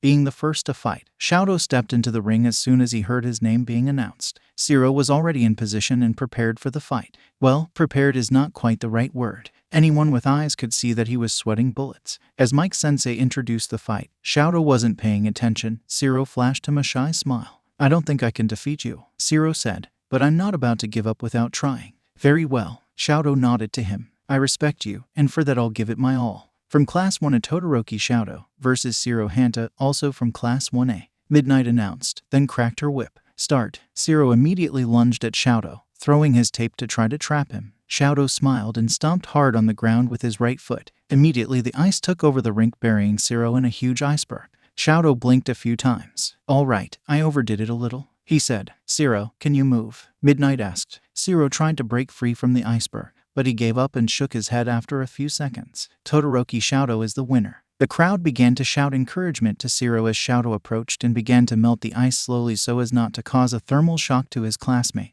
who was shivering from the cold. Sorry about that, Shouto said with a small smile. And no problem, dude, Siro said. TT, thanks for TT taking MSC seriously. He gave Shouto a trembling grin. Can my pretty assistant help us here? Midnight said with a smirk. Taoya climbed into the ring, flipping her off on the way, and started helping melt the ice. He almost fell 3 times. Seriously, how the hell did someone manage to make him wear heels? More importantly, how is that person still alive? Shouto had to hold back from laughing again. As soon as he managed to get Siro off the ice, he supported his classmate and took him to the infirmary. He felt the temperature rise and saw a flash of blue behind him as he left. Your brother is scary, Siro said, looking over his shoulder. Maybe, Shouto hummed, but after today I have blackmail material for the rest of his life. Siro laughed, but Shouto was being completely serious.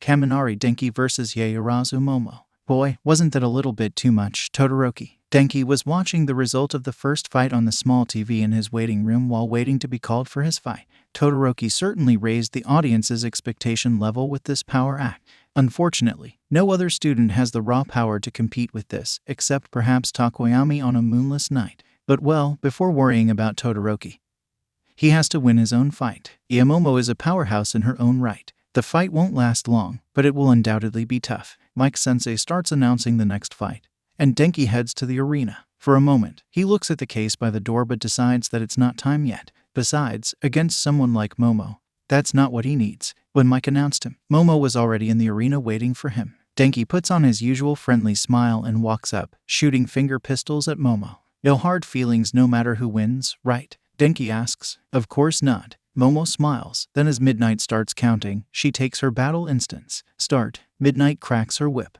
Denki immediately shoots toward Momo, trying to prevent her from having time to create anything. Covering his fist with electricity, Denki sends a punch, which Momo blocks with her right arm. To Denki's surprise, she doesn't even seem to feel the shock that would normally knock anyone out. Focusing on her arms, he realizes that they are covered by something. Oh, insulating gloves, clever one. Momo quickly creates a staff and lunges against Denki, who begins to dodge a hail of attacks. She has the advantage in range and is protected against long-range electrical discharge. Denki also can't just unload everything and hope for the best. If he short-circuits his brain, it's gone. However, one does not survive 3 weeks of Spartan training with Aizawa without learning new tricks. With a smile, he waits for Momo to make a lunge with the staff and holds the staff between his arm and his back. When Momo tries to pull the stick, he just lets it go, which makes her lose her balance since she was expecting resistance. By the time she recovers, Denki is already in front of her, placing his hands on either side of her head and releasing a small electrical discharge.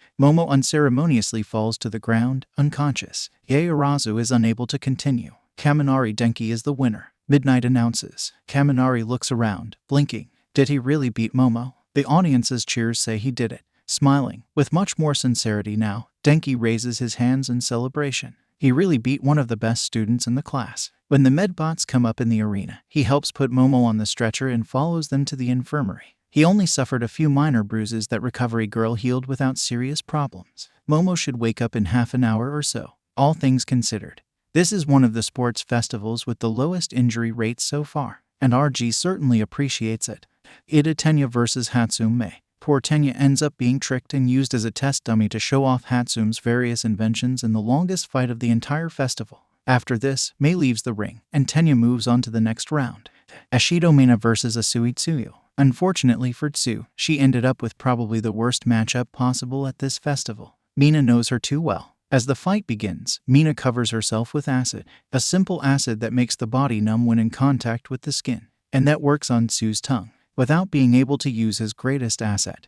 This fight quickly becomes a clash of agility. Between Mina's fluid dance-like movements and Tsu's leaps, the fight ends when, in a moment of carelessness, Tsu slips on the trail of acid that Mina has left on the floor, and this opening allows Mina to push her out of the ring.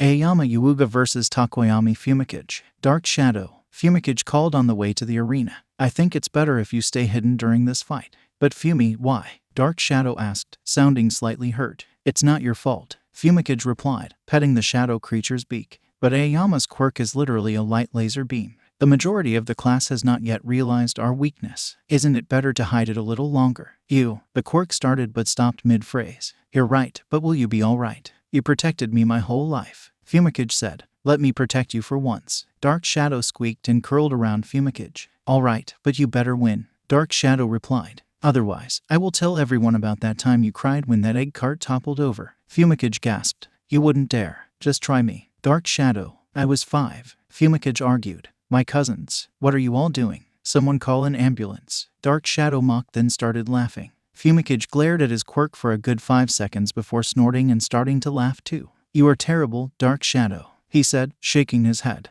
And you love me, Dark Shadow replied. Fumikage did not grace him with an answer. Instead, he steeled his expression and said in a serious tone, Don't worry, Dark Shadow, Fumikage said right as he was about to step into view. Light shall never conquer the darkness. Fumikage steps into the arena as Present Mike announces it. Aoyama was already there, spinning and waving to the audience. When he notices Fumikage, he turns and gives a salute which Fumikage responds with a slight bow. 3, 2, 1, Midnight cracks her whip. Start. Aoyama wastes no time firing his laser at Fumikage, but, already expecting it, the crow dodges it with a step to the side. Aoyama tries again, but Fumikage dodges in the same way. They do this dance for a few minutes. Aoyama shoots, and Fumikage dodges, but he doesn't move closer to try to attack. Fumikage realizes that his classmate is starting to get frustrated, and his attacks are becoming more frequent and desperate, until Aoyama makes a mistake and shoots a laser for more than a second. He instantly realizes his mistake as he drops to his knees, covering his stomach with his arms. Seizing the opportunity, Takoyami quickly covers the distance between them and dropkicks Aoyama right in the face. The impact is enough to send them out of the ring. Still, even if it wasn't, Aoyama doesn't get up. Aoyama is out of bounds. Takoyami Fumikage is the winner. Midnight announces. Dark Shadow appears and wraps himself around Fumikage, screeching his cheers. What a mad banquet of darkness, Fumikage says as he steps out of the ring and helps put Aoyama on the stretcher. But despite his words, anyone could notice the smile on his face. Kirishima Ijiru vs. Shoji Mezu. This fight can be described in one word: brutal. It is no secret that, in terms of physical strength, Kirishima and Shoji are probably the strongest in the class. Kirishima is basically a wall, while Shoji attacks like a machine gun with his 6 extra arms. In the end, Kirishima's toughness held up well, but as the saying goes, water dripping day by day wears the hardest rock away. When Kirishima finally reached his limit and had to let go of the stiffening, Shoji grabbed him and threw him out of the ring, winning the match. Monoma Nito vs. Shinsu Hitoshi. It must be karma. It's the only explanation. Only karma explains Hitoshi having to face the biggest hole he's met since he came to UA right in the first round. Some bored god wants to make Hitoshi taste his own medicine. Now, Hitoshi knows that he is also on a hole. His quirk depends on making people respond, and the best way to do that is to get under their skin. But even Hitoshi has a line, and taunting someone using a traumatic experience definitely crosses that line. When Hitoshi climbs into the ring, Monoma is already waiting for him with his bastard smirk on his face. Hitoshi ignores Present Mike's introduction, accessing what he knows about his opponent. Monoma's quirk is some kind of copy quirk. Hitoshi saw Monoma copy explosion and hardening during the cavalry battle. He seems limited to 3, maybe 4 quirks at a time and must have a time limit on the copies. 5 minutes. 10. He doesn't show any physical indication of which quirks he has copied at the moment. 3, 2, 1. Midnight counts. Start. Monoma stomps hard on the ground, which softens as if it was made of mud. The trail reaches Hitoshi, who begins to sink as if in quicksand. Nice quirk. Izuku would be having a field day here. Hitoshi smirks and looks Monoma dead in the eyes. Is that all you got? Hitoshi asks. For someone so determined to prove himself superior to us, you are not all that. Oh, I'll show you who's the best. Got him. Hitoshi smirks. Hitoshi sends his scarf towards Monoma, but it hits some kind of invisible wall and stops. Oh, can't the great Classa get past my barrier? Monoma taunts. Why don't you give up? You are so dumb that you don't even know that you have already lost. Hitoshi says, smirking. He waves his hands in some weird motions just to confuse his opponent. What or why Monoma starts. Sleep, Hitoshi says, snapping his fingers. He grabs Monoma's mind right after the snap. Now, you will carefully return the floor to normal, Hitoshi says. And Monoma steps on the floor again, hardening it back to normal and releasing Hitoshi. Great job, now turn around and walk out of bounds. Monoma wordlessly turns around and walks out of the ring. Monoma is out of bounds. The winner is Shinsu Hitoshi. Midnight announces. Hitoshi makes an extremely exaggerated spin and bows towards the announcing booth. He hears a snort for a second before Mike starts talking again. He starts to leave but then remembers Monoma. He raises his right arm for all to see and snaps his fingers, releasing his control over Monoma. Better luck next time, Hitoshi says as he leaves the arena. Asshole.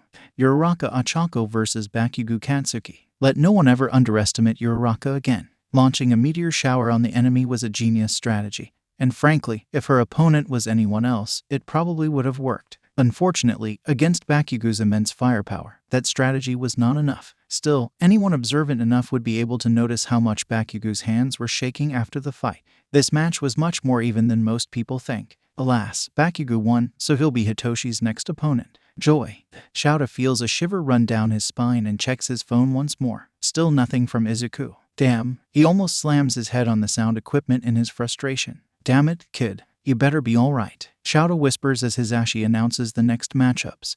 3 arrows fly aiming directly at the shoulders of the noseless man, who is about to turn Ingenium into a cosplay of the Excalibur stone. Izuku knows how potentially lethal that attack was. But if there's one thing he's discovered about Stendhal, it's that anything less won't be enough to hold him back. And as expected, Stendhal notices the attack and blocks the arrows while retreating further down the alley. He looks over and soon notices Izuku, who has positioned himself in front of Ingenium. A kid? He asks, then frowns. No, you're not just a kid. Duality, right. Well, Kuzu says, injecting as much cheerfulness in his voice as possible. Stendhal has heard of us. As they talk, Zuko discreetly sends a camera to examine Ingenium. He's conscious, but he seems to be paralyzed. Seems like Izuku's theory about Stendhal's quirk was right. He really can paralyze his victims, but what is the trigger? Stendhal, no one called me that for a good while. Stendhal says, you were a vigilante like me. Why protect this fake? I have met many fake heroes, Stendhal. Zuko explains calmly. A few weeks ago I had the pleasure of sending Endeavor to Tartarus. But Ingenium is definitely not one of the fakes. Of course he is. Stendhal yells. You know, we always admired you.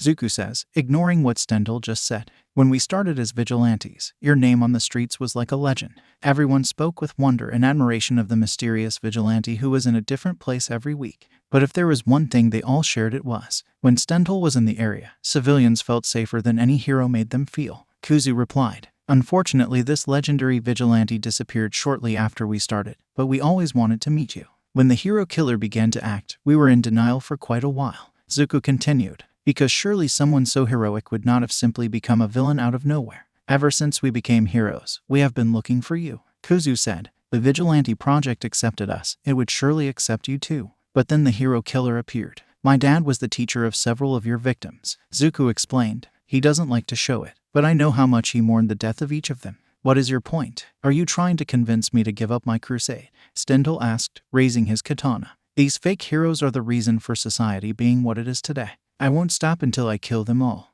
The only one who can kill me is the one true hero, All Might. Yeah, I figured that was the case, but I had to try. Zuko shrugged. You are one of the few good heroes, child. Leave and I'll let you live. By doing this I will be abandoning Ingenium. That would definitely make me a fake hero. Real heroes don't question who they save, they just save. Kuzu said. Besides, we have a reason to talk so much. Zuko smiled innocently. Each second we keep you talking is one more second for the other heroes to get here. Kuzu grinned. This was enough push for Stendhal, who immediately charged at Izuku with his katana. Izuku narrowly dodged the attack. He felt the katana scratch his chest, but fortunately not deep enough to draw blood. In one-on-one, you certainly beat us, Zuko said, especially since we are protecting a hostage. But do you have time for that? Kuzu asked. The heroes already have our location. They will be here any second now. As if on cue, they hear footsteps approaching the alley, and at this moment, Izuku makes a mistake. For just a second, he takes his eyes off Stendhal, but that is long enough to lose sight of him. And when he least expects it, Stendhal is in front of him, swinging his katana in an arc and hitting Izuku in the stomach. They're here. Someone calls and rushes into the alley. "TCH, you have escaped this time, Ingenium," Stendhal says, looking at the fallen hero. But there won't be a next time. With that, Stendhal runs out of the alley, easily missing the heroes into the city. Izuku pressed their fingers to his stomach, and when they looked, they were red with blood. Looking down, they see the blood quickly dripping onto the floor. Damn, Zuko says, pressing his back against the wall and sliding to the floor. Dad is going to kill us, Kuzu completes. As they hear footsteps approaching and paramedics running, his vision darkens. The last thing they see before losing consciousness is Ingenium's haunted expression as he says something that Izuku cannot hear. Kaminari and Todoroki look at each other face to face. Shouta can easily see how nervous Kaminari is even though he disguises it well. Shouta can also see what was in the case that Kaminari has been so secretive with his colleagues until now. Of course, Schwa already knew what was there. He was one of those who approved the gear. But it doesn't change the fact that Kaminari has been acting as if it were a state secret. Now, as Midnight prepares to start the fight, Kaminari, positioned with a sword in his right hand and a shield in his left, prepares for the fight. If you pay attention, you can see the signature on the shield saying Hatsum Industries. Todoroki curiously observes the weapons in his classmates' hands. Shouta can feel the same curiosity emanating from the rest of his Hell class. And being honest, he will never admit it out loud. He is curious too. Shouta has seen the diagrams and knows how this weapon works. But knowing and seeing it in action is quite different. 3, 2, 1, start. Midnight cracks her whip. As soon as the fight starts, Todoroki opens up with the same attack he used against Zero in an attempt to end it as quickly as soon possible. Kaminari, with sparks dancing in his right hand, inserts the sword, which absorbs the electricity, into the shield. The shield detaches from his hand and molds itself into the sword's blade as Kaminari swings it over his shoulder and slams it down hard, releasing all the accumulated electricity in a shockwave that crashes into the ice. The resulting explosion sends out a mixture of steam and cold air that obscures the arena from the audience. When the cloud began to dissipate, Kaminari was in the same place. The sword and shield now fused together as one long axe. Todoroki was at the edge of the ring.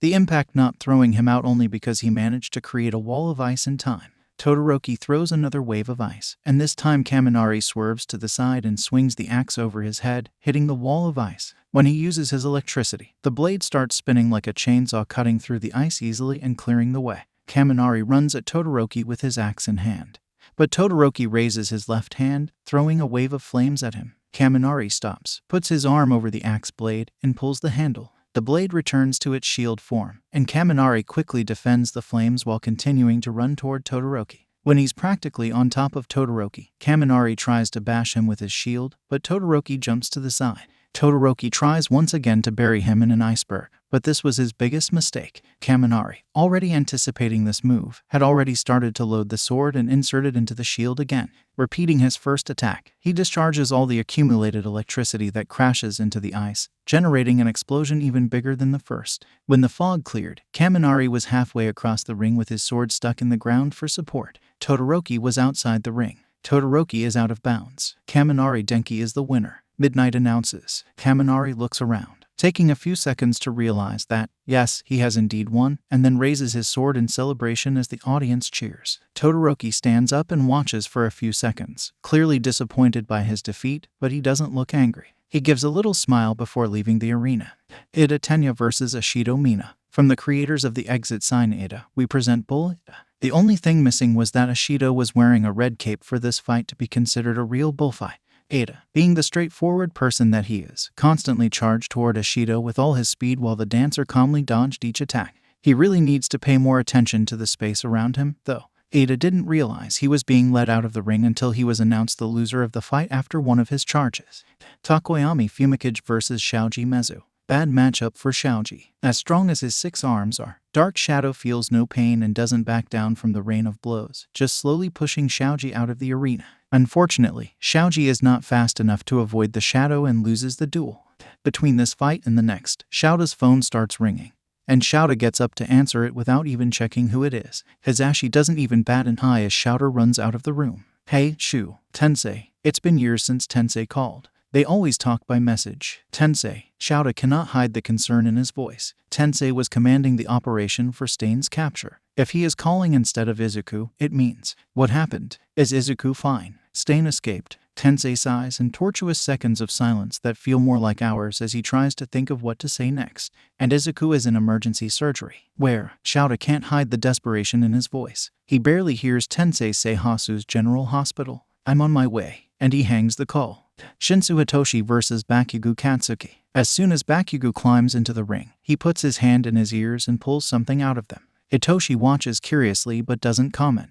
Prepare to die, extra. Bakugo sneers. I won't be the one dying here, Kaken. Hitoshi replies, but surprisingly, Bakugo doesn't say anything else. 3, 2, 1, start. Midnight cracks the whip. Bakugo propels himself onto Hitoshi with his blasts and starts the fight with a right hook. By now, everyone in the class has probably figured out this habit of his. Hitoshi owes himself and responds with a judo throw over his shoulder that he has been on the other side so many times. This won't work, Kaken. Hitoshi provokes, but Bakugo ignores it. How the heck he didn't reply yet? Since when can the Pomeranian stay quiet? It's like he's not even hearing. Wait. Hitoshi makes a sign with his hand, fingerspelling one word. Bakugo simply flips him off. F me. Of course you are deaf. Hitoshi signs. How come no one noticed until now? Bakugo stops his attacks for a moment and shrugs before signing back. I'm sure Izu knew. He's the one who used to tell me I would go deaf because of my quirk. Then he smirks. And it's not my fault none of you extras have eyes. My hearing aids aren't even discreet. Of course. Hitoshi shakes his head. All right, plan B then. Then he quickly takes up his stance and throws the scarf at Bakugo. Bakugo answers the attack with a blast towards the ground that propels him upwards out of range of the fabric. Hitoshi smirks and locks eyes with Bakugo as the blonde dives at him. Straightening his stance, Hitoshi dodges the attack with a sidestep jump and takes the opportunity to land a knee on Bakugo's chest. Bakugo recovers quickly and attacks again without giving Hitoshi time to breathe. Hitoshi manages to avoid direct damage from most explosions but still suffers from the heat. There's no way to escape this without at least a few burns. Bakugo attacks again, but this time Hitoshi is prepared. He trims the palm strike followed by an explosion and holds Bakugo by the wrist, throwing him over his shoulder and onto the floor. Without giving him time to recover, Hitoshi throws the scarf again, and this time he manages to trap Bakugo, who begins to struggle. Unfortunately for him, it will take more than a few explosions to break free. Throwing his scarf up, he throws Bakugo and plunges him headfirst into the concrete. He repeats this move twice more, then turns and throws Bakugo out of the ring. Bakugo is out of bounds. Shinsu Hitoshi is the winner, Midnight announces. Repeating his theatrics, Hitoshi spins in place and bows to the announcing booth. He ignores Bakugo and leaves the arena. If he tries to help, the blonde will only get even angrier. The fact that he didn't try to attack again shows that he accepted defeat with dignity. To Hitoshi's surprise, as soon as he leaves the arena, he finds Aizawa standing in front of his waiting room.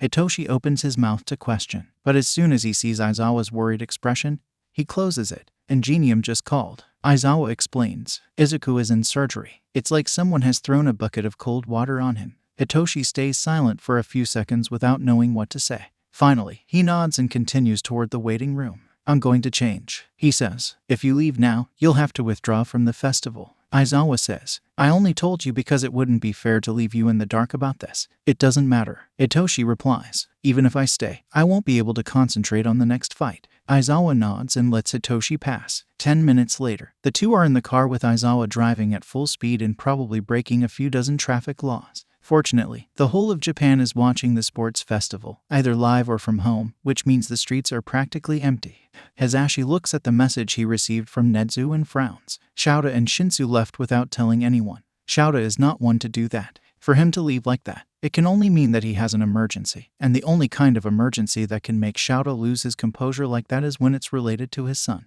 Hazashi can only sigh and hope that the little listener is okay. Meanwhile, he goes back to announcing. Okay, listeners, now for the next matchups we have. In normal circumstances, Bakugo would step in Hitoshi's place, but he refused to continue after losing. As hot-headed as he is, no one can say he's not honorable. Shinsu Hitoshi had a family emergency and will be withdrawing from the festival because of this. Hazashi explains. Therefore, Takoyami Fumikage wins the match by woe. Now, moving on with the matches.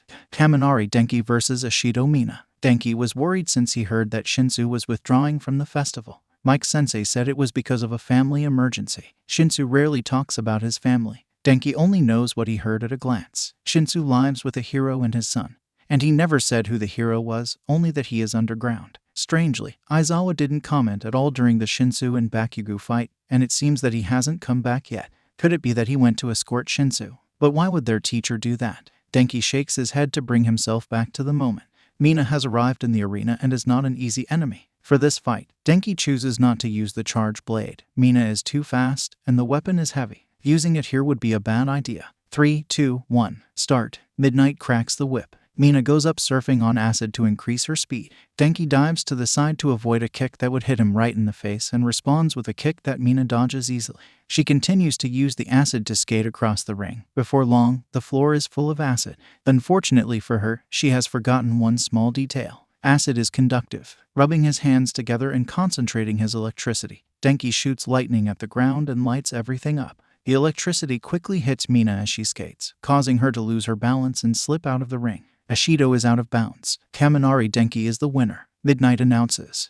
Kaminari Denki vs. Takoyami Fumikage. The last fight of the festival was somewhat anticlimactic. Unfortunately for Takoyami, Denki countered him in every way possible. His electricity generates enough light to knock out Dark Shadow, and if Takoyami tries to attack him head-on, he will be electrocuted. In the end, the duo tries but loses. Frankly, Denki needs to double-check the brackets a few times because he can't believe he won. He, Kaminari Denki, has just won UAS Sports Festival. The awarding of medals occurs smoothly. All Might makes a dramatic entrance and hands out the medals, starting with third place. Since Shinsu is absent, he will have to pick up his medal later. Having withdrawn or not, he is tied with Mina for third place. In second place, Takoyami receives the medal, and Dark Shadow celebrates excitedly. And in first place, Denki still can't believe he won. But receiving the gold medal leaves no room for doubt. After the award ceremony, in closing, the whole class goes home in high spirits. The atmosphere in the car is tense. Hitoshi and Aizawa have not exchanged a word during the entire trip. Not that it was long. The trip to Hasu that would usually take about an hour and a half with traffic, was done in half an hour. That's how much Aizawa was in a hurry. The hospital parking lot was practically full, the only parking space being a tight squeeze between two cars. But not even this made Aizawa slow down. Instead, he applied the parking brake while the car was in motion, causing the car to drift and stop exactly between the two cars. If Hitoshi hadn't been so worried, he would probably have been impressed with this parallel parking worthy of an action movie. Having parked, Aizawa practically jumps out of the car and runs into the hospital, with Hitoshi scurrying not to be left behind. When he enters, Aizawa is already at the reception desk with his hair floating as he talks to the receptionist, who seems on the verge of a panic attack. Without much to do, Hitoshi sits down and begins the waiting game. 2 hours. 2 effing hours. That is how long Shouta had to wait for news about Izuku. No one informed him anything other than he is still in surgery and we will let you know as soon as he is out. Shouta knows that his reaction is illogical. He knows how hospitals work. He has been in them more times than he would like to admit. But no matter how illogical he is being, all logic disappears when it comes to his child. Hell, after the USJ, the only reason Shouta was calm when Izuku woke up was that he was high on tranquilizers and analgesics. By now, Shouta must have walked a few miles, pacing in circles in front of the reception desk. Shinsu is sitting close enough to hear any updates but far enough away to be ignored by most. He seems on the verge of hypnotizing Shouta to try and calm him down, which would be pretty hypocritical of the insomniac who hasn't stopped tapping his foot for a second since they arrived. Aizawa, with the speed in which Shouta ran to the nurse who called him, anyone would think he had a speed quirk. The nurse, apparently much more experienced than the receptionist, didn't even bat an eye. Aizawa Izuku is in the hero wing. Follow me. Shouta didn't need to look to know that Shinsu was right behind him. On the way, the nurse asked, "Would you like a summary of his wounds now?" "Yes, please." Shouta nodded. The nurse hummed, picking up a clipboard and starting to read without stopping walking. His only wound came from a horizontal cut on his belly, made by a sharp weapon. According to Ingenium, it was a katana. The cut was deep, but fortunately his costume is well done. If not for her, the cut could have been even worse. The nurse explained, "Fortunately, we have no shortage of type O blood here, so we were able to transfuse it quickly. But he needed emergency surgery. The katana cut right through his stomach, but thanks to several quirks that I won't waste my time or yours explaining, we were able to reconstruct the organs in time. All in all, he was lucky. The heroes were nearby and brought him here immediately. If it had taken 10 minutes longer, his condition would have been much worse. He is expected to recover soon and the only thing he will carry with him is a scar." Hearing this, Shouta allowed himself a sigh of relief. "Izuku is fine. Thank you." Shouta nodded again. "Don't mention it." The nurse smiled at him, then showed him the right door. He will need to spend the night under observation, but if his condition does not worsen, he should be able to go home. Just remember to keep the wound clean and bandaged and monitor for possible infection. It is recommended to wait at least a week before trying any kind of quirk to speed up the recovery. Other than that, just make sure that he rests and avoids any kind of strenuous activity. He doesn't want his stitches to open. His stomach has basically been rebuilt. He will probably have little appetite for the next few weeks. It is important that he eats light meals. He may have a fever. Izuku doesn't get fevers. It is impossible because of his quirk. Shouta commented, "What we have to keep an eye on is something else, and I figure you know what to do." The nurse replied, "It has happened a few times in the past." Shouta nodded. "It's rare, but it happened." "Okay, you can go in. When he wakes up, just call me." Having said that, she left. Shouta took a deep breath and opened the door. Upon entering, he immediately saw the bed where Izuku was lying, still unconscious and dressed in a hospital gown. This sight immediately brought Shouta back to memories of the first time he had seen Izuku like this, just after the incident with Hisashi. Since that time, this has happened only a few times. Incredibly, Izuku is good at keeping himself safe. Or rather, Zuku is good at keeping Kuzu safe, and Kuzu is good at keeping Zuku safe. But as rare as it has happened a few times. Hero work is dangerous, and sometimes it is impossible not to get hurt. Still, it never gets easier for Shouta to see Izuku unconscious in a hospital bed. That hyperactive kid shouldn't be so still. Shouta silently approaches the bed and just watches for a few seconds as Izuku's chest slowly rises and falls. Izuku was a little paler than usual. Placing a hand on his forehead, Shouta noticed that his skin was cold. His skin is always at an above-average temperature. That is one reason cats love him so much. But Shouta had expected this. Izuku's organism behaves a little differently than other people. Technically, his normal body temperature is what most would consider a high fever. His fevers are different. Instead of his body temperature rising, it falls. Izuku doesn't get fevers. He gets hypothermias. Meanwhile, Shinsu silently dragged 2 chairs to the edge of the bed and sat down on one of them. He hasn't said anything since they left the sports festival, and it doesn't look like he will say anything for the moment. He just silently watched Izuku. Shouta waved his hands in front of him to get his attention. "It's okay." Shouta signed as soon as Shinsu looked at him. "He's okay." Shinsu nodded and looked again at Izuku. He started to sign without looking back at Shouta. "I know. He sighed. Logically, I know he's fine, but you're still worried, Shouta said aloud this time. Shinsu nodded again. I'm the same. Shinsu turned his face back to him so quickly that Shouta feared he would have whiplash. Nobody knows better than me how capable he is, but that will never stop me from worrying about him. Worrying is a dad's job. I will always worry about all of you, just as I know that he will never stop worrying about us. Shinsu kept silent for a few seconds, then his eyes widened as what Shouta said finally registered. He hesitantly raises his hands again. All of you, he signed tentatively, then looked back to Izuku. Us? Yes, problem child too. Shouta smirked. Do you think I won't worry about my son? Or that he won't worry about his brother? You mean it? Shinsu finally speaks, as tears gather in his eyes. I never say things I don't mean, unless it's a logical ruse. Shouta smirks then looks Shinsu in the eyes. Of course, if this is what you want. Yes. Shouta puts his arm around Shinsu's shoulder and pulls him into a side hug. I would say welcome to the family, but we already considered you family from day one. Shouta said. We are just making it official now, Shinsu. Then call me Hitoshi. Shinsu Hitoshi replied. If you are going to be my dad, it makes sense to use my first name. As you wish, Hitoshi. This time, Kuzu and Zuku wake up at almost the same time. Just a few seconds of difference. Right away, they notice something. They are trembling. Kuzu tries to move, but their arms and legs are numb. And although they have just woken up, they feel oddly drowsy. Cold. Kuzu slurred. Wow, his voice is slow, and the whole room went silent. Suddenly Kuzu realized that there was someone talking right next to the bed. He looked over and saw Dad and Toshi. Hi. If asked in a few days, Kuzu will totally blame the painkillers. He is usually much more eloquent than that. If I wasn't afraid of busting your stitches, I'd be crushing you in a hug right now, Toshi said, approaching carefully and wrapping his arms around Izuku. Hugs are more of a Izuku thing, but that doesn't mean Kuzu will turn a free one down. He may not go out of his way to ask for hugs, but that doesn't mean he doesn't like them either. And at that moment, honestly, a hug sounds incredibly nice. Izuku practically melts in the hug. Warm. Was Hitoshi always this warm? No, I'm not. You are cold. What? Kuzu wasn't mumbling. Was he? I think it was me. Zuku slurred. But I'm too tired to care right now. Toshi giggled as he pulled away from the hug. And Izuku immediately missed the warmth. Before they could think much about the cold, they felt a weight on their heads, and something white appeared in front of their eyes. When Izuku looked up, they saw their dad putting his scarf on him. Izuku smiled as they buried their face in the scarf. Then Zuku suddenly remembered something and quickly turned to his dad. Ingenium, he said quickly. Is he okay? Tensei is fine, Shouta assured. His armor protected him from the worst of the attacks. He had only scratches. That's good. Zuku sighed in relief. I'm so glad he's fine. We can discuss what happened later, Shouta said, when you are not so tired. The nurse said that you can be discharged tomorrow morning. Toshi explained, as long as there are no complications tonight. Great, Kuzu replied. I hate hospitals. I know, problem child. Shouta replied, ruffling his hair. Go back to sleep. And isn't that a tempting offer? Izuku certainly feels tired. Nodding, Izuku lies back down, and in a few seconds he falls asleep.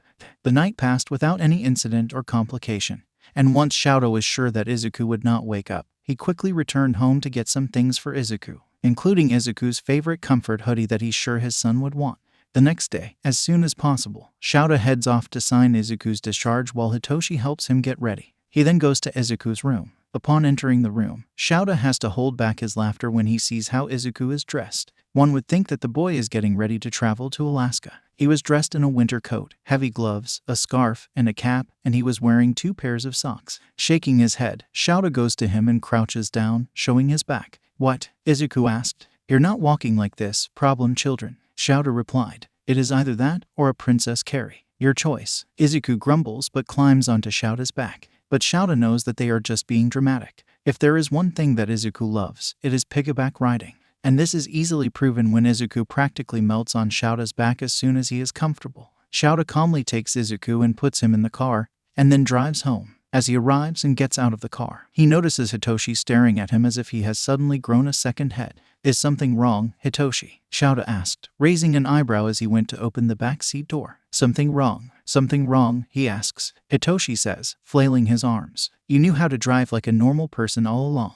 Then why do you always drive like a maniac? I have no idea what you are talking about. Shouta snorted. Dad is a sadist if you still haven't noticed, Toshi. Izuku said. I don't know why I expected an answer. Hitoshi said, shaking his head. Let's go, Shouta said. Ape. Izuku yelped as Shouta pulled him up and put him in a Princess Carrie. Shouta carried Izuku into the apartment, with Hitoshi following close behind, laughing all the while at the expression of betrayal on Izuku's face. Upon entering, Shouta immediately places Izuku on the couch and goes to the kitchen to start preparing some tea.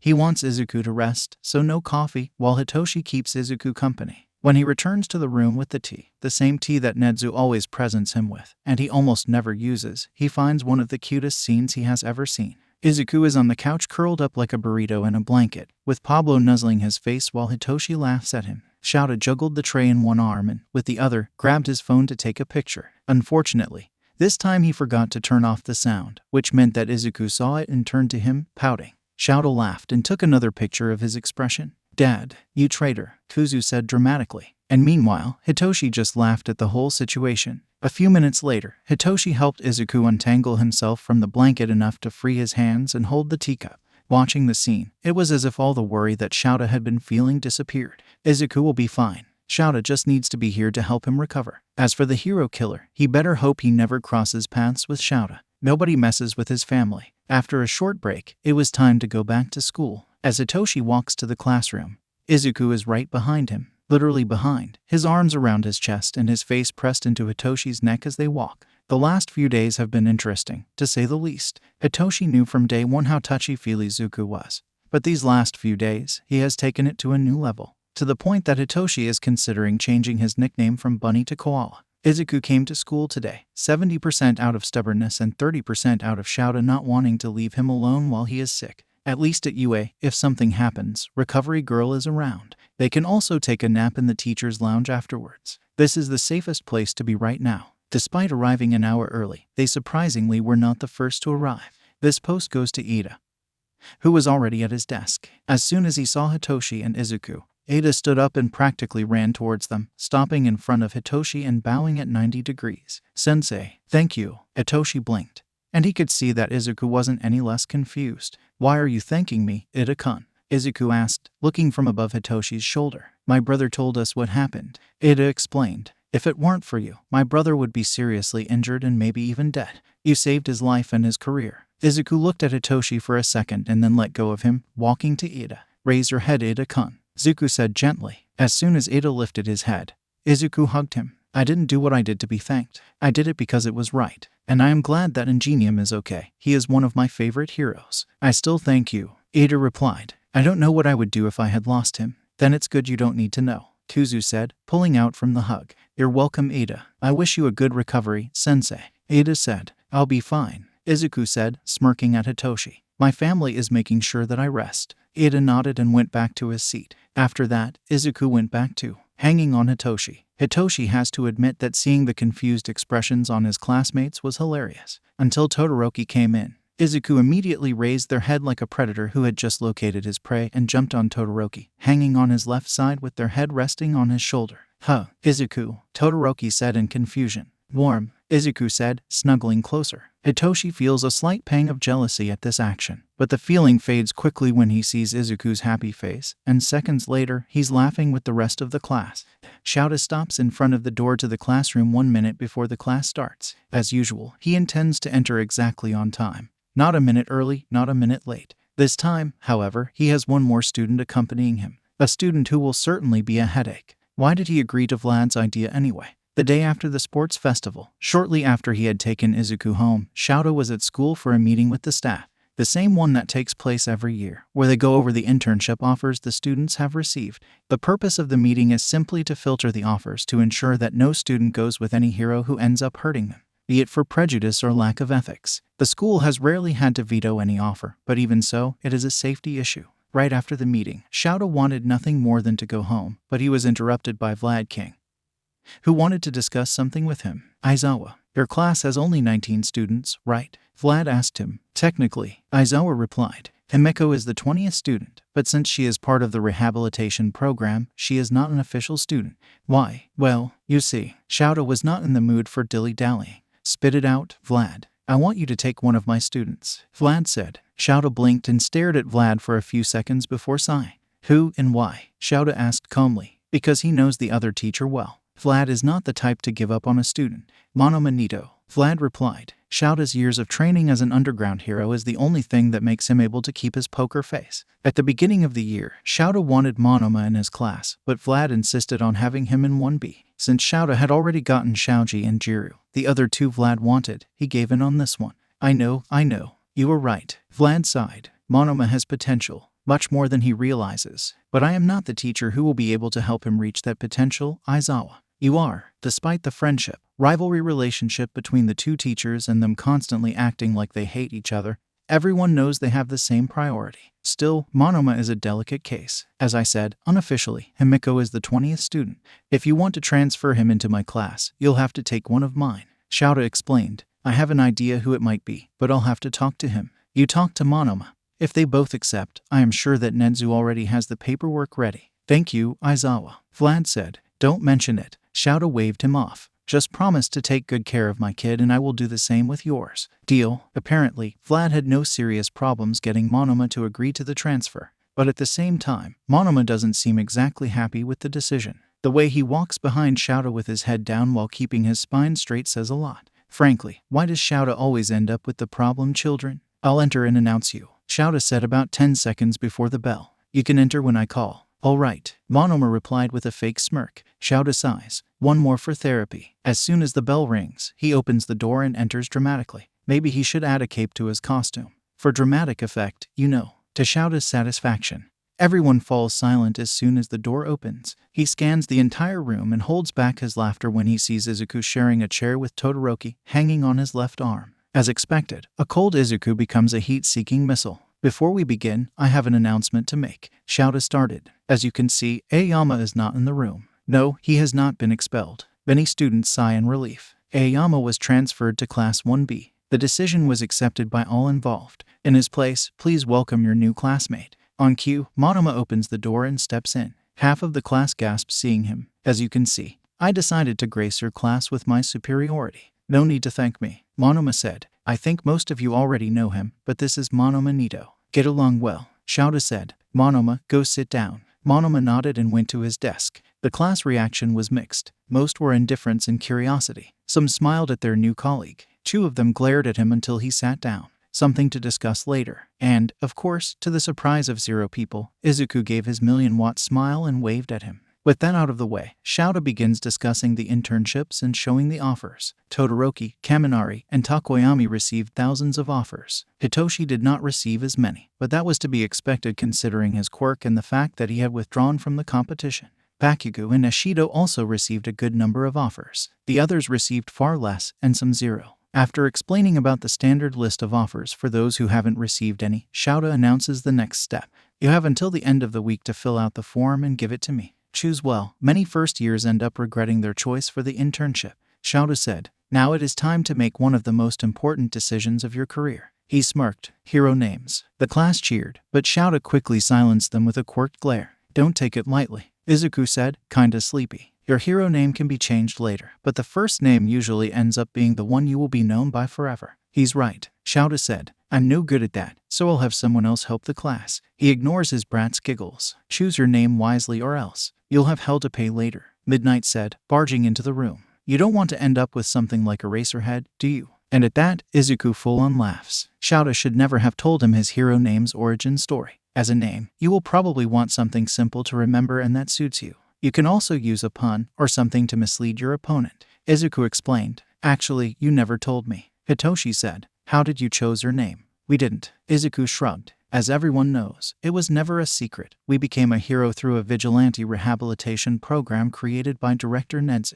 The Project Vigilante. Hitoshi nodded. In our time as vigilantes, we rarely said anything to the criminals we arrested. We alternated our patrols. One day Zuku, the next Kuzu. This is the main reason why they thought we were 2 people. But we never gave anyone a name to call us. But you do have a name, Ashido said. Poltergeist and Ifrit. About a year after we started. We were in the middle of a patrol when we first heard this name. Apparently, because of the way Zuku attacked criminals by surprise with whatever objects were around, they started calling him the Poltergeist. Kuzu explained. My case was funnier. They called me Ifrit because they said I looked like a demon. Although we never chose those names, once people started using them they never stopped. The same will happen to you, so be wise, Zuku said. And if you want help, we are right here. Shouta nods and gets into his sleeping bag. Don't wake me up unless someone is dying, Shouta says and closes his eyes. The class doesn't even bat an eye, too used to his antics by now.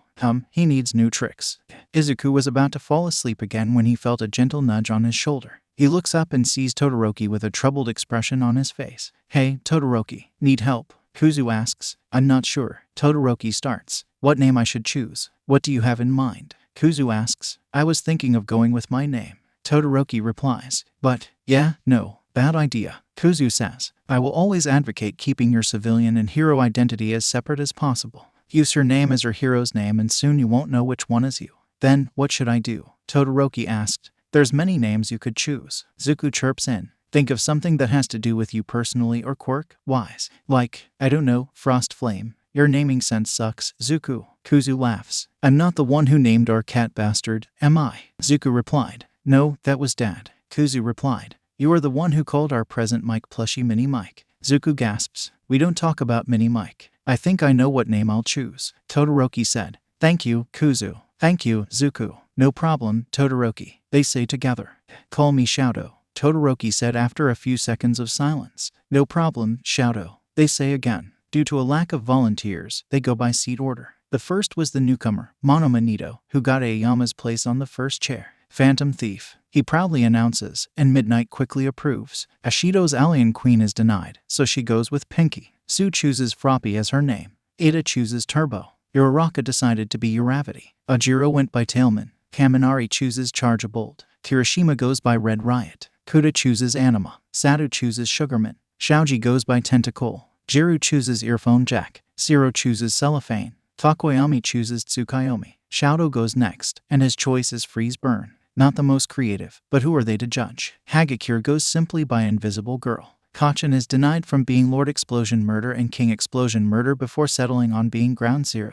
Good choice. Then Toshi goes next, and Izuku gives him their full attention. Toshi has been incredibly secretive about his name choice. The Symbiosis Hero, Talk Down. This name completely fits him. Toshi gives them a shy look as he says it, and Izuku replies with a big smile. Next, Yamomo chooses Creati, and the last one is Himiko, who animatedly skips to the front of the class. The actress Hero, impersonation. With the names chosen, all that remains is to choose with whom they will do their internships. Hitoshi groaned as he began to look through the stack of offerings on his desk. He didn't receive nearly as many as Kaminari and Todoroki, but he still had over 500 offers to choose from. The offerings were well organized. First, the name of the hero who sent the offer, then the agency's name, and then the city they operate in. The list being organized alphabetically also helps. He first took a quick look over the names and separated the ones that caught his eye from those he obviously wouldn't want to go. Most of the names he doesn't recognize. Hitoshi is not a hero nerd like Izuku, but he considers himself to be at least knowledgeable in the field, which means they must be undergrounds. Not knowing what kind of hero most of them are makes it difficult to make a decision now, so Hitoshi opens his notebook and starts writing down the names that catch his eye.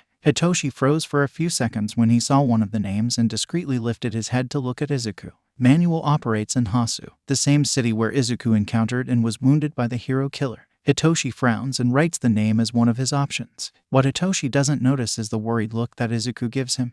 Hitoshi jumps up when he hears someone knocking on his door suddenly. He was so focused on his notebook that he was not paying attention to his surroundings. Dad would get on his case about his situational awareness, but being fair, he should be allowed to let his guard down inside his room. Come in, Hitoshi calls out while hiding the notebook under his pillow. The door opens slowly, and Izuku enters with a shy smile on his face. Hi, Toshi. Can we talk for a moment? Zuku asks. Sure, Hitoshi replies, and Zuku comes closer, pulling the desk chair closer to the bed, and sits down, crossing his legs on it. So, have you decided who you're going to intern under? Zuku asks. I'm not sure yet. There's so many options here, Hitoshi says, staring at the stack of papers on his desk. Zuku pulls the first sheet of paper into his hand and begins to read. I take it that you don't know most of these names. Hitoshi nods. Most are undergrounds, as you probably assumed, but I don't think many of these are good matches to you. Can I? Zuku says, pointing to the marker on the table. Hitoshi nods again. May I see the ones you have already considered?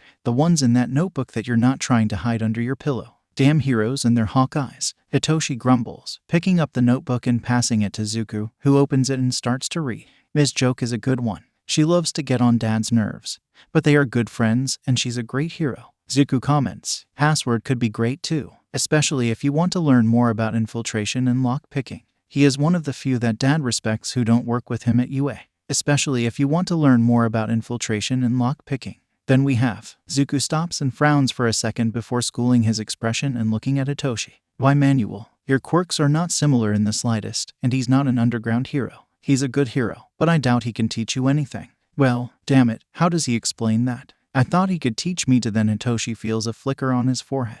Toshi, stop, please, Zuku says in a sad tone. Don't go that path, it's not worth it. And Hitoshi has just been read as a book. Looks like he's not as good at hiding his feelings as he thought he was. Or maybe it is just Izuku who is too observant. But you almost. Hitoshi tries to formulate a sentence to explain how he feels, but he can't. So he just lowers his head. Toshi, look at me. Hitoshi leans his head up and meets a pair of blue eyes filled with understanding and sympathy. Do you remember, Hisashi? Hitoshi remembers. It happened a couple of weeks ago when they received a letter from Tartarus sent by Izuku's biological father, Midoriya Hisashi. Hitoshi had never seen Izuku so upset. That week, Izuku explained to him that Hisashi was a serial killer and the one who killed Izuku's mother. I remember, Hitoshi noted. You went to Tartarus a few weeks ago to visit him. What we didn't tell you is that we were the ones who caught him, Zuku replied. It was right before Dad adopted us. What happened? Hitoshi asked. Not sure where Izuku was going with this. Hisashi is the reason we became vigilantes in the first place. Kuzu entered the conversation. We had different reasons, but the same objective. Different reasons, Hitoshi asked. As you know, I can't feel anger. Sometimes it sucks, Zuku said. There are many things that I feel should make me angry, but I simply can't. Then Zuku laughed. Like, the man who killed my mom. I can't even get angry at him. I, on the other hand, feel enough anger for both of us, Kuzu continued. The difference between us was quite simple. Zuku always wanted justice. I wanted revenge. We trained for a whole year before we started. Dad spent 3 years trying to win our trust, Zuku explained, and we decided to trust him. We broke into Hisashi's house. We mapped out the whole house, photographed everything that could be used as evidence against him, and gave it to Dad. Dad made us promise we would let it for the heroes, and we promised. But the bastard had an escape route planned, a secret tunnel under the house. Hitoshi could see a glow on Kuzu's throat as he got more worked up with the tale. We didn't know about the tunnel, and he almost escaped because of that. So we followed him. We found him. We fought him, Zuku said. And what happened? Hitoshi asked. We won, they said together. Then they showed Hitoshi their scarred right hand. That was the price, Kuzu explained. Then he lowered his head. If Dad hadn't stopped us, we would have killed him. The only reason Nedzu-sen was able to put us on his program despite how much the commission hated us was that we never killed anyone. Zuku continued. If we had killed him, it doesn't matter who he was. We would be in Tartarus in the cell where he is now. And let me tell you something, Toshi, Kuzu said. Beating him like that didn't help at all. It didn't erase all the abuse we suffered at his hands. It didn't take away the scars and burns that we still have because of him. Zuku said. It has not lessened the anger I feel toward him. Kuzu continued. And it certainly didn't bring Mom back. Zuku finished, then looked up at Hitoshi again and smiled. So please, Toshi, don't go down this path. It won't help. Then, Hitoshi looked at them. What do I do with this anger? He hurt you. I can't just forgive him. Anger will not just go away. Kuzu noted. But you can learn to work with it. There's nothing wrong with feeling anger. Just don't let your anger control you. Zuku smiled. And if you need help, that's what family is for, isn't it? Kuzu finished. Okay, Hitoshi said, picking the notebook from Izuku's hand.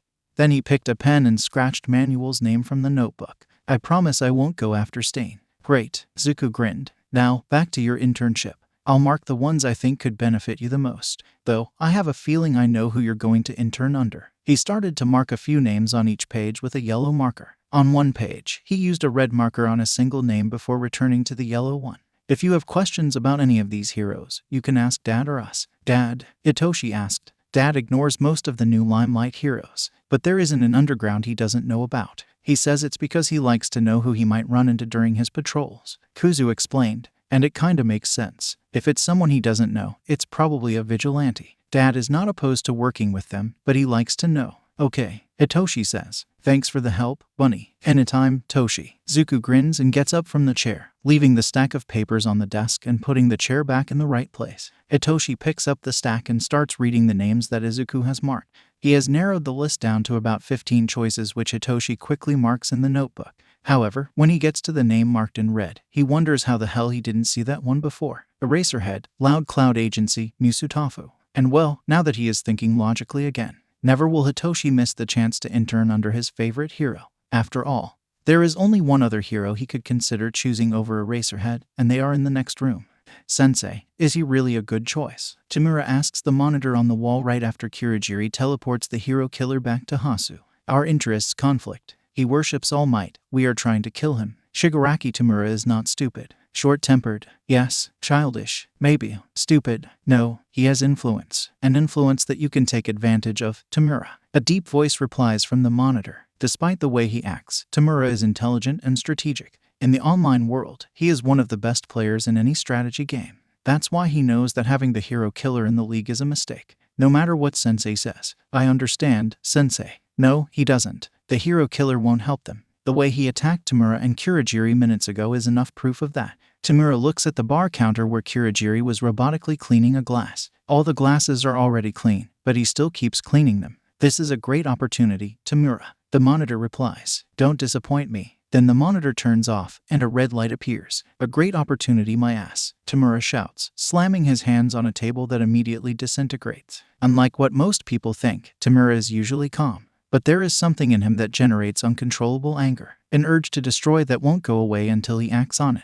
Kurogiri continues to clean the glasses, not batting an eye on the decayed table. A few minutes, and tables later, the red light on the monitor vanishes, and Tamura's anger starts to dim. I can't feel him anymore, Tamura says. It's safe for now. As soon as he says this, Kurogiri puts the glass on the counter and sighs. How do you feel, Tamura? Kurogiri asks. Like a puppet, Tamura replies. The hero killer. There is no way Sensei thinks this could work. Tamura is smart. He knows when he's being manipulated. This fury he feels is not natural. It always comes after talking to Sensei. And it's always accompanied by a feeling of being watched. Damn the day that child decided to follow the first stranger who showed him kindness. What will we do? Kurogiri asks, and despite his monotone voice, Tamura notices the concern in his tone. The only good thing that came out of it was meeting Kurogiri. At first, the mistman acted like an NPC, only responding when spoken to, always repeating the same meaningless actions. His only duty was to be Tamura's caretaker, but that began to change about a year ago.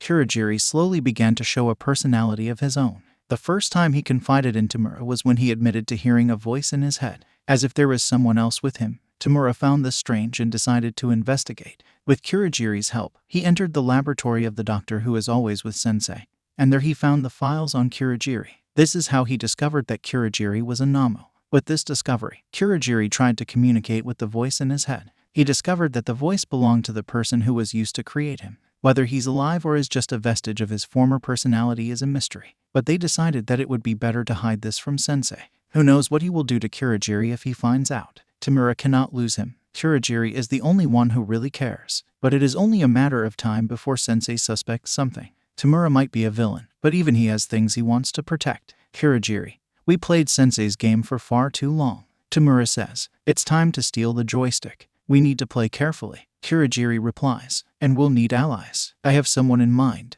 Tamura smirks, but first I need you to keep an eye on the hero killer. He's too unhinged. We can't let him join the league. If my plan works, we make sure that Stain stays out of the picture and we get a chance to talk to our possible ally. As you wish, young master Tamura. Kurogiri bows and then leave in a mist portal. I said to cut the young master crap. Tamura mumbles, smiling. What? A bore. Izuku screamed at the empty apartment. It was only the first day of internships, and Izuku was already dying of boredom. The worst of his wounds had already healed. However, Granny Chio said he had to wait at least 4 more days before he could be cleared for patrols again. The result is that while everyone is in the internships, training, and learning, Izuku is stuck alone in the apartment with nothing to do. Damn Stenthole. If it weren't for him we could be training Shouta right now. That was the original plan. Right after the sports festival, regardless of how he did, Izuku was going to send Shouta an internship offer. Although fire quirks are pretty common, finding a hero with a fire quirk that is not part of Endeavor's agency is almost impossible. With the scandal of Endeavor's arrest, the heroes of Endeavor's agency had to rush to scrape together the rest of the trust they had left so that the agency would not close. With so much work ahead of them, internship offers were the last thing on their minds. Unfortunately, Izuku's forced medical leave also meant no heroes available with a similar quirk to Shouta's to intern under. In the end, he accepted Present Mike's offer, which was a great idea. Not only is Mike already mentoring Dabai, but he also has a lot of experience with difficult-to-control quirks. As an analyst, he is second only to Netsu, although Izuku is fast approaching his level. Alas, boredom. Who knew that being alone at home could be so dull? There are only so many fights in the news for them to analyze before they lose the fun. And in the last week, when they couldn't patrol, they advanced the whole lesson plan until the final exams. If they don't find something to do soon, they will end up making homemade bombs in the kitchen. Dad won't be happy if he comes back and finds the house on fire. Again, it happened once, one too many times. Izuku. Salvation comes in the form of a ping on their phone. Looking at the message, it is from Majima. Majima-sen finished repairing our costume. Zuku cheers, and he said he added the piece we asked for. Great. Kuzu replies, let's check it out. All right, Pablo. Zuku calls the cat. We're going out for a while. Take care of the house, and don't let the bastard break anything, okay? Pablo nods and meows in affirmation, and Izuku takes a moment to scratch behind the cat's ear before leaving towards UA. Hitoshi has lost count of how many times he has kissed the mat since he started training. Now he is used to it. Training with Izuku and Shouta, who love to do judo throws, means he's constantly being thrown to the ground. But at the moment, he's constantly being thrown to the ground by Eraserhead while another Eraserhead watches. Fighting with Himiko is an interesting experience. The girl can be more chaotic than all the Izuku combined, but seeing her using her quirk is fascinating. Himiko is a fantastic actress. Hitoshi caught a glimpse of her abilities that time in the hospital, and he really believed she was the detective. But now, he is seeing everything firsthand. In transforming into Eraserhead, she has managed to perfectly emulate the tired hero's mannerisms. From the tone of his voice, the way he walks, and even his fighting style. The only thing she can't do is use the capture scarf with the same mastery. But Eraserhead has already said that it took him 6 years to master the weapon. That's enough, Eraserhead says after Hitoshi kisses the floor again. Then Himiko Aizawa grins and morphs back to her original form. The biggest problem with Himiko's quirk is that she must be naked to transform. Otherwise, the clothes of the person she has transformed will appear on top of hers. But this problem was solved in a very interesting way. Her hero costume is quite simple. It appears to be a simple girl's school uniform, similar to the one she was wearing the first time she and Dabai arrived at UA. But with some new technology, once Himiko begins to transform, her clothes dematerialize and are stored in a small device that she carries like a necklace, courtesy of Island. This technology is not yet available globally, and as she untransforms, the clothes return to her body. She skips over to Hitoshi and offers him a hand to get up. Hitoshi sighs but accepts the hand, standing up and panting. That was a bit better, Dad says amusedly. The sadist. For now, go take a nap. I'll bring you somewhere tonight. It's important, so make sure to get some rest. Okay. Hitoshi salutes and goes to take a shower. Then he goes straight to bed. Whatever Dad has planned, if he says it's important, it's because it is important. A few hours later, around 10 in the evening, Hitoshi and Himiko, dressed in their costumes, followed Shouta down a deserted street paying full attention to the hero. Hitoshi much more than Himiko. All right, Shouta raises a hand. And they stop, then he looks Hitoshi dead in the eyes. The place where I am taking you is an area I usually only talk about with third years. But if you want to be an underground or even a Twilight hero, you must know about it. Hitoshi nods. Oh, we are here. Himiko jumps, pointing to a building ahead. I love this place. Hitoshi looks and finds a cafe. Hanging on the front is a black flag with a white painted peace sign waving in the wind. Shouta notices him looking at the flag and nods. You might have seen these flags in a few buildings before. They indicate neutral areas. Shouta explains. Before we go in, a few rules. He raises a finger. First, no names or relationships while we are here. I am Eraserhead.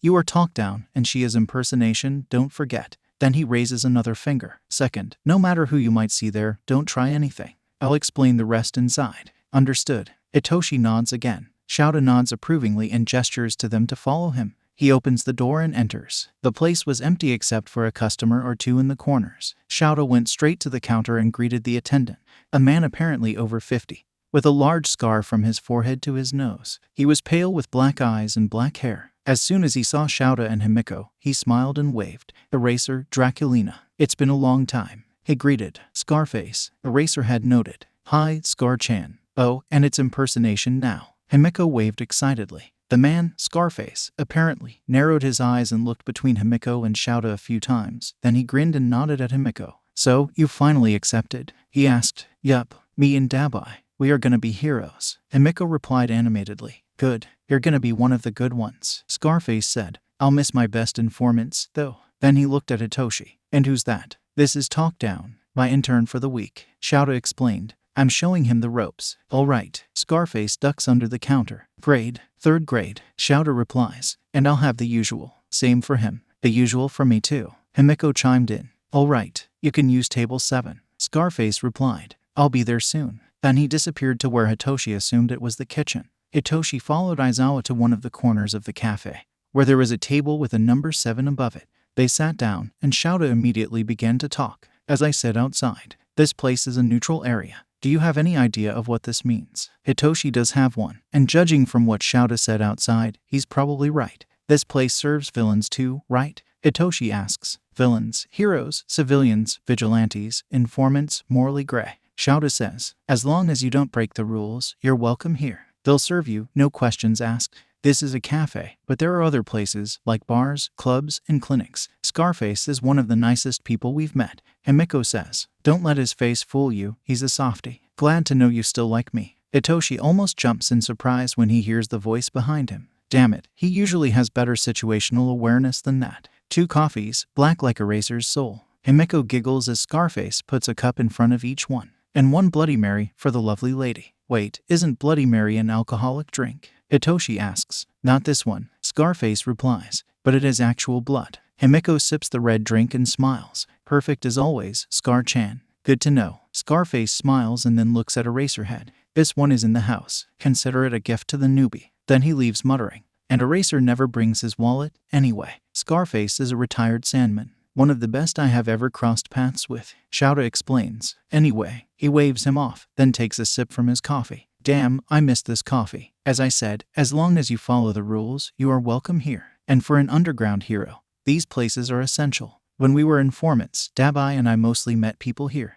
Himiko explained. Remember how he asked for a grade? Eraser said it was 3rd grade. Hitoshi replied. That is the degree of confidentiality of the conversation. We have 4 grades, Eraser explained. 4th degree means we won't be discussing anything serious. Anyone can hear us without any problem. In these cases, he'll just let us sit whenever we want to. Then we have 3rd degree. Himiko continued. It means we won't be discussing any secrets. Like, just now we are just explaining to you how this place works. It's no problem if anyone hears us. But we still would like some privacy, so he guided us to an area where there's no one. 2nd degree means we'll be discussing business. Shouta adds, confidential or not, Scarface will make sure no one can overhear us. Then he sighs. 1st degree is the rarest to be needed. The ones who usually uses it are the Yakuza and the like. Basically, he'll set a separate room for your meeting, and uses 1,000 other security measures to make sure it's safe. Not even him will know what you discussed. And of course, the higher the degree, the more expensive it will be. Himiko said. 3rd and 4th degree are for free, but 2nd and 1st are quite expensive.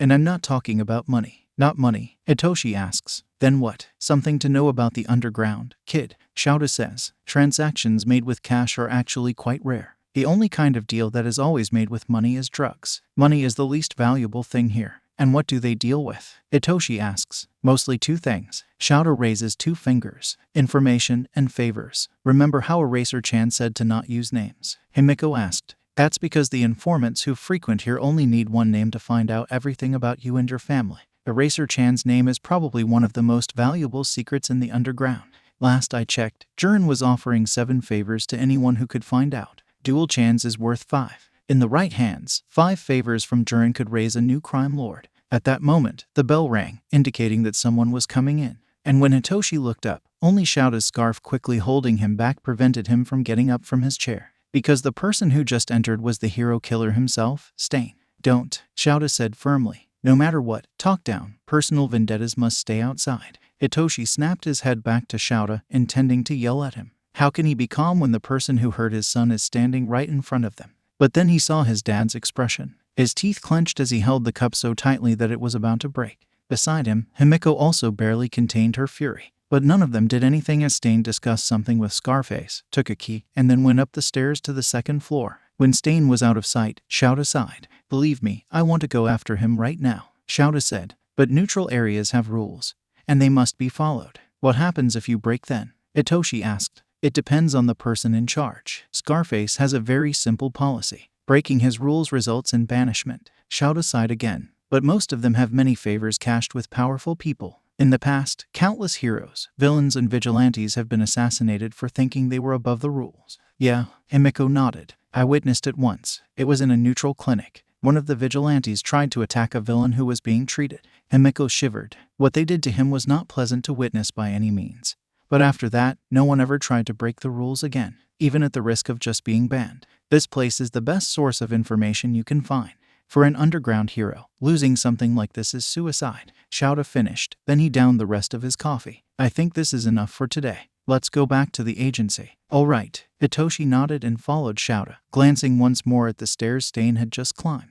Heroics are much more gray than I thought. There is a saying that underground heroes are just vigilantes with paychecks. Shouta replied, this is one of the reasons. It is a little earlier than I wanted you to see, but it is important that you understand. The underground is like a community. We have our own rules. Villains are accepted here, but those who have goals, whether you approve of them or not, killers who kill for the sake of killing are not well regarded. Himiko pointed back to the cafe. A few months ago, a villain was banned from all neutral areas in Japan at the same time. He killed only for the pleasure of killing. He tortured a couple of heroes live on TV for hours before killing them. This kind of person is the one we despise the most. Hitoshi nodded as they went back to the agency. When they arrived, Hitoshi went straight to bed.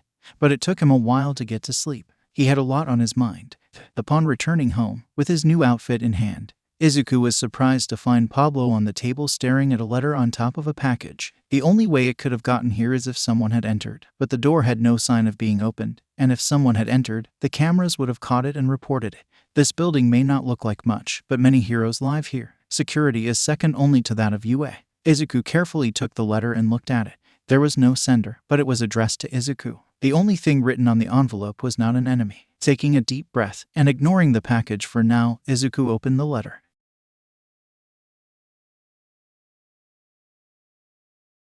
Okay, sadly the chapter is over. And if you enjoyed the video, just leave a like and subscribe with post notification, so when the next chapter is ready, you will be notified. Okay, see you in the next video. Bye.